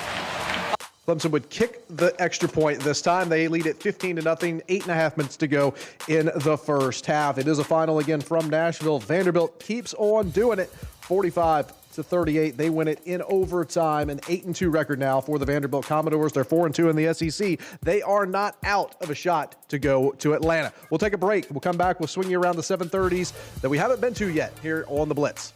Morning, Zoe. Got donuts. Jeff Bridges, why are you still living above our garage? Well, I dig the mattress, and I want to be in a T-Mobile commercial like you. Teach me, Saldana.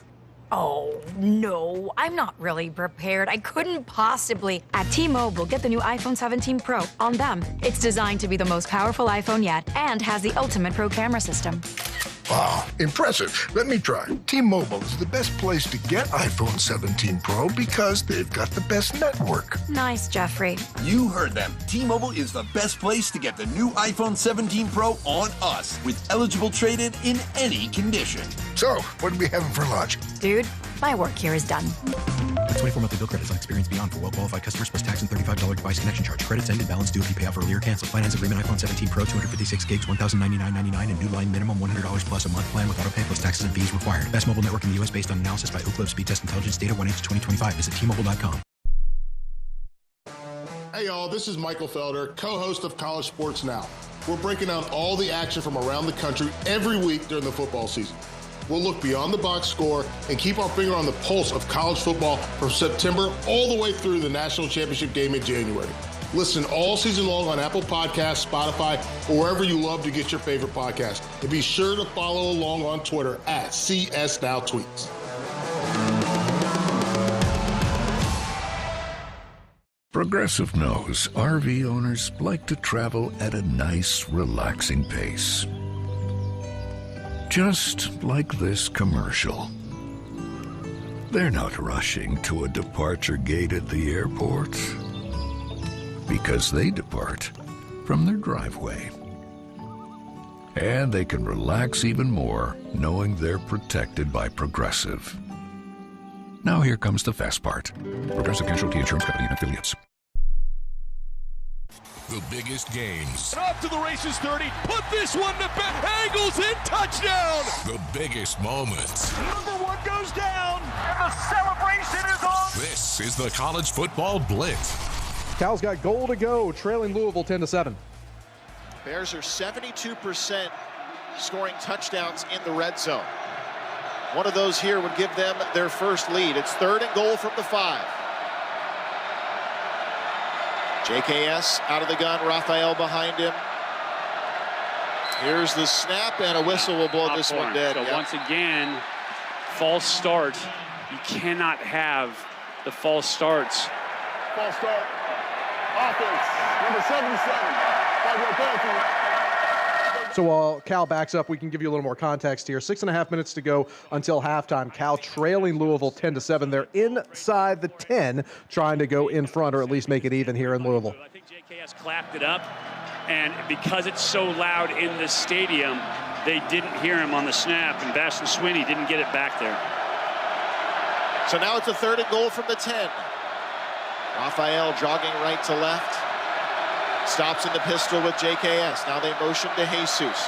Shotgun snap, fake it to him, throw to Jesus. He looks to throw again, sets his feet, throws it to the end zone, and it's incomplete. Boy, what a dangerous pass. Yeah. He was looking for either King or Hamper, and he threw it right into a sea of red jerseys.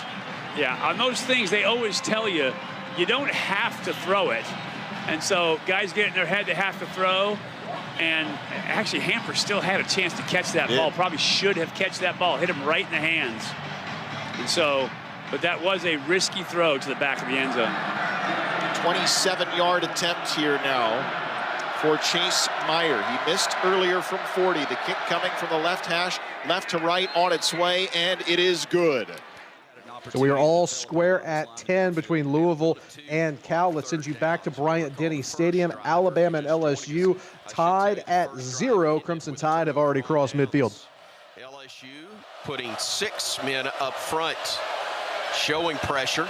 Hill in the backfield. Snap going to Ty, stepping up in the pocket, wanted to run, unloads it at the last moment, incomplete. Bernard was in the area, but it's an incomplete pass. He was really just trying to get rid of that one. And thankfully, there was a man in the area. Do we have a flag down? Nope. Just an incomplete pass. And now the offense will run off the field. And we will see the Alabama punter come on in a young man who's been really good in Blake Dowd for the Crimson Tide. Xavier Thomas is back. All right, so the Crimson Tide punting. We're going to head back to Clemson, where the Tigers lead Florida State 15-0 and on the move late in the first half. Takes a snap, gives it to Davison. Davison has a first down, coming right side as he worked his way forward to the 27 of Florida State. They'll pick up a 3 and a first down. Darrell Jackson, the nose tackle, making the stop. Tim will leave us. Come back, Shane. Come back. You have to understand the reference. If you've never seen the movie Shane, you need to watch it. Yep, good hard running between the tackles. So good to see Davison getting some tug. First down and 10 at the Florida State 27. 4:15 and counting here in the second. We're going to bounce out, and we're going to stay in the ACC, though. We're going to Charlottesville, Virginia, with a huge play, and now we've got a timeout. So I think they're going to review to see if Virginia did score. Right now it's 1st and goal with 7 minutes to go in the first half. We're going to stay here at Clemson. Clemson football leading Florida State 15-0. They gave it to him coming back in motion. I like it. Again, we've been very vanilla on some of these run plays through the weeks. Glad to see that we're getting creative. That's a pickup of 4 on the play to bring up 2nd down and 6. Ball at the 24, the 23 and a half, actually. Put it on that right hash, wide side of the field left. 2 wide outs go there. Man comes in motion. They'll fake it to him. Klubnik back to throw. Under some pressure, rolls left side. Still rolling, and will throw it towards the end zone. And incomplete. Bittenker, the intended target. Left corner of the end zone, and Klubnik was being chased mightily as it was Jaden Jones that was trying to run him down from behind. Think about Jones at 6'5", 257. He was moving. He can pick him up and put him down. He was moving. I thought Klubnik could get the corner, but after watching him get closer, I didn't think he was going to make it. Good job for him to throw it away. So here's 3rd and 6. Clemson needing the Florida State 17 for a first down. Randall back in the ball game at running back, left-hand side of Klubnik. Kay takes the shotgun snap, looking to throw. Looks downfield, still looking. Throws it underneath, has a complete Smith. Tried to break a tackle, but is brought down at the 22. Man, he had Adam Randall. All right, we're going to Charlottesville. It was not a touchdown for the Cavaliers, but they do have goal to go, leading Wake Forest 3-0. 11 victory here on the road. Kalen's ready in the gun. Back to his right, it's Taylor. He'll give to him middle of the line as he cuts back from left to right. He'll take it down to about the 2, where he's stopped by Kiersky and Hazen. It will be 3rd and goal to go. Yeah, for a game with no offense, there's been a lot of really big plays in this game. And this is another one coming. 3rd and goal to go. 8th play of the drive that started at the UVA 5. It's at the Wake 2 now. 3rd and goal to go. Cavaliers will send 3 receivers wide right to the field. At a tight end to the boundary left side. Motion to the left. Now the play is going to be blown dead. This time Wake does call the timeout. And Jake Dickert showed his speed again. He went from the 25 down to about the 12-yard line or so in a heartbeat to get the official's attention and call timeout. That's Wake's. We're going to stay here in Charlottesville with the Cavaliers trying to build on their 3-0 lead. Can tell you, Chandler Morris, Virginia quarterback, was injured earlier on this drive. He was hit sliding, so he is not in right now. It's Daniel Kalen in at quarterback for the Cavaliers. He was the one that had the big run that put the Cavaliers inside the 10. It'll be 3rd and goal coming out of the timeout as Virginia looks to build on this 3-0 lead. Also, by the way, it is 4th and 5 for Clemson. They have not kicked it yet. We've got a timeout there in Death Valley with 2.5 minutes to go in the first half. Figure something out as well. And now Wake with about 6 new bodies in the exchange run out there. Here we go. Well, Virginia splits a bunch of guys right, a bunch of guys left. Quarterback throws to the left side. Going to be a screen set up over there to Taylor. And Taylor's run out of bounds across the way by Hazen.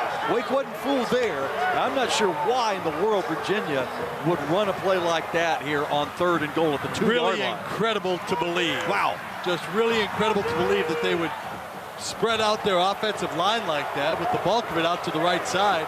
Now they send the field goal unit out. That was dumb. Wake had it 4th and goal at the 1 and couldn't get anything done. Virginia comes down, drives 90 yards, gets it 3rd and goal at the 2 and runs that play. Watch for something goofy now. And now Virginia will try a 22-yard field goal from the left hash mark. Out is Bedridge, snap and spot good. Boot on the way, and it is good. So a couple of, and Wake's got a man down up slow. So Wake's defense holds there. Virginia extends the lead. It's 6-0. We can also tell you that Clemson did kick the field goal. It's 18-0. The Tigers leading Florida State in that contest. Outside the top 25 in the SEC, Florida visiting Kentucky. And the Gators with the lead. It'll officially be 3rd and 7 for the Gators. The line to gain is just inside the Wildcat 4. Brown, Sturdivant, and Mizell. Trips left in a triangle. Ball lined up on the right hip of Lagway. From the 10, snap back to Lagway. Lagway throws over the middle, caught by Baugh at the 5, took a hit and plunges into the end zone. Touchdown. First quarter has just come to a conclusion at Kroger Field. Gators with a 7-3 lead over Kentucky. We're going to the Bluegrass. Louisville, Kentucky is where we're headed now, as Louisville has the football against Cal, and the Cardinals are moving. Up behind Moss, nobody very wide. Bell split a little bit to the right. Play fake to Brown, and he fumbled it, and Moss falls back on the football back at the 31-yard line. I'm not sure. Malfunction at the junction there. The ball just dropped to the ground. Duke Watson had subbed in for Keywan, and I'm not sure if the quarterback pulled it out trying to throw it. We'll get a look here at Miller wanted to pull it out of his stomach and lost control of it. That's always on the quarterback when that happens. So it's going to be 3rd down and 10 for Louisville. Game tied at 10 late in the second quarter. Ball was at the 31-yard line. Bell heads out to the right. Meek split to the left. Stewart, the extra tight end, and Louisville looks confused. They're going to have to spend a timeout. All right, so timeout. Louisville tied at 10. We're going back to Tuscaloosa. LSU has just fumbled. Alabama has recovered, and they've got the football just outside the red zone. Scoreless football game late in the first quarter. To join Simpson in the backfield, who operates from the pistol. Cuevas, the tight end, offset right, facing a 4-man front from LSU on 2nd down and along 12. Snap to Ty, looking. Look over there, you got Jam. He finds him late, and he dropped it, incomplete. Took his eyes off the football. I know it's easy to say from here. If he checks down initially, he's got at least 7 or 8 yards. Well, the ball would have been thrown awfully quick because LSU was in his zone coverage. They were deep. They were rallying it, but when Ty Simpson spun out, they converged on Jam Miller, and it would have been a gain for very short. So 3rd down and about a dozen, as now Bama's got 2 wideouts left, 2 men in tight to the right side of the formation. Ty walks up to talk to his line of scrimmage, and now we'll go back to the pistol with Jam to his left. This is a big 3rd and 12 with 1:30 to go in the first quarter. Scoreless game.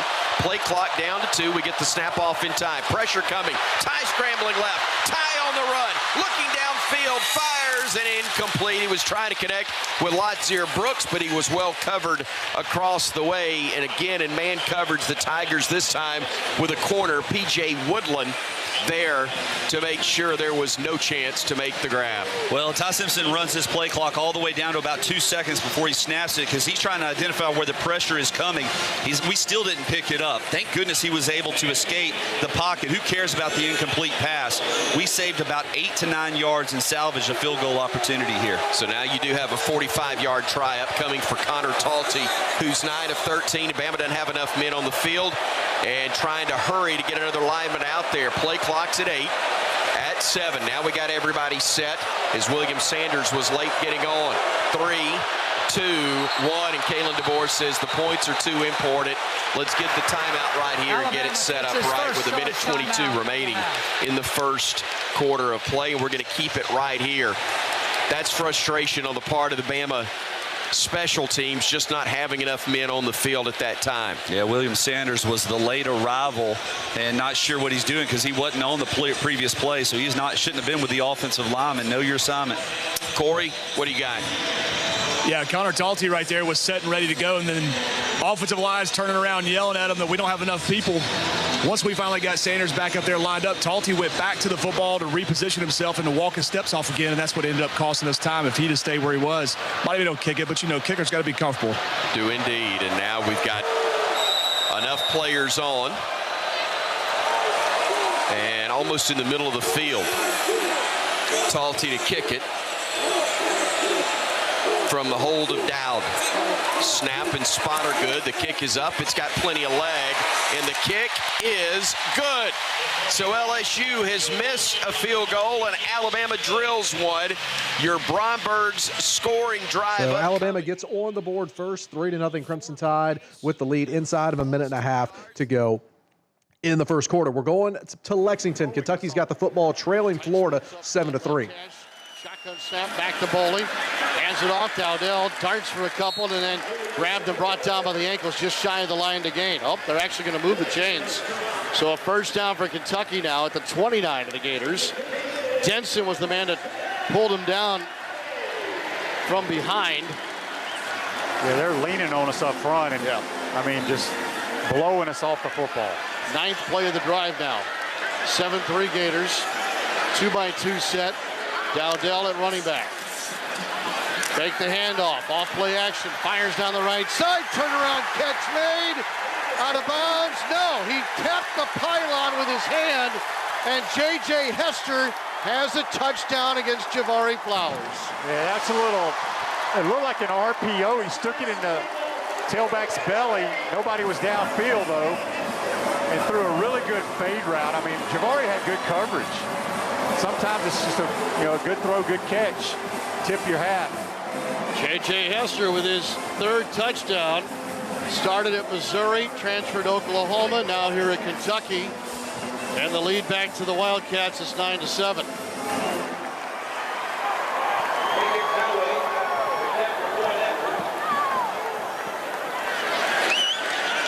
Callaway for the extra point. 9-play drive officially, 75 yards. And the extra point is good. This game's back and forth. And a 3-point lead again for the Wildcats. We'll step aside, 12:39 to go in the second quarter. All right, so we're heading from Lexington back to Death Valley, where Florida State's got the football, trailing Clemson 18-0. Last 2 minutes of the first half. 3rd and 4, Florida State from their own 31 and into 35. Castellanos takes a snap, wants to throw. Goes downfield. Left side has it complete on the Clemson sideline. Has complete to LaWayne McCoy, his first target and first catch. Across the 50 to the 48 of Clemson. Yeah, if you got to play man coverage and drop out of it, get some type of zone, just got to communicate. Florida State goes hurry up with a minute 20 and counting here in the half. Castellanos clapped his hands now, looks to the sideline. Actually got out of bounds and stopped the clock with a minute 21 to go. Castellanos takes a snap, wants to throw. Has time, throws, and it's going to be incomplete. The receiver fell down, and that was a man that just caught it, McCoy, in front of Avian Terrell. They both kind of slipped there at about the Clemson 39-yard line, coming back for the ball. So here's 2nd down and 10. Incomplete passes, stops the clock with a minute 16. Sawchuk comes back in the game at running back. Again, they're only rushing 4, dropping 7. They're daring Castellanos to make a play with his arm. Got 5 on the line of scrimmage right now. 2nd and 10. They're going to rush 4. Castellanos going to throw over the middle, and another one dropped. I mean, my goodness. That one hit Danzy right in the bread basket, and he just dropped it at the Clemson 42. And they've had several of those tonight. Yes. Oh, my goodness. It's at least the 4th drop that they've had. Castellanos deserves more than what he's getting from his wide receiver core right now. They have not been helping him out at all. So here's 3rd and 10 at the Clemson 48. Castellanos will go empty. 3 wideouts left, 2 right. Clemson shows 5 men up on that defensive front. Actually 6 up on that defensive front. snap. All 6 are coming. Throw underneath. Half is complete. And that's going to be complete to 18. That's Landon Thomas, the tight end. He gets the Clemson 40, 2 yards shy of the first down. Timeouts called by Mike Norvell and Florida State on a 4th and 2 with 66 seconds left in the half. We're going to stay here at Clemson for the Florida State drive. A couple of updates for you from around the other games. We left that Louisville drive. They settled for a field goal. It's 13-10. Louisville on top of Cal. They just hit the 2-minute timeout in the first half of that contest. And Navy is on the board against Notre Dame. It is 7-all just a couple of minutes into the second quarter. The Navy into the end zone to tie things up against the Fighting Irish. Just need a little momentum to keep it going. But again, an opportunity here to get them off the field and give you good field position with a timeout left. Up 18-0. All right, say Clemson got the ball first. Florida State gets the ball to start the second half. It'd be good to get points out of this before you go in there. Also, Ray, it's going to be interesting to see if they take the ball out of Castellano's hands. Do they give it to Sawchuk? Yep. Or they're going to leave it in the quarterback's hands. 3 wideouts go right. 1 comes left. Ball just inside the left hash. The running back, Sawchuk off the left-hand side. Castellanos takes a snap, back to throw. Under some pressure, going to take off, run with it, get across the 40, first down and more. Down the left sideline at the 20, the 15. The turf monster got him as he slipped and fell, and then a late flag comes in from behind the play. I don't agree with this, but it's going to be a personal foul. Was it tripping? Did they get him for tripping? I think it's going to be a late hit. You're talking it over. I don't think it was tripping. I think it was a late hit. But after the play, personal foul, unnecessary roughness, defense number 17. Penalty is after the goal. With automatic. I mean, he slides late. I think it's a bad call, but again. I thought he tripped and fell. Yeah. Well, Castellanos back in the pocket. We watched replays kind of in slow-mo. Oh, he was sliding, and then Florida State has elected to start the clock on the snap. And Woodhouse did hit him a little late. That is a terrible call. It's pretty bad, though. I mean, he should have DDT'd him then if that was going to be called. It should be WWE out there. Give him something to throw the flag for. First and goal at the 7 for Florida State. Castellanos takes a snap. Going to take it, roll right, looking back left. And under some pressure, rolls right side, throws to the end zone. Picked off! Caught! And now they say incomplete. He didn't come down in bounds. I wonder if he came down in bounds on top of the receiver who was standing out of bounds. Barnes caught it, but they say out of bounds. Well, I'd like to take a look at this replay. That's a close one right here, too, Don. And it's going to be very close as they throw, and Barnes caught. Hey, I think he came down out of bounds. I mean, I don't know. That left foot looks like it touches first. Yeah. All right, here's another look at it. Comes down, and he... it's tough to tell where that foot is. That angle. That other angle. They're going to review, though. They're going to stop play. They're going to review. The other angle we saw before shows the timeout. Clemson, their third and final. Oh, Clemson calls timeout. I thought they were going to review this. The shot down the sideline shows it the best. Yeah, I'd like to take one more look at it. Oh, yeah, that's it. That's right here. Notice that when his heel comes down, his heel touches out of bounds. That's all you need, though. All you need is a toe. Yeah. We're relatively confident that he was out of bounds when he caught that football. We're going to stay here with this drive. Can tell you, end of the first quarter at Bryant-Denny Stadium, Alabama leading LSU 3-0. LSU does have the football. We'll get you back out there for their drive when they resume play. The wide receiver does Barnes after he catches it and then comes down and gets the toe in bounds. That should be a catch. That's a catch. This should be that's a toe. An interception. Yeah, I agree. You have a really good one from the backside here. And it is being reviewed now. I believe they are reviewing it on the side. I think. I don't know that for sure. But if it's not being reviewed, it needs to be. I was about to say, that was a good shot from the back right there. Yeah. And they have not reviewed this yet. Why wouldn't somebody... I guess they rule in Charlotte. Does it have to be the full foot in bounds, or can it just be the toe? I don't know what a catch is. I don't know what a personal foul is. So now, wait a minute. Now, nope, they're going to play. They're not going to review. That's awful. Do your job. All you need is a toe. That's all you need. Second Second and goal at the 7 with 47 seconds left. Castellano, shotgun, 3 wide outs right, 1 to the left. Takes a shotgun snap, looking left side, throws, and it is caught. He pinned it to his back leg, did Robinson. And now they call it incomplete. He didn't complete the catch to the ground. Ashton Hampton was there on the coverage, did not complete the catch to the ground. Unfortunately, somebody threw a bottle from the end zone from the stands into the end zone. Don't need that. Stop that nonsense. That's going to get somebody dragged out of here. I was about to say, I see the police going over there. But it's a great job by Hampton to knock this out. Coach Sweeney is down there yelling at the fans, too. Don't need that nonsense. So here's 3rd and goal from the 7. Castellanos running back off to his left-hand side. That's Sawchuk, and now timeout called by Florida State. Timeout. 42 seconds left. Florida State. There's second timeout. All right, timeout there. We're going to jump over to Tuscaloosa. LSU's got the football nearing the red zone, trailing Alabama 3-0. Thankfully, I feel a lot better about that. It was only a gain of about 1.5 yards.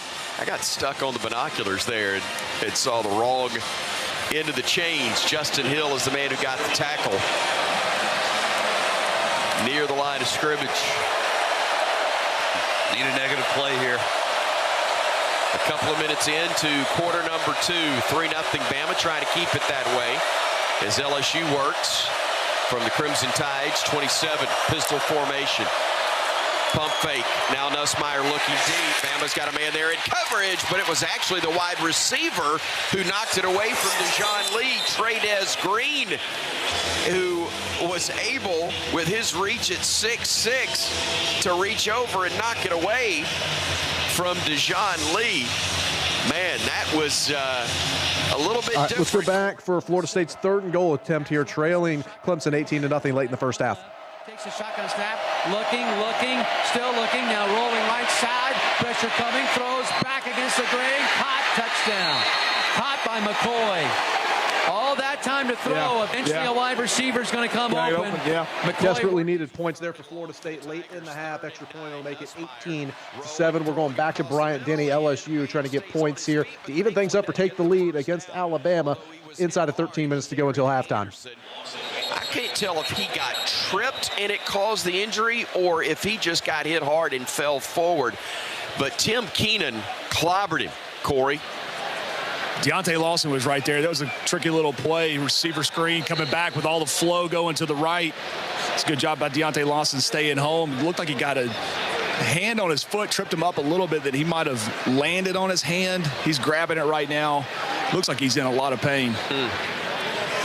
Yeah, the big fella just dove at him, and then it was a linebacker who actually tripped him up. Deontay Lawson is the one, you're right, Corey, that tripped him up after he got hit and basically pinballed forward by Tim Keenan III. Timeout on the field, 3-0 Bama, 12:47 to go in the second quarter.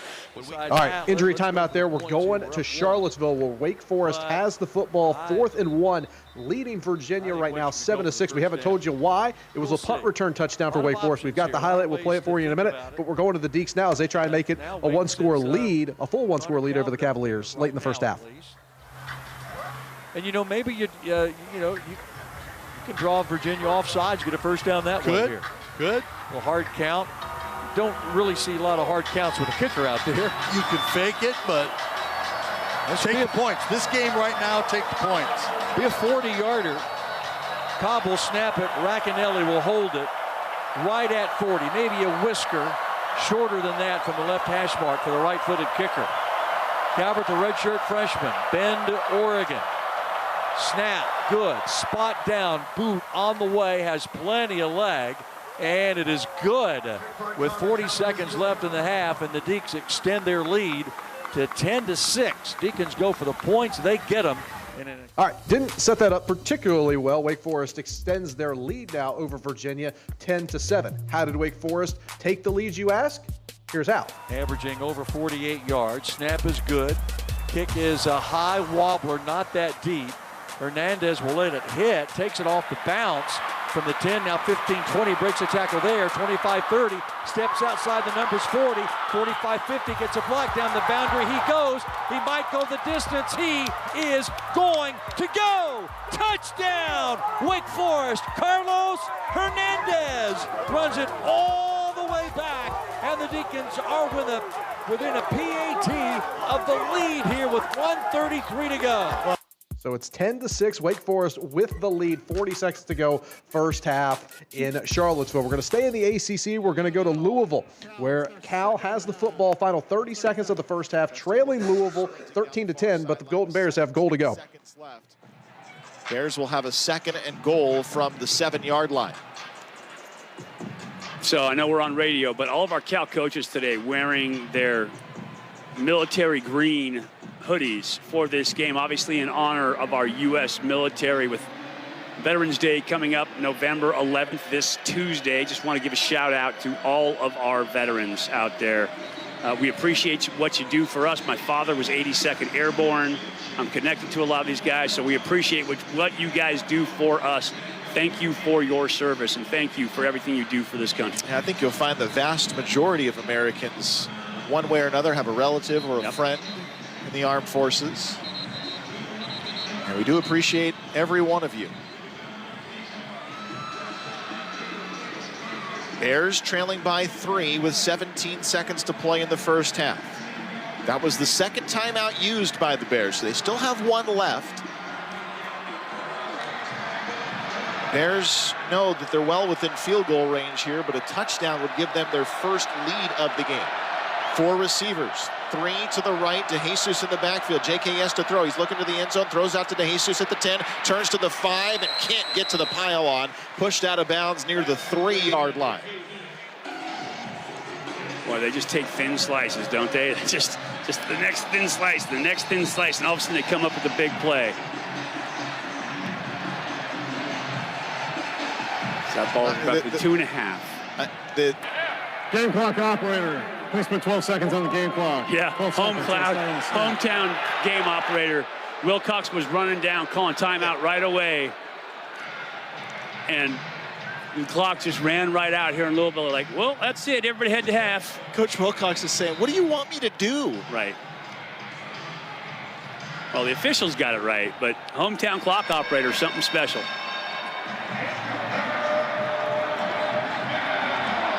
Yeah. Well, so that's...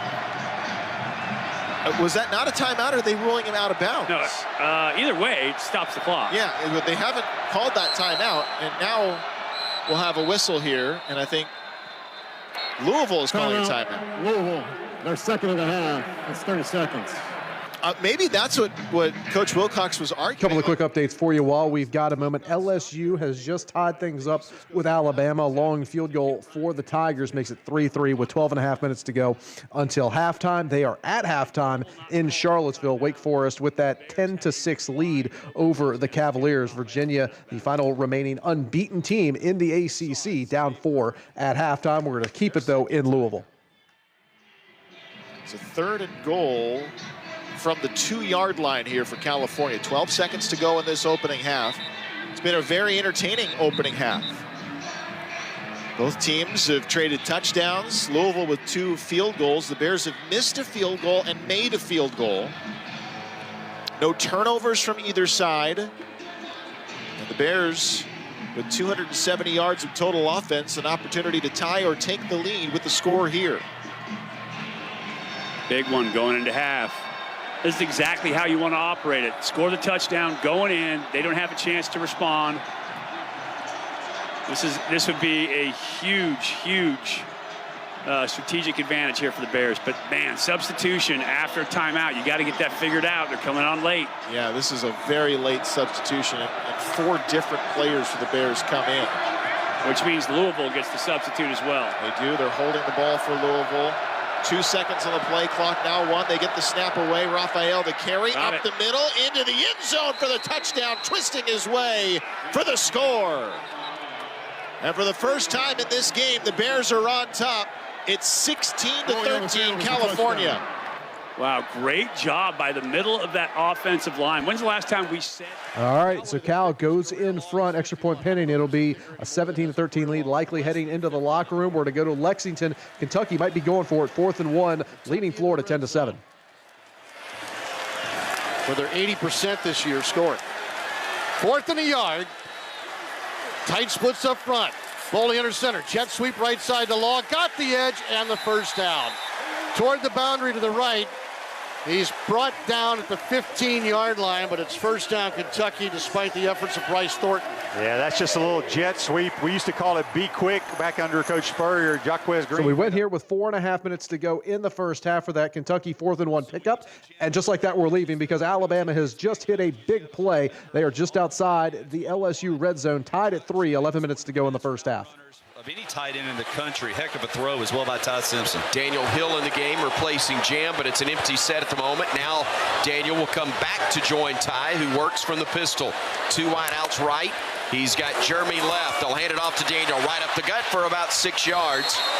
Check that. They're going to say he got 4 on that play. 2nd down and 6 upcoming as Jaden Roberts helped open the hole there. Staying ahead of the change, though, and now this offensive line starting to lean on this LSU front 4. At least for the moment, Hill is wide right, 1 of 3 to that side of the formation. 2 men are wide left. They'll keep it that way. The snap going to Ty, throws it behind the intended receiver on that play. Ryan Williams, it's incomplete. We're kind of fortunate that it was off the mark. And I think that's one where Ty Simpson wanted to get rid of the ball quick, and it wasn't initially there. He felt a little frantic. He didn't have to vacate the pocket as quickly as he did. He tried to roll to his right and actually ran into a little bit more pressure by doing so. So 3rd down upcoming for Alabama. It'll be 3rd and 6 for the Crimson Tide. They're 1 of 4 on 3rd down so far. Pistol formation with a running back behind him and Daniel Hill. Trips to the right side. Brooks, Bernard, and Williams. Play clock is at 2, and a timeout called as Bama didn't get in the right spot. And second charge timeout. Ty Simpson with a word for Parker Brailsford. We didn't have a repeat of Barrett and AJ right there. They just discussed things. And with 9:38 to go in the 2nd quarter, we've got a timeout on the field. Tied up 3 apiece, Alabama and LSU, but the Tide trying to change that. So everybody's at a commercial break. We're tied at 3 at Bryant-Denny Stadium. 9.5 minutes to go. We'll see what Alabama does when we come back from a timeout here on the Blitz. He's got the speed. He's got room. He's going to score. No one gets you closer to the game than Sirius XM College Sports Radio. For the win. Got it! Let's go! Tune in for news, talk, and analysis from the offseason through regular season and into the postseason. We've got your team covered anywhere you go. Deep to center field. Oh, it's gone! Get a free trial at SiriusXM.com/College Sports Radio 2025. Progressive knows there are 2 things RV owners love: to travel and relax. And they like to take both nice and slow. Just like this commercial. And what's more relaxing than the peace of mind knowing their RV is protected by Progressive? Now here comes the fast part. Progressive Casualty Insurance Company and Affiliates. A smooth, close Barbasol shave in the morning lifts your confidence. That rich, creamy lather will catapult you to greatness. Nothing can stop you today. Well, except that traffic jam. Barbasol. It's a can of can-do. Snakes, zombies, public speaking. The list of fears is endless. But the real danger is in your hand when you're behind the wheel. Distracted driving is what's really scary and even deadly. Eyes forward. Don't drive distracted. Brought to you by NHTSA and the Ad Council. Which schools will take home the prestigious Learfield Directors Cup for the top college athletic programs for the 2025-26 college athletic season? Check out the criteria and follow the year-long standings of your favorite team at L Directors Cup on the X platform or online at thedirectorscup.com. Trophies will be awarded in June 2026 to the winning institutions in all college sports divisions. The Learfield Directors Cup, powered by NACDA, the crowning achievement in college athletics. Bringing you the best in the game today. One play, 75 yards, and Alabama regains the lead. The ball is free. Duck's going to pick it up, and here we go. You're listening to the College Football Blitz. We're going to send you back to Tuscaloosa. We can tell you all of our ACC night games are at the half. Virginia trailing Wake Forest 10-6, Louisville trailing Cal 17-13, and Clemson leading Florida State 18-7. We go back to Tuscaloosa, 9.5 minutes to go until halftime, tied at 3 between Bama and LSU. Make sure that you don't turn the ball over if you're Ty Simpson and you don't take a sack. So 3rd down and 6 upcoming. The football resting just inside the 20. That's the Chick-fil-A red zone that Alabama operates from. Isaiah Horton, Jeremy Bernard, Latzir Brooks are in the huddle at the moment, along with Daniel Hill for the Crimson Tide. Josh Cuevas appears to be the lone tight end, as Horton is to the right side of the formation and now will split wide right along with Jeremy. Bama's got trips stacked to the left. Empty backfield except for the quarterback, Ty, who looks, throws, fade, and it's going to be pass interference, isn't it? Yes, it is. I called it before the flags were thrown, but P.J. Woodland tackled Jeremy Bernard, who was trying to come back for the football. I don't know if that was a back shoulder fade or a back shoulder Pass underthrow. interference, defense, number 11. It's a 15-yard penalty. It is first down. And it is a bank first down for the Crimson Tide. Well, the thing is you had man coverage on the play, and had the ball been thrown out front, there was plenty of space in the corner of the end zone for the ball to be delivered. But Jeremy Bernard had a step on him. Yeah. Would have been a touchdown. However, you're just trying to throw a catchable ball that either Bernard can come back to, or you draw the pass interference, and Alabama setting up shop inside the 5-yard line. A really big 1st and goal from just inside the 5 for Alabama. Danny Lewis in the game along with Josh Cuevas and Daniel Hill as well for the Crimson Tide. Pistol formation. Simpson looking to his right. Waiting.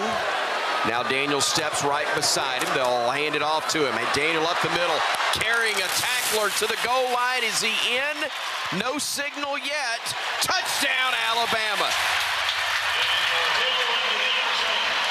It took a while to get there, but we got the news we wanted.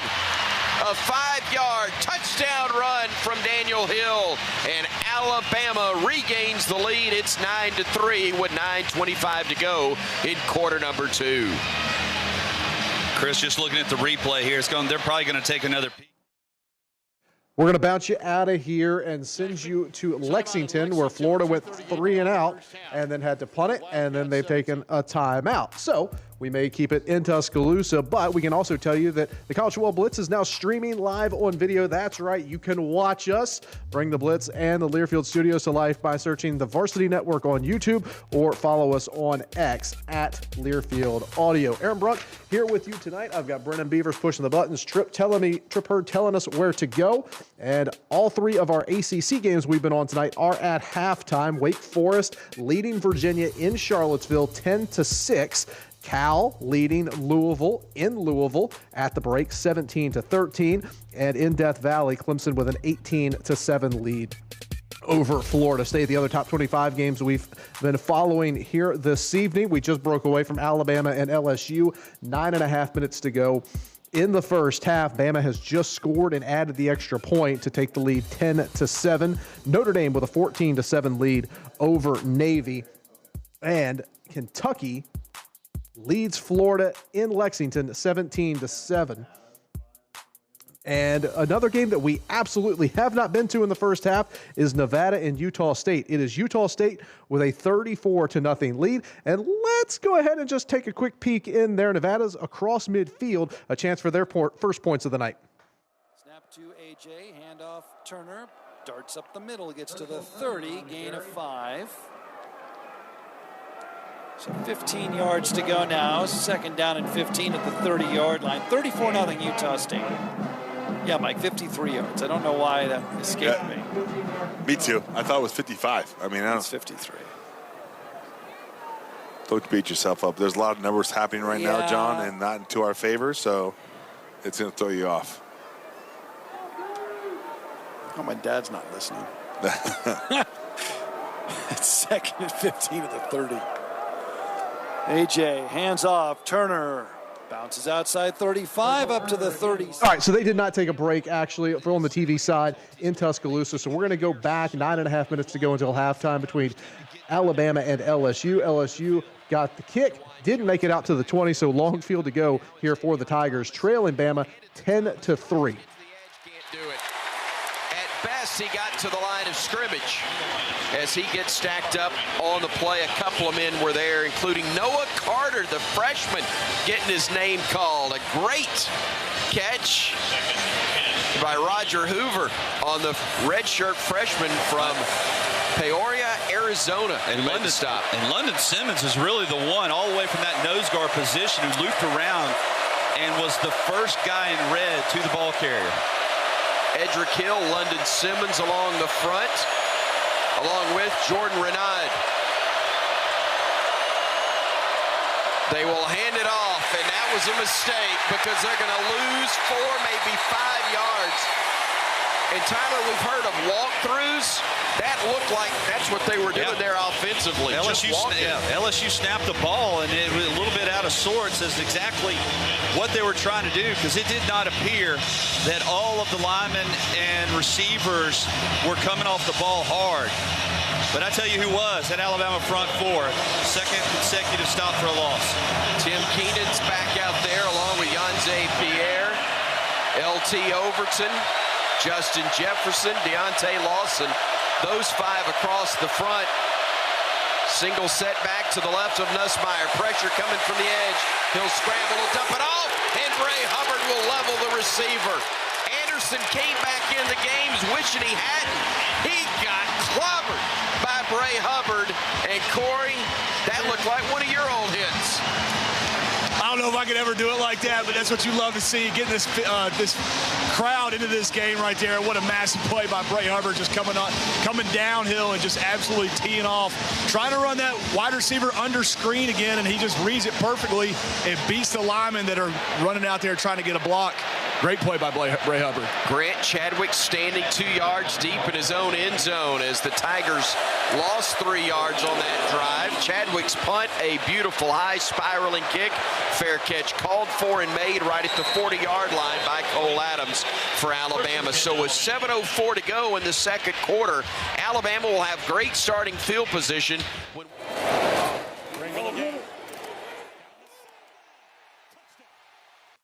Send you out for Alabama's ensuing drive here in 2 minutes on the Blitz. Your morning shave with Barbasol is a time for self-reflection. Look in that mirror and ask yourself, can I make a real difference in this world? Of course you can. Just not today. There's football on. Barbasol. It's a can of can-do.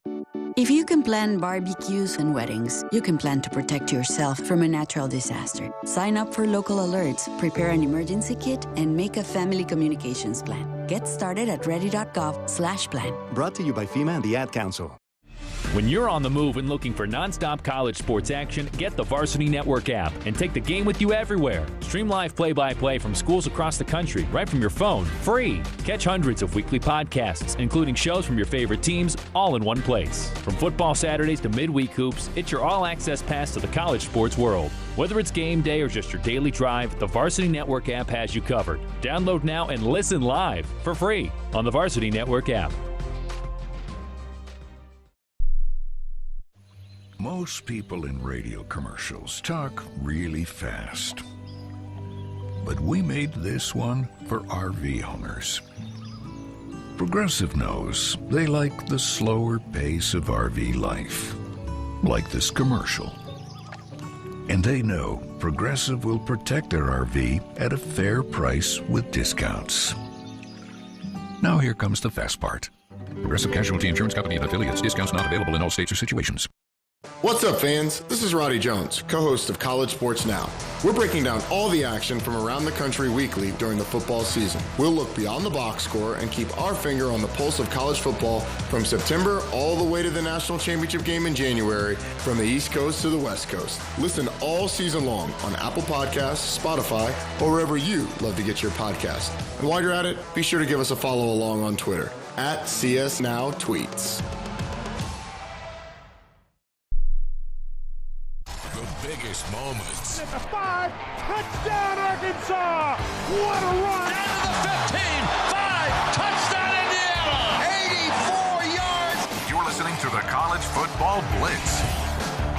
We're going to send you back to Lexington, where Kentucky leads Florida 17-7. Final 2 minutes of the first half. Kentucky with the football, looking for more. Graham down at the Gator 19-yard line.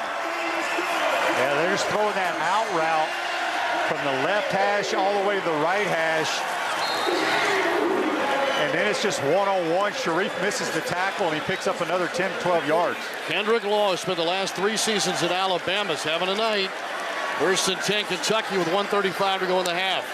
From the 19, Foley to throw again. Pressure coming. Goes a dart down the right sideline, caught, and popped out of bounds near the 1-yard line. Jamori Macklin, you know the name, of course, because of Jeremy Macklin. Popped out of bounds at the 2 by Rice Thornton. First and goal, Kentucky. Kentucky ran a smash concept, which is a corner with somebody in the flat. Quarterback threw it right between the 2 defenders there, about 18 yards, right on the sideline. Spotted on the right hash at the Gator 2. First and goal.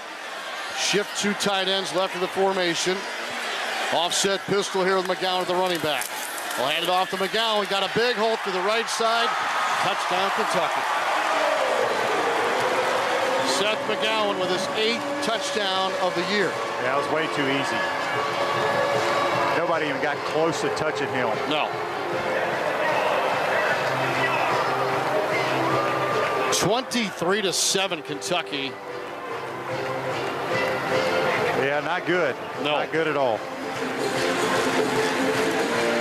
That's a big spread late in the first half. 23-7 extra point pending for the Wildcats. Minute and a half to go in the first half. We're going to go back to Tuscaloosa. 9.5 minutes to go until halftime. Bama with a 10-3 lead and the football near midfield. Advance it after the catch once again.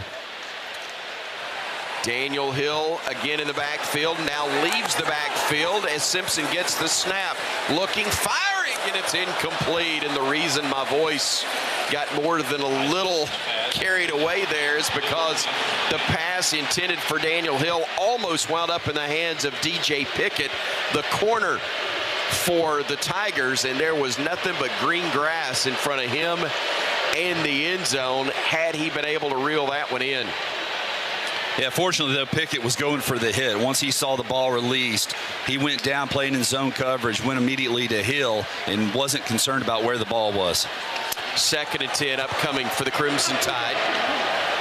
From the 25 of LSU.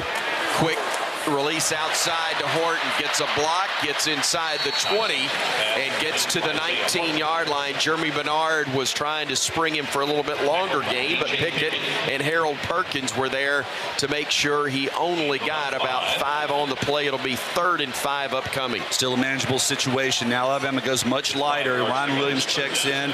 Lottie Brooks checks in. Horton goes out. Empty backfield at the moment for Simpson, with Cuevas, the tight end, offset to the right. Simpson with Miller coming in tight to the left side. Gets the snap, pressure coming. They dump it off to Jam. He has got the first down. That's deep inside that Chick-fil-A red zone around the 13.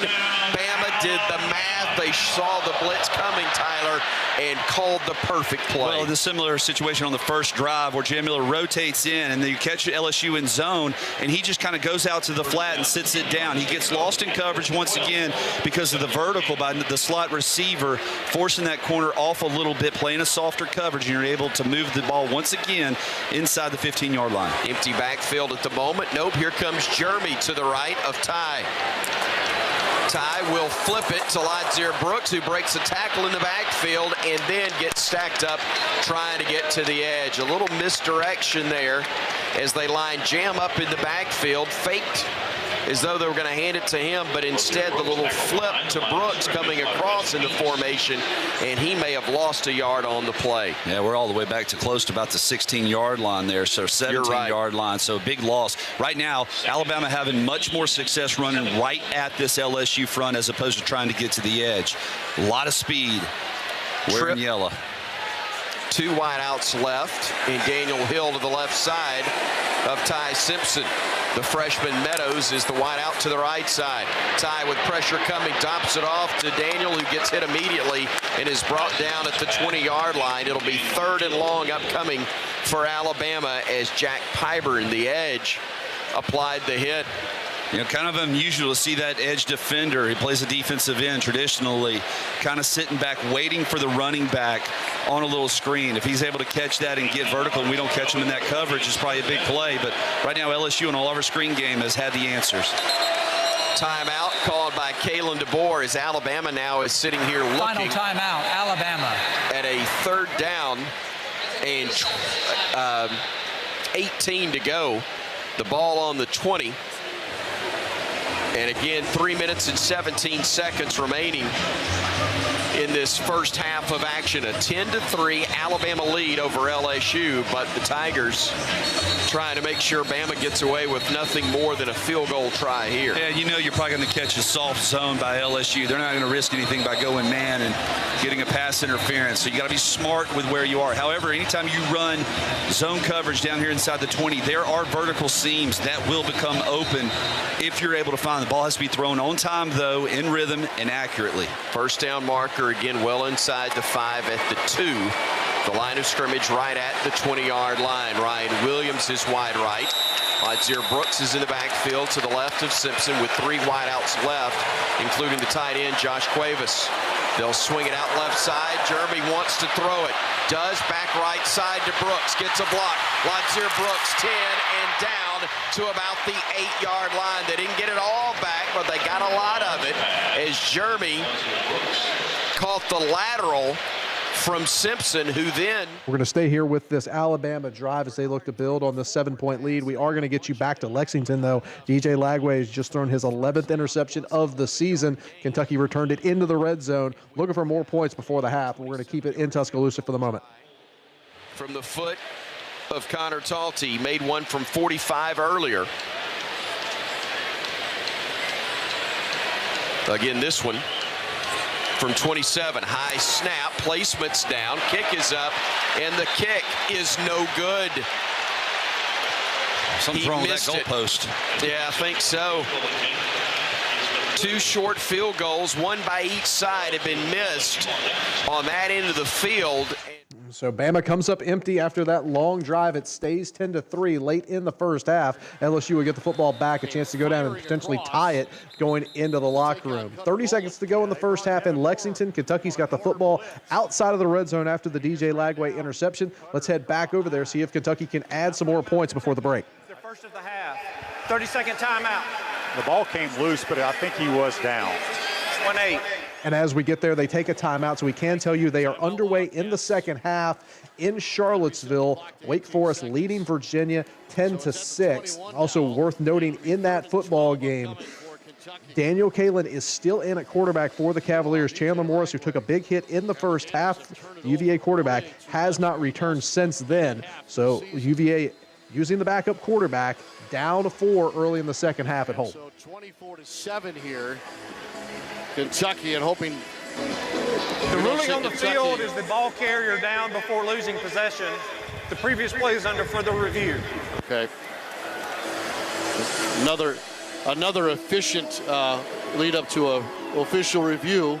All the reviews tonight brought to you by the longest running sponsor of the Gators, your Florida Dairy Farmers. It takes hard work for Florida's dairy farmers to produce more than 300 million. All right, so we got a review here. We will get back for the end of this Kentucky drive, but we're going to bounce you back over to Clemson, where FSU has the football, trailing Clemson 18-7 early in the second half. As they take an ID, we can tell you 18-7 is the score, 12.5 minutes to go in the third quarter. Florida State was down 18-0 early. They added a touchdown late in the first half. Now they've got the football back, a chance to go down and make it a one-score game here. Nice play coming across the face of the receiver there by Gibson. Corian getting his second PBU of the season. Look, that was a good pass breakup right there. Way not to go through the receiver, but go around him. So here's 3rd and 8 at the Clemson 18. Florida State 3 of 8 third down conversions first half. They converted their last third down conversion, as a matter of fact, for a touchdown.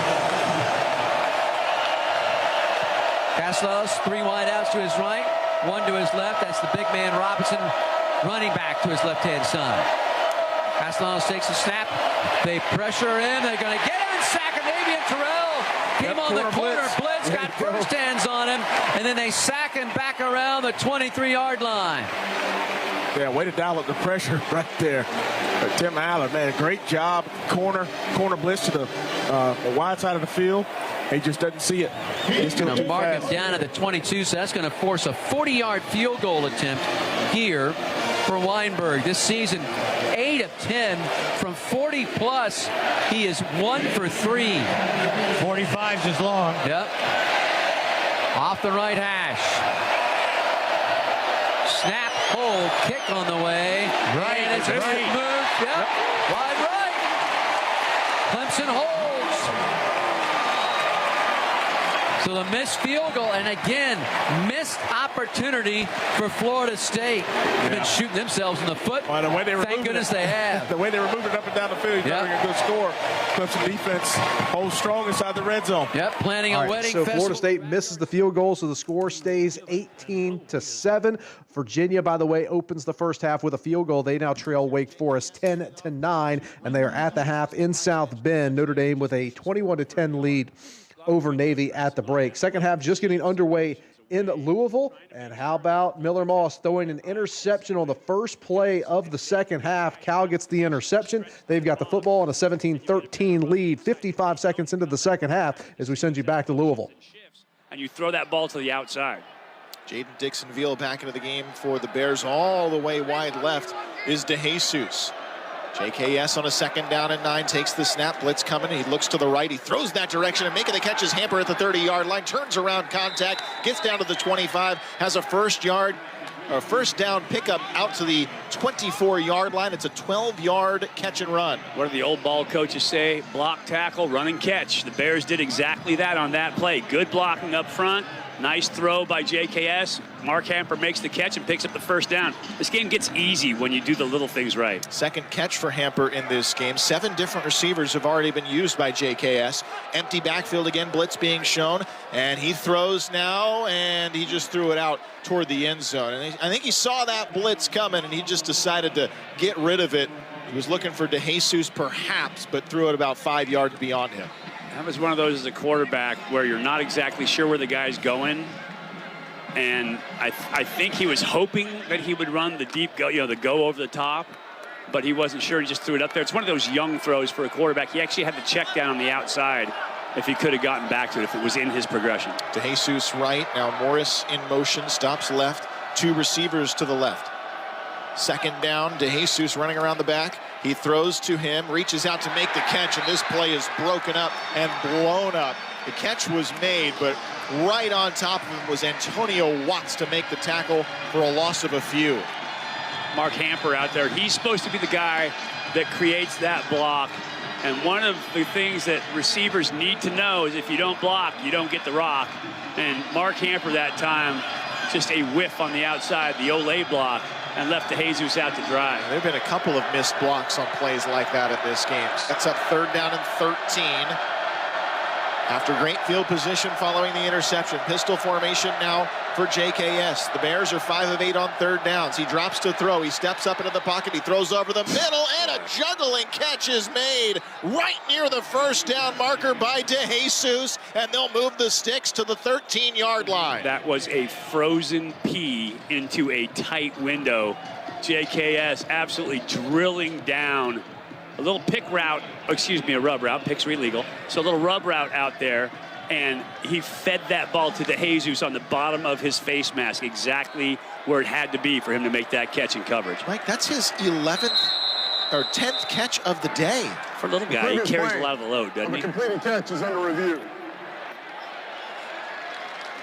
There was a little juggle there, hauling that in, and they're going to review this play now. The first camera shot we got. They don't have great film. Got the back of the side, Judge. Oh, man. Perfect timing for that one. This official replay review is brought to you by Barbasol Shaving Cream. Why pay more for gels when Barbasol delivers an instant thick lather for a close, comfortable shave? Choose Barbasol, a quality shave and trusted value. We'll step aside here from L&N Stadium in Louisville. 17-13, Cal with the lead. A break in the action. You're listening to Cal football from Learfield. All right, we're going to go back to Lexington. We're just trading interceptions. DJ Lagway threw a touchdown, or an interception, I should say. Then Kentucky threw an interception immediately after. So we got 10 seconds left in the first half. Let's go back there and just see how this finishes. It's been weird. Throw the ball in the middle of the field about 8 to 10 yards. I'm glad they didn't, but that blows my mind. There's a lot of mind-blowing going on here at Lexington. That's the third takeaway of the season for Thornton. 2 fumble recovers and now an interception. And Katie Daniels will come in with Jaden Ball. So Lagway and the Gators going to take a knee here to end the half.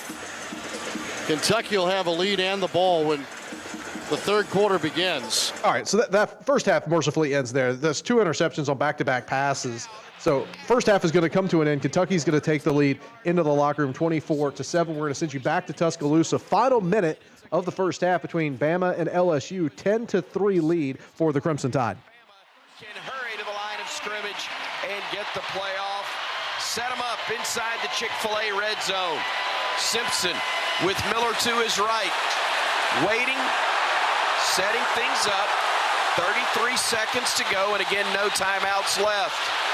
Ty taking a lot of time, but gets the snap off. Looks, fires, catch, touchdown, Alabama!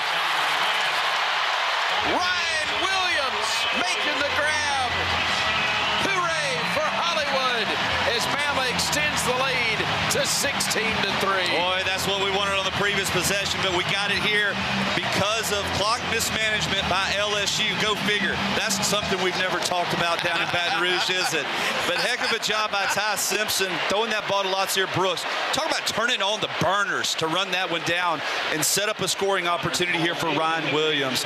Working the verticals, gets lost. That is a massive momentum shift late in the first half. Final 30 seconds of the half. Alabama with the touchdown to go up 16-3, extra point pending that big play to set it up, getting them down into the red zone in the final minute. We're going to send you back to Louisville. Cal's got the football in the red zone, leading Louisville 17-13, opening minutes of the second half. Boy, I tell you what, that ball was insane by JKS. DeJesus had to catch that just to guard his throat. It was such a good ball. It's an absolute missile. All right, so a field goal attempt here for Chase Meyer, who has missed from 40 yards in this game, has made from 27. This is right about the long of his range here. His season best of 43 yards against Texas Southern. This will be beyond that at 45 yards. Ball set left hash. No wind here in the stadium. A crisp night in Louisville. And a chance to add on to the California lead for Meyer. The holder on array.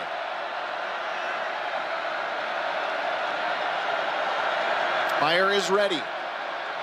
Here's the snap. It's put down. The kick is up from left to right. It's on its way, and it is good. So that extends the Cal lead to 20-13 early in the second half. We're going to send you back to Clemson after the Florida State missed field goal. Clemson has marched down the field. They're in the red zone looking to build on an 18-7 lead midway through the third quarter. Give it to Randall. Randall picking, choosing his way. Shoulder down, puts that shoulder down and bangs his way forward close to the 10.5. So here's third and goal from the 10.5. Edward Joseph, the safety, came up and made the stop on Randall. Clemson first half was 4 of 9 on third down conversions, had a touchdown on a third down conversion, the 4-yard run that started the scoring in the game by Klubnik. Williams and Moore both go wide to the left side. Short side of the field, 2 wideouts come right. No tight ends. Nope. Yep. Randall, the running back, left-hand side of Klubnik. Snaps into blitz as Florida State throw. Have it complete. Williams at the 5, and then he is tackled and pushed out of bounds at the 5 by Barker. Yep, kick the field goal. Yep, short field goal attempt here for Hoosier. Tough angle, though, off of the left hash. I know they've been featuring Antonio this last few weeks, but again, you got a 6'5" receiver in Christian Smith. We've seen him come up and get a few balls out of the air. I'd like to see him go one-on-one shot. Maybe he can win that 50-50 ball matchup. Looks like they're going to spot the ball at the 13, so this will be a 23-yard field goal with the ball just inside the left hash. Out of this hold of Sweeney, Casperson to handle the snap. Snap, hold, kick, and the kick is good. So Clemson extends the lead to 14 at 21-7 with 6:01 to go here in the third. The 23-yard field goal caps a 10-play, 73-yard drive that took 5:05 off the clock. Our game tonight, proudly. All right, so Clemson extends the lead midway through the third quarter, 21-7, as we send you back to Charlottesville. It sounds like it is confirmed. Chandler Morris, his evening is done for the Virginia Cavaliers, so they're going to be with the backup quarterback the rest of the way, trailing Wake Forest at home 10-9, 6 minutes gone in the second half. Cavaliers with the football. The second down and 10. Clock stopped. 7:57 left in the third quarter. 10-9 Wake. Wake Forest comes in 5-3 overall, 2-3 in the ACC. Again, Virginia, 12th in the country, 8-1 overall, undefeated in ACC play, 5-0. They've been calling them the cardiac calves, and Tony Elliott doesn't like it. Tony Elliott, the former Clemson player, in his fourth season, 19-24 overall record. Handoff and the run up past the 42 to the 44. Whaley again carries. Gatkuth brings him down. First time we've called Newer's name tonight. Colorado State transfer. Gain of 4. Third down, Virginia, and 6 to go. You know, looking at the way Kalen throws on the run, he hasn't looked very comfortable the 2 or 3 times he's had to do it. He's 9 of 14 in relief tonight, 82 yards. Virginia's had the 1 turnover, the fumble, its first lost fumble of the season. Wake has not turned it over. Kalen has the shotgun snap, looks right, pulls the trigger, pass caught, looks like a tight end. And the run to about the 49, shy of the line to gain. That's Eli Wood. He is a wide receiver, not a tight end. And Virginia looks like it's going to go for it. 7 catch of the year for Wood out of Lynchburg, the senior. 4th down in the length of the ball. That's it. And Wake Forest brings in some new personnel. Virginia tonight 0 for 1 on 4th down. Kalen, direct snap though, goes to the back. Going to be a first down as Taylor lowers his head and bangs it down to the 47. Went with the Wildcat snap, and it worked. Stay here and ride this UVA drive as they trail Wake Forest by 1 midway through the third quarter. Can tell you in Louisville, the Cardinals are out near midfield after a roughing the passer call, trailing Cal 20-13. We're keeping tabs on that drive. We'll get you there if Louisville can get into scoring position. But for right now, UVA is across midfield, so we'll stay here in Charlottesville. Right at 6:10. Pistol set, Kalen, the Nebraska transfer at quarterback, filling in for Morris, who got hurt in the first half. There's the snap, play fake, he drops the throw. In trouble, throws, and is taken down as the ball leaves his hand. That'll be an incomplete pass. Jaden Loving was right up in his grill, about to sack him before he got rid of the ball. His grill, huh? Right up in it. He didn't look like he liked it either. You know, when you're driving down the road and you run over a big stick and it's stuck in the grill of your car, that's the deal right there. Mine are usually trees. Jaden Loving was the stick. And he was right up in the face of the Virginia quarterback. In his grill. 2nd down and 10 from the right hash mark. Twin receivers to the field left, twins to the right as well. Snap to Kalen. Looks middle, throws middle, and behind his target, Edgerrin, the Purdue transfer. Prunty was in there in the secondary. Now, all right, we're going to bounce out of this Virginia drive because we told you we get to Louisville if they got into scoring position. Well, they are. They're at the 1, trailing 20-13, 5 minutes into the second half. Back into pass coverage. Hampton finally chased them down, but just before the goal line, so it's 1st and goal for Louisville. Cardinals down by a touchdown. Midway through the third quarter, Mac Pounders comes in as an extra lineman. And it's going to be a quarterback sneak, nothing there first. Now they push him, still no indication, and they blow it dead, still inside the 1-yard line. They had Jackson Panarello in as the fullback.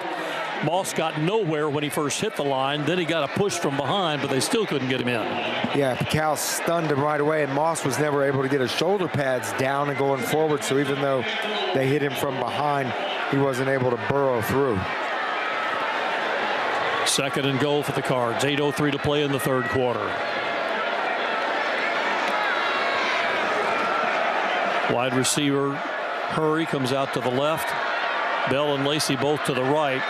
Moss from under center. Kewan Brown behind left tackle. And Moss will keep it again. They'll surge there, and touchdown. I was going to say half his body's in the end zone. I don't know sometimes what takes him so long, but Miller Moss is team leading 7th rushing touchdown. And give Miller credit, he threw an interception to start the half. He had a pass batted back to him a while ago. He's had some adversity, but he just keeps plugging along, and he has guided Louisville on a 75-yard touchdown drive that, with the extra point successful, would tie the game. Nice movement by the offensive line. The first time they did the sneak, it was not. They did not get movement. They did get movement. Now the referee's holding up play. Now he's going to let him play. Ranvier in for the extra point.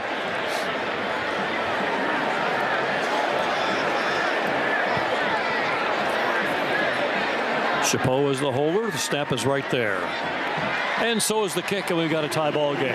7:43 to play in the third quarter. Louisville 20. All right, game on in Louisville, tied at 20. Literally at the midway mark of the third quarter. We are not going to go back to Charlottesville because it looks as if Virginia has fumbled and Wake Forest has recovered. They're likely going to review that. They're in a TV timeout, so we will take it as well. Back in 2 minutes here on The Blitz. Morning, Zoe. Got donuts. Jeff Bridges, why are you still living above our garage? Well, I dig the mattress, and I want to be in a T-Mobile commercial like you. Teach me, Saldana. Oh, no, I'm not really prepared. I couldn't possibly. At T-Mobile, get the new iPhone 17 Pro. On them, it's designed to be the most powerful iPhone yet and has the ultimate pro camera system.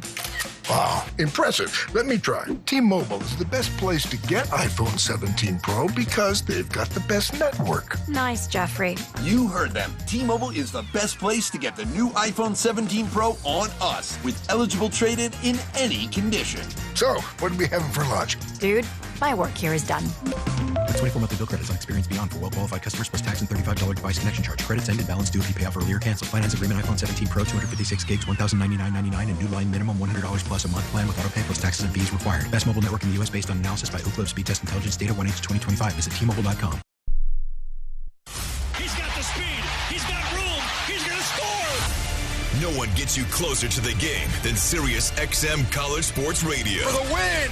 Got it! Let's go! Tune in for news, talk, and analysis from the offseason through regular season and into the postseason. We've got your team covered anywhere you go. Deep to center field. Oh, it's gone! Get a free trial at SiriusXM.com/College Sports Radio 2025. Progressive knows not all rides are smooth. Meet Sarah. She loves her motorcycle. What she doesn't love is when it suddenly rains. As she sits underneath a bridge waiting for it to stop, she grows quite fond of the graffiti on the overpass. She really likes the one with John Hart's Claire and wonders if they're still together. Not every ride is smooth, but Progressive has your back. Get an online quote in as little as 3 minutes and see if you can save with America's #1 motorcycle insurer. Progressive Casualty Insurance Company and affiliates, not available in D.C. We go crazy for this stuff. Jones is going to take it to the house. Touchdown! The College Football Blitz. We're going to get you back to Charlottesville in just a moment. Just a reset of where we are currently.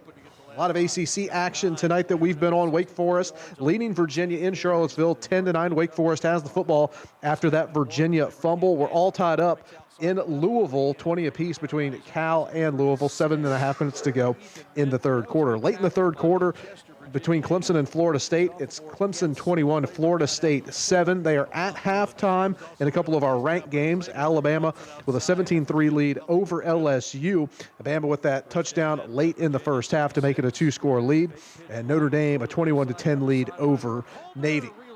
They're back from the TV timeout. Wake Forest has the football in plus territory, leading Virginia 10-9 as we send you back to Stan Cotton in Charlottesville. That's exactly what happened. They're talking it over. And still talking it over at about the 12-13 yard line. Now they're looking at the referee. An incomplete pass. And they say incomplete. Well, we've got a big monitor. Well, what do you do say? There. Did you have a better look at it, I mean, how do you decide between the two? I've got 2 more years experience in the league.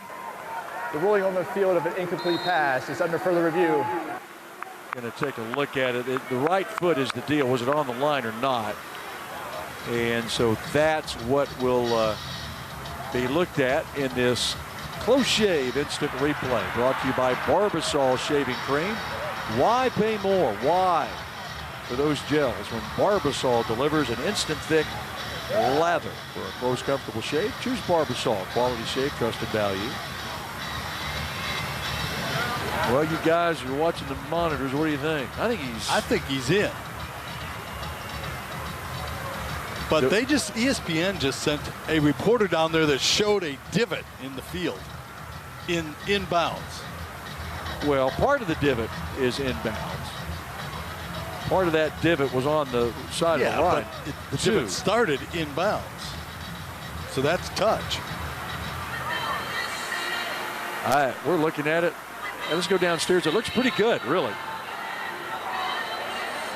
Yeah, that looked, from the first angle they showed he looked out, it looked like he stepped on the line. But as I tell everyone all the time, where's the camera?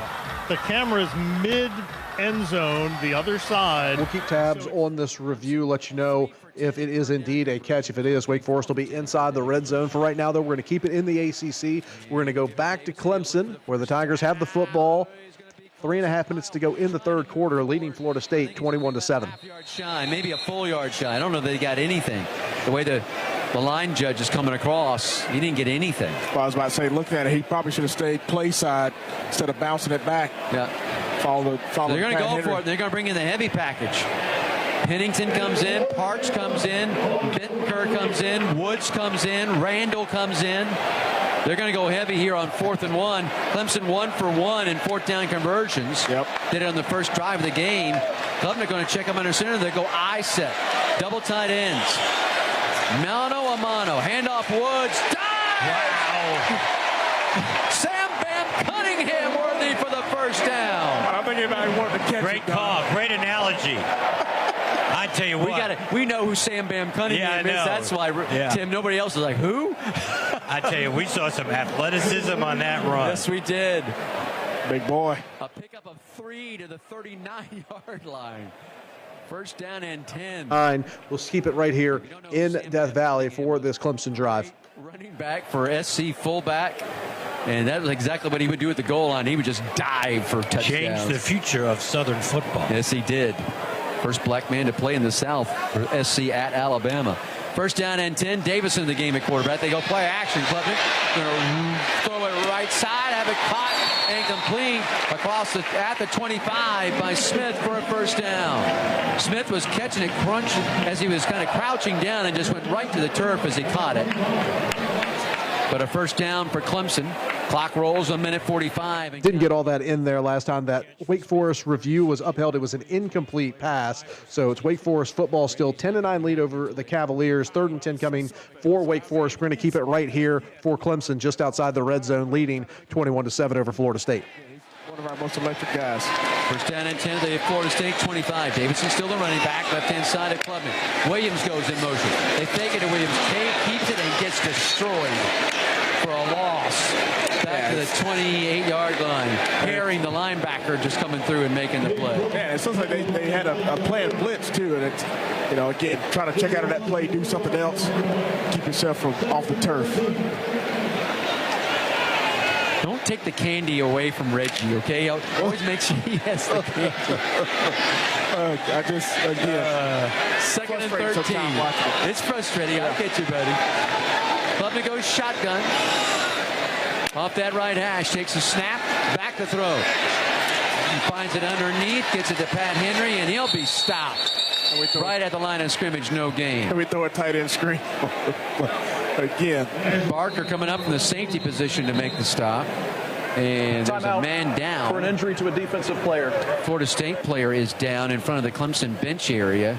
All right, so timeout there late in the third quarter, final minute of the third quarter to be exact. 21-7, Clemson still with the lead. We left that Wake Forest drive. They had to settle for a 50-yard field goal attempt.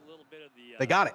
13-9, Wake Forest with the lead over Virginia in Charlottesville. We're going to stay in the ACC. We're going to go back to Louisville, where the Cardinals and Cal are all tied at 20. 4.5 minutes to go in the third quarter. Cal football across midfield. 11th catch of the night. Just running that angle route out there.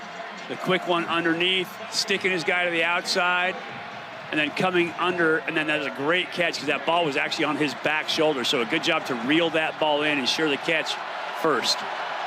3rd and 3 for the Bears. 2 men in the backfield and another pre-snap penalty. The line judge came in a little late with his flag, so either that's a different penalty or he was just late to the party. False start. Offense, number 81. 5-yard penalty. Still 3rd down. 6 penalties, 4 false start penalties, and 2 personal foul penalties. So Jeff Johnson, it's supposed to be a quick motion. He's going to motion across. He's going to seal that backside, and they're going to run the stretch zone to the front side. He started in motion. Landon Johnson got twitchy and moved from that fullback spot. Under 4 minutes to play in the third quarter. 3rd down and 8 now for JKS. Raphael to his left. Shotgun snap. JKS to throw, slings it to the far side of the field. DeJesus at the 25-yard line. Goes airborne, turns around, makes the catch, and falls to the 23. Wanted to give you the moment to make that call because that was ridiculous. That throw was just ridiculous. I talked about his relational accuracy. He understands where guys are open, and he throws that ball with such pinpoint accuracy. DeJesus makes a phenomenal catch, but without a fantastic football by JKS, that doesn't happen. 12 catches for 126 in the air for DeJesus. Fresh set of downs for the Bears. JKS under center, the handoff to DeJesus. He throws back to JKS. He grabs it. He throws off balance and completes to Morris at the 9-yard line. A little razzle-dazzle for a first down. And a 1st and goal for the Bears. It's like the old Michael Jordan, Larry Bird commercials. All right, off the scoreboard, off the back wall, off the backboard, nothing but net. No, can't do that. And they sure did. 1st and goal, California. And now they throw the screen for DeJesus. Tries to get to the outside, and outside the numbers near the 5-yard line. Goes out of bounds. Some more jawing, pushing, shoving. A lot of that going on here. You know, Louisville likes to talk a little trash post-whistle. And I keep hearing about the Southern hospitality. I don't know what, that just went right out the window. We encountered it last night, but we're not playing tonight. That's true. Once you step between the white lines, it's a different animal. Yeah. 2nd down and goal from the 6-yard line. Tied at 20, late 3rd quarter. Raphael, the give. Raphael following the left hash and moves forward inside the 5 and is down at the 3.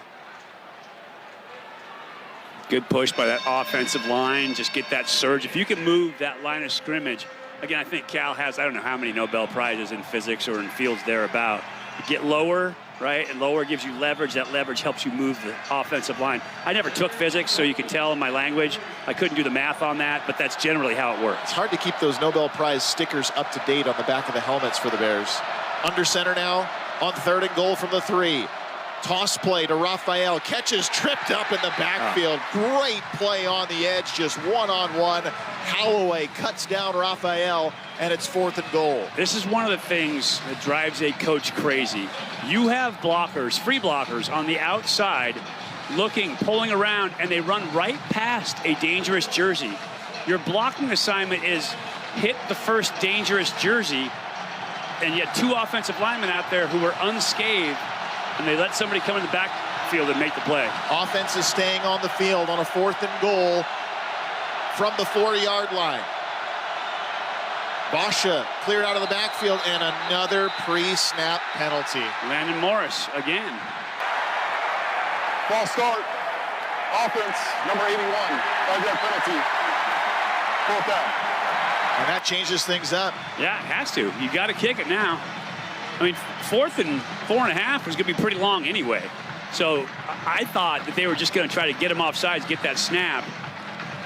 But there had to be a play because everybody moved, because otherwise, I used to love this as a coach. You'd call a freeze, and somebody would jump, and you'd be like, what play were you running? Right.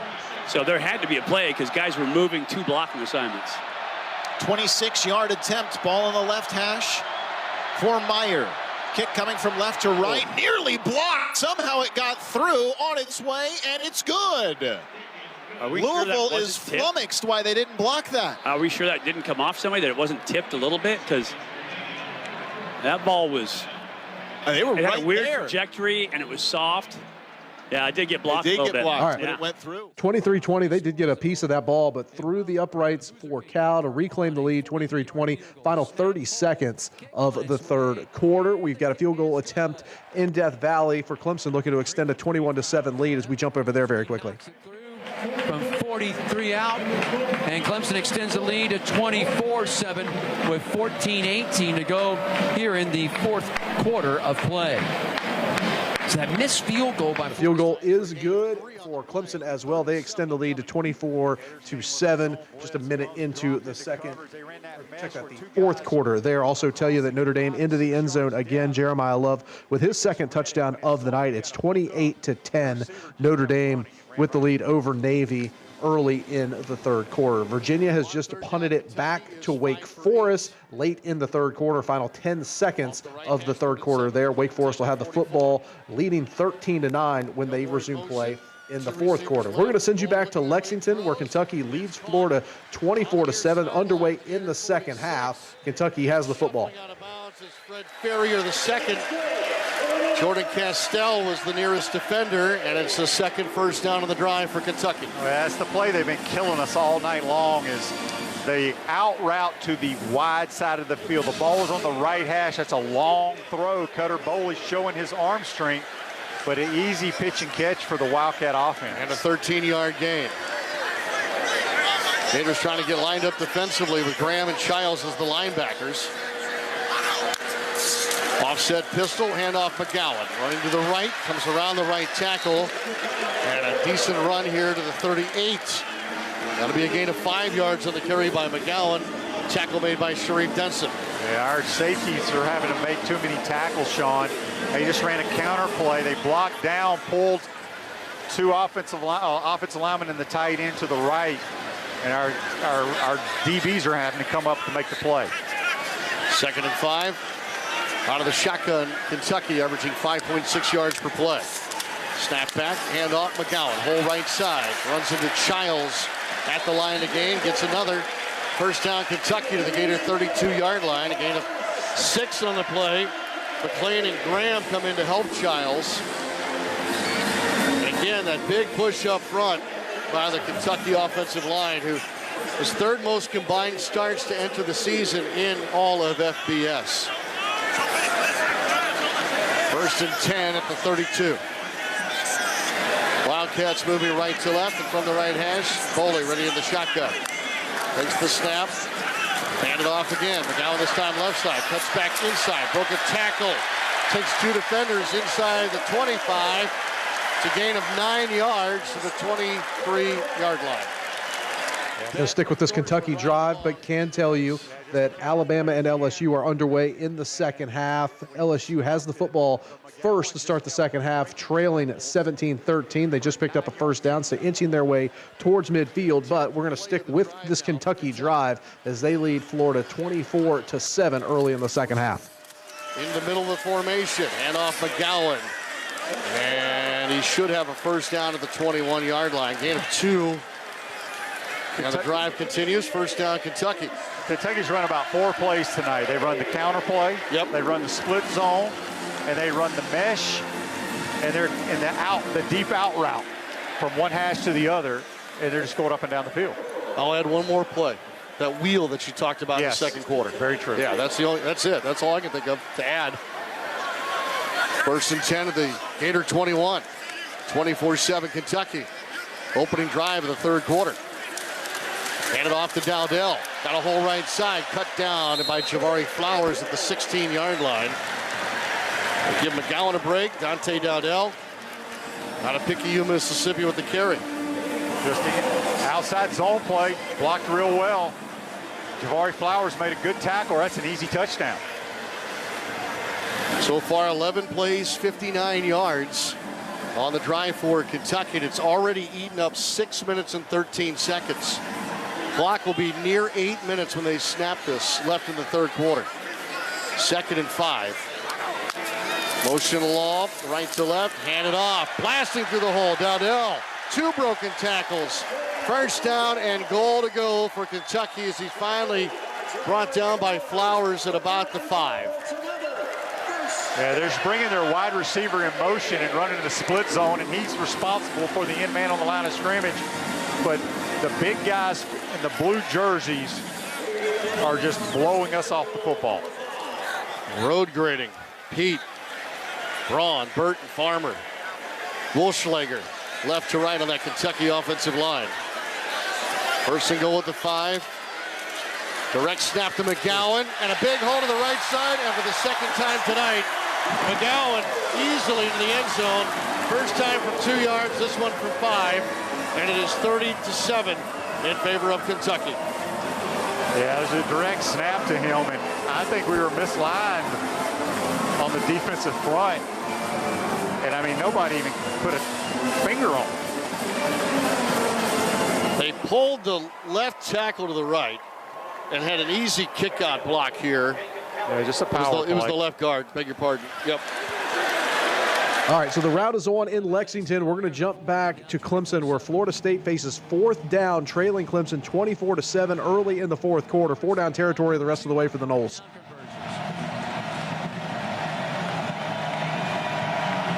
Crowd comes to full throat. Up on their feet. Solano's 3 wideouts right, 1 left. Takes the shotgun snap, back to throw. Safety blitz coming, throws, and it's going to be incomplete. Flags called. Illegal interference on Hampton. That's a terrible call. They call a push. Throw is low. Yeah, and see the receiver. Pass interference. Defense number 23. That's the 3rd straight home game. We've had a 4th down pass interference call in the 4th quarter. I wish they showed the replay, but obviously, again, the ball has been thrown short. He comes back to the ball. He doesn't go through the receiver. But how's that pass interference? That's what I don't understand. But again, you know. We'll get a look at it on the big board. The safety blitz was coming right up the middle. What? Wow. That's awful. Watching the replay, that's awful. Oh, my God. 1st down and 10 to 27. Castellanos will throw it. And then White looking to throw it back. Now he's going to try to run with it. And he'll get tackled behind the line of scrimmage. Back to the 29. That's good defense there. Alexander making the play on Squirrel White. That was a great job out of defense there. Not falling for the throwback. Quick update for you from South Bend. Notre Dame has added another touchdown early in the 3rd quarter. It's now 35-10 over top of Navy. It is sleeting in South Bend as Notre Dame jumps out to a 25-point lead. In the ball game at running back. He'll go left-hand side to Castellanos. 2 wideouts either side. Ball right in the middle of the field between the hash marks. Clemson creeping up, showing blitz. And they come with it. Castellanos to throw. Has a complete left side across the 25. Down the sideline and for a 1st down. Stepping out of bounds inside the 15 at the 14 is Danzy. Boo Birds continue to reign. Clock continues to run. 10 minutes and counting here in the 4th. 24-7.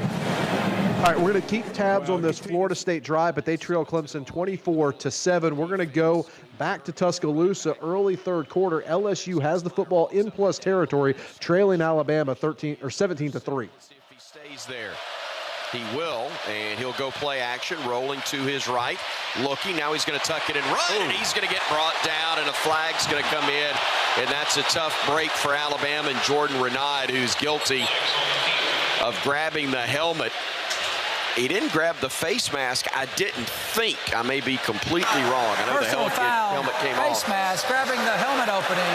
Number 11 on the defense. 15-yard penalty from the previous spot. The quarterback may stay in the game due to the helmet foul. Yeah, he did. Oh, absolutely. He spun it around. I thought he got the back of the helmet just because of the way it came off, but he turned his neck like a chiropractor. Indeed. Now come back and see me in 6 weeks or less. First flag on Alabama, and that one is a big one, 15 yards. You talk about quarterbacks to keep your head on a swivel. It'll be much easier now for Nussmeier to do that, as I believe it is still spinning around. Tough break for LSU, though, as Nick Anderson is being carted to the LSU locker room as we speak. They put a man in motion. They will throw it out to him right side. That's Thomas looking for a block. He squirts forward inside the 20 and gets near the 15-yard line. That's, I believe, where they'll spot him, or just inside of it. Deshaun Jones and Keon Sabb combining to make the stop. But it's a gain of actually 7 on the play, maybe 8 as they spot him right there at the 15-yard line. Berry in the backfield to the left now of Nussmeier, who's got 2 men to the left, 1 to the right. Jones will come to the left, and they will hand it off up the gut, and they'll get the first down and more inside the 10 to the 8-yard line of Alabama. Berry on the carry. Go stick with this LSU drive as they look to make it a one-score game at Alabama. Can also tell you that Louisville just hit a big play to open the fourth quarter. They're across midfield, trailing Cal. We'll get you to that Louisville drive after this LSU drive wraps up. A yard at best for Berry there. Deontay Lawson and Justin Jefferson able to fight off the blockers, including Bauer Sharp, who they brought in, shifted over almost like a fullback at the start of that play. Here's Caden Durham now coming in, replacing Berry. Brown, and also look for the 6-7 option in Tradez Green, who's checked in. It is offset to the left side. Nussmeier looking, firing, tipped and almost picked off. Boy, Bray Hubbard read the eyes of Nussmeier all the way from the backside safety position and was floating across the middle. They tried to hit a deep end, and Bray Hubbard got his hands on it. Corey, what'd you see? Yeah, absolutely. Bray Hubbard was on the top on this left side, and he was reading the quarterback, Nussmeier, the entire time. They tried to get the defense to flow with Tradez Green in motion right there. Bray Hubbard did a phenomenal job of stepping in front of that throw and breaking it up. Almost had that interception. So 2nd and goal for the Bama, 8 for LSU, or actually 3rd and goal, excuse me, from the 8. Nussmeier with Johnson to his left. Gets the snap. Pressure coming, and a whistle before the snap. I don't know if they did either. Delay of game's the call. You're right. Delay a game. Offense. 5-yard penalty. It is 3rd down.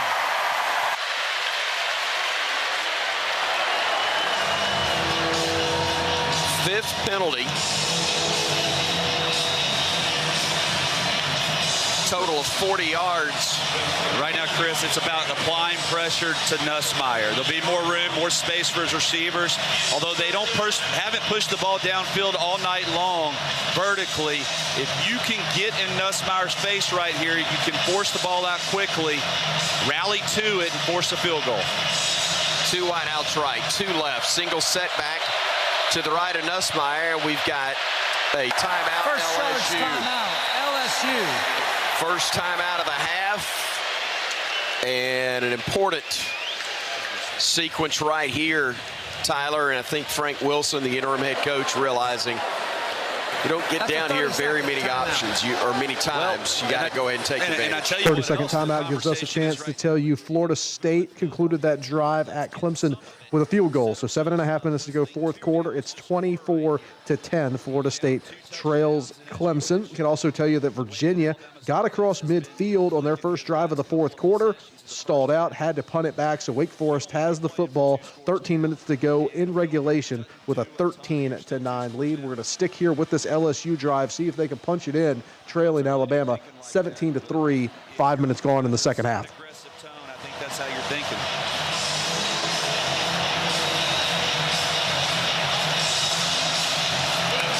.41 to play, third quarter. Bama up 17-3. Third and goal from the 13 for LSU. They'll put three wideouts to the left side, one man to the right of Nussmeier. He wants to throw, pressure coming. He's going to go down. Jan Pierre brings him down all the way back at the 30, and it'll be fourth down for the Tigers. What a time for the first sack of the game for the Alabama defense. Well, Jan Pierre was fighting off the left offensive tackle for LSU, and this was a sack on Nussmeier. He vacated to his right and then tried to spin back to his left, right into the arms of Pierre, and that's just bad quarterback play. And now LSU has a long field goal try. Ramos trying a 45-yarder. He's one of two such far. The kick is up, and the kick is good. So Ramos from 44 officially able to boot it through, and with 8:54 to go in the third, we've got timeout on the field.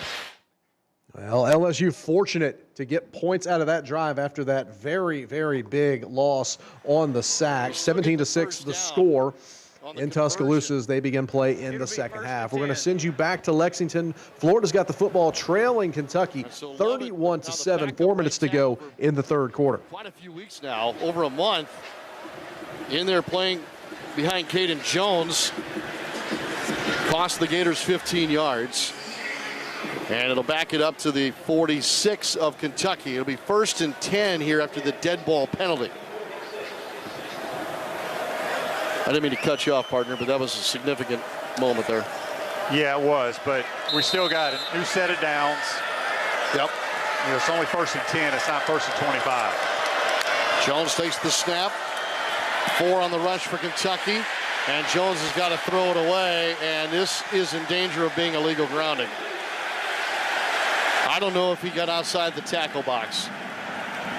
All right, we're going to bounce out of this game. This thing's all but over in Lexington. If it gets tight, we'll keep tabs on it. But we're going to send you back to Louisville, where number 15 Cardinals trail Cal in the fourth quarter, 23-20. Louisville has the football just outside the red zone. Big third down coming up here for the Cardinals as they try and dig out of a 3-point deficit here. I'll say this, it's hard to call interference because I think the offensive players are doing a pretty good job of pushing off themselves. There's been a lot of hand combat, body contact down the field. Both teams are over 50% on third down tonight, so it's been a tough day for defenses on third down. Louisville needs one here. Yeah, Louisville's 5 of 9, Cal is 7 of 12, and it's 3rd and 10 for Louisville.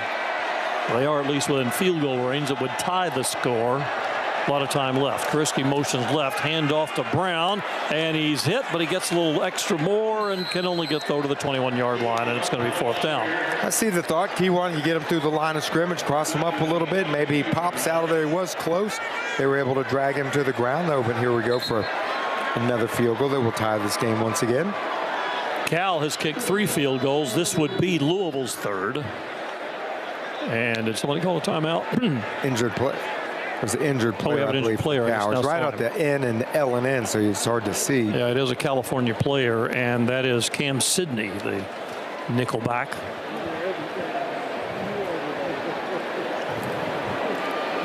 Can't say enough about the atmosphere tonight. I mean, this crowd has been big time. Standing and yelling since they got here. They've assisted on some of the penalties that Cal had where they jumped off sides at forced field goals. Sidney's in a lot of pain, rolling over. And as the trainers look at him, they have not brought the timeout official onto the field, so we will keep it here for now, but he is in a good bit of pain.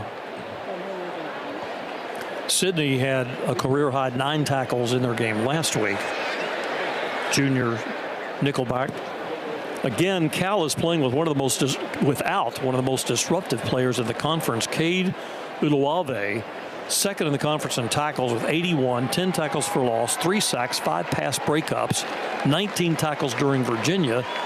And it was during that game that he injured a thumb. He tried to play last week, played just a little bit, but could not, and then has not played at all tonight.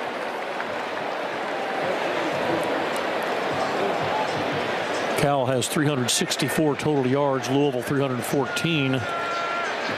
No team has gained 400 yards against Louisville this season.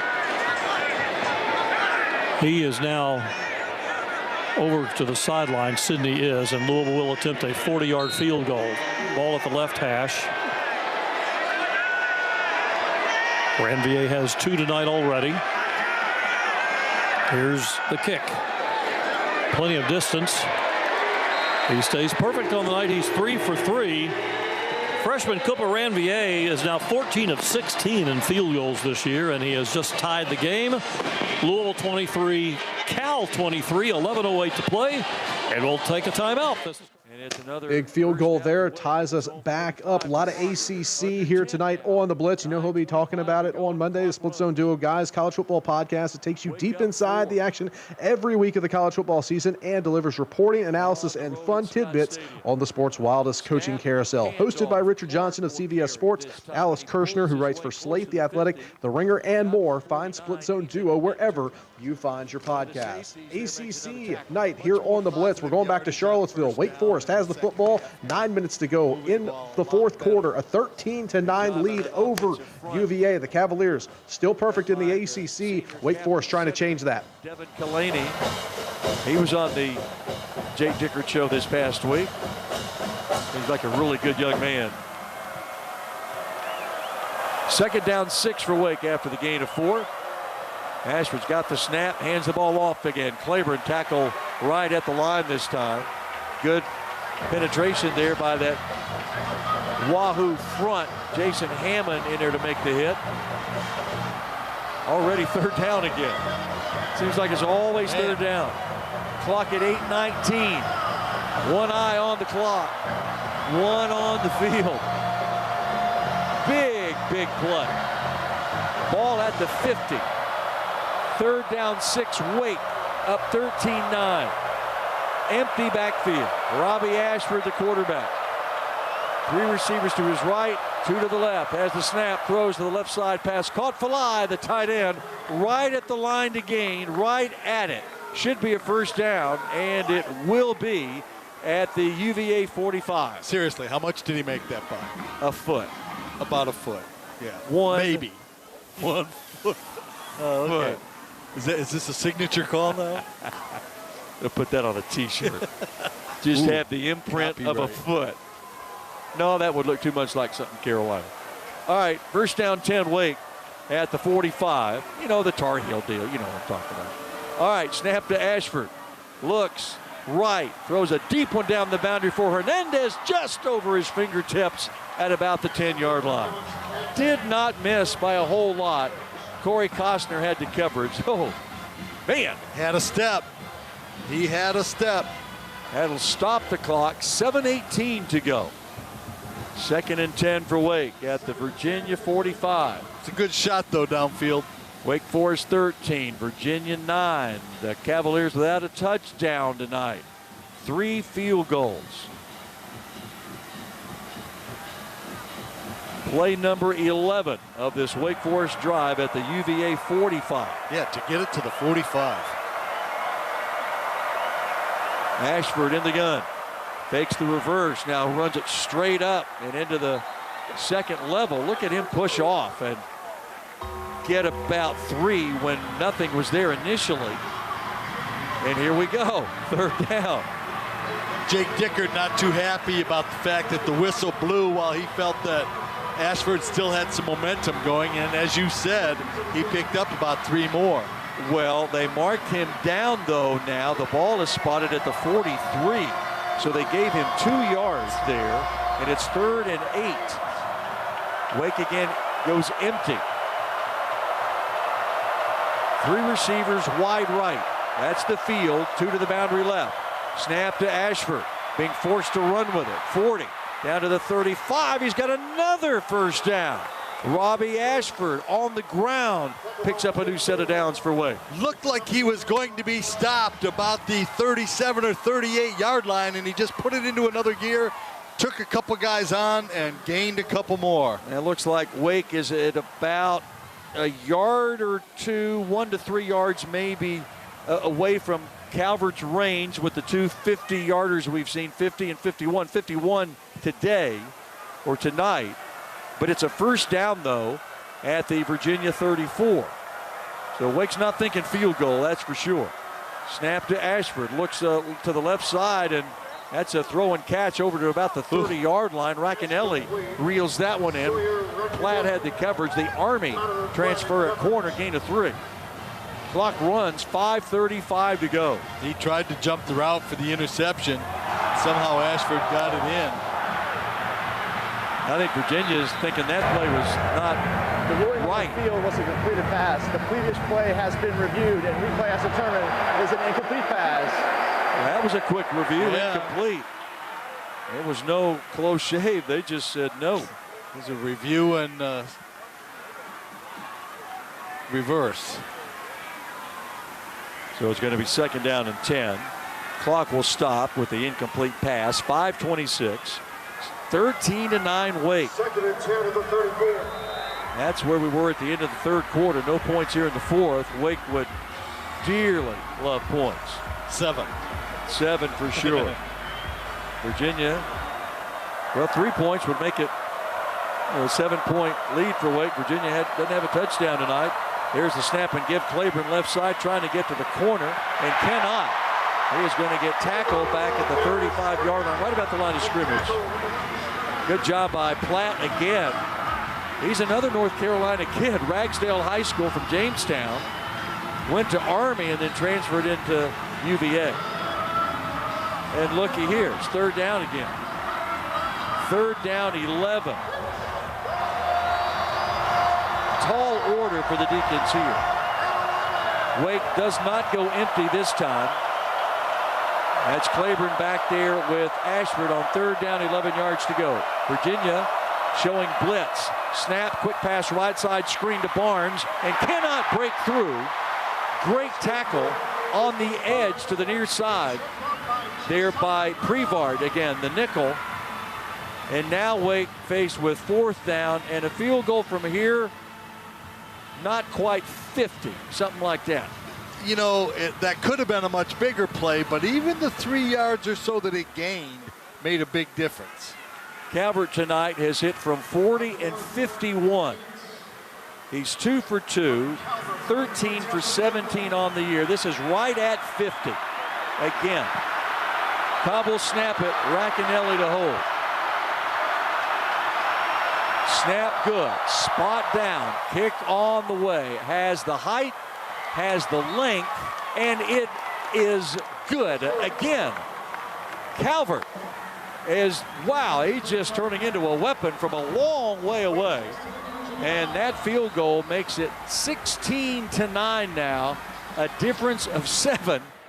Huge drive there by Wake Forest as they take a lot of clock off and make it a 7-point ball game. 16-9, under 4 minutes to play in the contest. Couple of punts to update you on. Bama punted it back to LSU midway through the third quarter at 17-6. Bama with the lead over LSU. Louisville got a stop against Cal. That one tied at 23. 9.5 minutes to go in that contest. Another punt by Florida. They trail Kentucky 31-7 in Lexington. You know who loves punts? Our friends at the Sickos Committee. Give them a follow at Sickos Committee on all their social accounts, Twitter, Blue Sky, Instagram, YouTube, and TikTok. They keep you alerted all day long, just like we do here on the Blitz. We're going back to Louisville. Tie ball game between Cal and Louisville. 9.5 minutes to go. Tied at 23. Cardinals with the football. Actually, the guy that sacked him didn't really win on his pass rush. He actually gave ground, and when Miller Moss tried to step up, he was right in his face. And now suddenly it's 3rd and 22. Louisville is 5 of 10 on their third downs. Tie game, 8.5 minutes to go.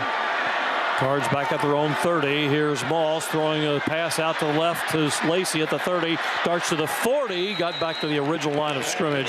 So it'll be 4th and 10. They've done a good job of holding Lacey down this week. That was just his 3rd catch. He had the big catch early, the 40-yarder, his 3rd one of the night. But too far to go on 3rd down, so they're going to trade punts after having just 2 punts the whole game. We've had 2 back-to-back. Chapeau into punt to DeJesus, standing at the 20-yard line.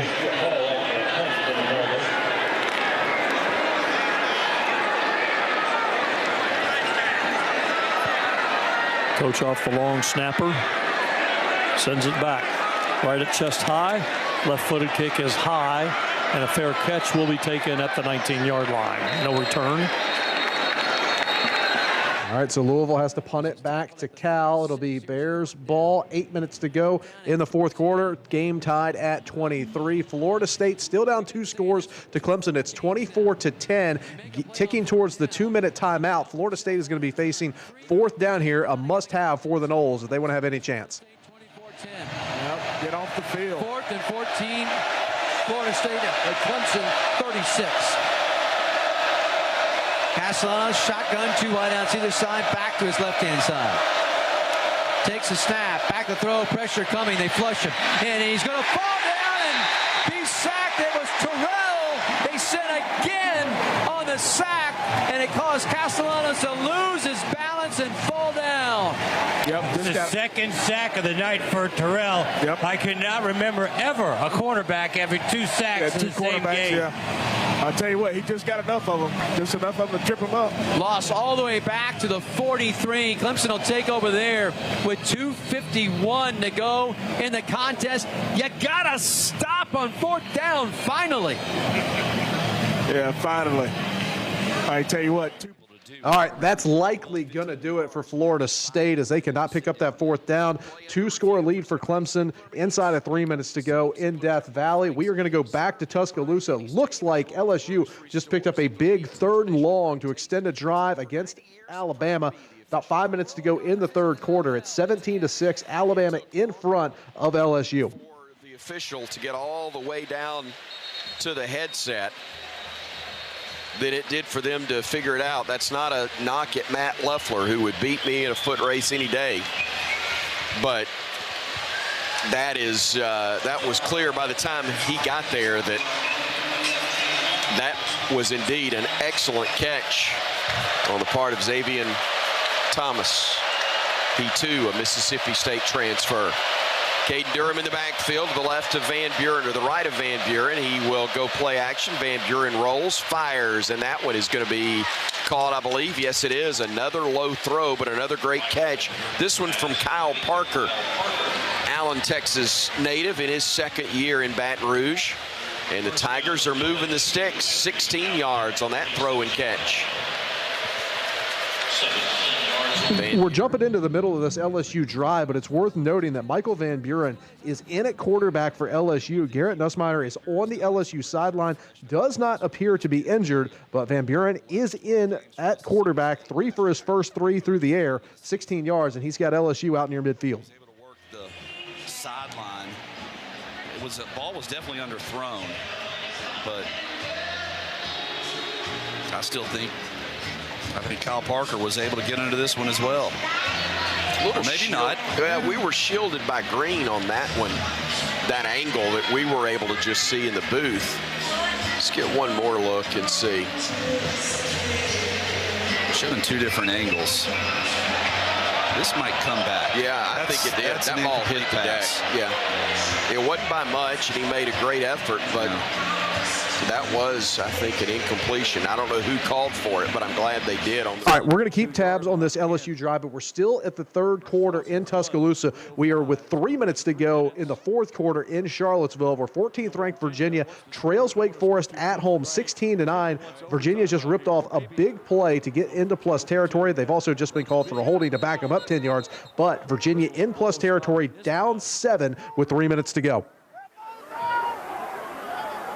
The previous play is under further review. Determined if the runner was not down. It always seems to happen like that. So they're going to have a review at Scott Stadium. We're going to go back to Bryant-Denny Stadium, where LSU trying to put a drive together here, trailing Alabama 17-6 late in the third quarter. At least 50%. Well, and how did we set the edge versus Van Buren as they continue to try to roll him right and left? Have to apply some pressure, but you can't get too far upfield because this guy has some wheels, and he can beat you with his legs. 17-6, Bama leading it. 3:56 to go, third quarter here at Bryant-Denny. 2 men wide right, tight end to the right, 2 men wide left as well. Now they'll bring one in motion to the right as Van Buren will roll. They'll throw, flag down, and the ball is dropped around the 48. Would have been a catch. And for a first down, minus the flag, Kyle Parker didn't hang on to it. And I think this is going to be on LSU anyway. Illegal shift. Illegal shift on the offense. Number 6 and number 22. That's a 5-yard penalty. It is second down. Yeah, Alabama might decline this and set up a 3rd and 10. I would.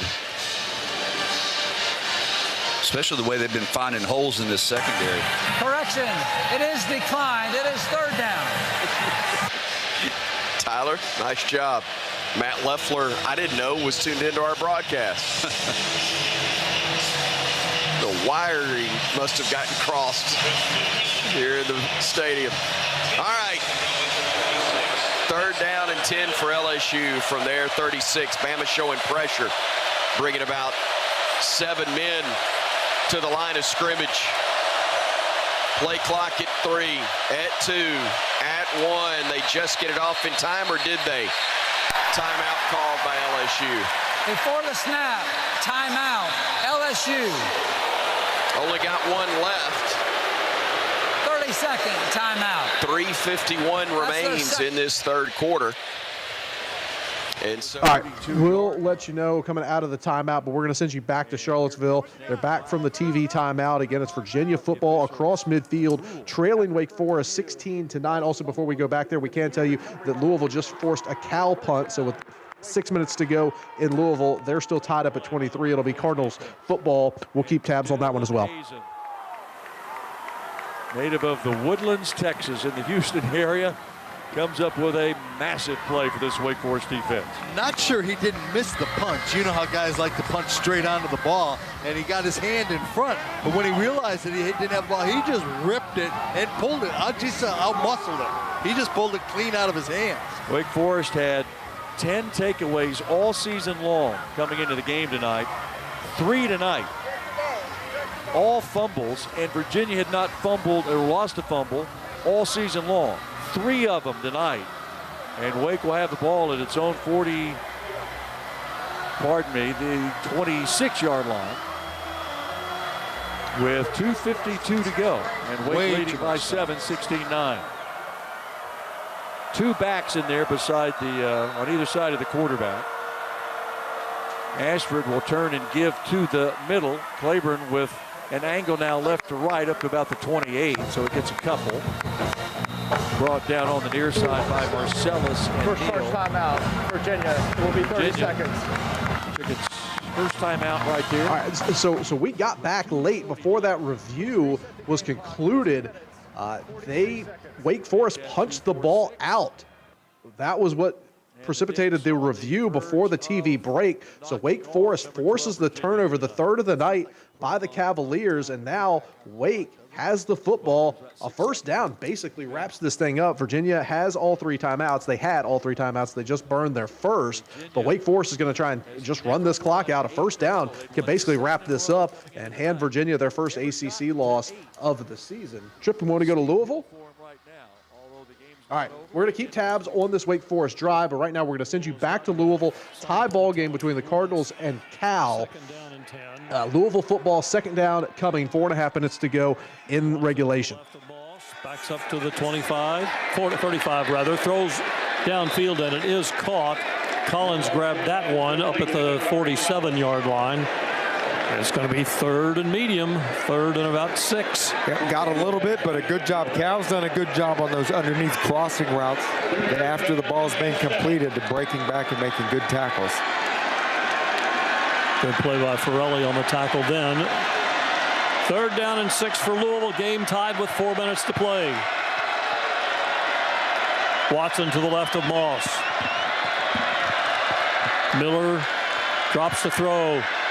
Going to be forced to scramble. Running to the left. Throws downfield. He's got a man. Incomplete. Broken up. He tried to get it to Bell. And there was Austin getting right in the way and breaking up the pass, and it's 4th down for the Cardinals. Yep, scramble rule. When he broke to the left, Bell took off downfield after he'd run a hitch pattern, and he took off, and he was going to throw it to him, and the defender fell and got up, and as he did, wasn't Bell, actually it was Collins over there, the ball hit the defender in the back. So after 1 punt each for most of this game, now all of a sudden this is what, our fourth punt in a row. Yeah, each has punted the last 2 times. And here is the kick. It's a sidewinder that it hit at the 10 and out of bounds. Oh, maybe. Oh, right by the pylon. It's out of bounds inside the 1. I think that back are going to step it up to the 3. It must have hit the sideline over there. I thought it went right down to the pylon. There's some great action on that ball. He hit, rolled, then trickled out of bounds. All right, so it's going to be Cal ball backed up in the shadow of their own goalpost. 3:40 to go in the 4th quarter. We're going to send you back to Charlottesville. It's 3rd down for Wake Forest. Virginia has 1 timeout with 2:45 to go. Cavaliers got to get a stop here. Wake right there had it 13 seconds. That's it. Wow. And we'll have to give it back to Virginia. Dropping back in punt return is Cam Ross. And into punt for Wake again, Cal Joseph. Pass was low, just couldn't be handled. That was an incomplete pass, by the way, so Virginia did not have to burn their final timeout. Huge plays, a block punt, and a punt return for a touchdown. Here's the running boot by Joseph. Line drive, Ross makes the grab, makes a man miss, 30. Near side, 35 to the 40, spun down at the 42. Really good return there by Ross. And Virginia will have it. 1 timeout. The 2-minute timeout, and 2:28 left in the game. We're going to stick here in Charlottesville. We can't tell you LSU had to punt it back to Alabama. 3 minutes to go, 3rd quarter, still 17-6. Alabama in front. We can also tell you it is snowing in South Bend, and it is all Fighting Irish against Navy. 49-10, early 4th quarter in that contest. Let's go back to Charlottesville for a couple plays before the 2-minute timeout. Cavaliers with the football down 7. Wake will rush only 3. Here's Kalen, looks right, throws back left in the middle. Pass going to be caught by Taylor, the running back, and he spins up to the 50. Got about 8 on that play. Credit to him, he had Hardy all over his back, and he still pulled the ball in. UVA ready, quickly up over the ball, snap to Kalen. Wants to throw again, dumps one late to the middle of the field for the 2nd time. That's his back again, Taylor, to about the Wake 47, taken down by Hall. And that will get us to the 2-minute timeout. The 2-minute timeout. All right, we're going to go from one tight ACC game to another. Cal tied with Louisville at 23, and it's 2nd down for the Bears. 2.5 minutes to go in the 4th quarter. And they got away with it. Now, Basha, that would have been a tough catch. He had a defensive player literally right on his back at the time swinging at that ball. But that's when you need to come up with those big plays. 2nd down and 10 from the 32. Quick out to the far side, and making the catch is Jordan King, who we haven't seen yet tonight. He runs upfield for a couple of yards. It'll be 3rd down and 8 from the 35. And Jordan King, a guy who's usually conspicuous with 3 or 4 catches a game. You're right. We haven't called his name much here tonight. This is the 2-minute timeout. Our 2-minute warning is presented by Herc Rentals. All right, we've got 2-minute timeouts in Louisville and Charlottesville. Tight ball games in both. We're going to take a break. We'll come back. We're going to bounce you between Charlottesville and Louisville for the finishes of these last 2 games here on the Blitz. Morning, Zoe. Got donuts. Jeff Bridges, why are you still living above our garage? Well, I dig the mattress, and I want to be in a T-Mobile commercial like you. Teach me, Saldana. Oh, no, I'm not really prepared. I couldn't possibly. At T-Mobile, get the new iPhone 17 Pro. On them, it's designed to be the most powerful iPhone yet and has the ultimate pro camera system. Wow, impressive. Let me try. T-Mobile is the best place to get iPhone 17 Pro because they've got the best network. Nice, Jeffrey. You heard them. T-Mobile is the best place to get the new iPhone 17 Pro on us with eligible trade-in in any condition. So, what are we having for lunch? Dude, my work here is done. 24 monthly bill credits on Experience Beyond for well-qualified customers plus tax and $35 device connection charge. Credits end and balance due if you pay off earlier. Cancel. Finance agreement iPhone 17 Pro 256 gigs, $1,099.99 and new line minimum $100 plus a month plan with auto pay plus taxes and fees required. Best mobile network in the U.S. based on analysis by Ookla Speed Test Intelligence data 1H2025. Visit T-Mobile.com. Hey fans, this is Wayne Cook, co-host of College Sports Now. We're breaking down all the action from around the country every week during the football season. We'll look beyond the box score and keep our finger on the pulse of college football from September all the way to the national championship game in January. Listen all season long on Apple Podcasts, Spotify, or wherever you'd love to get your podcasts. And be sure to follow along on Twitter at CSNowTweets. Progressive knows not all rides are smooth. Meet Claire. She loves her motorcycle, and she's learned to love the insects she encounters on her rides. She may not know the difference between a gnat and a mosquito at 55 miles per hour, but she does know one thing. It's always gross when one flies into her mouth. But she's so used to it that it's weird when it doesn't happen. Not every ride is smooth, but Progressive has your back with comprehensive and collision coverage from America's #1 motorcycle insurer. Progressive Casualty Insurance Company and affiliates, not available in D.C. All the best plays from coast to coast. Off to the races to the 30. Down the sideline and scores. The Rutgers touchdown. Luck for the end zone. Touchdown, Nevada. The Wolfpack wins. This is the College Football Blitz. All right, this is what this show was made for. We've got two finishes, and they both should be good in the ACC. We're going to keep you in Charlottesville. They're coming out of the 2-minute timeout. Wake Forest with a 16-9 lead over Virginia. Cavaliers with the ball at midfield. 1 timeout. Taylor the back to his left on 1st and 10. Kalen, quick pass over the middle. That'll be taken down to the 40. Hauled in by Edgerrin, tackled by Hazen. Gain of 6, 2nd down and 4. Clock runs, 1:47 to go. Snap again to Kalen, looking right this time. Nothing develops there, so he runs it. And Jalen Loving runs him down at the 39-yard line. As the clock continues to tick away, 1:34, 1:33 to go. 16-9 Wake, Virginia on the Deacon side of the 50 at the 39. Handoff right side, breaking tackles Taylor. 35-30 down to the Deacon 27-yard line. 1st down Virginia. Wake's got an injured man down. That's Abiraba. Back up here at the 40. Run of 10 there for Jamari Taylor. Officials timeout for an injured player of the defense. He's up to 98 yards on the night, quietly, on 18 carries. He did have a 43-yard run, so. And again, Wake out attending to Matina Biraba, the redshirt junior from Clarksburg, Maryland.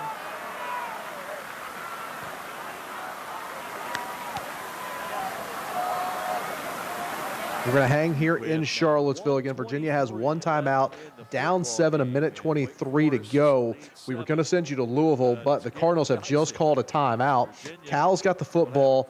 Game tied at 23. Again, coming out of the 2-minute timeout, Cal is facing a 3rd down and 7, but Louisville just took a timeout. We can also tell you in Tuscaloosa, it is 17-6. Alabama with the lead over LSU. They have just taken the break for the end of the 3rd quarter. So we're going to keep it in Charlottesville. Actually, we're going to send you over to Cal. So 3rd down and 7 coming for the Bears. If they pick it up, they've got a chance to go down and kick a game-winning field goal. Another change at the line here for JKS. They're loading up the box against him. And they bring the house. It's a quick out to Hamper, makes the catch, tries to get outfield, follows a couple of blocks, is not going to have enough. No. That's tough. That's a bad ball by JKS because it's not a great run after the catch ball, which is called a rack ball. You want to give your receiver a ball on his front right shoulder where he can just grab it and get in behind the wall of defenders. Instead, that was high and hot to Mark Hamper's left.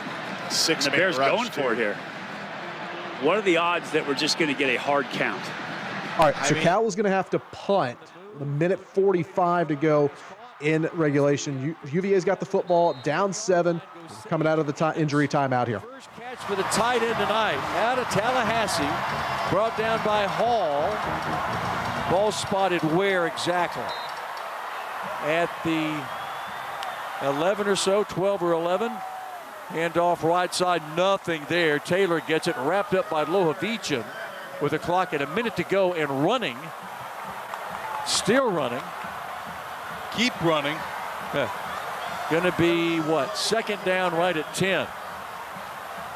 So no gain on that play. Got to look to the end zone here. From the right hash mark, Kalen's got the snap. Drops back, steps up in the pocket, throws over the middle again to the tight end, Ennis, but he's taken down at about the 8 or 9 with 36 seconds to go. Patterson and Hall make the play, and Virginia burns its timeout. Charge timeout. Virginia, it'll be 30 seconds. Going to be... so we're going to keep it here in Charlottesville with inside of 50 seconds to go. We can let you know that Cal punt bounced out of bounds at around the Louisville 20. So 1:09 to go in regulation in Louisville. Cardinals have the football. They've got a long way to go, but they do have 2 timeouts. We can also tell you in Tuscaloosa that LSU just forced an Alabama fumble and recovered it to start the 4th quarter. But we're going to stay in Charlottesville where UVA trails Wake Forest 16-9. Inside of a minute to go, Cavaliers have a chance to tie this ball game, force overtime, and try and stay perfect in the ACC. Punt return for a score by Carlos Hernandez. Something of a nail biter here tonight, Stan. That was back with 90 seconds or so left in the second quarter. So Virginia with the ball right in the middle of the field between the hash marks at the, let's call it right at 7-8. Kalen's ready. It's 3rd down and about 6. Has the snap. Plants the foot and fires to the left side. Caught at the 5-yard line. Reeled in there by Harris. Prunty was on coverage. It's going to be 4th down and a long 3. 21 seconds to go. Snap to Kalen. This is it. If the Cavaliers do not convert, pass to the back right corner. Incomplete. Incomplete on 4th down and 3, and Wake turns over on downs with 13 seconds to go. Virginia cannot stop the clock, and Wake Forest has come to Charlottesville and pulled off the upset over number 12 UVA. Really amazing. That's Stan Cotton on the Wake Forest Sports Network. That call presented by T-Mobile. Visit your local store and start saving. T-Mobile, it's better over here. How about the Demon Deacons going on the road, getting the upset victory, getting bowl eligible as well? As we are going to jump back over to Tuscaloosa. LSU is just outside the red zone after forcing that Alabama fumble. It's 17-6. Crimson Tide with the lead, but LSU with the football a chance to make it a 1-score game here. Yonze Pierce to the field. They're going to. He's the one that's going to be tasked with preventing Van Buren from being able to roll out. From the pistol, they jumped again. Another procedure penalty on LSU. That's going to be false start. Offense, number 57. Yeah, Carius Kern. It is 3rd down. We're going to stay here in Tuscaloosa. We can tell you, remember how Louisville got the football and a chance to go down and try and take the lead in the final minute? Well, they went 3 and out and burned barely any time. There's still 53 seconds to go, and Louisville's about to punt it back to Cal. So we'll keep tabs on that one, but we're going to keep it here on this LSU drive. He was a man with the yellow hat. He was indeed. Very well done. 3rd and 13 upcoming. Stepping up, firing, and caught inside the 10. It's a 1st down for LSU. We had crimson hats everywhere, but making the catch was Barryon Brown for an LSU 1st down. It's 1st and goal from just outside the 7. Xavier Brown and Bray Hubbard are right there. But that Louisville punt back to Cal, not a great one. Got across midfield to about the 40, but Cal with 2 timeouts and a shot to win this game on the road. We're going to stick here with LSU for a minute, but we are going to get you to that Cal drive here at the end of regulation in Louisville. Another false start. They wanted to go quick, and one guy wanted to go quicker than everybody else. Carius Kern got him again, I think.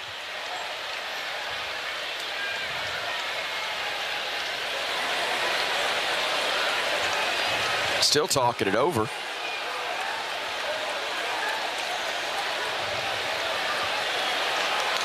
Still talking it over, even though LSU as a team's backing up. False start. Offense number 57. 5-yard penalty. It is first down. As Tyler said, the man with the yellow hat drawing the yellow flag. 9 penalties, 60 yards on the Tigers, and 5 procedure penalties.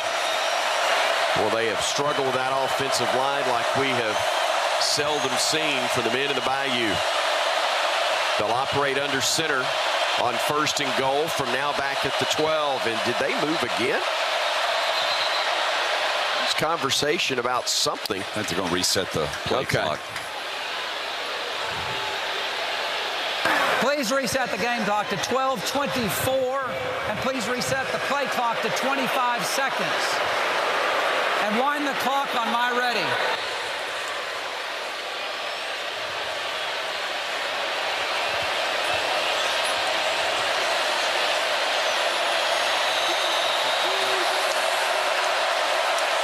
So on 1st and goal from the 12, they did reset the play clock to 25, and now it is ticked down to 15. As LSU breaks the huddle, brings one man to the left side. Juwan Johnson, the running back, behind the quarterback Van Buren in the pistol formation. They bring a man in motion left, play action. That's the direction Van Buren will roll. He's going to go down. Oh, what a great play by Alabama. And L.T. Overton got him to the turf. Boy, Van Buren put a move on LT Overton. We're going to stick here with this LSU drive. We can tell you Cal has done nothing with it thus far. 3rd and 16 coming, still 32 seconds to go as Louisville and Cal have both just kind of disappeared on the offensive end here in the final minute. We'll let you know if Cal can pick up a first down and have a shot, but for right now, we're going to stay with this LSU drive. In the back of the end zone, Saab was waiting on him on that in-breaking route. That's where Van Buren was looking for. Johnson and Thomas both out there for the Tigers. It'll be Johnson in the backfield. They swing it near side, pass attempt incomplete, trying to connect with Brown, but it will be 3rd and long for the Tigers. 3rd and goal now from the 22-yard line. Tell you what, they've gone from having 1st and goal at the 7 to now, if they're not careful, they're going to be out of field goal range. Well, like you said, though, they're thinking 4 downs here, so it's 2 downs to score. They don't have to get it all back. They've been hitting us downfield with these little curl routes, finding windows in this soft zone coverage. 11-14 to play here in the 4th quarter. They will hand it off right up the gut, and stacked up at the 20 is Harlem Berry. Now you got to kick it. Yeah, they are going to kick it. Makes it an 8-possession game, or 8-point game, I should say. I wish it was an 8-possession game. I'd be a lot more relaxed right now. 10:55 and ticking. Tigers 2 for 3 on field goals. They've missed from 30, made from 37 and 45. Ramos will try this one from 38 yards.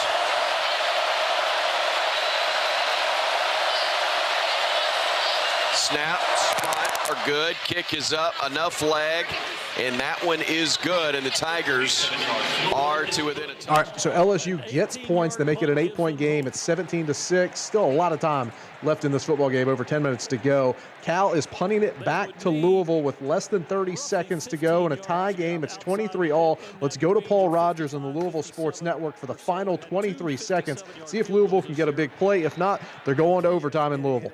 Being able to stop the clock when you need to use that last time out. Here's the snap to Moss. Moss steps up in the pocket, and he's going to be sacked. You can boo all you want, people. What do you want him to do? Yeah. Throw it up for grabs?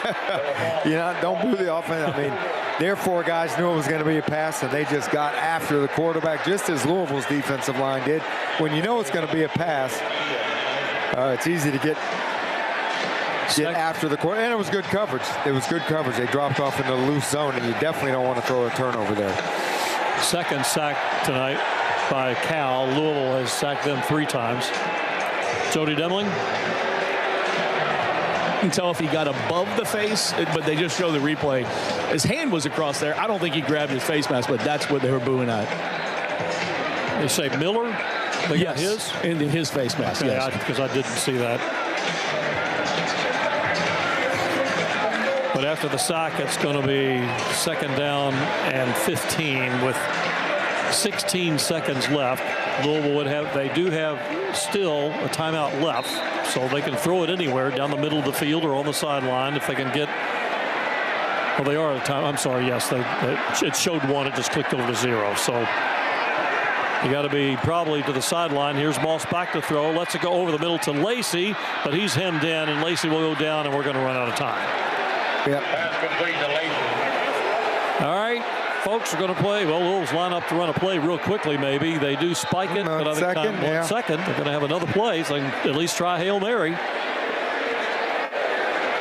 Well, in this crazy world, don't rule out the impossible. I mean, Hail Mary, as likely as anything else. 23-23, 1 second to go. Colin Lacey's walking off the field. I'm not sure if he has a cramp or something or just a little tired. He's leaning on one of the coaches. Well, let's see. They have 4 on the line of scrimmage and everybody else back as far as the 20, roughly between the 25 and 30 and 20. Moss scrambling. Moss running left. Moss tries to gather himself to throw one off balance, and it's incomplete. And we will go to extra time. Come on, people. Overtime coming in Louisville. Big game in the ACC, especially following Virginia's loss to Wake Forest. The Cavaliers fall to the Demon Deacons 16-9. Big win, by the way, for Jake Dickert in his first year for Wake Forest. That loss drops Virginia to 5-1. So here are your one-loss teams in ACC play. Georgia Tech at 5-1. Virginia at 5-1. Pitt at 5-1, SMU at 5-1, Louisville at 4-1, Duke at 4-1. This is an extremely important game to Louisville. They've got to get the win in overtime. We're going to take a break. We'll come back. We'll have the overtime from Louisville after this time out here on the Blitz. A smooth, close Barbasol shave in the morning lifts your confidence. That rich, creamy lather will catapult you to greatness. Nothing can stop you today. Well, except that traffic jam. Barbasol, it's a can of can-do. Snakes, zombies, public speaking. The list of fears is endless. But the real danger is in your hand when you're behind the wheel. Distracted driving is what's really scary and even deadly. Eyes forward, don't drive distracted. Brought to you by NHTSA and the Ad Council. He's got the speed. He's got room. He's going to score. No one gets you closer to the game than Sirius XM College Sports Radio. For the win! Got it! Let's go! Tune in for news, talk, and analysis from the offseason through regular season and into the postseason. We've got your team covered anywhere you go. Deep to center field! Oh, it's gone! Get a free trial at SiriusXM.com/College Sports Radio 2025. Progressive knows not all rides are smooth. Meet Peter. He loves his motorcycle. What he doesn't love is wind. Which is ironic, because wind is a big part of the whole wind-in-your-face motorcycle cliche. But nobody ever tells you how relentless a strong crosswind is, or the cliche wouldn't exist. Not every ride is smooth, but Progressive has your back. Get a quote to see if you can save with America's #1 motorcycle insurer. Progressive Casualty Insurance Company and Affiliates, not available in D.C. Hey y'all, this is Michael Felder, co-host of College Sports Now. We're breaking down all the action from around the country every week during the football season. We'll look beyond the box score and keep our finger on the pulse of college football from September all the way through the national championship game in January. Listen all season long on Apple Podcasts, Spotify, or wherever you love to get your favorite podcast. And be sure to follow along on Twitter at CSNowTweets.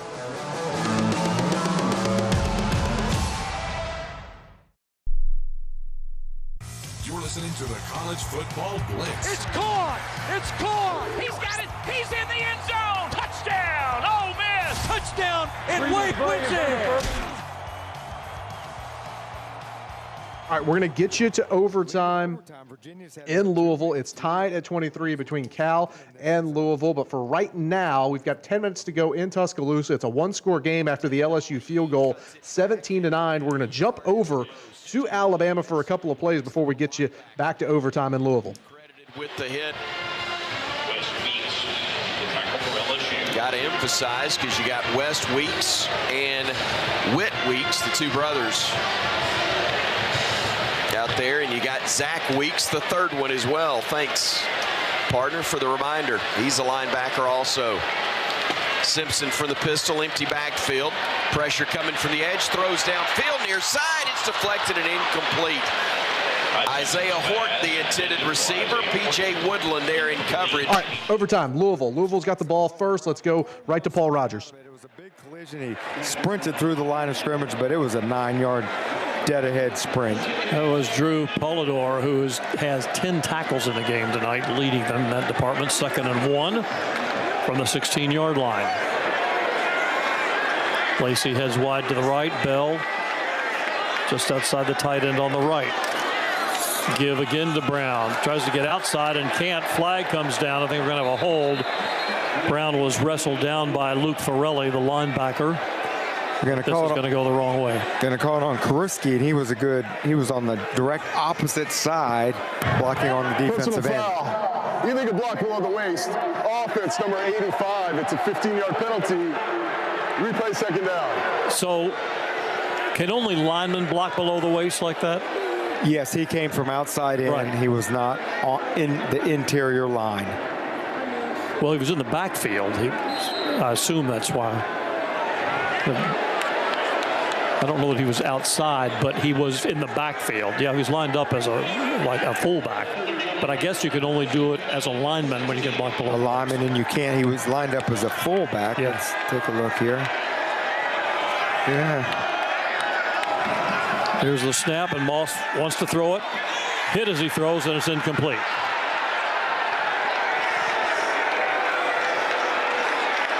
Gosh, you hate to get nothing and put them on the field needing only a field goal. And you hate to do just a field goal, but that was good pressure on them. The penalty really, really hurt there on that previous play. Kariski was the fullback, and he cut the defensive end. It is 3rd and 16 from the 31. We're in overtime, tied at 23. Lacey motions to the right, stops by Kariski. 3 receivers over there. They rush 4. Here's the throw, incomplete. In and out of the hands of the receiver, Meeks, who took a belt as the ball arrived, and it's going to be a long field goal attempt for Louisville to at least get 3. Just hard to overcome that type of penalty when you get a 15-yarder from the spot. Made it 2nd and extremely long. Had that been completed, it would not have been a first down, but it would have been a much more makeable field goal. It's going to be a 49-yard field goal attempt by Ranvier. He's made 3 of them tonight. Both kickers have made 3. Here's the snap. Kick is on the way. And it is good. So Louisville's got 3. But Cal will have a chance to counter. Strong. So Louisville takes the lead in the top half of overtime, 26-21. Before we send it over to the Cal feed, we got a couple of updates for you. Clemson does knock off Florida State. Is officially a final. 24-10 is the final from Clemson. Also, Notre Dame goes to 7-2, 7 straight wins for the Fighting Irish. 49-10. Notre Dame wins it over Navy in the snow in South Bend. Let's turn it over to the Cal feed. Justin Allegri, Cal Sports Network, an opportunity for the Bears to pick up a big road win, pick up the upset, and get bowl eligible on the road. As we hand it over to Justin Allegri. It was just one play. It was a 25-yard touchdown to Mason Minnie. Yeah, threw the dime on the seam, and all it was 4 vert. So the Bears have this in the playbook. Grizel, King, DeJesus to the right. Raphael in the backfield, 1st and 10 from the 25. Bottom half of overtime, number 1. Johnson motion right, the tight end. Now DeJesus jogging from right to left. Here's the snap to JKS. He looks to the left. He throws outside, trying to flag it down with a long right hand, lunging out. It's incomplete. DeJesus couldn't bring that one, and it was offline. Boy, JKS aimed that ball a little bit. He was feeling the pressure back there. Not pressure from heat, but pressure of the situation. And so instead, he tried to aim it real quick and get it out there to DeJesus. He was just wide and hot with it. 15th ranked Louisville leading by 3 here in the first overtime.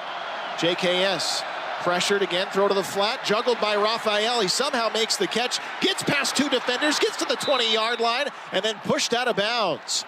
Boy, the juggle really cost him a lot of time, but ended up getting about 7 yards. Really cost him in terms of yardage, though, too, because he had the leverage on the outside with blocking in front, but juggling that ball slowed him down. If he catches that the first time, he captures that edge, and he may make it inside the 10. 3-point Louisville lead. First overtime. Under center, JKS. Single man in the backfield. Raphael, fake the handoff. Now JKS to throw on the run. Gets it out to Raphael. Shakes the contact. Gets down to the 10. Has a first down, and he goes out of bounds at the 8-yard line. There you go. You were saying it earlier. Get JKS in motion. That's what they did. They get it to the running back, and it's a 1st and goal for the Bears. Little play action, misdirection, like the reverse. And you get Raphael free in the flat. Very nice play call. 1st and goal, a touchdown wins it. Here's the snap, the handoff to Raphael. Follows the block, moves left, keeps moving, still is upright, and the forward progress gets him down to about the 6-yard line. 2nd and goal after the 2-yard gain.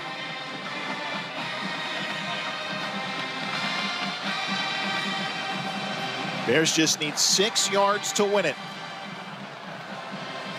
A game that neither team is led by more than 7 points.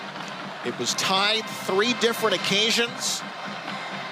California trying to get away with a road victory against a top 25. Now's the time to smell the blood, to go for it. Q Adams to the right in the slot with Jordan King. Basha in motion. Snap, handoff to Raphael, the left edge, gets inside the 5 and is down to near the 3.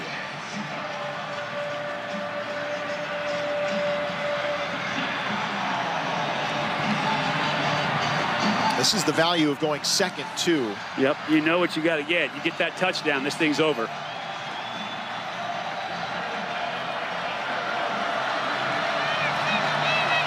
(26-23), Louisville leading. Here in the first overtime. Offset I formation. JKS is under center. Here's the snap to him. It's a toss play. They reverse it back to DeJesus. DeJesus is going to try and throw. Now he tucks it, runs along the far hash, tumbles his way forward to the 3-yard line. It was covered. They couldn't get that trick play off. And now, do the Bears gamble and go for the win or kick for a 2nd overtime? Well, I think they're going to kick here. That was an interesting play call because you lose 10 yards to try to gain 4. If it works, you look like a genius. But a reverse down that close, kind of tough to pull off. And the offense is still on the field, although they're looking at the bench, and the Bears do have a timeout to use. And they're going to take it and perhaps mull this over. Timeout, Cal. It's their final timeout of the period. I thought after the initial cut that DeJesus might. We're going to stay here for this Cal 4th down, likely field goal. They were lucky to get back to the 3, by the way. We are also going to jump back to Tuscaloosa. LSU just punted it back to Alabama. Alabama had a big return, but wiped out due to a block in the back. So Crimson Tide with the football, 7 minutes to go at a 17-9 lead. Let's jump back to the Cal feed, see what they do here on 4th and goal. Why didn't you use it in the first 3? You live to fight another overtime, or? But going long overtime periods in somebody else's house is never a good thing. It's tough to be a visitor when you have the disadvantage in the 2nd overtime. But JKS is on the field here. Well, this is a roll of the dice. High risk, high reward. They'll break the huddle with JKS in the gun. 2 in the backfield. A stop here would win it for Louisville. A touchdown wins it for the Bears. And, of course, Louisville calls for the timeout. It's their final timeout of the period. Saw that one coming a mile away, knew we could slip this in. Kentucky knocks off Florida 38-7. Kentucky goes to 2-5 in the SEC. They're 4-5 overall now. Florida drops to 3-6 on the year. Let's go back to Cal, see if they are indeed going to go for it on 4th down and go for the win. It still doesn't get you a first down because it's goal to go. Yeah. And so the jump might get you closer. You could get them off sides and get you a little closer, give you more options for plays, but it doesn't solve your problem. Louisville trying to engage this crowd, which is still a pretty good one and still a very loud one. 26-23, Louisville leading. First overtime. It's a 4th and goal from the 3. Grizel, Basha, DeJesus, Morris, Raphael. JKS out of the gun, flanked back. Here's the snap, the game on the line, drops to throw, looks to the end zone, making the catch, DeJesus at the goal line! Touchdown, California! The game is not over. The game is not over. Jacob DeJesus calls game. They're saying the game is not over. They have to review it to make sure. But on his 16th reception of the night to tie the single game record for California, DeJesus is in to stun the 15th ranked Cardinals. Boy, what a ball in the moment. The Bears are celebrating. They're going to review it, but both teams are making their way to their respective locker rooms. Louisville's already rolling into their locker room. So I think this one's over. Well, everybody's celebrating on the Cal sideline. They're shaking hands. What a victory for this team after huge road back-to-back just frustrating losses in double overtime to Virginia Tech, at home against a ranked Virginia team, but now on the road, play such a clean game. And in overtime 15, prevail. Against the number 15 team in the country. On the road. Yeah. We're going to see if Scott Butler can get an interview here. We've talked about the parity around the ACC this year. And boy, the teams are so close in terms of Cal talent. gets a big win. We're going to recap the ACC implications of that in just a moment. But first, we're going to send you to Tuscaloosa, Alabama, with a field goal try, leading 17-9 midway through the 4th quarter. 20-9 as we look at your Bromberg scoring drive. 6 plays. So we caught the tail end of it. It was a field goal that was up and good for the Crimson Tide as they extend their lead to 20-9. That win by Cal knocks Louisville from the ranks of the one-loss ACC teams. So the ACC standings have just gotten an absolute mess here tonight as the top 2 teams in the ACC in the college football playoff rankings, Virginia and Louisville, fall within about 30 minutes of one another. The biggest beneficiaries of those losses tonight, Georgia Tech, who's off this week, stays at 5-1. Pitt, who stays at 5-1. SMU also 5-1 in ACC play. The Duke Blue Devils, do not count them out. They are still alive to go to Charlotte. They are 4-1 in league play. We gonna go to UNLV? All right, we're doing some Mountain West late night. Jumping over to UNLV, 14-10. Rebs have the lead and the football as we jump over there. RPO left side. Glover trying to get the edge, but he cannot, and he's brought down to the 25-yard line. Chased down from behind by the linebacker, Jaseen Mitchell. The Rams are back to bringing pressure here. That time coming from the backside. Glover's not able to get going. You got to slow the backside down just a little bit there. Alani McAhaley unable to get enough of a piece. Austin Boyd unable to get enough of a piece of the backside pursuit, slowing them down from pursuing Glover. Rebels seems like they got their first real negative play of the ballgame offensively. Backs them up well behind the chains for 2nd down. They're going to snap this one with under 3 minutes to play in the 2nd quarter. Calandria on a design quarterback run, takes it up the middle, fights for the 20, but is brought down to the 22-yard line. A pile of Rams bringing him down, including Long. And again, the Rebels maybe had an opportunity, the way that this situation was unfolding, to try to get quick possession.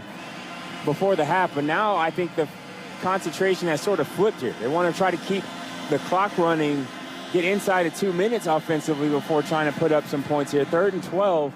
Not sure if you want to pull out anything risky and go for the chains. Trying to preserve a field goal here at least. 3rd and 13 from the 22. 14 seconds on the game clock, higher than the play clock. Calandria to pass. He steps back. The Rams bring pressure. He rolls right, throws right side. Caught by Bradley at the 18. He jumps over a defender and goes out of bounds for the first. What a play by Jaden Bradley. Sign him up for the Olympics as a sprinter and a hurdler. Oh, what a grab and a run after the catch for the first. And that'll take us down to the 2-minute timeout. 1st and goal from the 7 upcoming for UNLV. 2-minute timeout. UNLV on the march in the red zone, and that was a big time jump. He was way up there, jumping over that defender. Just seeing the replay as UNLV, a 14-10 lead, looking for more. 2-minute timeout there. We've got a timeout in Tuscaloosa, so we will take it as well. Still another hour 10 to go here on the College Football Blitz. Morning, Zoe. Got donuts. Jeff Bridges, why are you still living above our garage? Well, I dig the mattress, and I want to be in a T-Mobile commercial like you. Teach me, Saldana. Oh, no, I'm not really prepared. I couldn't possibly. At T-Mobile, get the new iPhone 17 Pro on them. It's designed to be the most powerful iPhone yet and has the ultimate pro camera system. Wow, impressive. Let me try. T-Mobile is the best place to get iPhone 17 Pro because they've got the best network. Nice, Jeffrey. You heard them. T-Mobile is the best place to get the new iPhone 17 Pro on us with eligible trade-in in any condition. So, what are we having for lunch? Dude, my work here is done. For 24 monthly bill credits on Experience Beyond for well-qualified customers plus tax and $35 device connection charge. Credits ended, balance due if you pay off earlier. Cancel. Finance agreement iPhone 17 Pro, 256 gigs, $1,099.99 and new line minimum $100 plus a month plan with auto pay plus taxes and fees required. Best mobile network in the U.S. based on analysis by Ookla Speed Test Intelligence data 1H2025. Visit T-Mobile.com. He's got the speed. He's got room. He's going to score. No one gets you closer to the game than Sirius XM College Sports Radio. For the win! Got it! Let's go! Tune in for news, talk, and analysis from the offseason through regular season and into the postseason. We've got your team covered anywhere you go. Deep to center field! Oh, it's gone! Get a free trial at SiriusXM.com/College Sports Radio 2025. As America's #1 motorcycle insurer, Progressive has your back. Oh, like replacing my bike in case of an accident? Progressive's total loss coverage can help with that. Great. And you also agree with me that my riding club should ride to the aquarium instead of cruising around a mountain, right? Actually, we just do insurance. We don't vote in riding clubs. Nice. 2 votes for the turtle exhibit. To be clear, Progressive has your back for insurance only. So get a quote and see if you can save. What are you, some kind of turtle hater? Progressive Casualty Insurance Company and affiliates. Covered subject to policy terms, limits, and conditions. From game-winning touchdowns. It's caught, and Kansas will win. Holy cow! To goal line stands. Takes the snap, hands it off to the Gators. Kept him out of the end zone. We're living it all on the College Football Blitz. LSU football down 20-9 against Alabama. 3rd down here for the Tigers. 4 minutes to go in the contest. Leaving the pocket and moving the chains. 3.5 minutes to go, actually 3:20 and ticking. The time left now. Bama on top, 20-9. Looking to throw. Van Buren had it poked away. Ball's on the deck, and Alabama's got it. Jan Pierre knocked it away, and coming out with it for the Crimson Tide is London Simmons.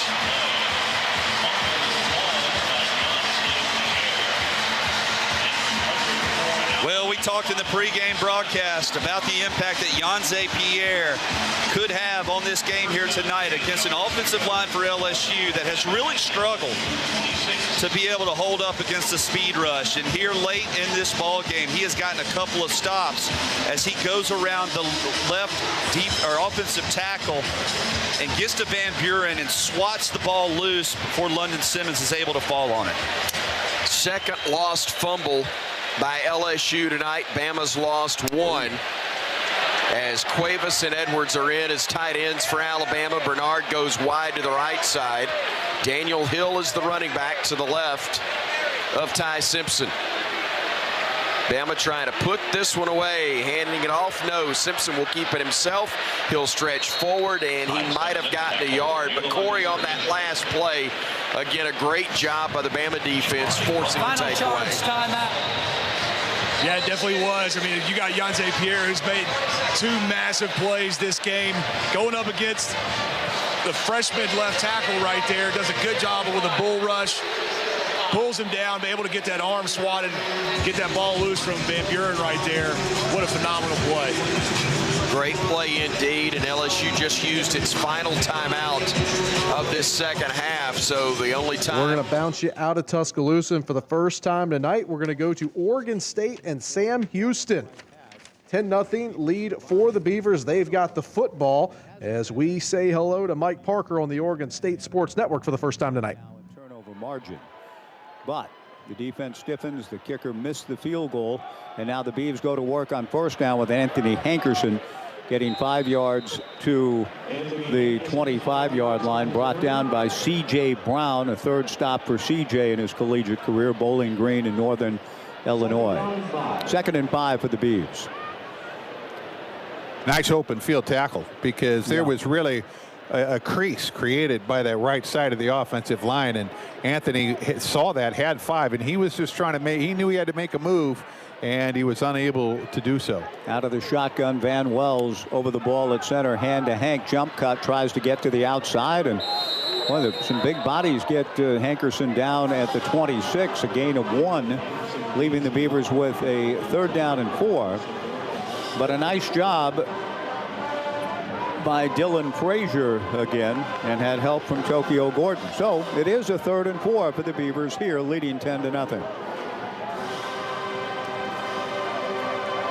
Tyler Volton at right guard, Tyler Morano at right tackle, Van Wells over the ball, Ryan Berger at left tackle, left guard with Jacob Strand at left tackle. 3rd and 4 for the Beavers. Wells in motion. Jabari Johnson to throw, and gets it underneath to Gabe Milborn. The catch and the first down and more across midfield and into Bearcat territory to the 48. Gabe Milborn, nicely done on both Jabari Johnson and Milborn's part. Gabe 6'4", 247, making the reception his 13th of the year. No catches last week. There's a player down, and he took the brunt of a hit delivered by Milborn at the end of the play on the Beaver sideline across the way at the 46. But nicely done, Jim, in terms of the patience. Jabari waited for Milborn to clear. No panic, a good pocket, and delivered the ball a little bit behind Milborn, but still nicely done by both Beaver players. Timeout on the field. 2:40, 11:48. Timeout in Corvallis, so we will send you back to Fort Collins, where UNLV, we left that drive. They did score coming out of the timeout, so it's 21-10, UNLV in front. We're going to send you back out to UNLV. It's Colorado State football as they play late in the second half, or it's late in the second quarter, I should say. With 1:33 left. Basically a do-over. 1st and 10 from their own 36. The Rebels show 4 at the line of scrimmage, including Derek Christensen. Justin Flo as well as he backs away. They'll blitz 3. Brousseau's going to run it himself up the middle. He gets around Flo to midfield, dives to the 46-yard line, and Marcel McDuffie's going to get credit for the stop as the nearest defender. So we see the backup linebacking core of Justin Flo and Zay Patterson out there, and they've got to stay on the field with the Rams already back at the line of scrimmage. Twins receivers to each side. Now Beers in motion. And Brousseau ready to throw. He's looking left side. Now fires middle. It's tipped. It's incomplete. Through the hands of Jake Pope. Second time tonight, the Rebels have nearly locked into an interception. And the Rebels defense, in this situation, I think are playing way too soft in coverage. They've given up some underneath throws, some runs by the quarterback that are ripping off chunks of yards. I think you got to still be aggressive with your defense here in terms of coverage and being tight to your receivers. Rams back to the line quickly. The Rebels trying to get lined up. It's Flo and McDuffie, the two linebackers with just 3 down linemen. And UNLV showing pressure here on 2nd down and long for Colorado State. 1:08 to go. It's 21-10 UNLV. Brousseau hands it up the middle. Dupree into the second level. He's down at the 45-yard line. Marcel McDuffie grabbed him by the shoe tops and brought him down. But an 11-yard run moves the chains and stops the clock while they set him. 64 seconds to go in the half. And into the Rebel half of the field go the Rams. They've got the ball at the 44-yard line. Dupree stays out as the running back. He's the left hip of Brousseau.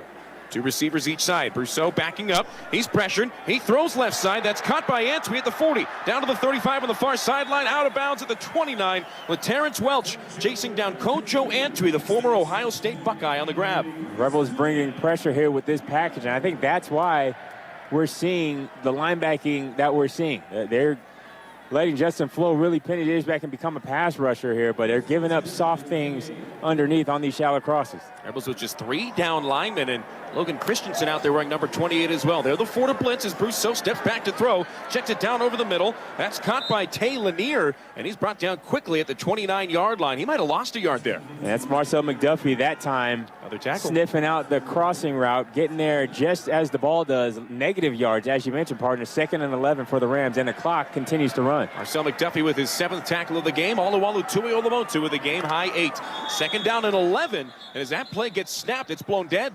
Timeout UNLV with 20 seconds to go. And the Rebels call a late timeout there. I think they got just about all the clock they could before that snap. Not sure what exactly they didn't like. I think the linebackers were confused as to what pressure they were bringing. And as the fatigue set in on this drive for the Rebels defense, the tempo and the timing of these blitzes has lost its effect. And I think that's what you're seeing on these last couple plays. You're willing to risk giving up those shallow crosses. Timeout here gives us an opportunity to jump back. Alabama looking for some style points, up 20-9 late in the contest against LSU. This is a dangerous throw for Ty Simpson. I mean, LSU was in zone coverage. You had a couple of DBs sitting back there waiting on it, but Cuevas able to go up and secure it. I think they wanted to slip Rico Scott out into the flat, but he got held up and wasn't able to release. Victory formation. Okay, victory for Ty Simpson. I just wonder how many of these little creative plays Ryan Grubb has. That's what I get. I mean, how deep are we got? He's one of those guys that sits up at night drawing stuff in a notebook, like that coach on the water boy.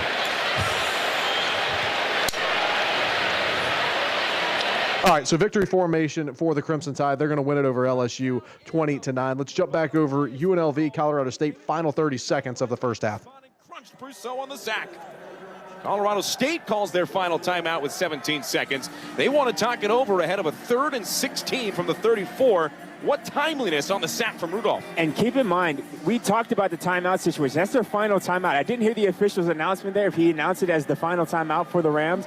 But because of that, on 3rd down, they won't be able to stop the clock. They're going to have to rush out the field goal unit to try to attempt it if they do get some yards to try to get this field goal off.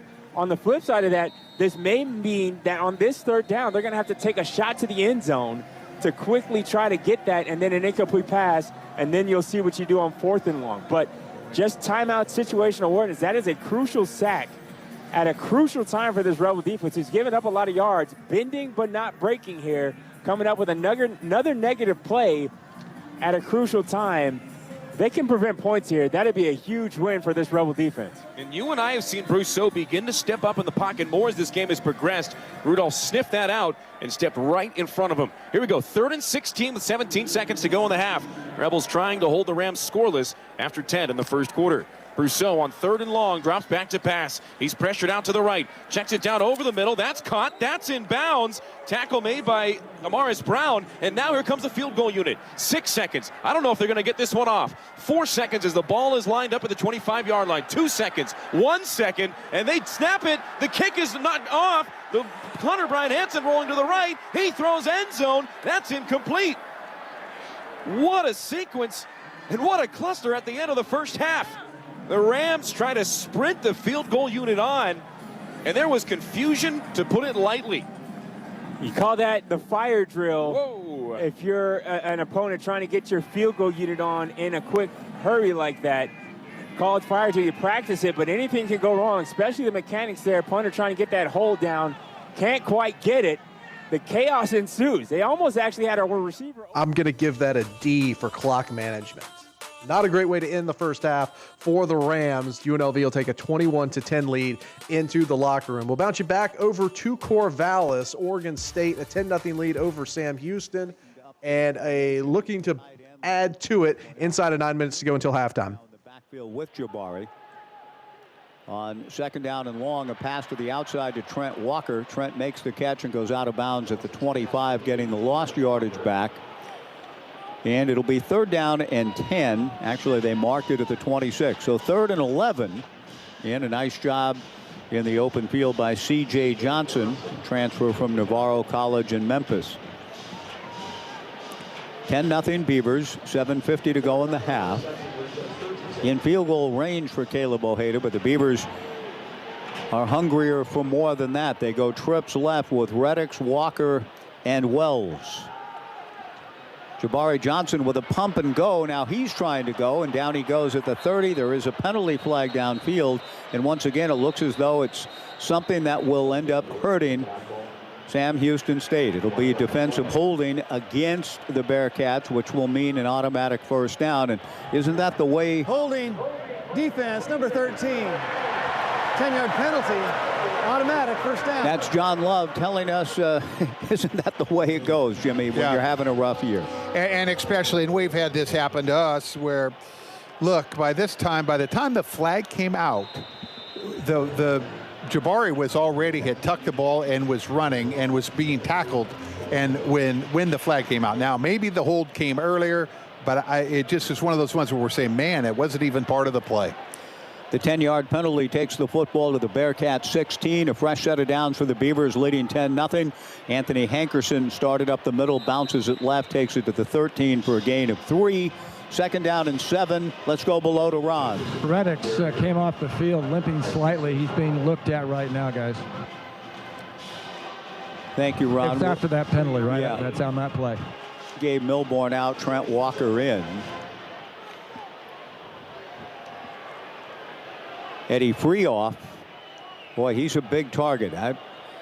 Eddie has 1 touchdown in his career. We'll see what the plan is from Danny Langsdorff. It's a handoff to Hankerson. Good plan. Runs right. Breaks a tackle at the 5 and goes in. Touchdown, Beavers. That's always a good plan to give it to Hank, and he has his 2nd touchdown of the night.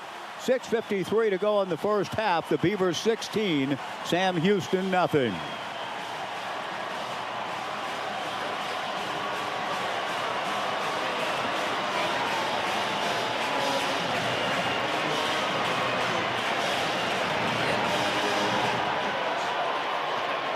A 13-yard touchdown run for Anthony, who's now carried 15 times for 85 yards. The point after try coming for Caleb Ojeda. The snap from Will Haverland, the hold by A.J. Windsor, and Ojeda is true again. And with another good kick, our thanks to Allstate for making a contribution on the field to the Oregon State Athletics. Oregon State extends their lead to 17-0 over Sam Houston. Just a tick under 7 minutes to play until halftime. About to get underway in Hawaii as Hawaii takes on San Diego State. We will send you out to the islands after this timeout here on the Blitz. What's up, fans? This is Roddy Jones, co-host of College Sports Now. We're breaking down all the action from around the country weekly during the football season. We'll look beyond the box score and keep our finger on the pulse of college football from September all the way to the national championship game in January, from the East Coast to the West Coast. Listen all season long on Apple Podcasts, Spotify, or wherever you love to get your podcast. And while you're at it, be sure to give us a follow along on Twitter @CSNowTweets. When you're on the move and looking for nonstop college sports action, get the Varsity Network app and take the game with you everywhere. Stream live play-by-play from schools across the country right from your phone, free. Catch hundreds of weekly podcasts, including shows from your favorite teams, all in one place. From football Saturdays to midweek hoops, it's your all-access pass to the college sports world. Whether it's game day or just your daily drive, the Varsity Network app has you covered. Download now and listen live for free on the Varsity Network app. Progressive knows RV owners like to travel at a nice, relaxing pace. Just like this commercial. They're not rushing to a departure gate at the airport because they depart from their driveway. And they can relax even more knowing they're protected by Progressive. Now here comes the fast part. Progressive Casualty Insurance Company and affiliates. He's got the speed. He's got room. He's going to score. No one gets you closer to the game than Sirius XM College Sports Radio. For the win. Got it! Let's go! Tune in for news, talk, and analysis from the offseason through regular season and into the postseason. We've got your team covered anywhere you go. Deep to center field. Oh, it's gone! Get a free trial at SiriusXM.com/College Sports Radio 2025. Your heads-up, no huddle look around the nation. He's not human. Pistols firing. Touchdown, Oklahoma State. Caught at the 10, into the end zone. Touchdown, Tulane. It's the College Football Blitz. We are into the late night Mountain West portion of the show as we've 11 hours down here in week 11. Aaron Brunk with you for this final 50 minutes. Trip Hurd keeping us on the tracks. Brennan Beavers pushing all the buttons, and he will now push the button that sends us to Hawaii, where the Rainbow Warriors are taking on San Diego State. Hawaii with the football first. That is Napier in motion. He goes to the slot position. Sutton in the backfield. Denegal dropping back. Looking left. Looking over the middle. He's under pressure. He finally gets it off and he throws it out of bounds. But credit Hawaii for an immense amount of pressure in the backfield. Yeah, Dejon Benton, they actually ran a little twist, John, where you had Jamar Sekona and Lester Longo-Fuaina going on a twist. Same on the other side. And Dejon Benton comes in and just as he normally does every single week, causes havoc and does a nice job and a quick 3 and out for the Aztecs. Tama Uliata standing on the 35 waiting for the punt. Hunter Green set to kick this one off. He's standing on his own 6-yard line. It's 4th and 8 on the 22, and that's a nice punt. Wow, it's going to send Uliata all the way back to his 16. Here he comes. It's going to take it to the left sideline and met at the 25. That's a good start. They're going to mark it at the 26, I believe. And I'll tell you what, John, from receiving, Tama Uliata is such a good, you don't know how invaluable that can be for a team when you have a guy like that who can receive a kick, receive a punt like that, and Tama Uliata, and it's raining, catches it, and a +10 on the return, so they get it out to the 25-yard line. San Diego State's defense is on the field, looking like they're ready to roll. Here comes Hawaii. It'll be Landon Sims starting in the backfield, and it is Brandon White, not Carson Papunu. So here comes Micah Alejado. They'll break the huddle, send the guys out. Harris and Ashlock, Cynical and White, 2 receivers either side. 1st and 10 from the 25, 62-yard punt. And here comes Hawaii. Alejado dropping straight back, looking left, under pressure, and he goes down in the backfield. And start the game with a sack. Oh, that's a delayed pressure from the middle linebackers. They just came and nobody accounted for them, and they just came in a hurry. And the guy who has 72 tackles coming into this game, Owen Chambliss, getting in the backfield. And then that's a 10-yard loss in a hurry. 2nd and 20 from the 15 now. 2 receivers either side. They'll start all over again. Here comes the pressure. Alejado's got to step up. He's rolling left, dumps it off. He's got a guy, and that's a great pass to the 30, and it'll be a pickup of about 5, or check that, let's say 15, because Paveli Ashlock is at the 30-yard line. Yeah, it's going to be, this is the kind of night that it might be, Johnny, where you're going to have Micah Alejado create some opportunities for him. He picks up 15, nice job, and it brings up 3rd and 5. From the 30-yard line. Alejado now trips right, single receiver left. He's going to drop it straight back. Looking, he's got it picked off. It's picked off. It was intended for Brandon White and immediately picked off, and this is great field position for San Diego State, Mark. They read it perfectly. Yeah, Micah just he sat on it. He looked at it. It was McEwen who was the man who picked off the football, and he sat on that post curl route that Hawaii likes to run. And I don't think Micah, there was a little slip there. Brandon White actually slipped, and that allowed McEwen to come up with the interception. So it'll be 1st and 10 Aztecs on the Hawaii 25-yard line. Not a great start for the Hawaii offense. In fact, it started with a sack. They were backed up. They got a 15-yard pass and now a pickoff. And so the Aztecs looking to capitalize. Can Hawaii's defense hold him here with such short field position just outside the red zone? Sutton goes right side, and he's met hard. He'll gain about 2, but not before being hit by about 3 black jerseys. Yeah, the poet was in there first. And when I say the poet, Dejon Benton, if you got a chance to watch our Timmy Chang show, he is a great student. He actually loves poetry. So he's in the backfield and gets the tackle for only 2. Second down and 8 from the 23 of Hawaii. Here come the Aztecs. 2 receivers right and an H-back right. Single receiver left. Now they'll make another change. They're calling an audible. Receivers are moving in a little bit closer than they were originally lined up. And you've got the H-back backed up now. So the lineup is the same. Sutton in the backfield to the left. It'll be a handoff. No.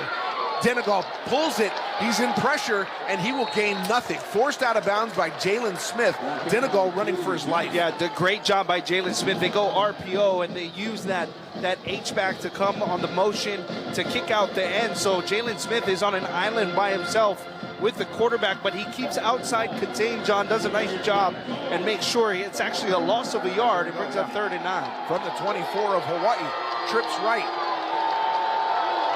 It's Sutton and Denegal in the shotgun. Denegal dropping back now, rolling right. He's looking downfield. Does he have anybody? Now under pressure, he'll dump it off to Sutton, and I don't think he caught it. Yeah, he actually bobbles it out of the back of the, right by the first down marker. He bobbles it, and Sutton can't come up with the catch, and Hawaii's defense holds here, forcing a field goal for San Diego State. That brings up 4th and 9 from the 24. Gabriel Placencia is 14 of 15 this year, and a school record. He's got a 46-yarder. He's long from 46, but he's got a career high 31 of 33, and that's best in the FBS. He's about to hook it right here for a miss. Here we go. He's on the left hash. It's a 24. It's a 42-yarder. His kick is up, and it is right down the middle. Aztecs take the 3-0 lead, 10:47 left to play in the first quarter. You're listening to Hawaii Football on the Rainbow Warriors. San Diego State gets on the board first. They are the only remaining Mountain West team without a loss in league play. They're 7-1 on the year, 4-0 in the Mountain West, and possibly in that conversation for a Group of 5 berth to the college football playoff. We will step aside, take a break. By the way, that was John Venneri, Hawaii Sports Network, ESPN Honolulu.com on the call. As we step aside, got about 45 minutes left here in the Week 11 edition of the College Football Blitz. He's got the speed. He's got room. He's going to score. No one gets you closer to the game than Sirius XM College Sports Radio. For the win. Got it! Let's go! Tune in for news, talk, and analysis from the offseason through regular season and into the postseason. We've got your team covered anywhere you go. Deep to center field. Oh, it's gone! Get a free trial at SiriusXM.com/College Sports Radio 2025. Hey fans, this is Wayne Cook, co-host of College Sports Now. We're breaking down all the action from around the country every week during the football season. We'll look beyond the box score and keep our finger on the pulse of college football from September all the way to the national championship game in January. Listen all season long on Apple Podcasts, Spotify, or wherever you'd love to get your podcasts. And be sure to follow along on Twitter at CSNowTweets.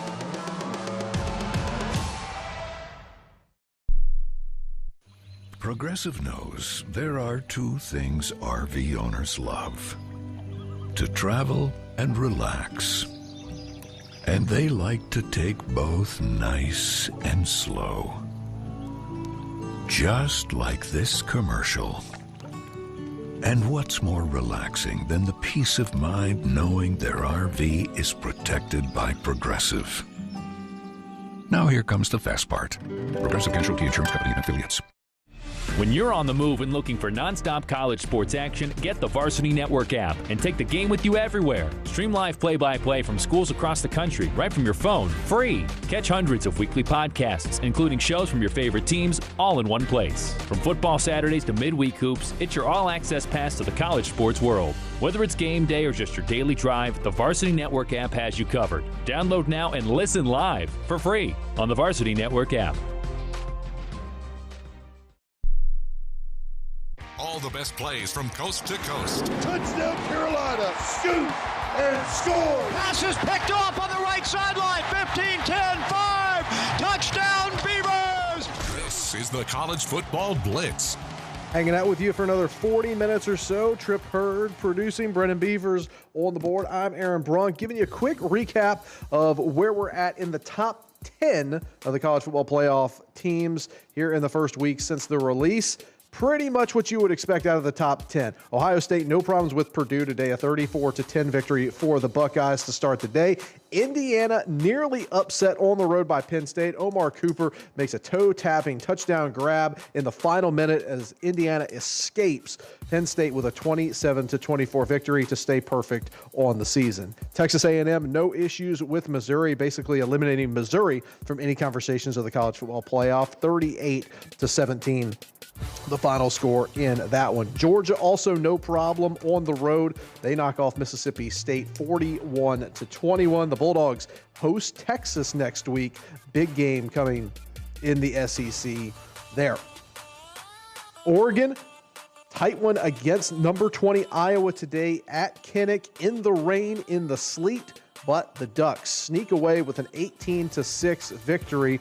Big win for the Ducks on the road. Also, just going final a short time ago, you heard Alabama knock off LSU by a score of 20-9 in a pretty low-scoring affair down in Tuscaloosa. So all the top 25 games have wrapped up for the night. Oh, by the way, Texas Tech, again, the Big 12. We just keep forgetting about the Big 12. Texas Tech just keeps doing what they've done all season. They knock off BYU 29-7 to move to 6-1 in Big 12 play. So that's a look at the top 10 in the college football playoff rankings as we will jump you back out to the island. Hawaii has the football down 7-0 against San Diego State as we give it back to John Vanieri on the Hawaii Sports Network. Ball just inside the left hash, two receivers either side. Cynical in motion from left to right. Alejado dropping back. Alejado launches one to the left sideline. I don't know how there's no flag. It looked as though and now a late flag. I'm not sure how that came out. There must be a lot of talking. I think this is going to go against the defense. Not a pass interference, but an unsportsmanlike conduct. Well, the thing was, if you look on the replay here, John, Jackson Harris, they look for that back shoulder fade. Result of the play is an incomplete pass. After the play, unsportsmanlike conduct, number 0, taunting of the defense. 15-yard penalty from the previous spot, automatic first down. Well, we'll take that because you should have had a holding one, but then you taunt him and stand over him, which you cannot do, and Phillips the corner. And that's going to be 15, and Hawaii gets a first down out of it. Just excited that he was going up against one of the top I misspoke there as well. It's San Diego State 3-0 over Hawaii. They kicked a field goal on their opening offensive possession. 9 minutes to go first quarter. 3-0 San Diego State as we give it back to John Vanieri. Immediately wrapped up as he crosses the line of scrimmage. This is a different defense. They are quick, fast, and they just scrape down the line of scrimmage in a hurry. And Hawaii going tempo here to kind of get them off balance just a tad. Third in the nation in total defense. Here they come. Alejado looking, quick pass out to White on the right sideline. White, he breaks it free, breaks it back open. He's to the 40, the 35, and finally brought down. Huge pickup by the Rainbow Warrior offense. And that's what they're going to have to do, Johnny, because when you have that single coverage and you got the blitz, there's 0 coverage over the top, meaning man coverage. Alejado finds the quick game on the outside, and Brandon White does the rest. And a Hawaii first down fueled by Hele Gas, Hele on. Makes McEwen miss. That makes it 1st and 10 from the Aztecs 34. White again jukes a guy right out of his shorts, picks up 9. And they're going to say 11. He's got another first. And I absolutely love that because, John, it's again single coverage on the outside. Brandon White, it's man-to-man, and he comes up to the hitch. He gets down, makes a move, and picks up a Rainbow Warrior first down. We talked about how fast the defense is. They cannot figure out how to catch Brandon White, who now is replaced by Carson Papunu, but Hawaii is on the 23 of the Aztecs. Handoff, Landon Sims finds a seam left side. He'll get a couple very close to the red zone. And John, they're going to have to keep them honest with that run game. And just a little pound. You get that 3-4 yards, I'm okay with that. They're going to give him 2, actually. I thought he got more. Landon Sims, let's just say it's a long 2. He's close to the red zone. Cam Barfield and Landon Sims now being brought in.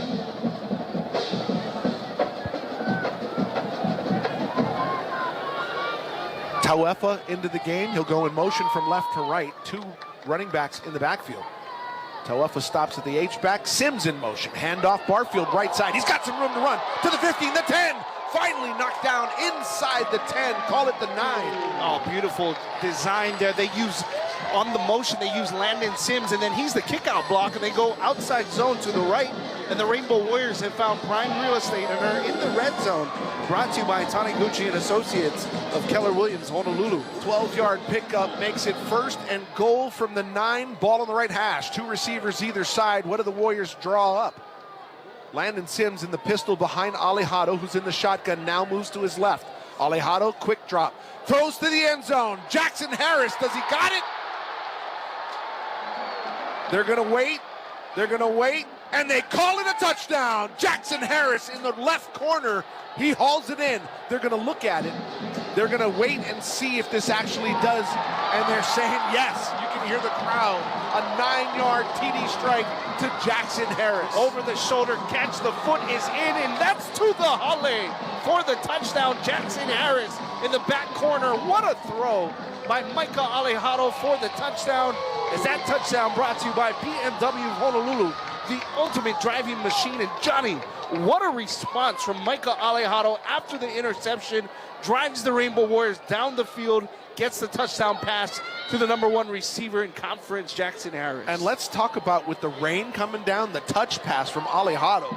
So Hawaii claims their first lead of the night with the touchdown, 7-3 midway through the first quarter. We're going to send you back to Oregon State and Sam Houston. Sam Houston just got a takeaway late in the first half, a chance to get on the board here before intermission. He wasn't going to make the tackle, but he made Allen cut back into the fray where he was tackled. And Ryan Berger also got a little bit of a hand, too, to slow down Iman Allen, who was building up ahead of steam. He settles for the Oregon State 35-yard line. 1st and 10 after a takeaway. Mabry, Matoyer to throw, and in a post route into the end zone, going up and hauling it in for the touchdown is Chris Reed. And the Beavers, who had pitched a shutout over the last, allowing just 7 points over the last 7 quarters, see that streak come to an end somewhat ignominiously on back-to-back plays. An interception, and the very next play from scrimmage, a beautifully thrown ball on the post for the touchdown to Chris Reed in front of Jaleel Tucker. And the Bearcats take quick advantage of the takeaway and are on the board. It's 17-6. Seems like Tucker was in position, but then he got behind the receiver, and the receiver just kind of just boxed him out as he made the tackle. Tucker was in great shape. It just got boxed out, and the receiver made the play. Really good play by Chris Reed, 6'9", 190-pound junior. The point after try is good, and with 1:14 to go in the half, kind of a unsettling turn to the end of the half. And that, Jimmy, what you were thinking and hoping from a Beaver less than ideal finish to the first half for the Beavs, but still a 17-6 lead, a minute 15 to play in the first half. Second half is underway in Fort Collins.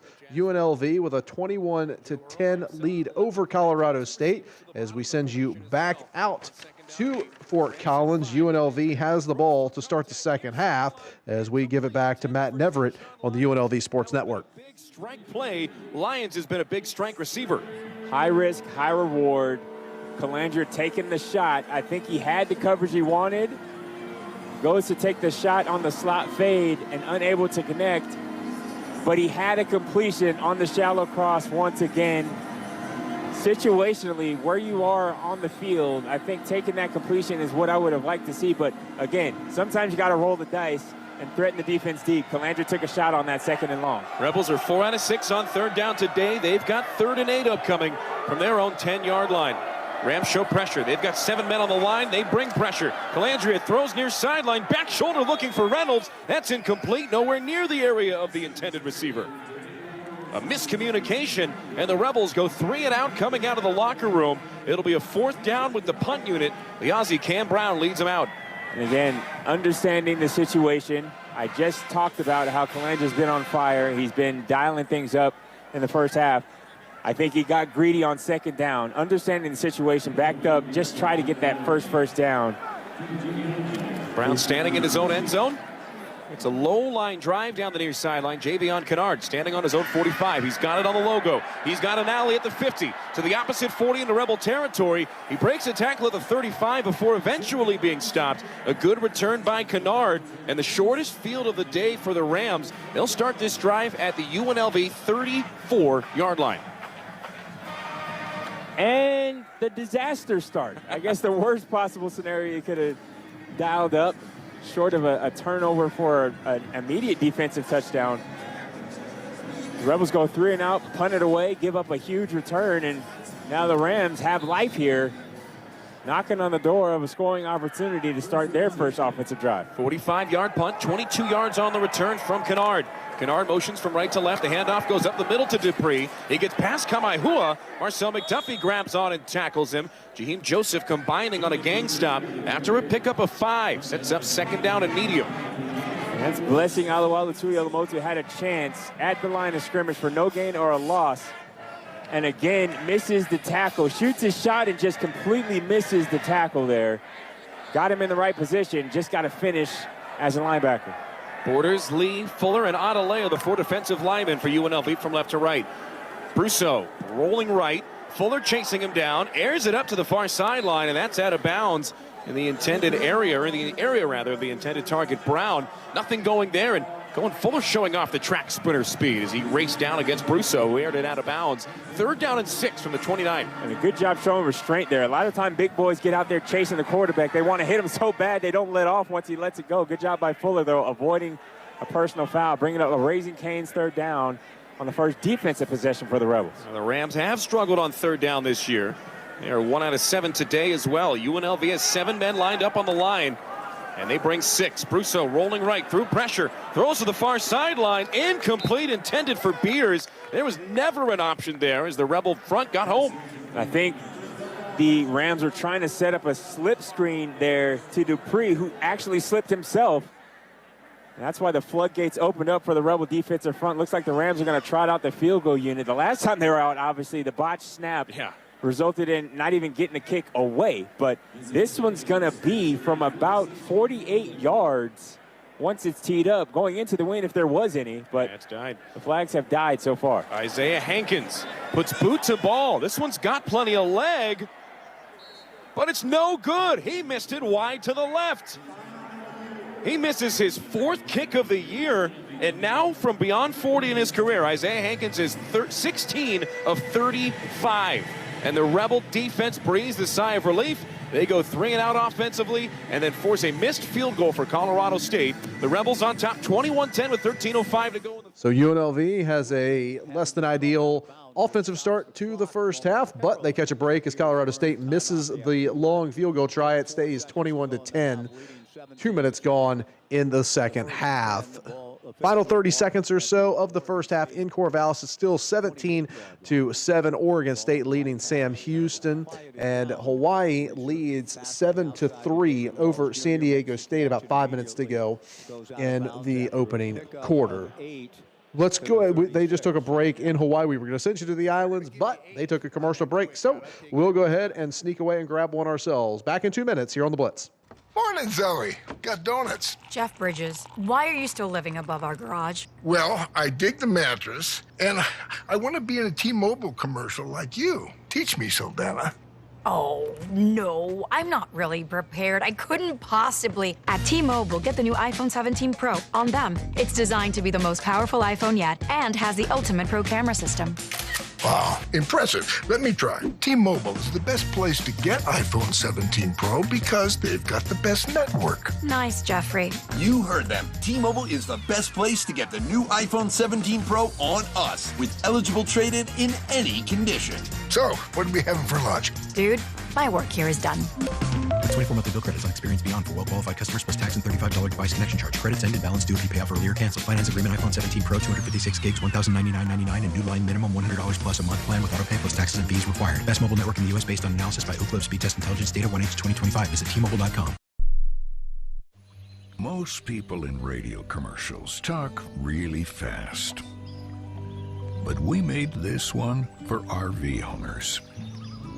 Progressive knows they like the slower pace of RV life, like this commercial. And they know Progressive will protect their RV at a fair price with discounts. Now here comes the fast part. Progressive Casualty Insurance Company and affiliates. Discounts not available in all states or situations. Your morning shave with Barbasol is a time for self-reflection. Look in that mirror and ask yourself, can I make a real difference in this world? Of course you can. Just not today. There's football on. Barbasol. It's a can of can-do. If you can plan barbecues and weddings, you can plan to protect yourself from a natural disaster. Sign up for local alerts, prepare an emergency kit, and make a family communications plan. Get started at ready.gov/plan. Brought to you by FEMA and the Ad Council. Record-setting performances. And that is touchdown pass number 7. Game-winning plays. The 10, the 5, touchdown, the Huskies score, one play. You're listening to the College Football Blitz. We're going to jump back to Corvallis. Oregon State has the football, 17-7 lead, last 30 seconds of the first half, trying to go down and get points to extend the lead before the break. Oh, wow. He was on the other side of the field. The Beavers have had catches in a similar part of the field 2 weeks in a row. The Taz Reddick's catch against Washington State. Yeah, right in that spot, huh? And this one here by David Wells Jr. to give the Beavers a 1st and 10 at their own 46-yard line. Jabari Johnson to throw. He's going to tuck and run, and down he goes for a loss. And they're going to mark it maybe for a gain of 1. The Beavers take their second timeout, leaving them with only 18 seconds. Timeout, Oregon State, their second of the half. And Jim, 30 seconds. Again, it's one of those things that it's tough. He's trying to make a play. He's looking downfield. From up here, the bird's eye view, you feel like if he just runs immediately, he's got some space in front of him. But a good open field tackle made to keep him from getting the big gain made by Chauncey Chidi, young man who was born in Ghana and transferred in here from Central Missouri. But Chidi chased him down. And for the Beavers, it'll be 2nd down and 9. They gave him 1 yard on the play. 18 seconds to go in the half.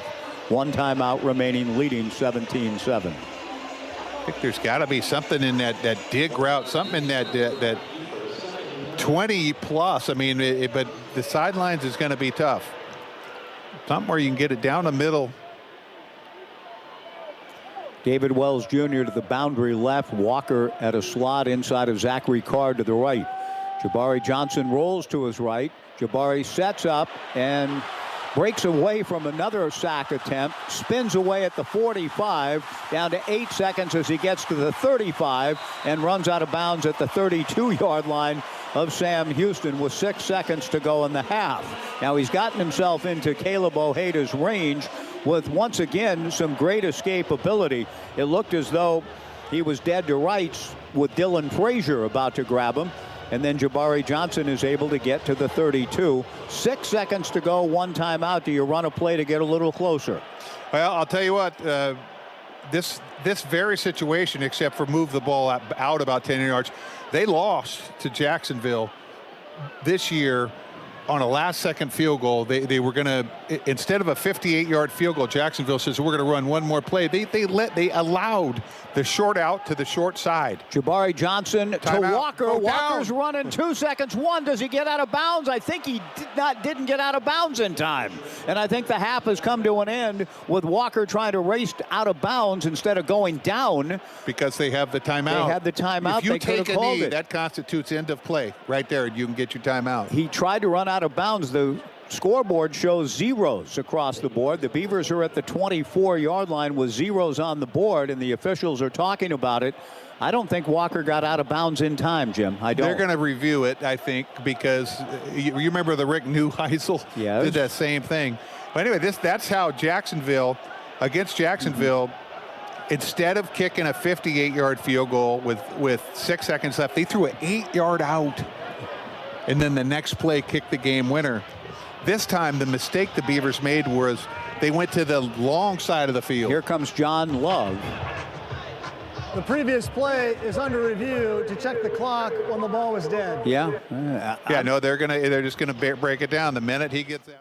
So we saw some poor clock management at the end of the half between UNLV and Colorado State, potentially a repeat of that here in Corvallis, as Oregon State does not appear to have stepped out of bounds with any time left on the clock. Right now, it looks like it'll be a 17-7 Oregon State lead at the break. We'll send you back out to UNLV and Colorado State. UNLV scored here a couple of moments ago to extend their lead to 28-10. It'll be Colorado State football, 12 and a half minutes to go in the third quarter as we send you back out to Fort Collins.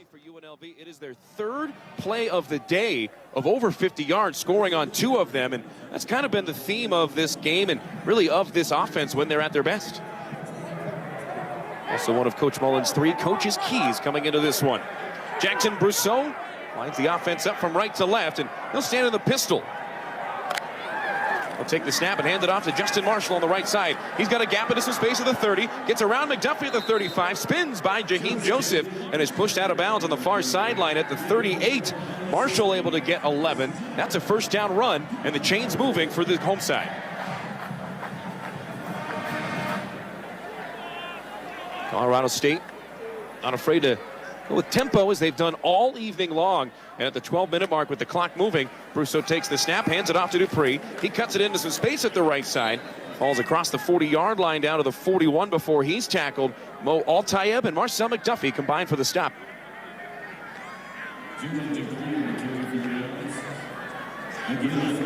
Colorado State trailing by 18 points and going quickly as they get back to the line here. Second down and 7 to go from their own 41-yard line. Brousseau with 3 receivers to the left and a tight end right. Dupree, the running back, off his right hip. He'll hand it off to him up the middle. Cuts to the right side, brought down immediately. Zay Patterson, the redshirt freshman, transfer from UCLA, solo on the tackle after a gain of 1. That's a good job by the Rebels. Chief Borders crashing that down. This is an example of what it could happen when you do your job on the defensive side. Again, the Rams going quick, getting up to the line of scrimmage on a Raising Cane's third down. They're down and 6 to go from their own 42-yard line. Rams have converted on 1 of 8 on third down tonight.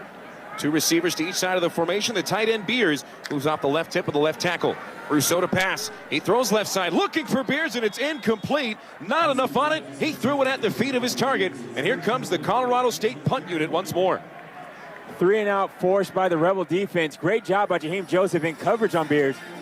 If that's an accurate throw, I think Joseph may have a chance to make a play on the ball. He kind of dirts it on the out route. The speed of Joseph versus the size of Beers on that route concept. Great job by Joseph getting in the quarterback's vision. Rebels got to be aware of a potential fake here by the Rams. Brian Hansen, the punter out of Colleyville, Texas. Average of almost 48 yards per punt. Takes a couple of mincing steps to the right and unleashes a line drive. Irvin calls for a fair catch, but it goes over his head inside the 10 as it takes a ram bounce towards the 5-yard line, and that's where it's going to be down.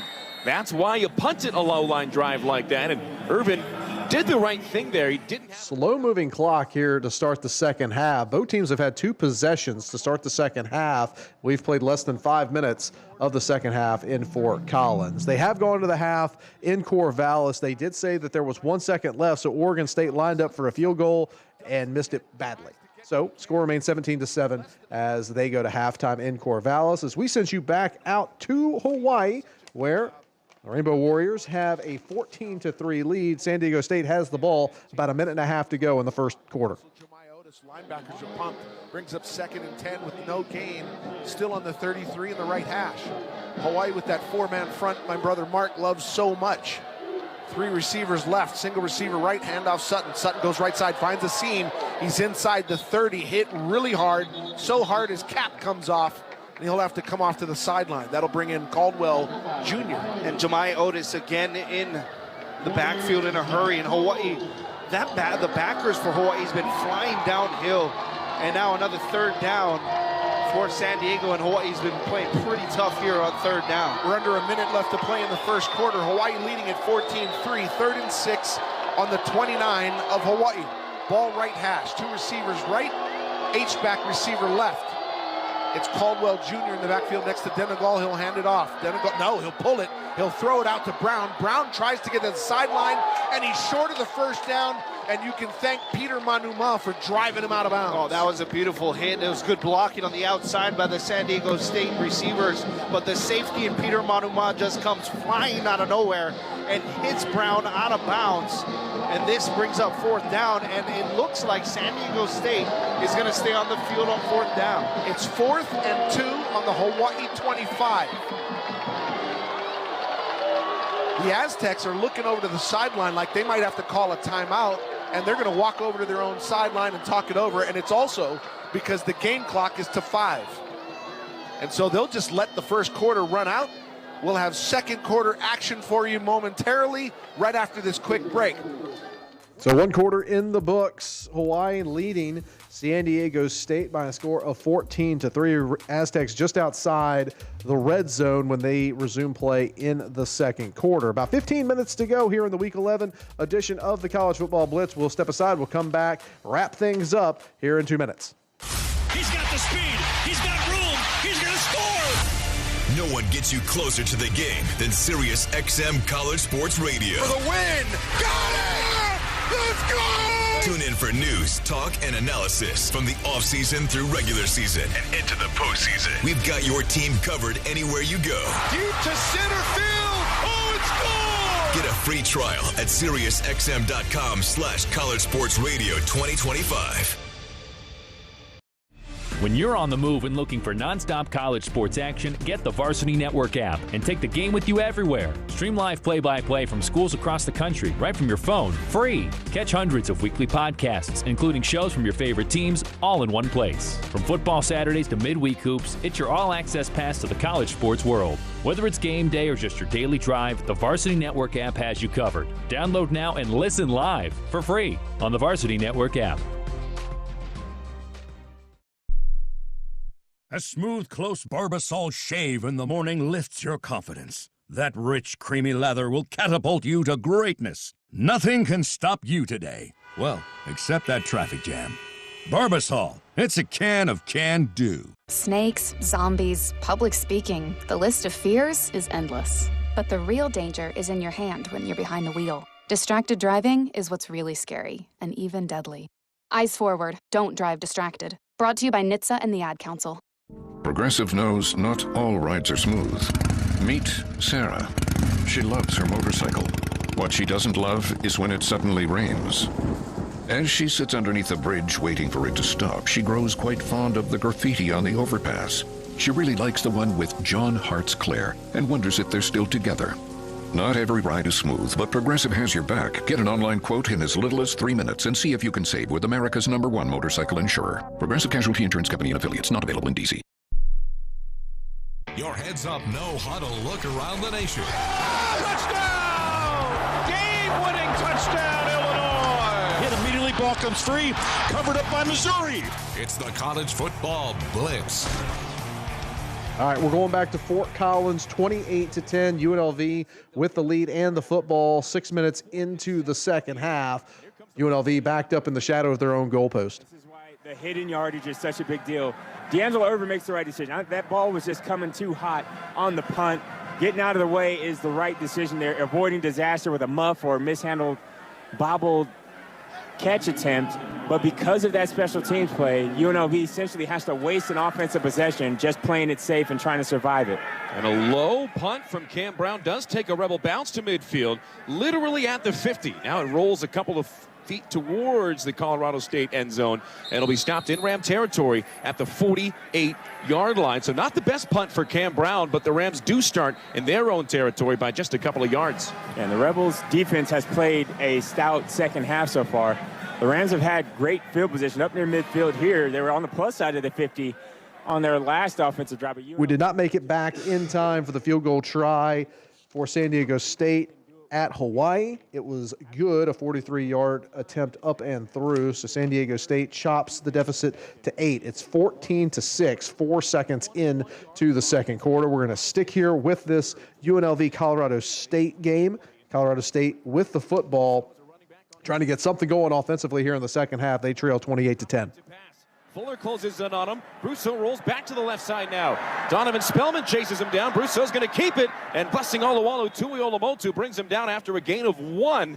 In fact, they'll give him 2 yards into Rebel territory at the 49. Brousseau given credit for a rush of a yard there, but he ran like 100 yards there. Yeah, he ran, basically almost lost 15 yards as he tried to escape. Gets back past line of scrimmage for a pickup of 3. 2nd and 7 now for the Rams offense. Out of the pistol. He motions a man towards the right side of the line. That's the walk-on Maher. And off right side, Marshall. Around the outside and knocking him down on the contain is Jaheim Joseph. He sniffed that thing out in a hurry and brought him down at the line. And that's what it's supposed to look like when you're forcing the play to the secondary contain of a defensive back. Jaheim Joseph coming down from safety position, screaming like a bat out of hell. Chief Borders does a great job sealing the inside cutback lane, spilling that play out. Way to set the edge there, forcing the runners to try to run around the corner, and Joseph makes a nice tackle for no gain, brings up a Raising Cane's 3rd down. Rebels show pressure. They've got 4 down linemen. They've also got Justin Flo and Marcel McDuffie on the line of scrimmage, as well as Mumu Ben Wahad. They look like they're going to bring the house here on 3rd down and 7 to go.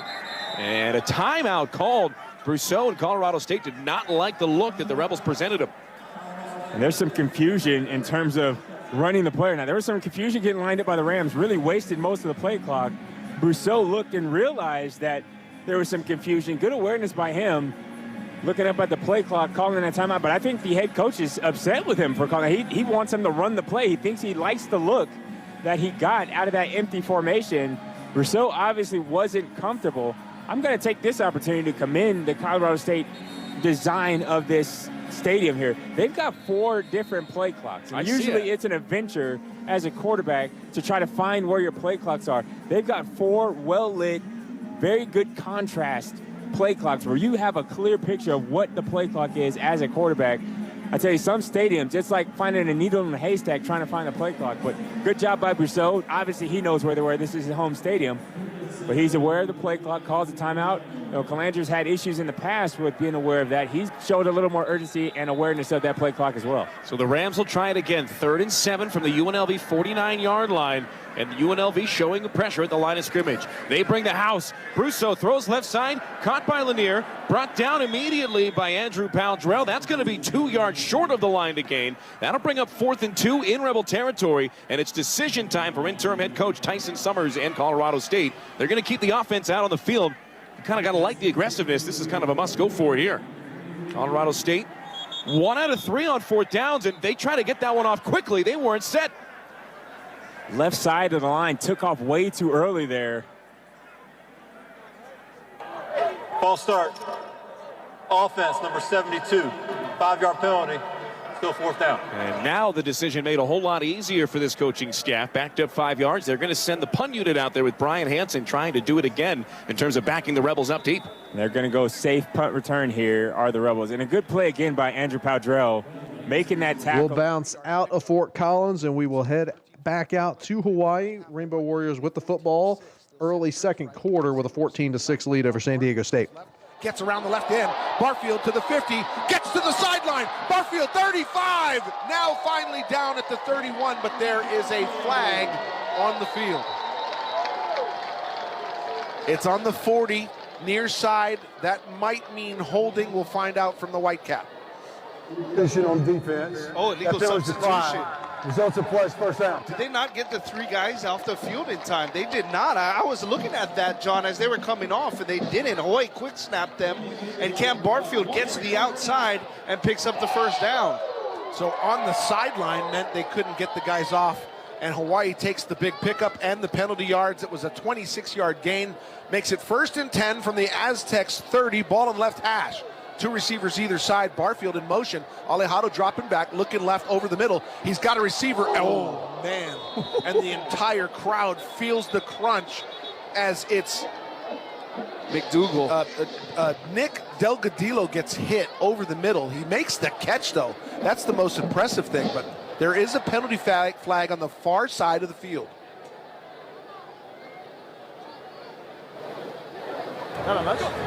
Illegal shift. 2 men on offense moving prior to the snap. 5-yard penalty from previous spot. Replay 1st down.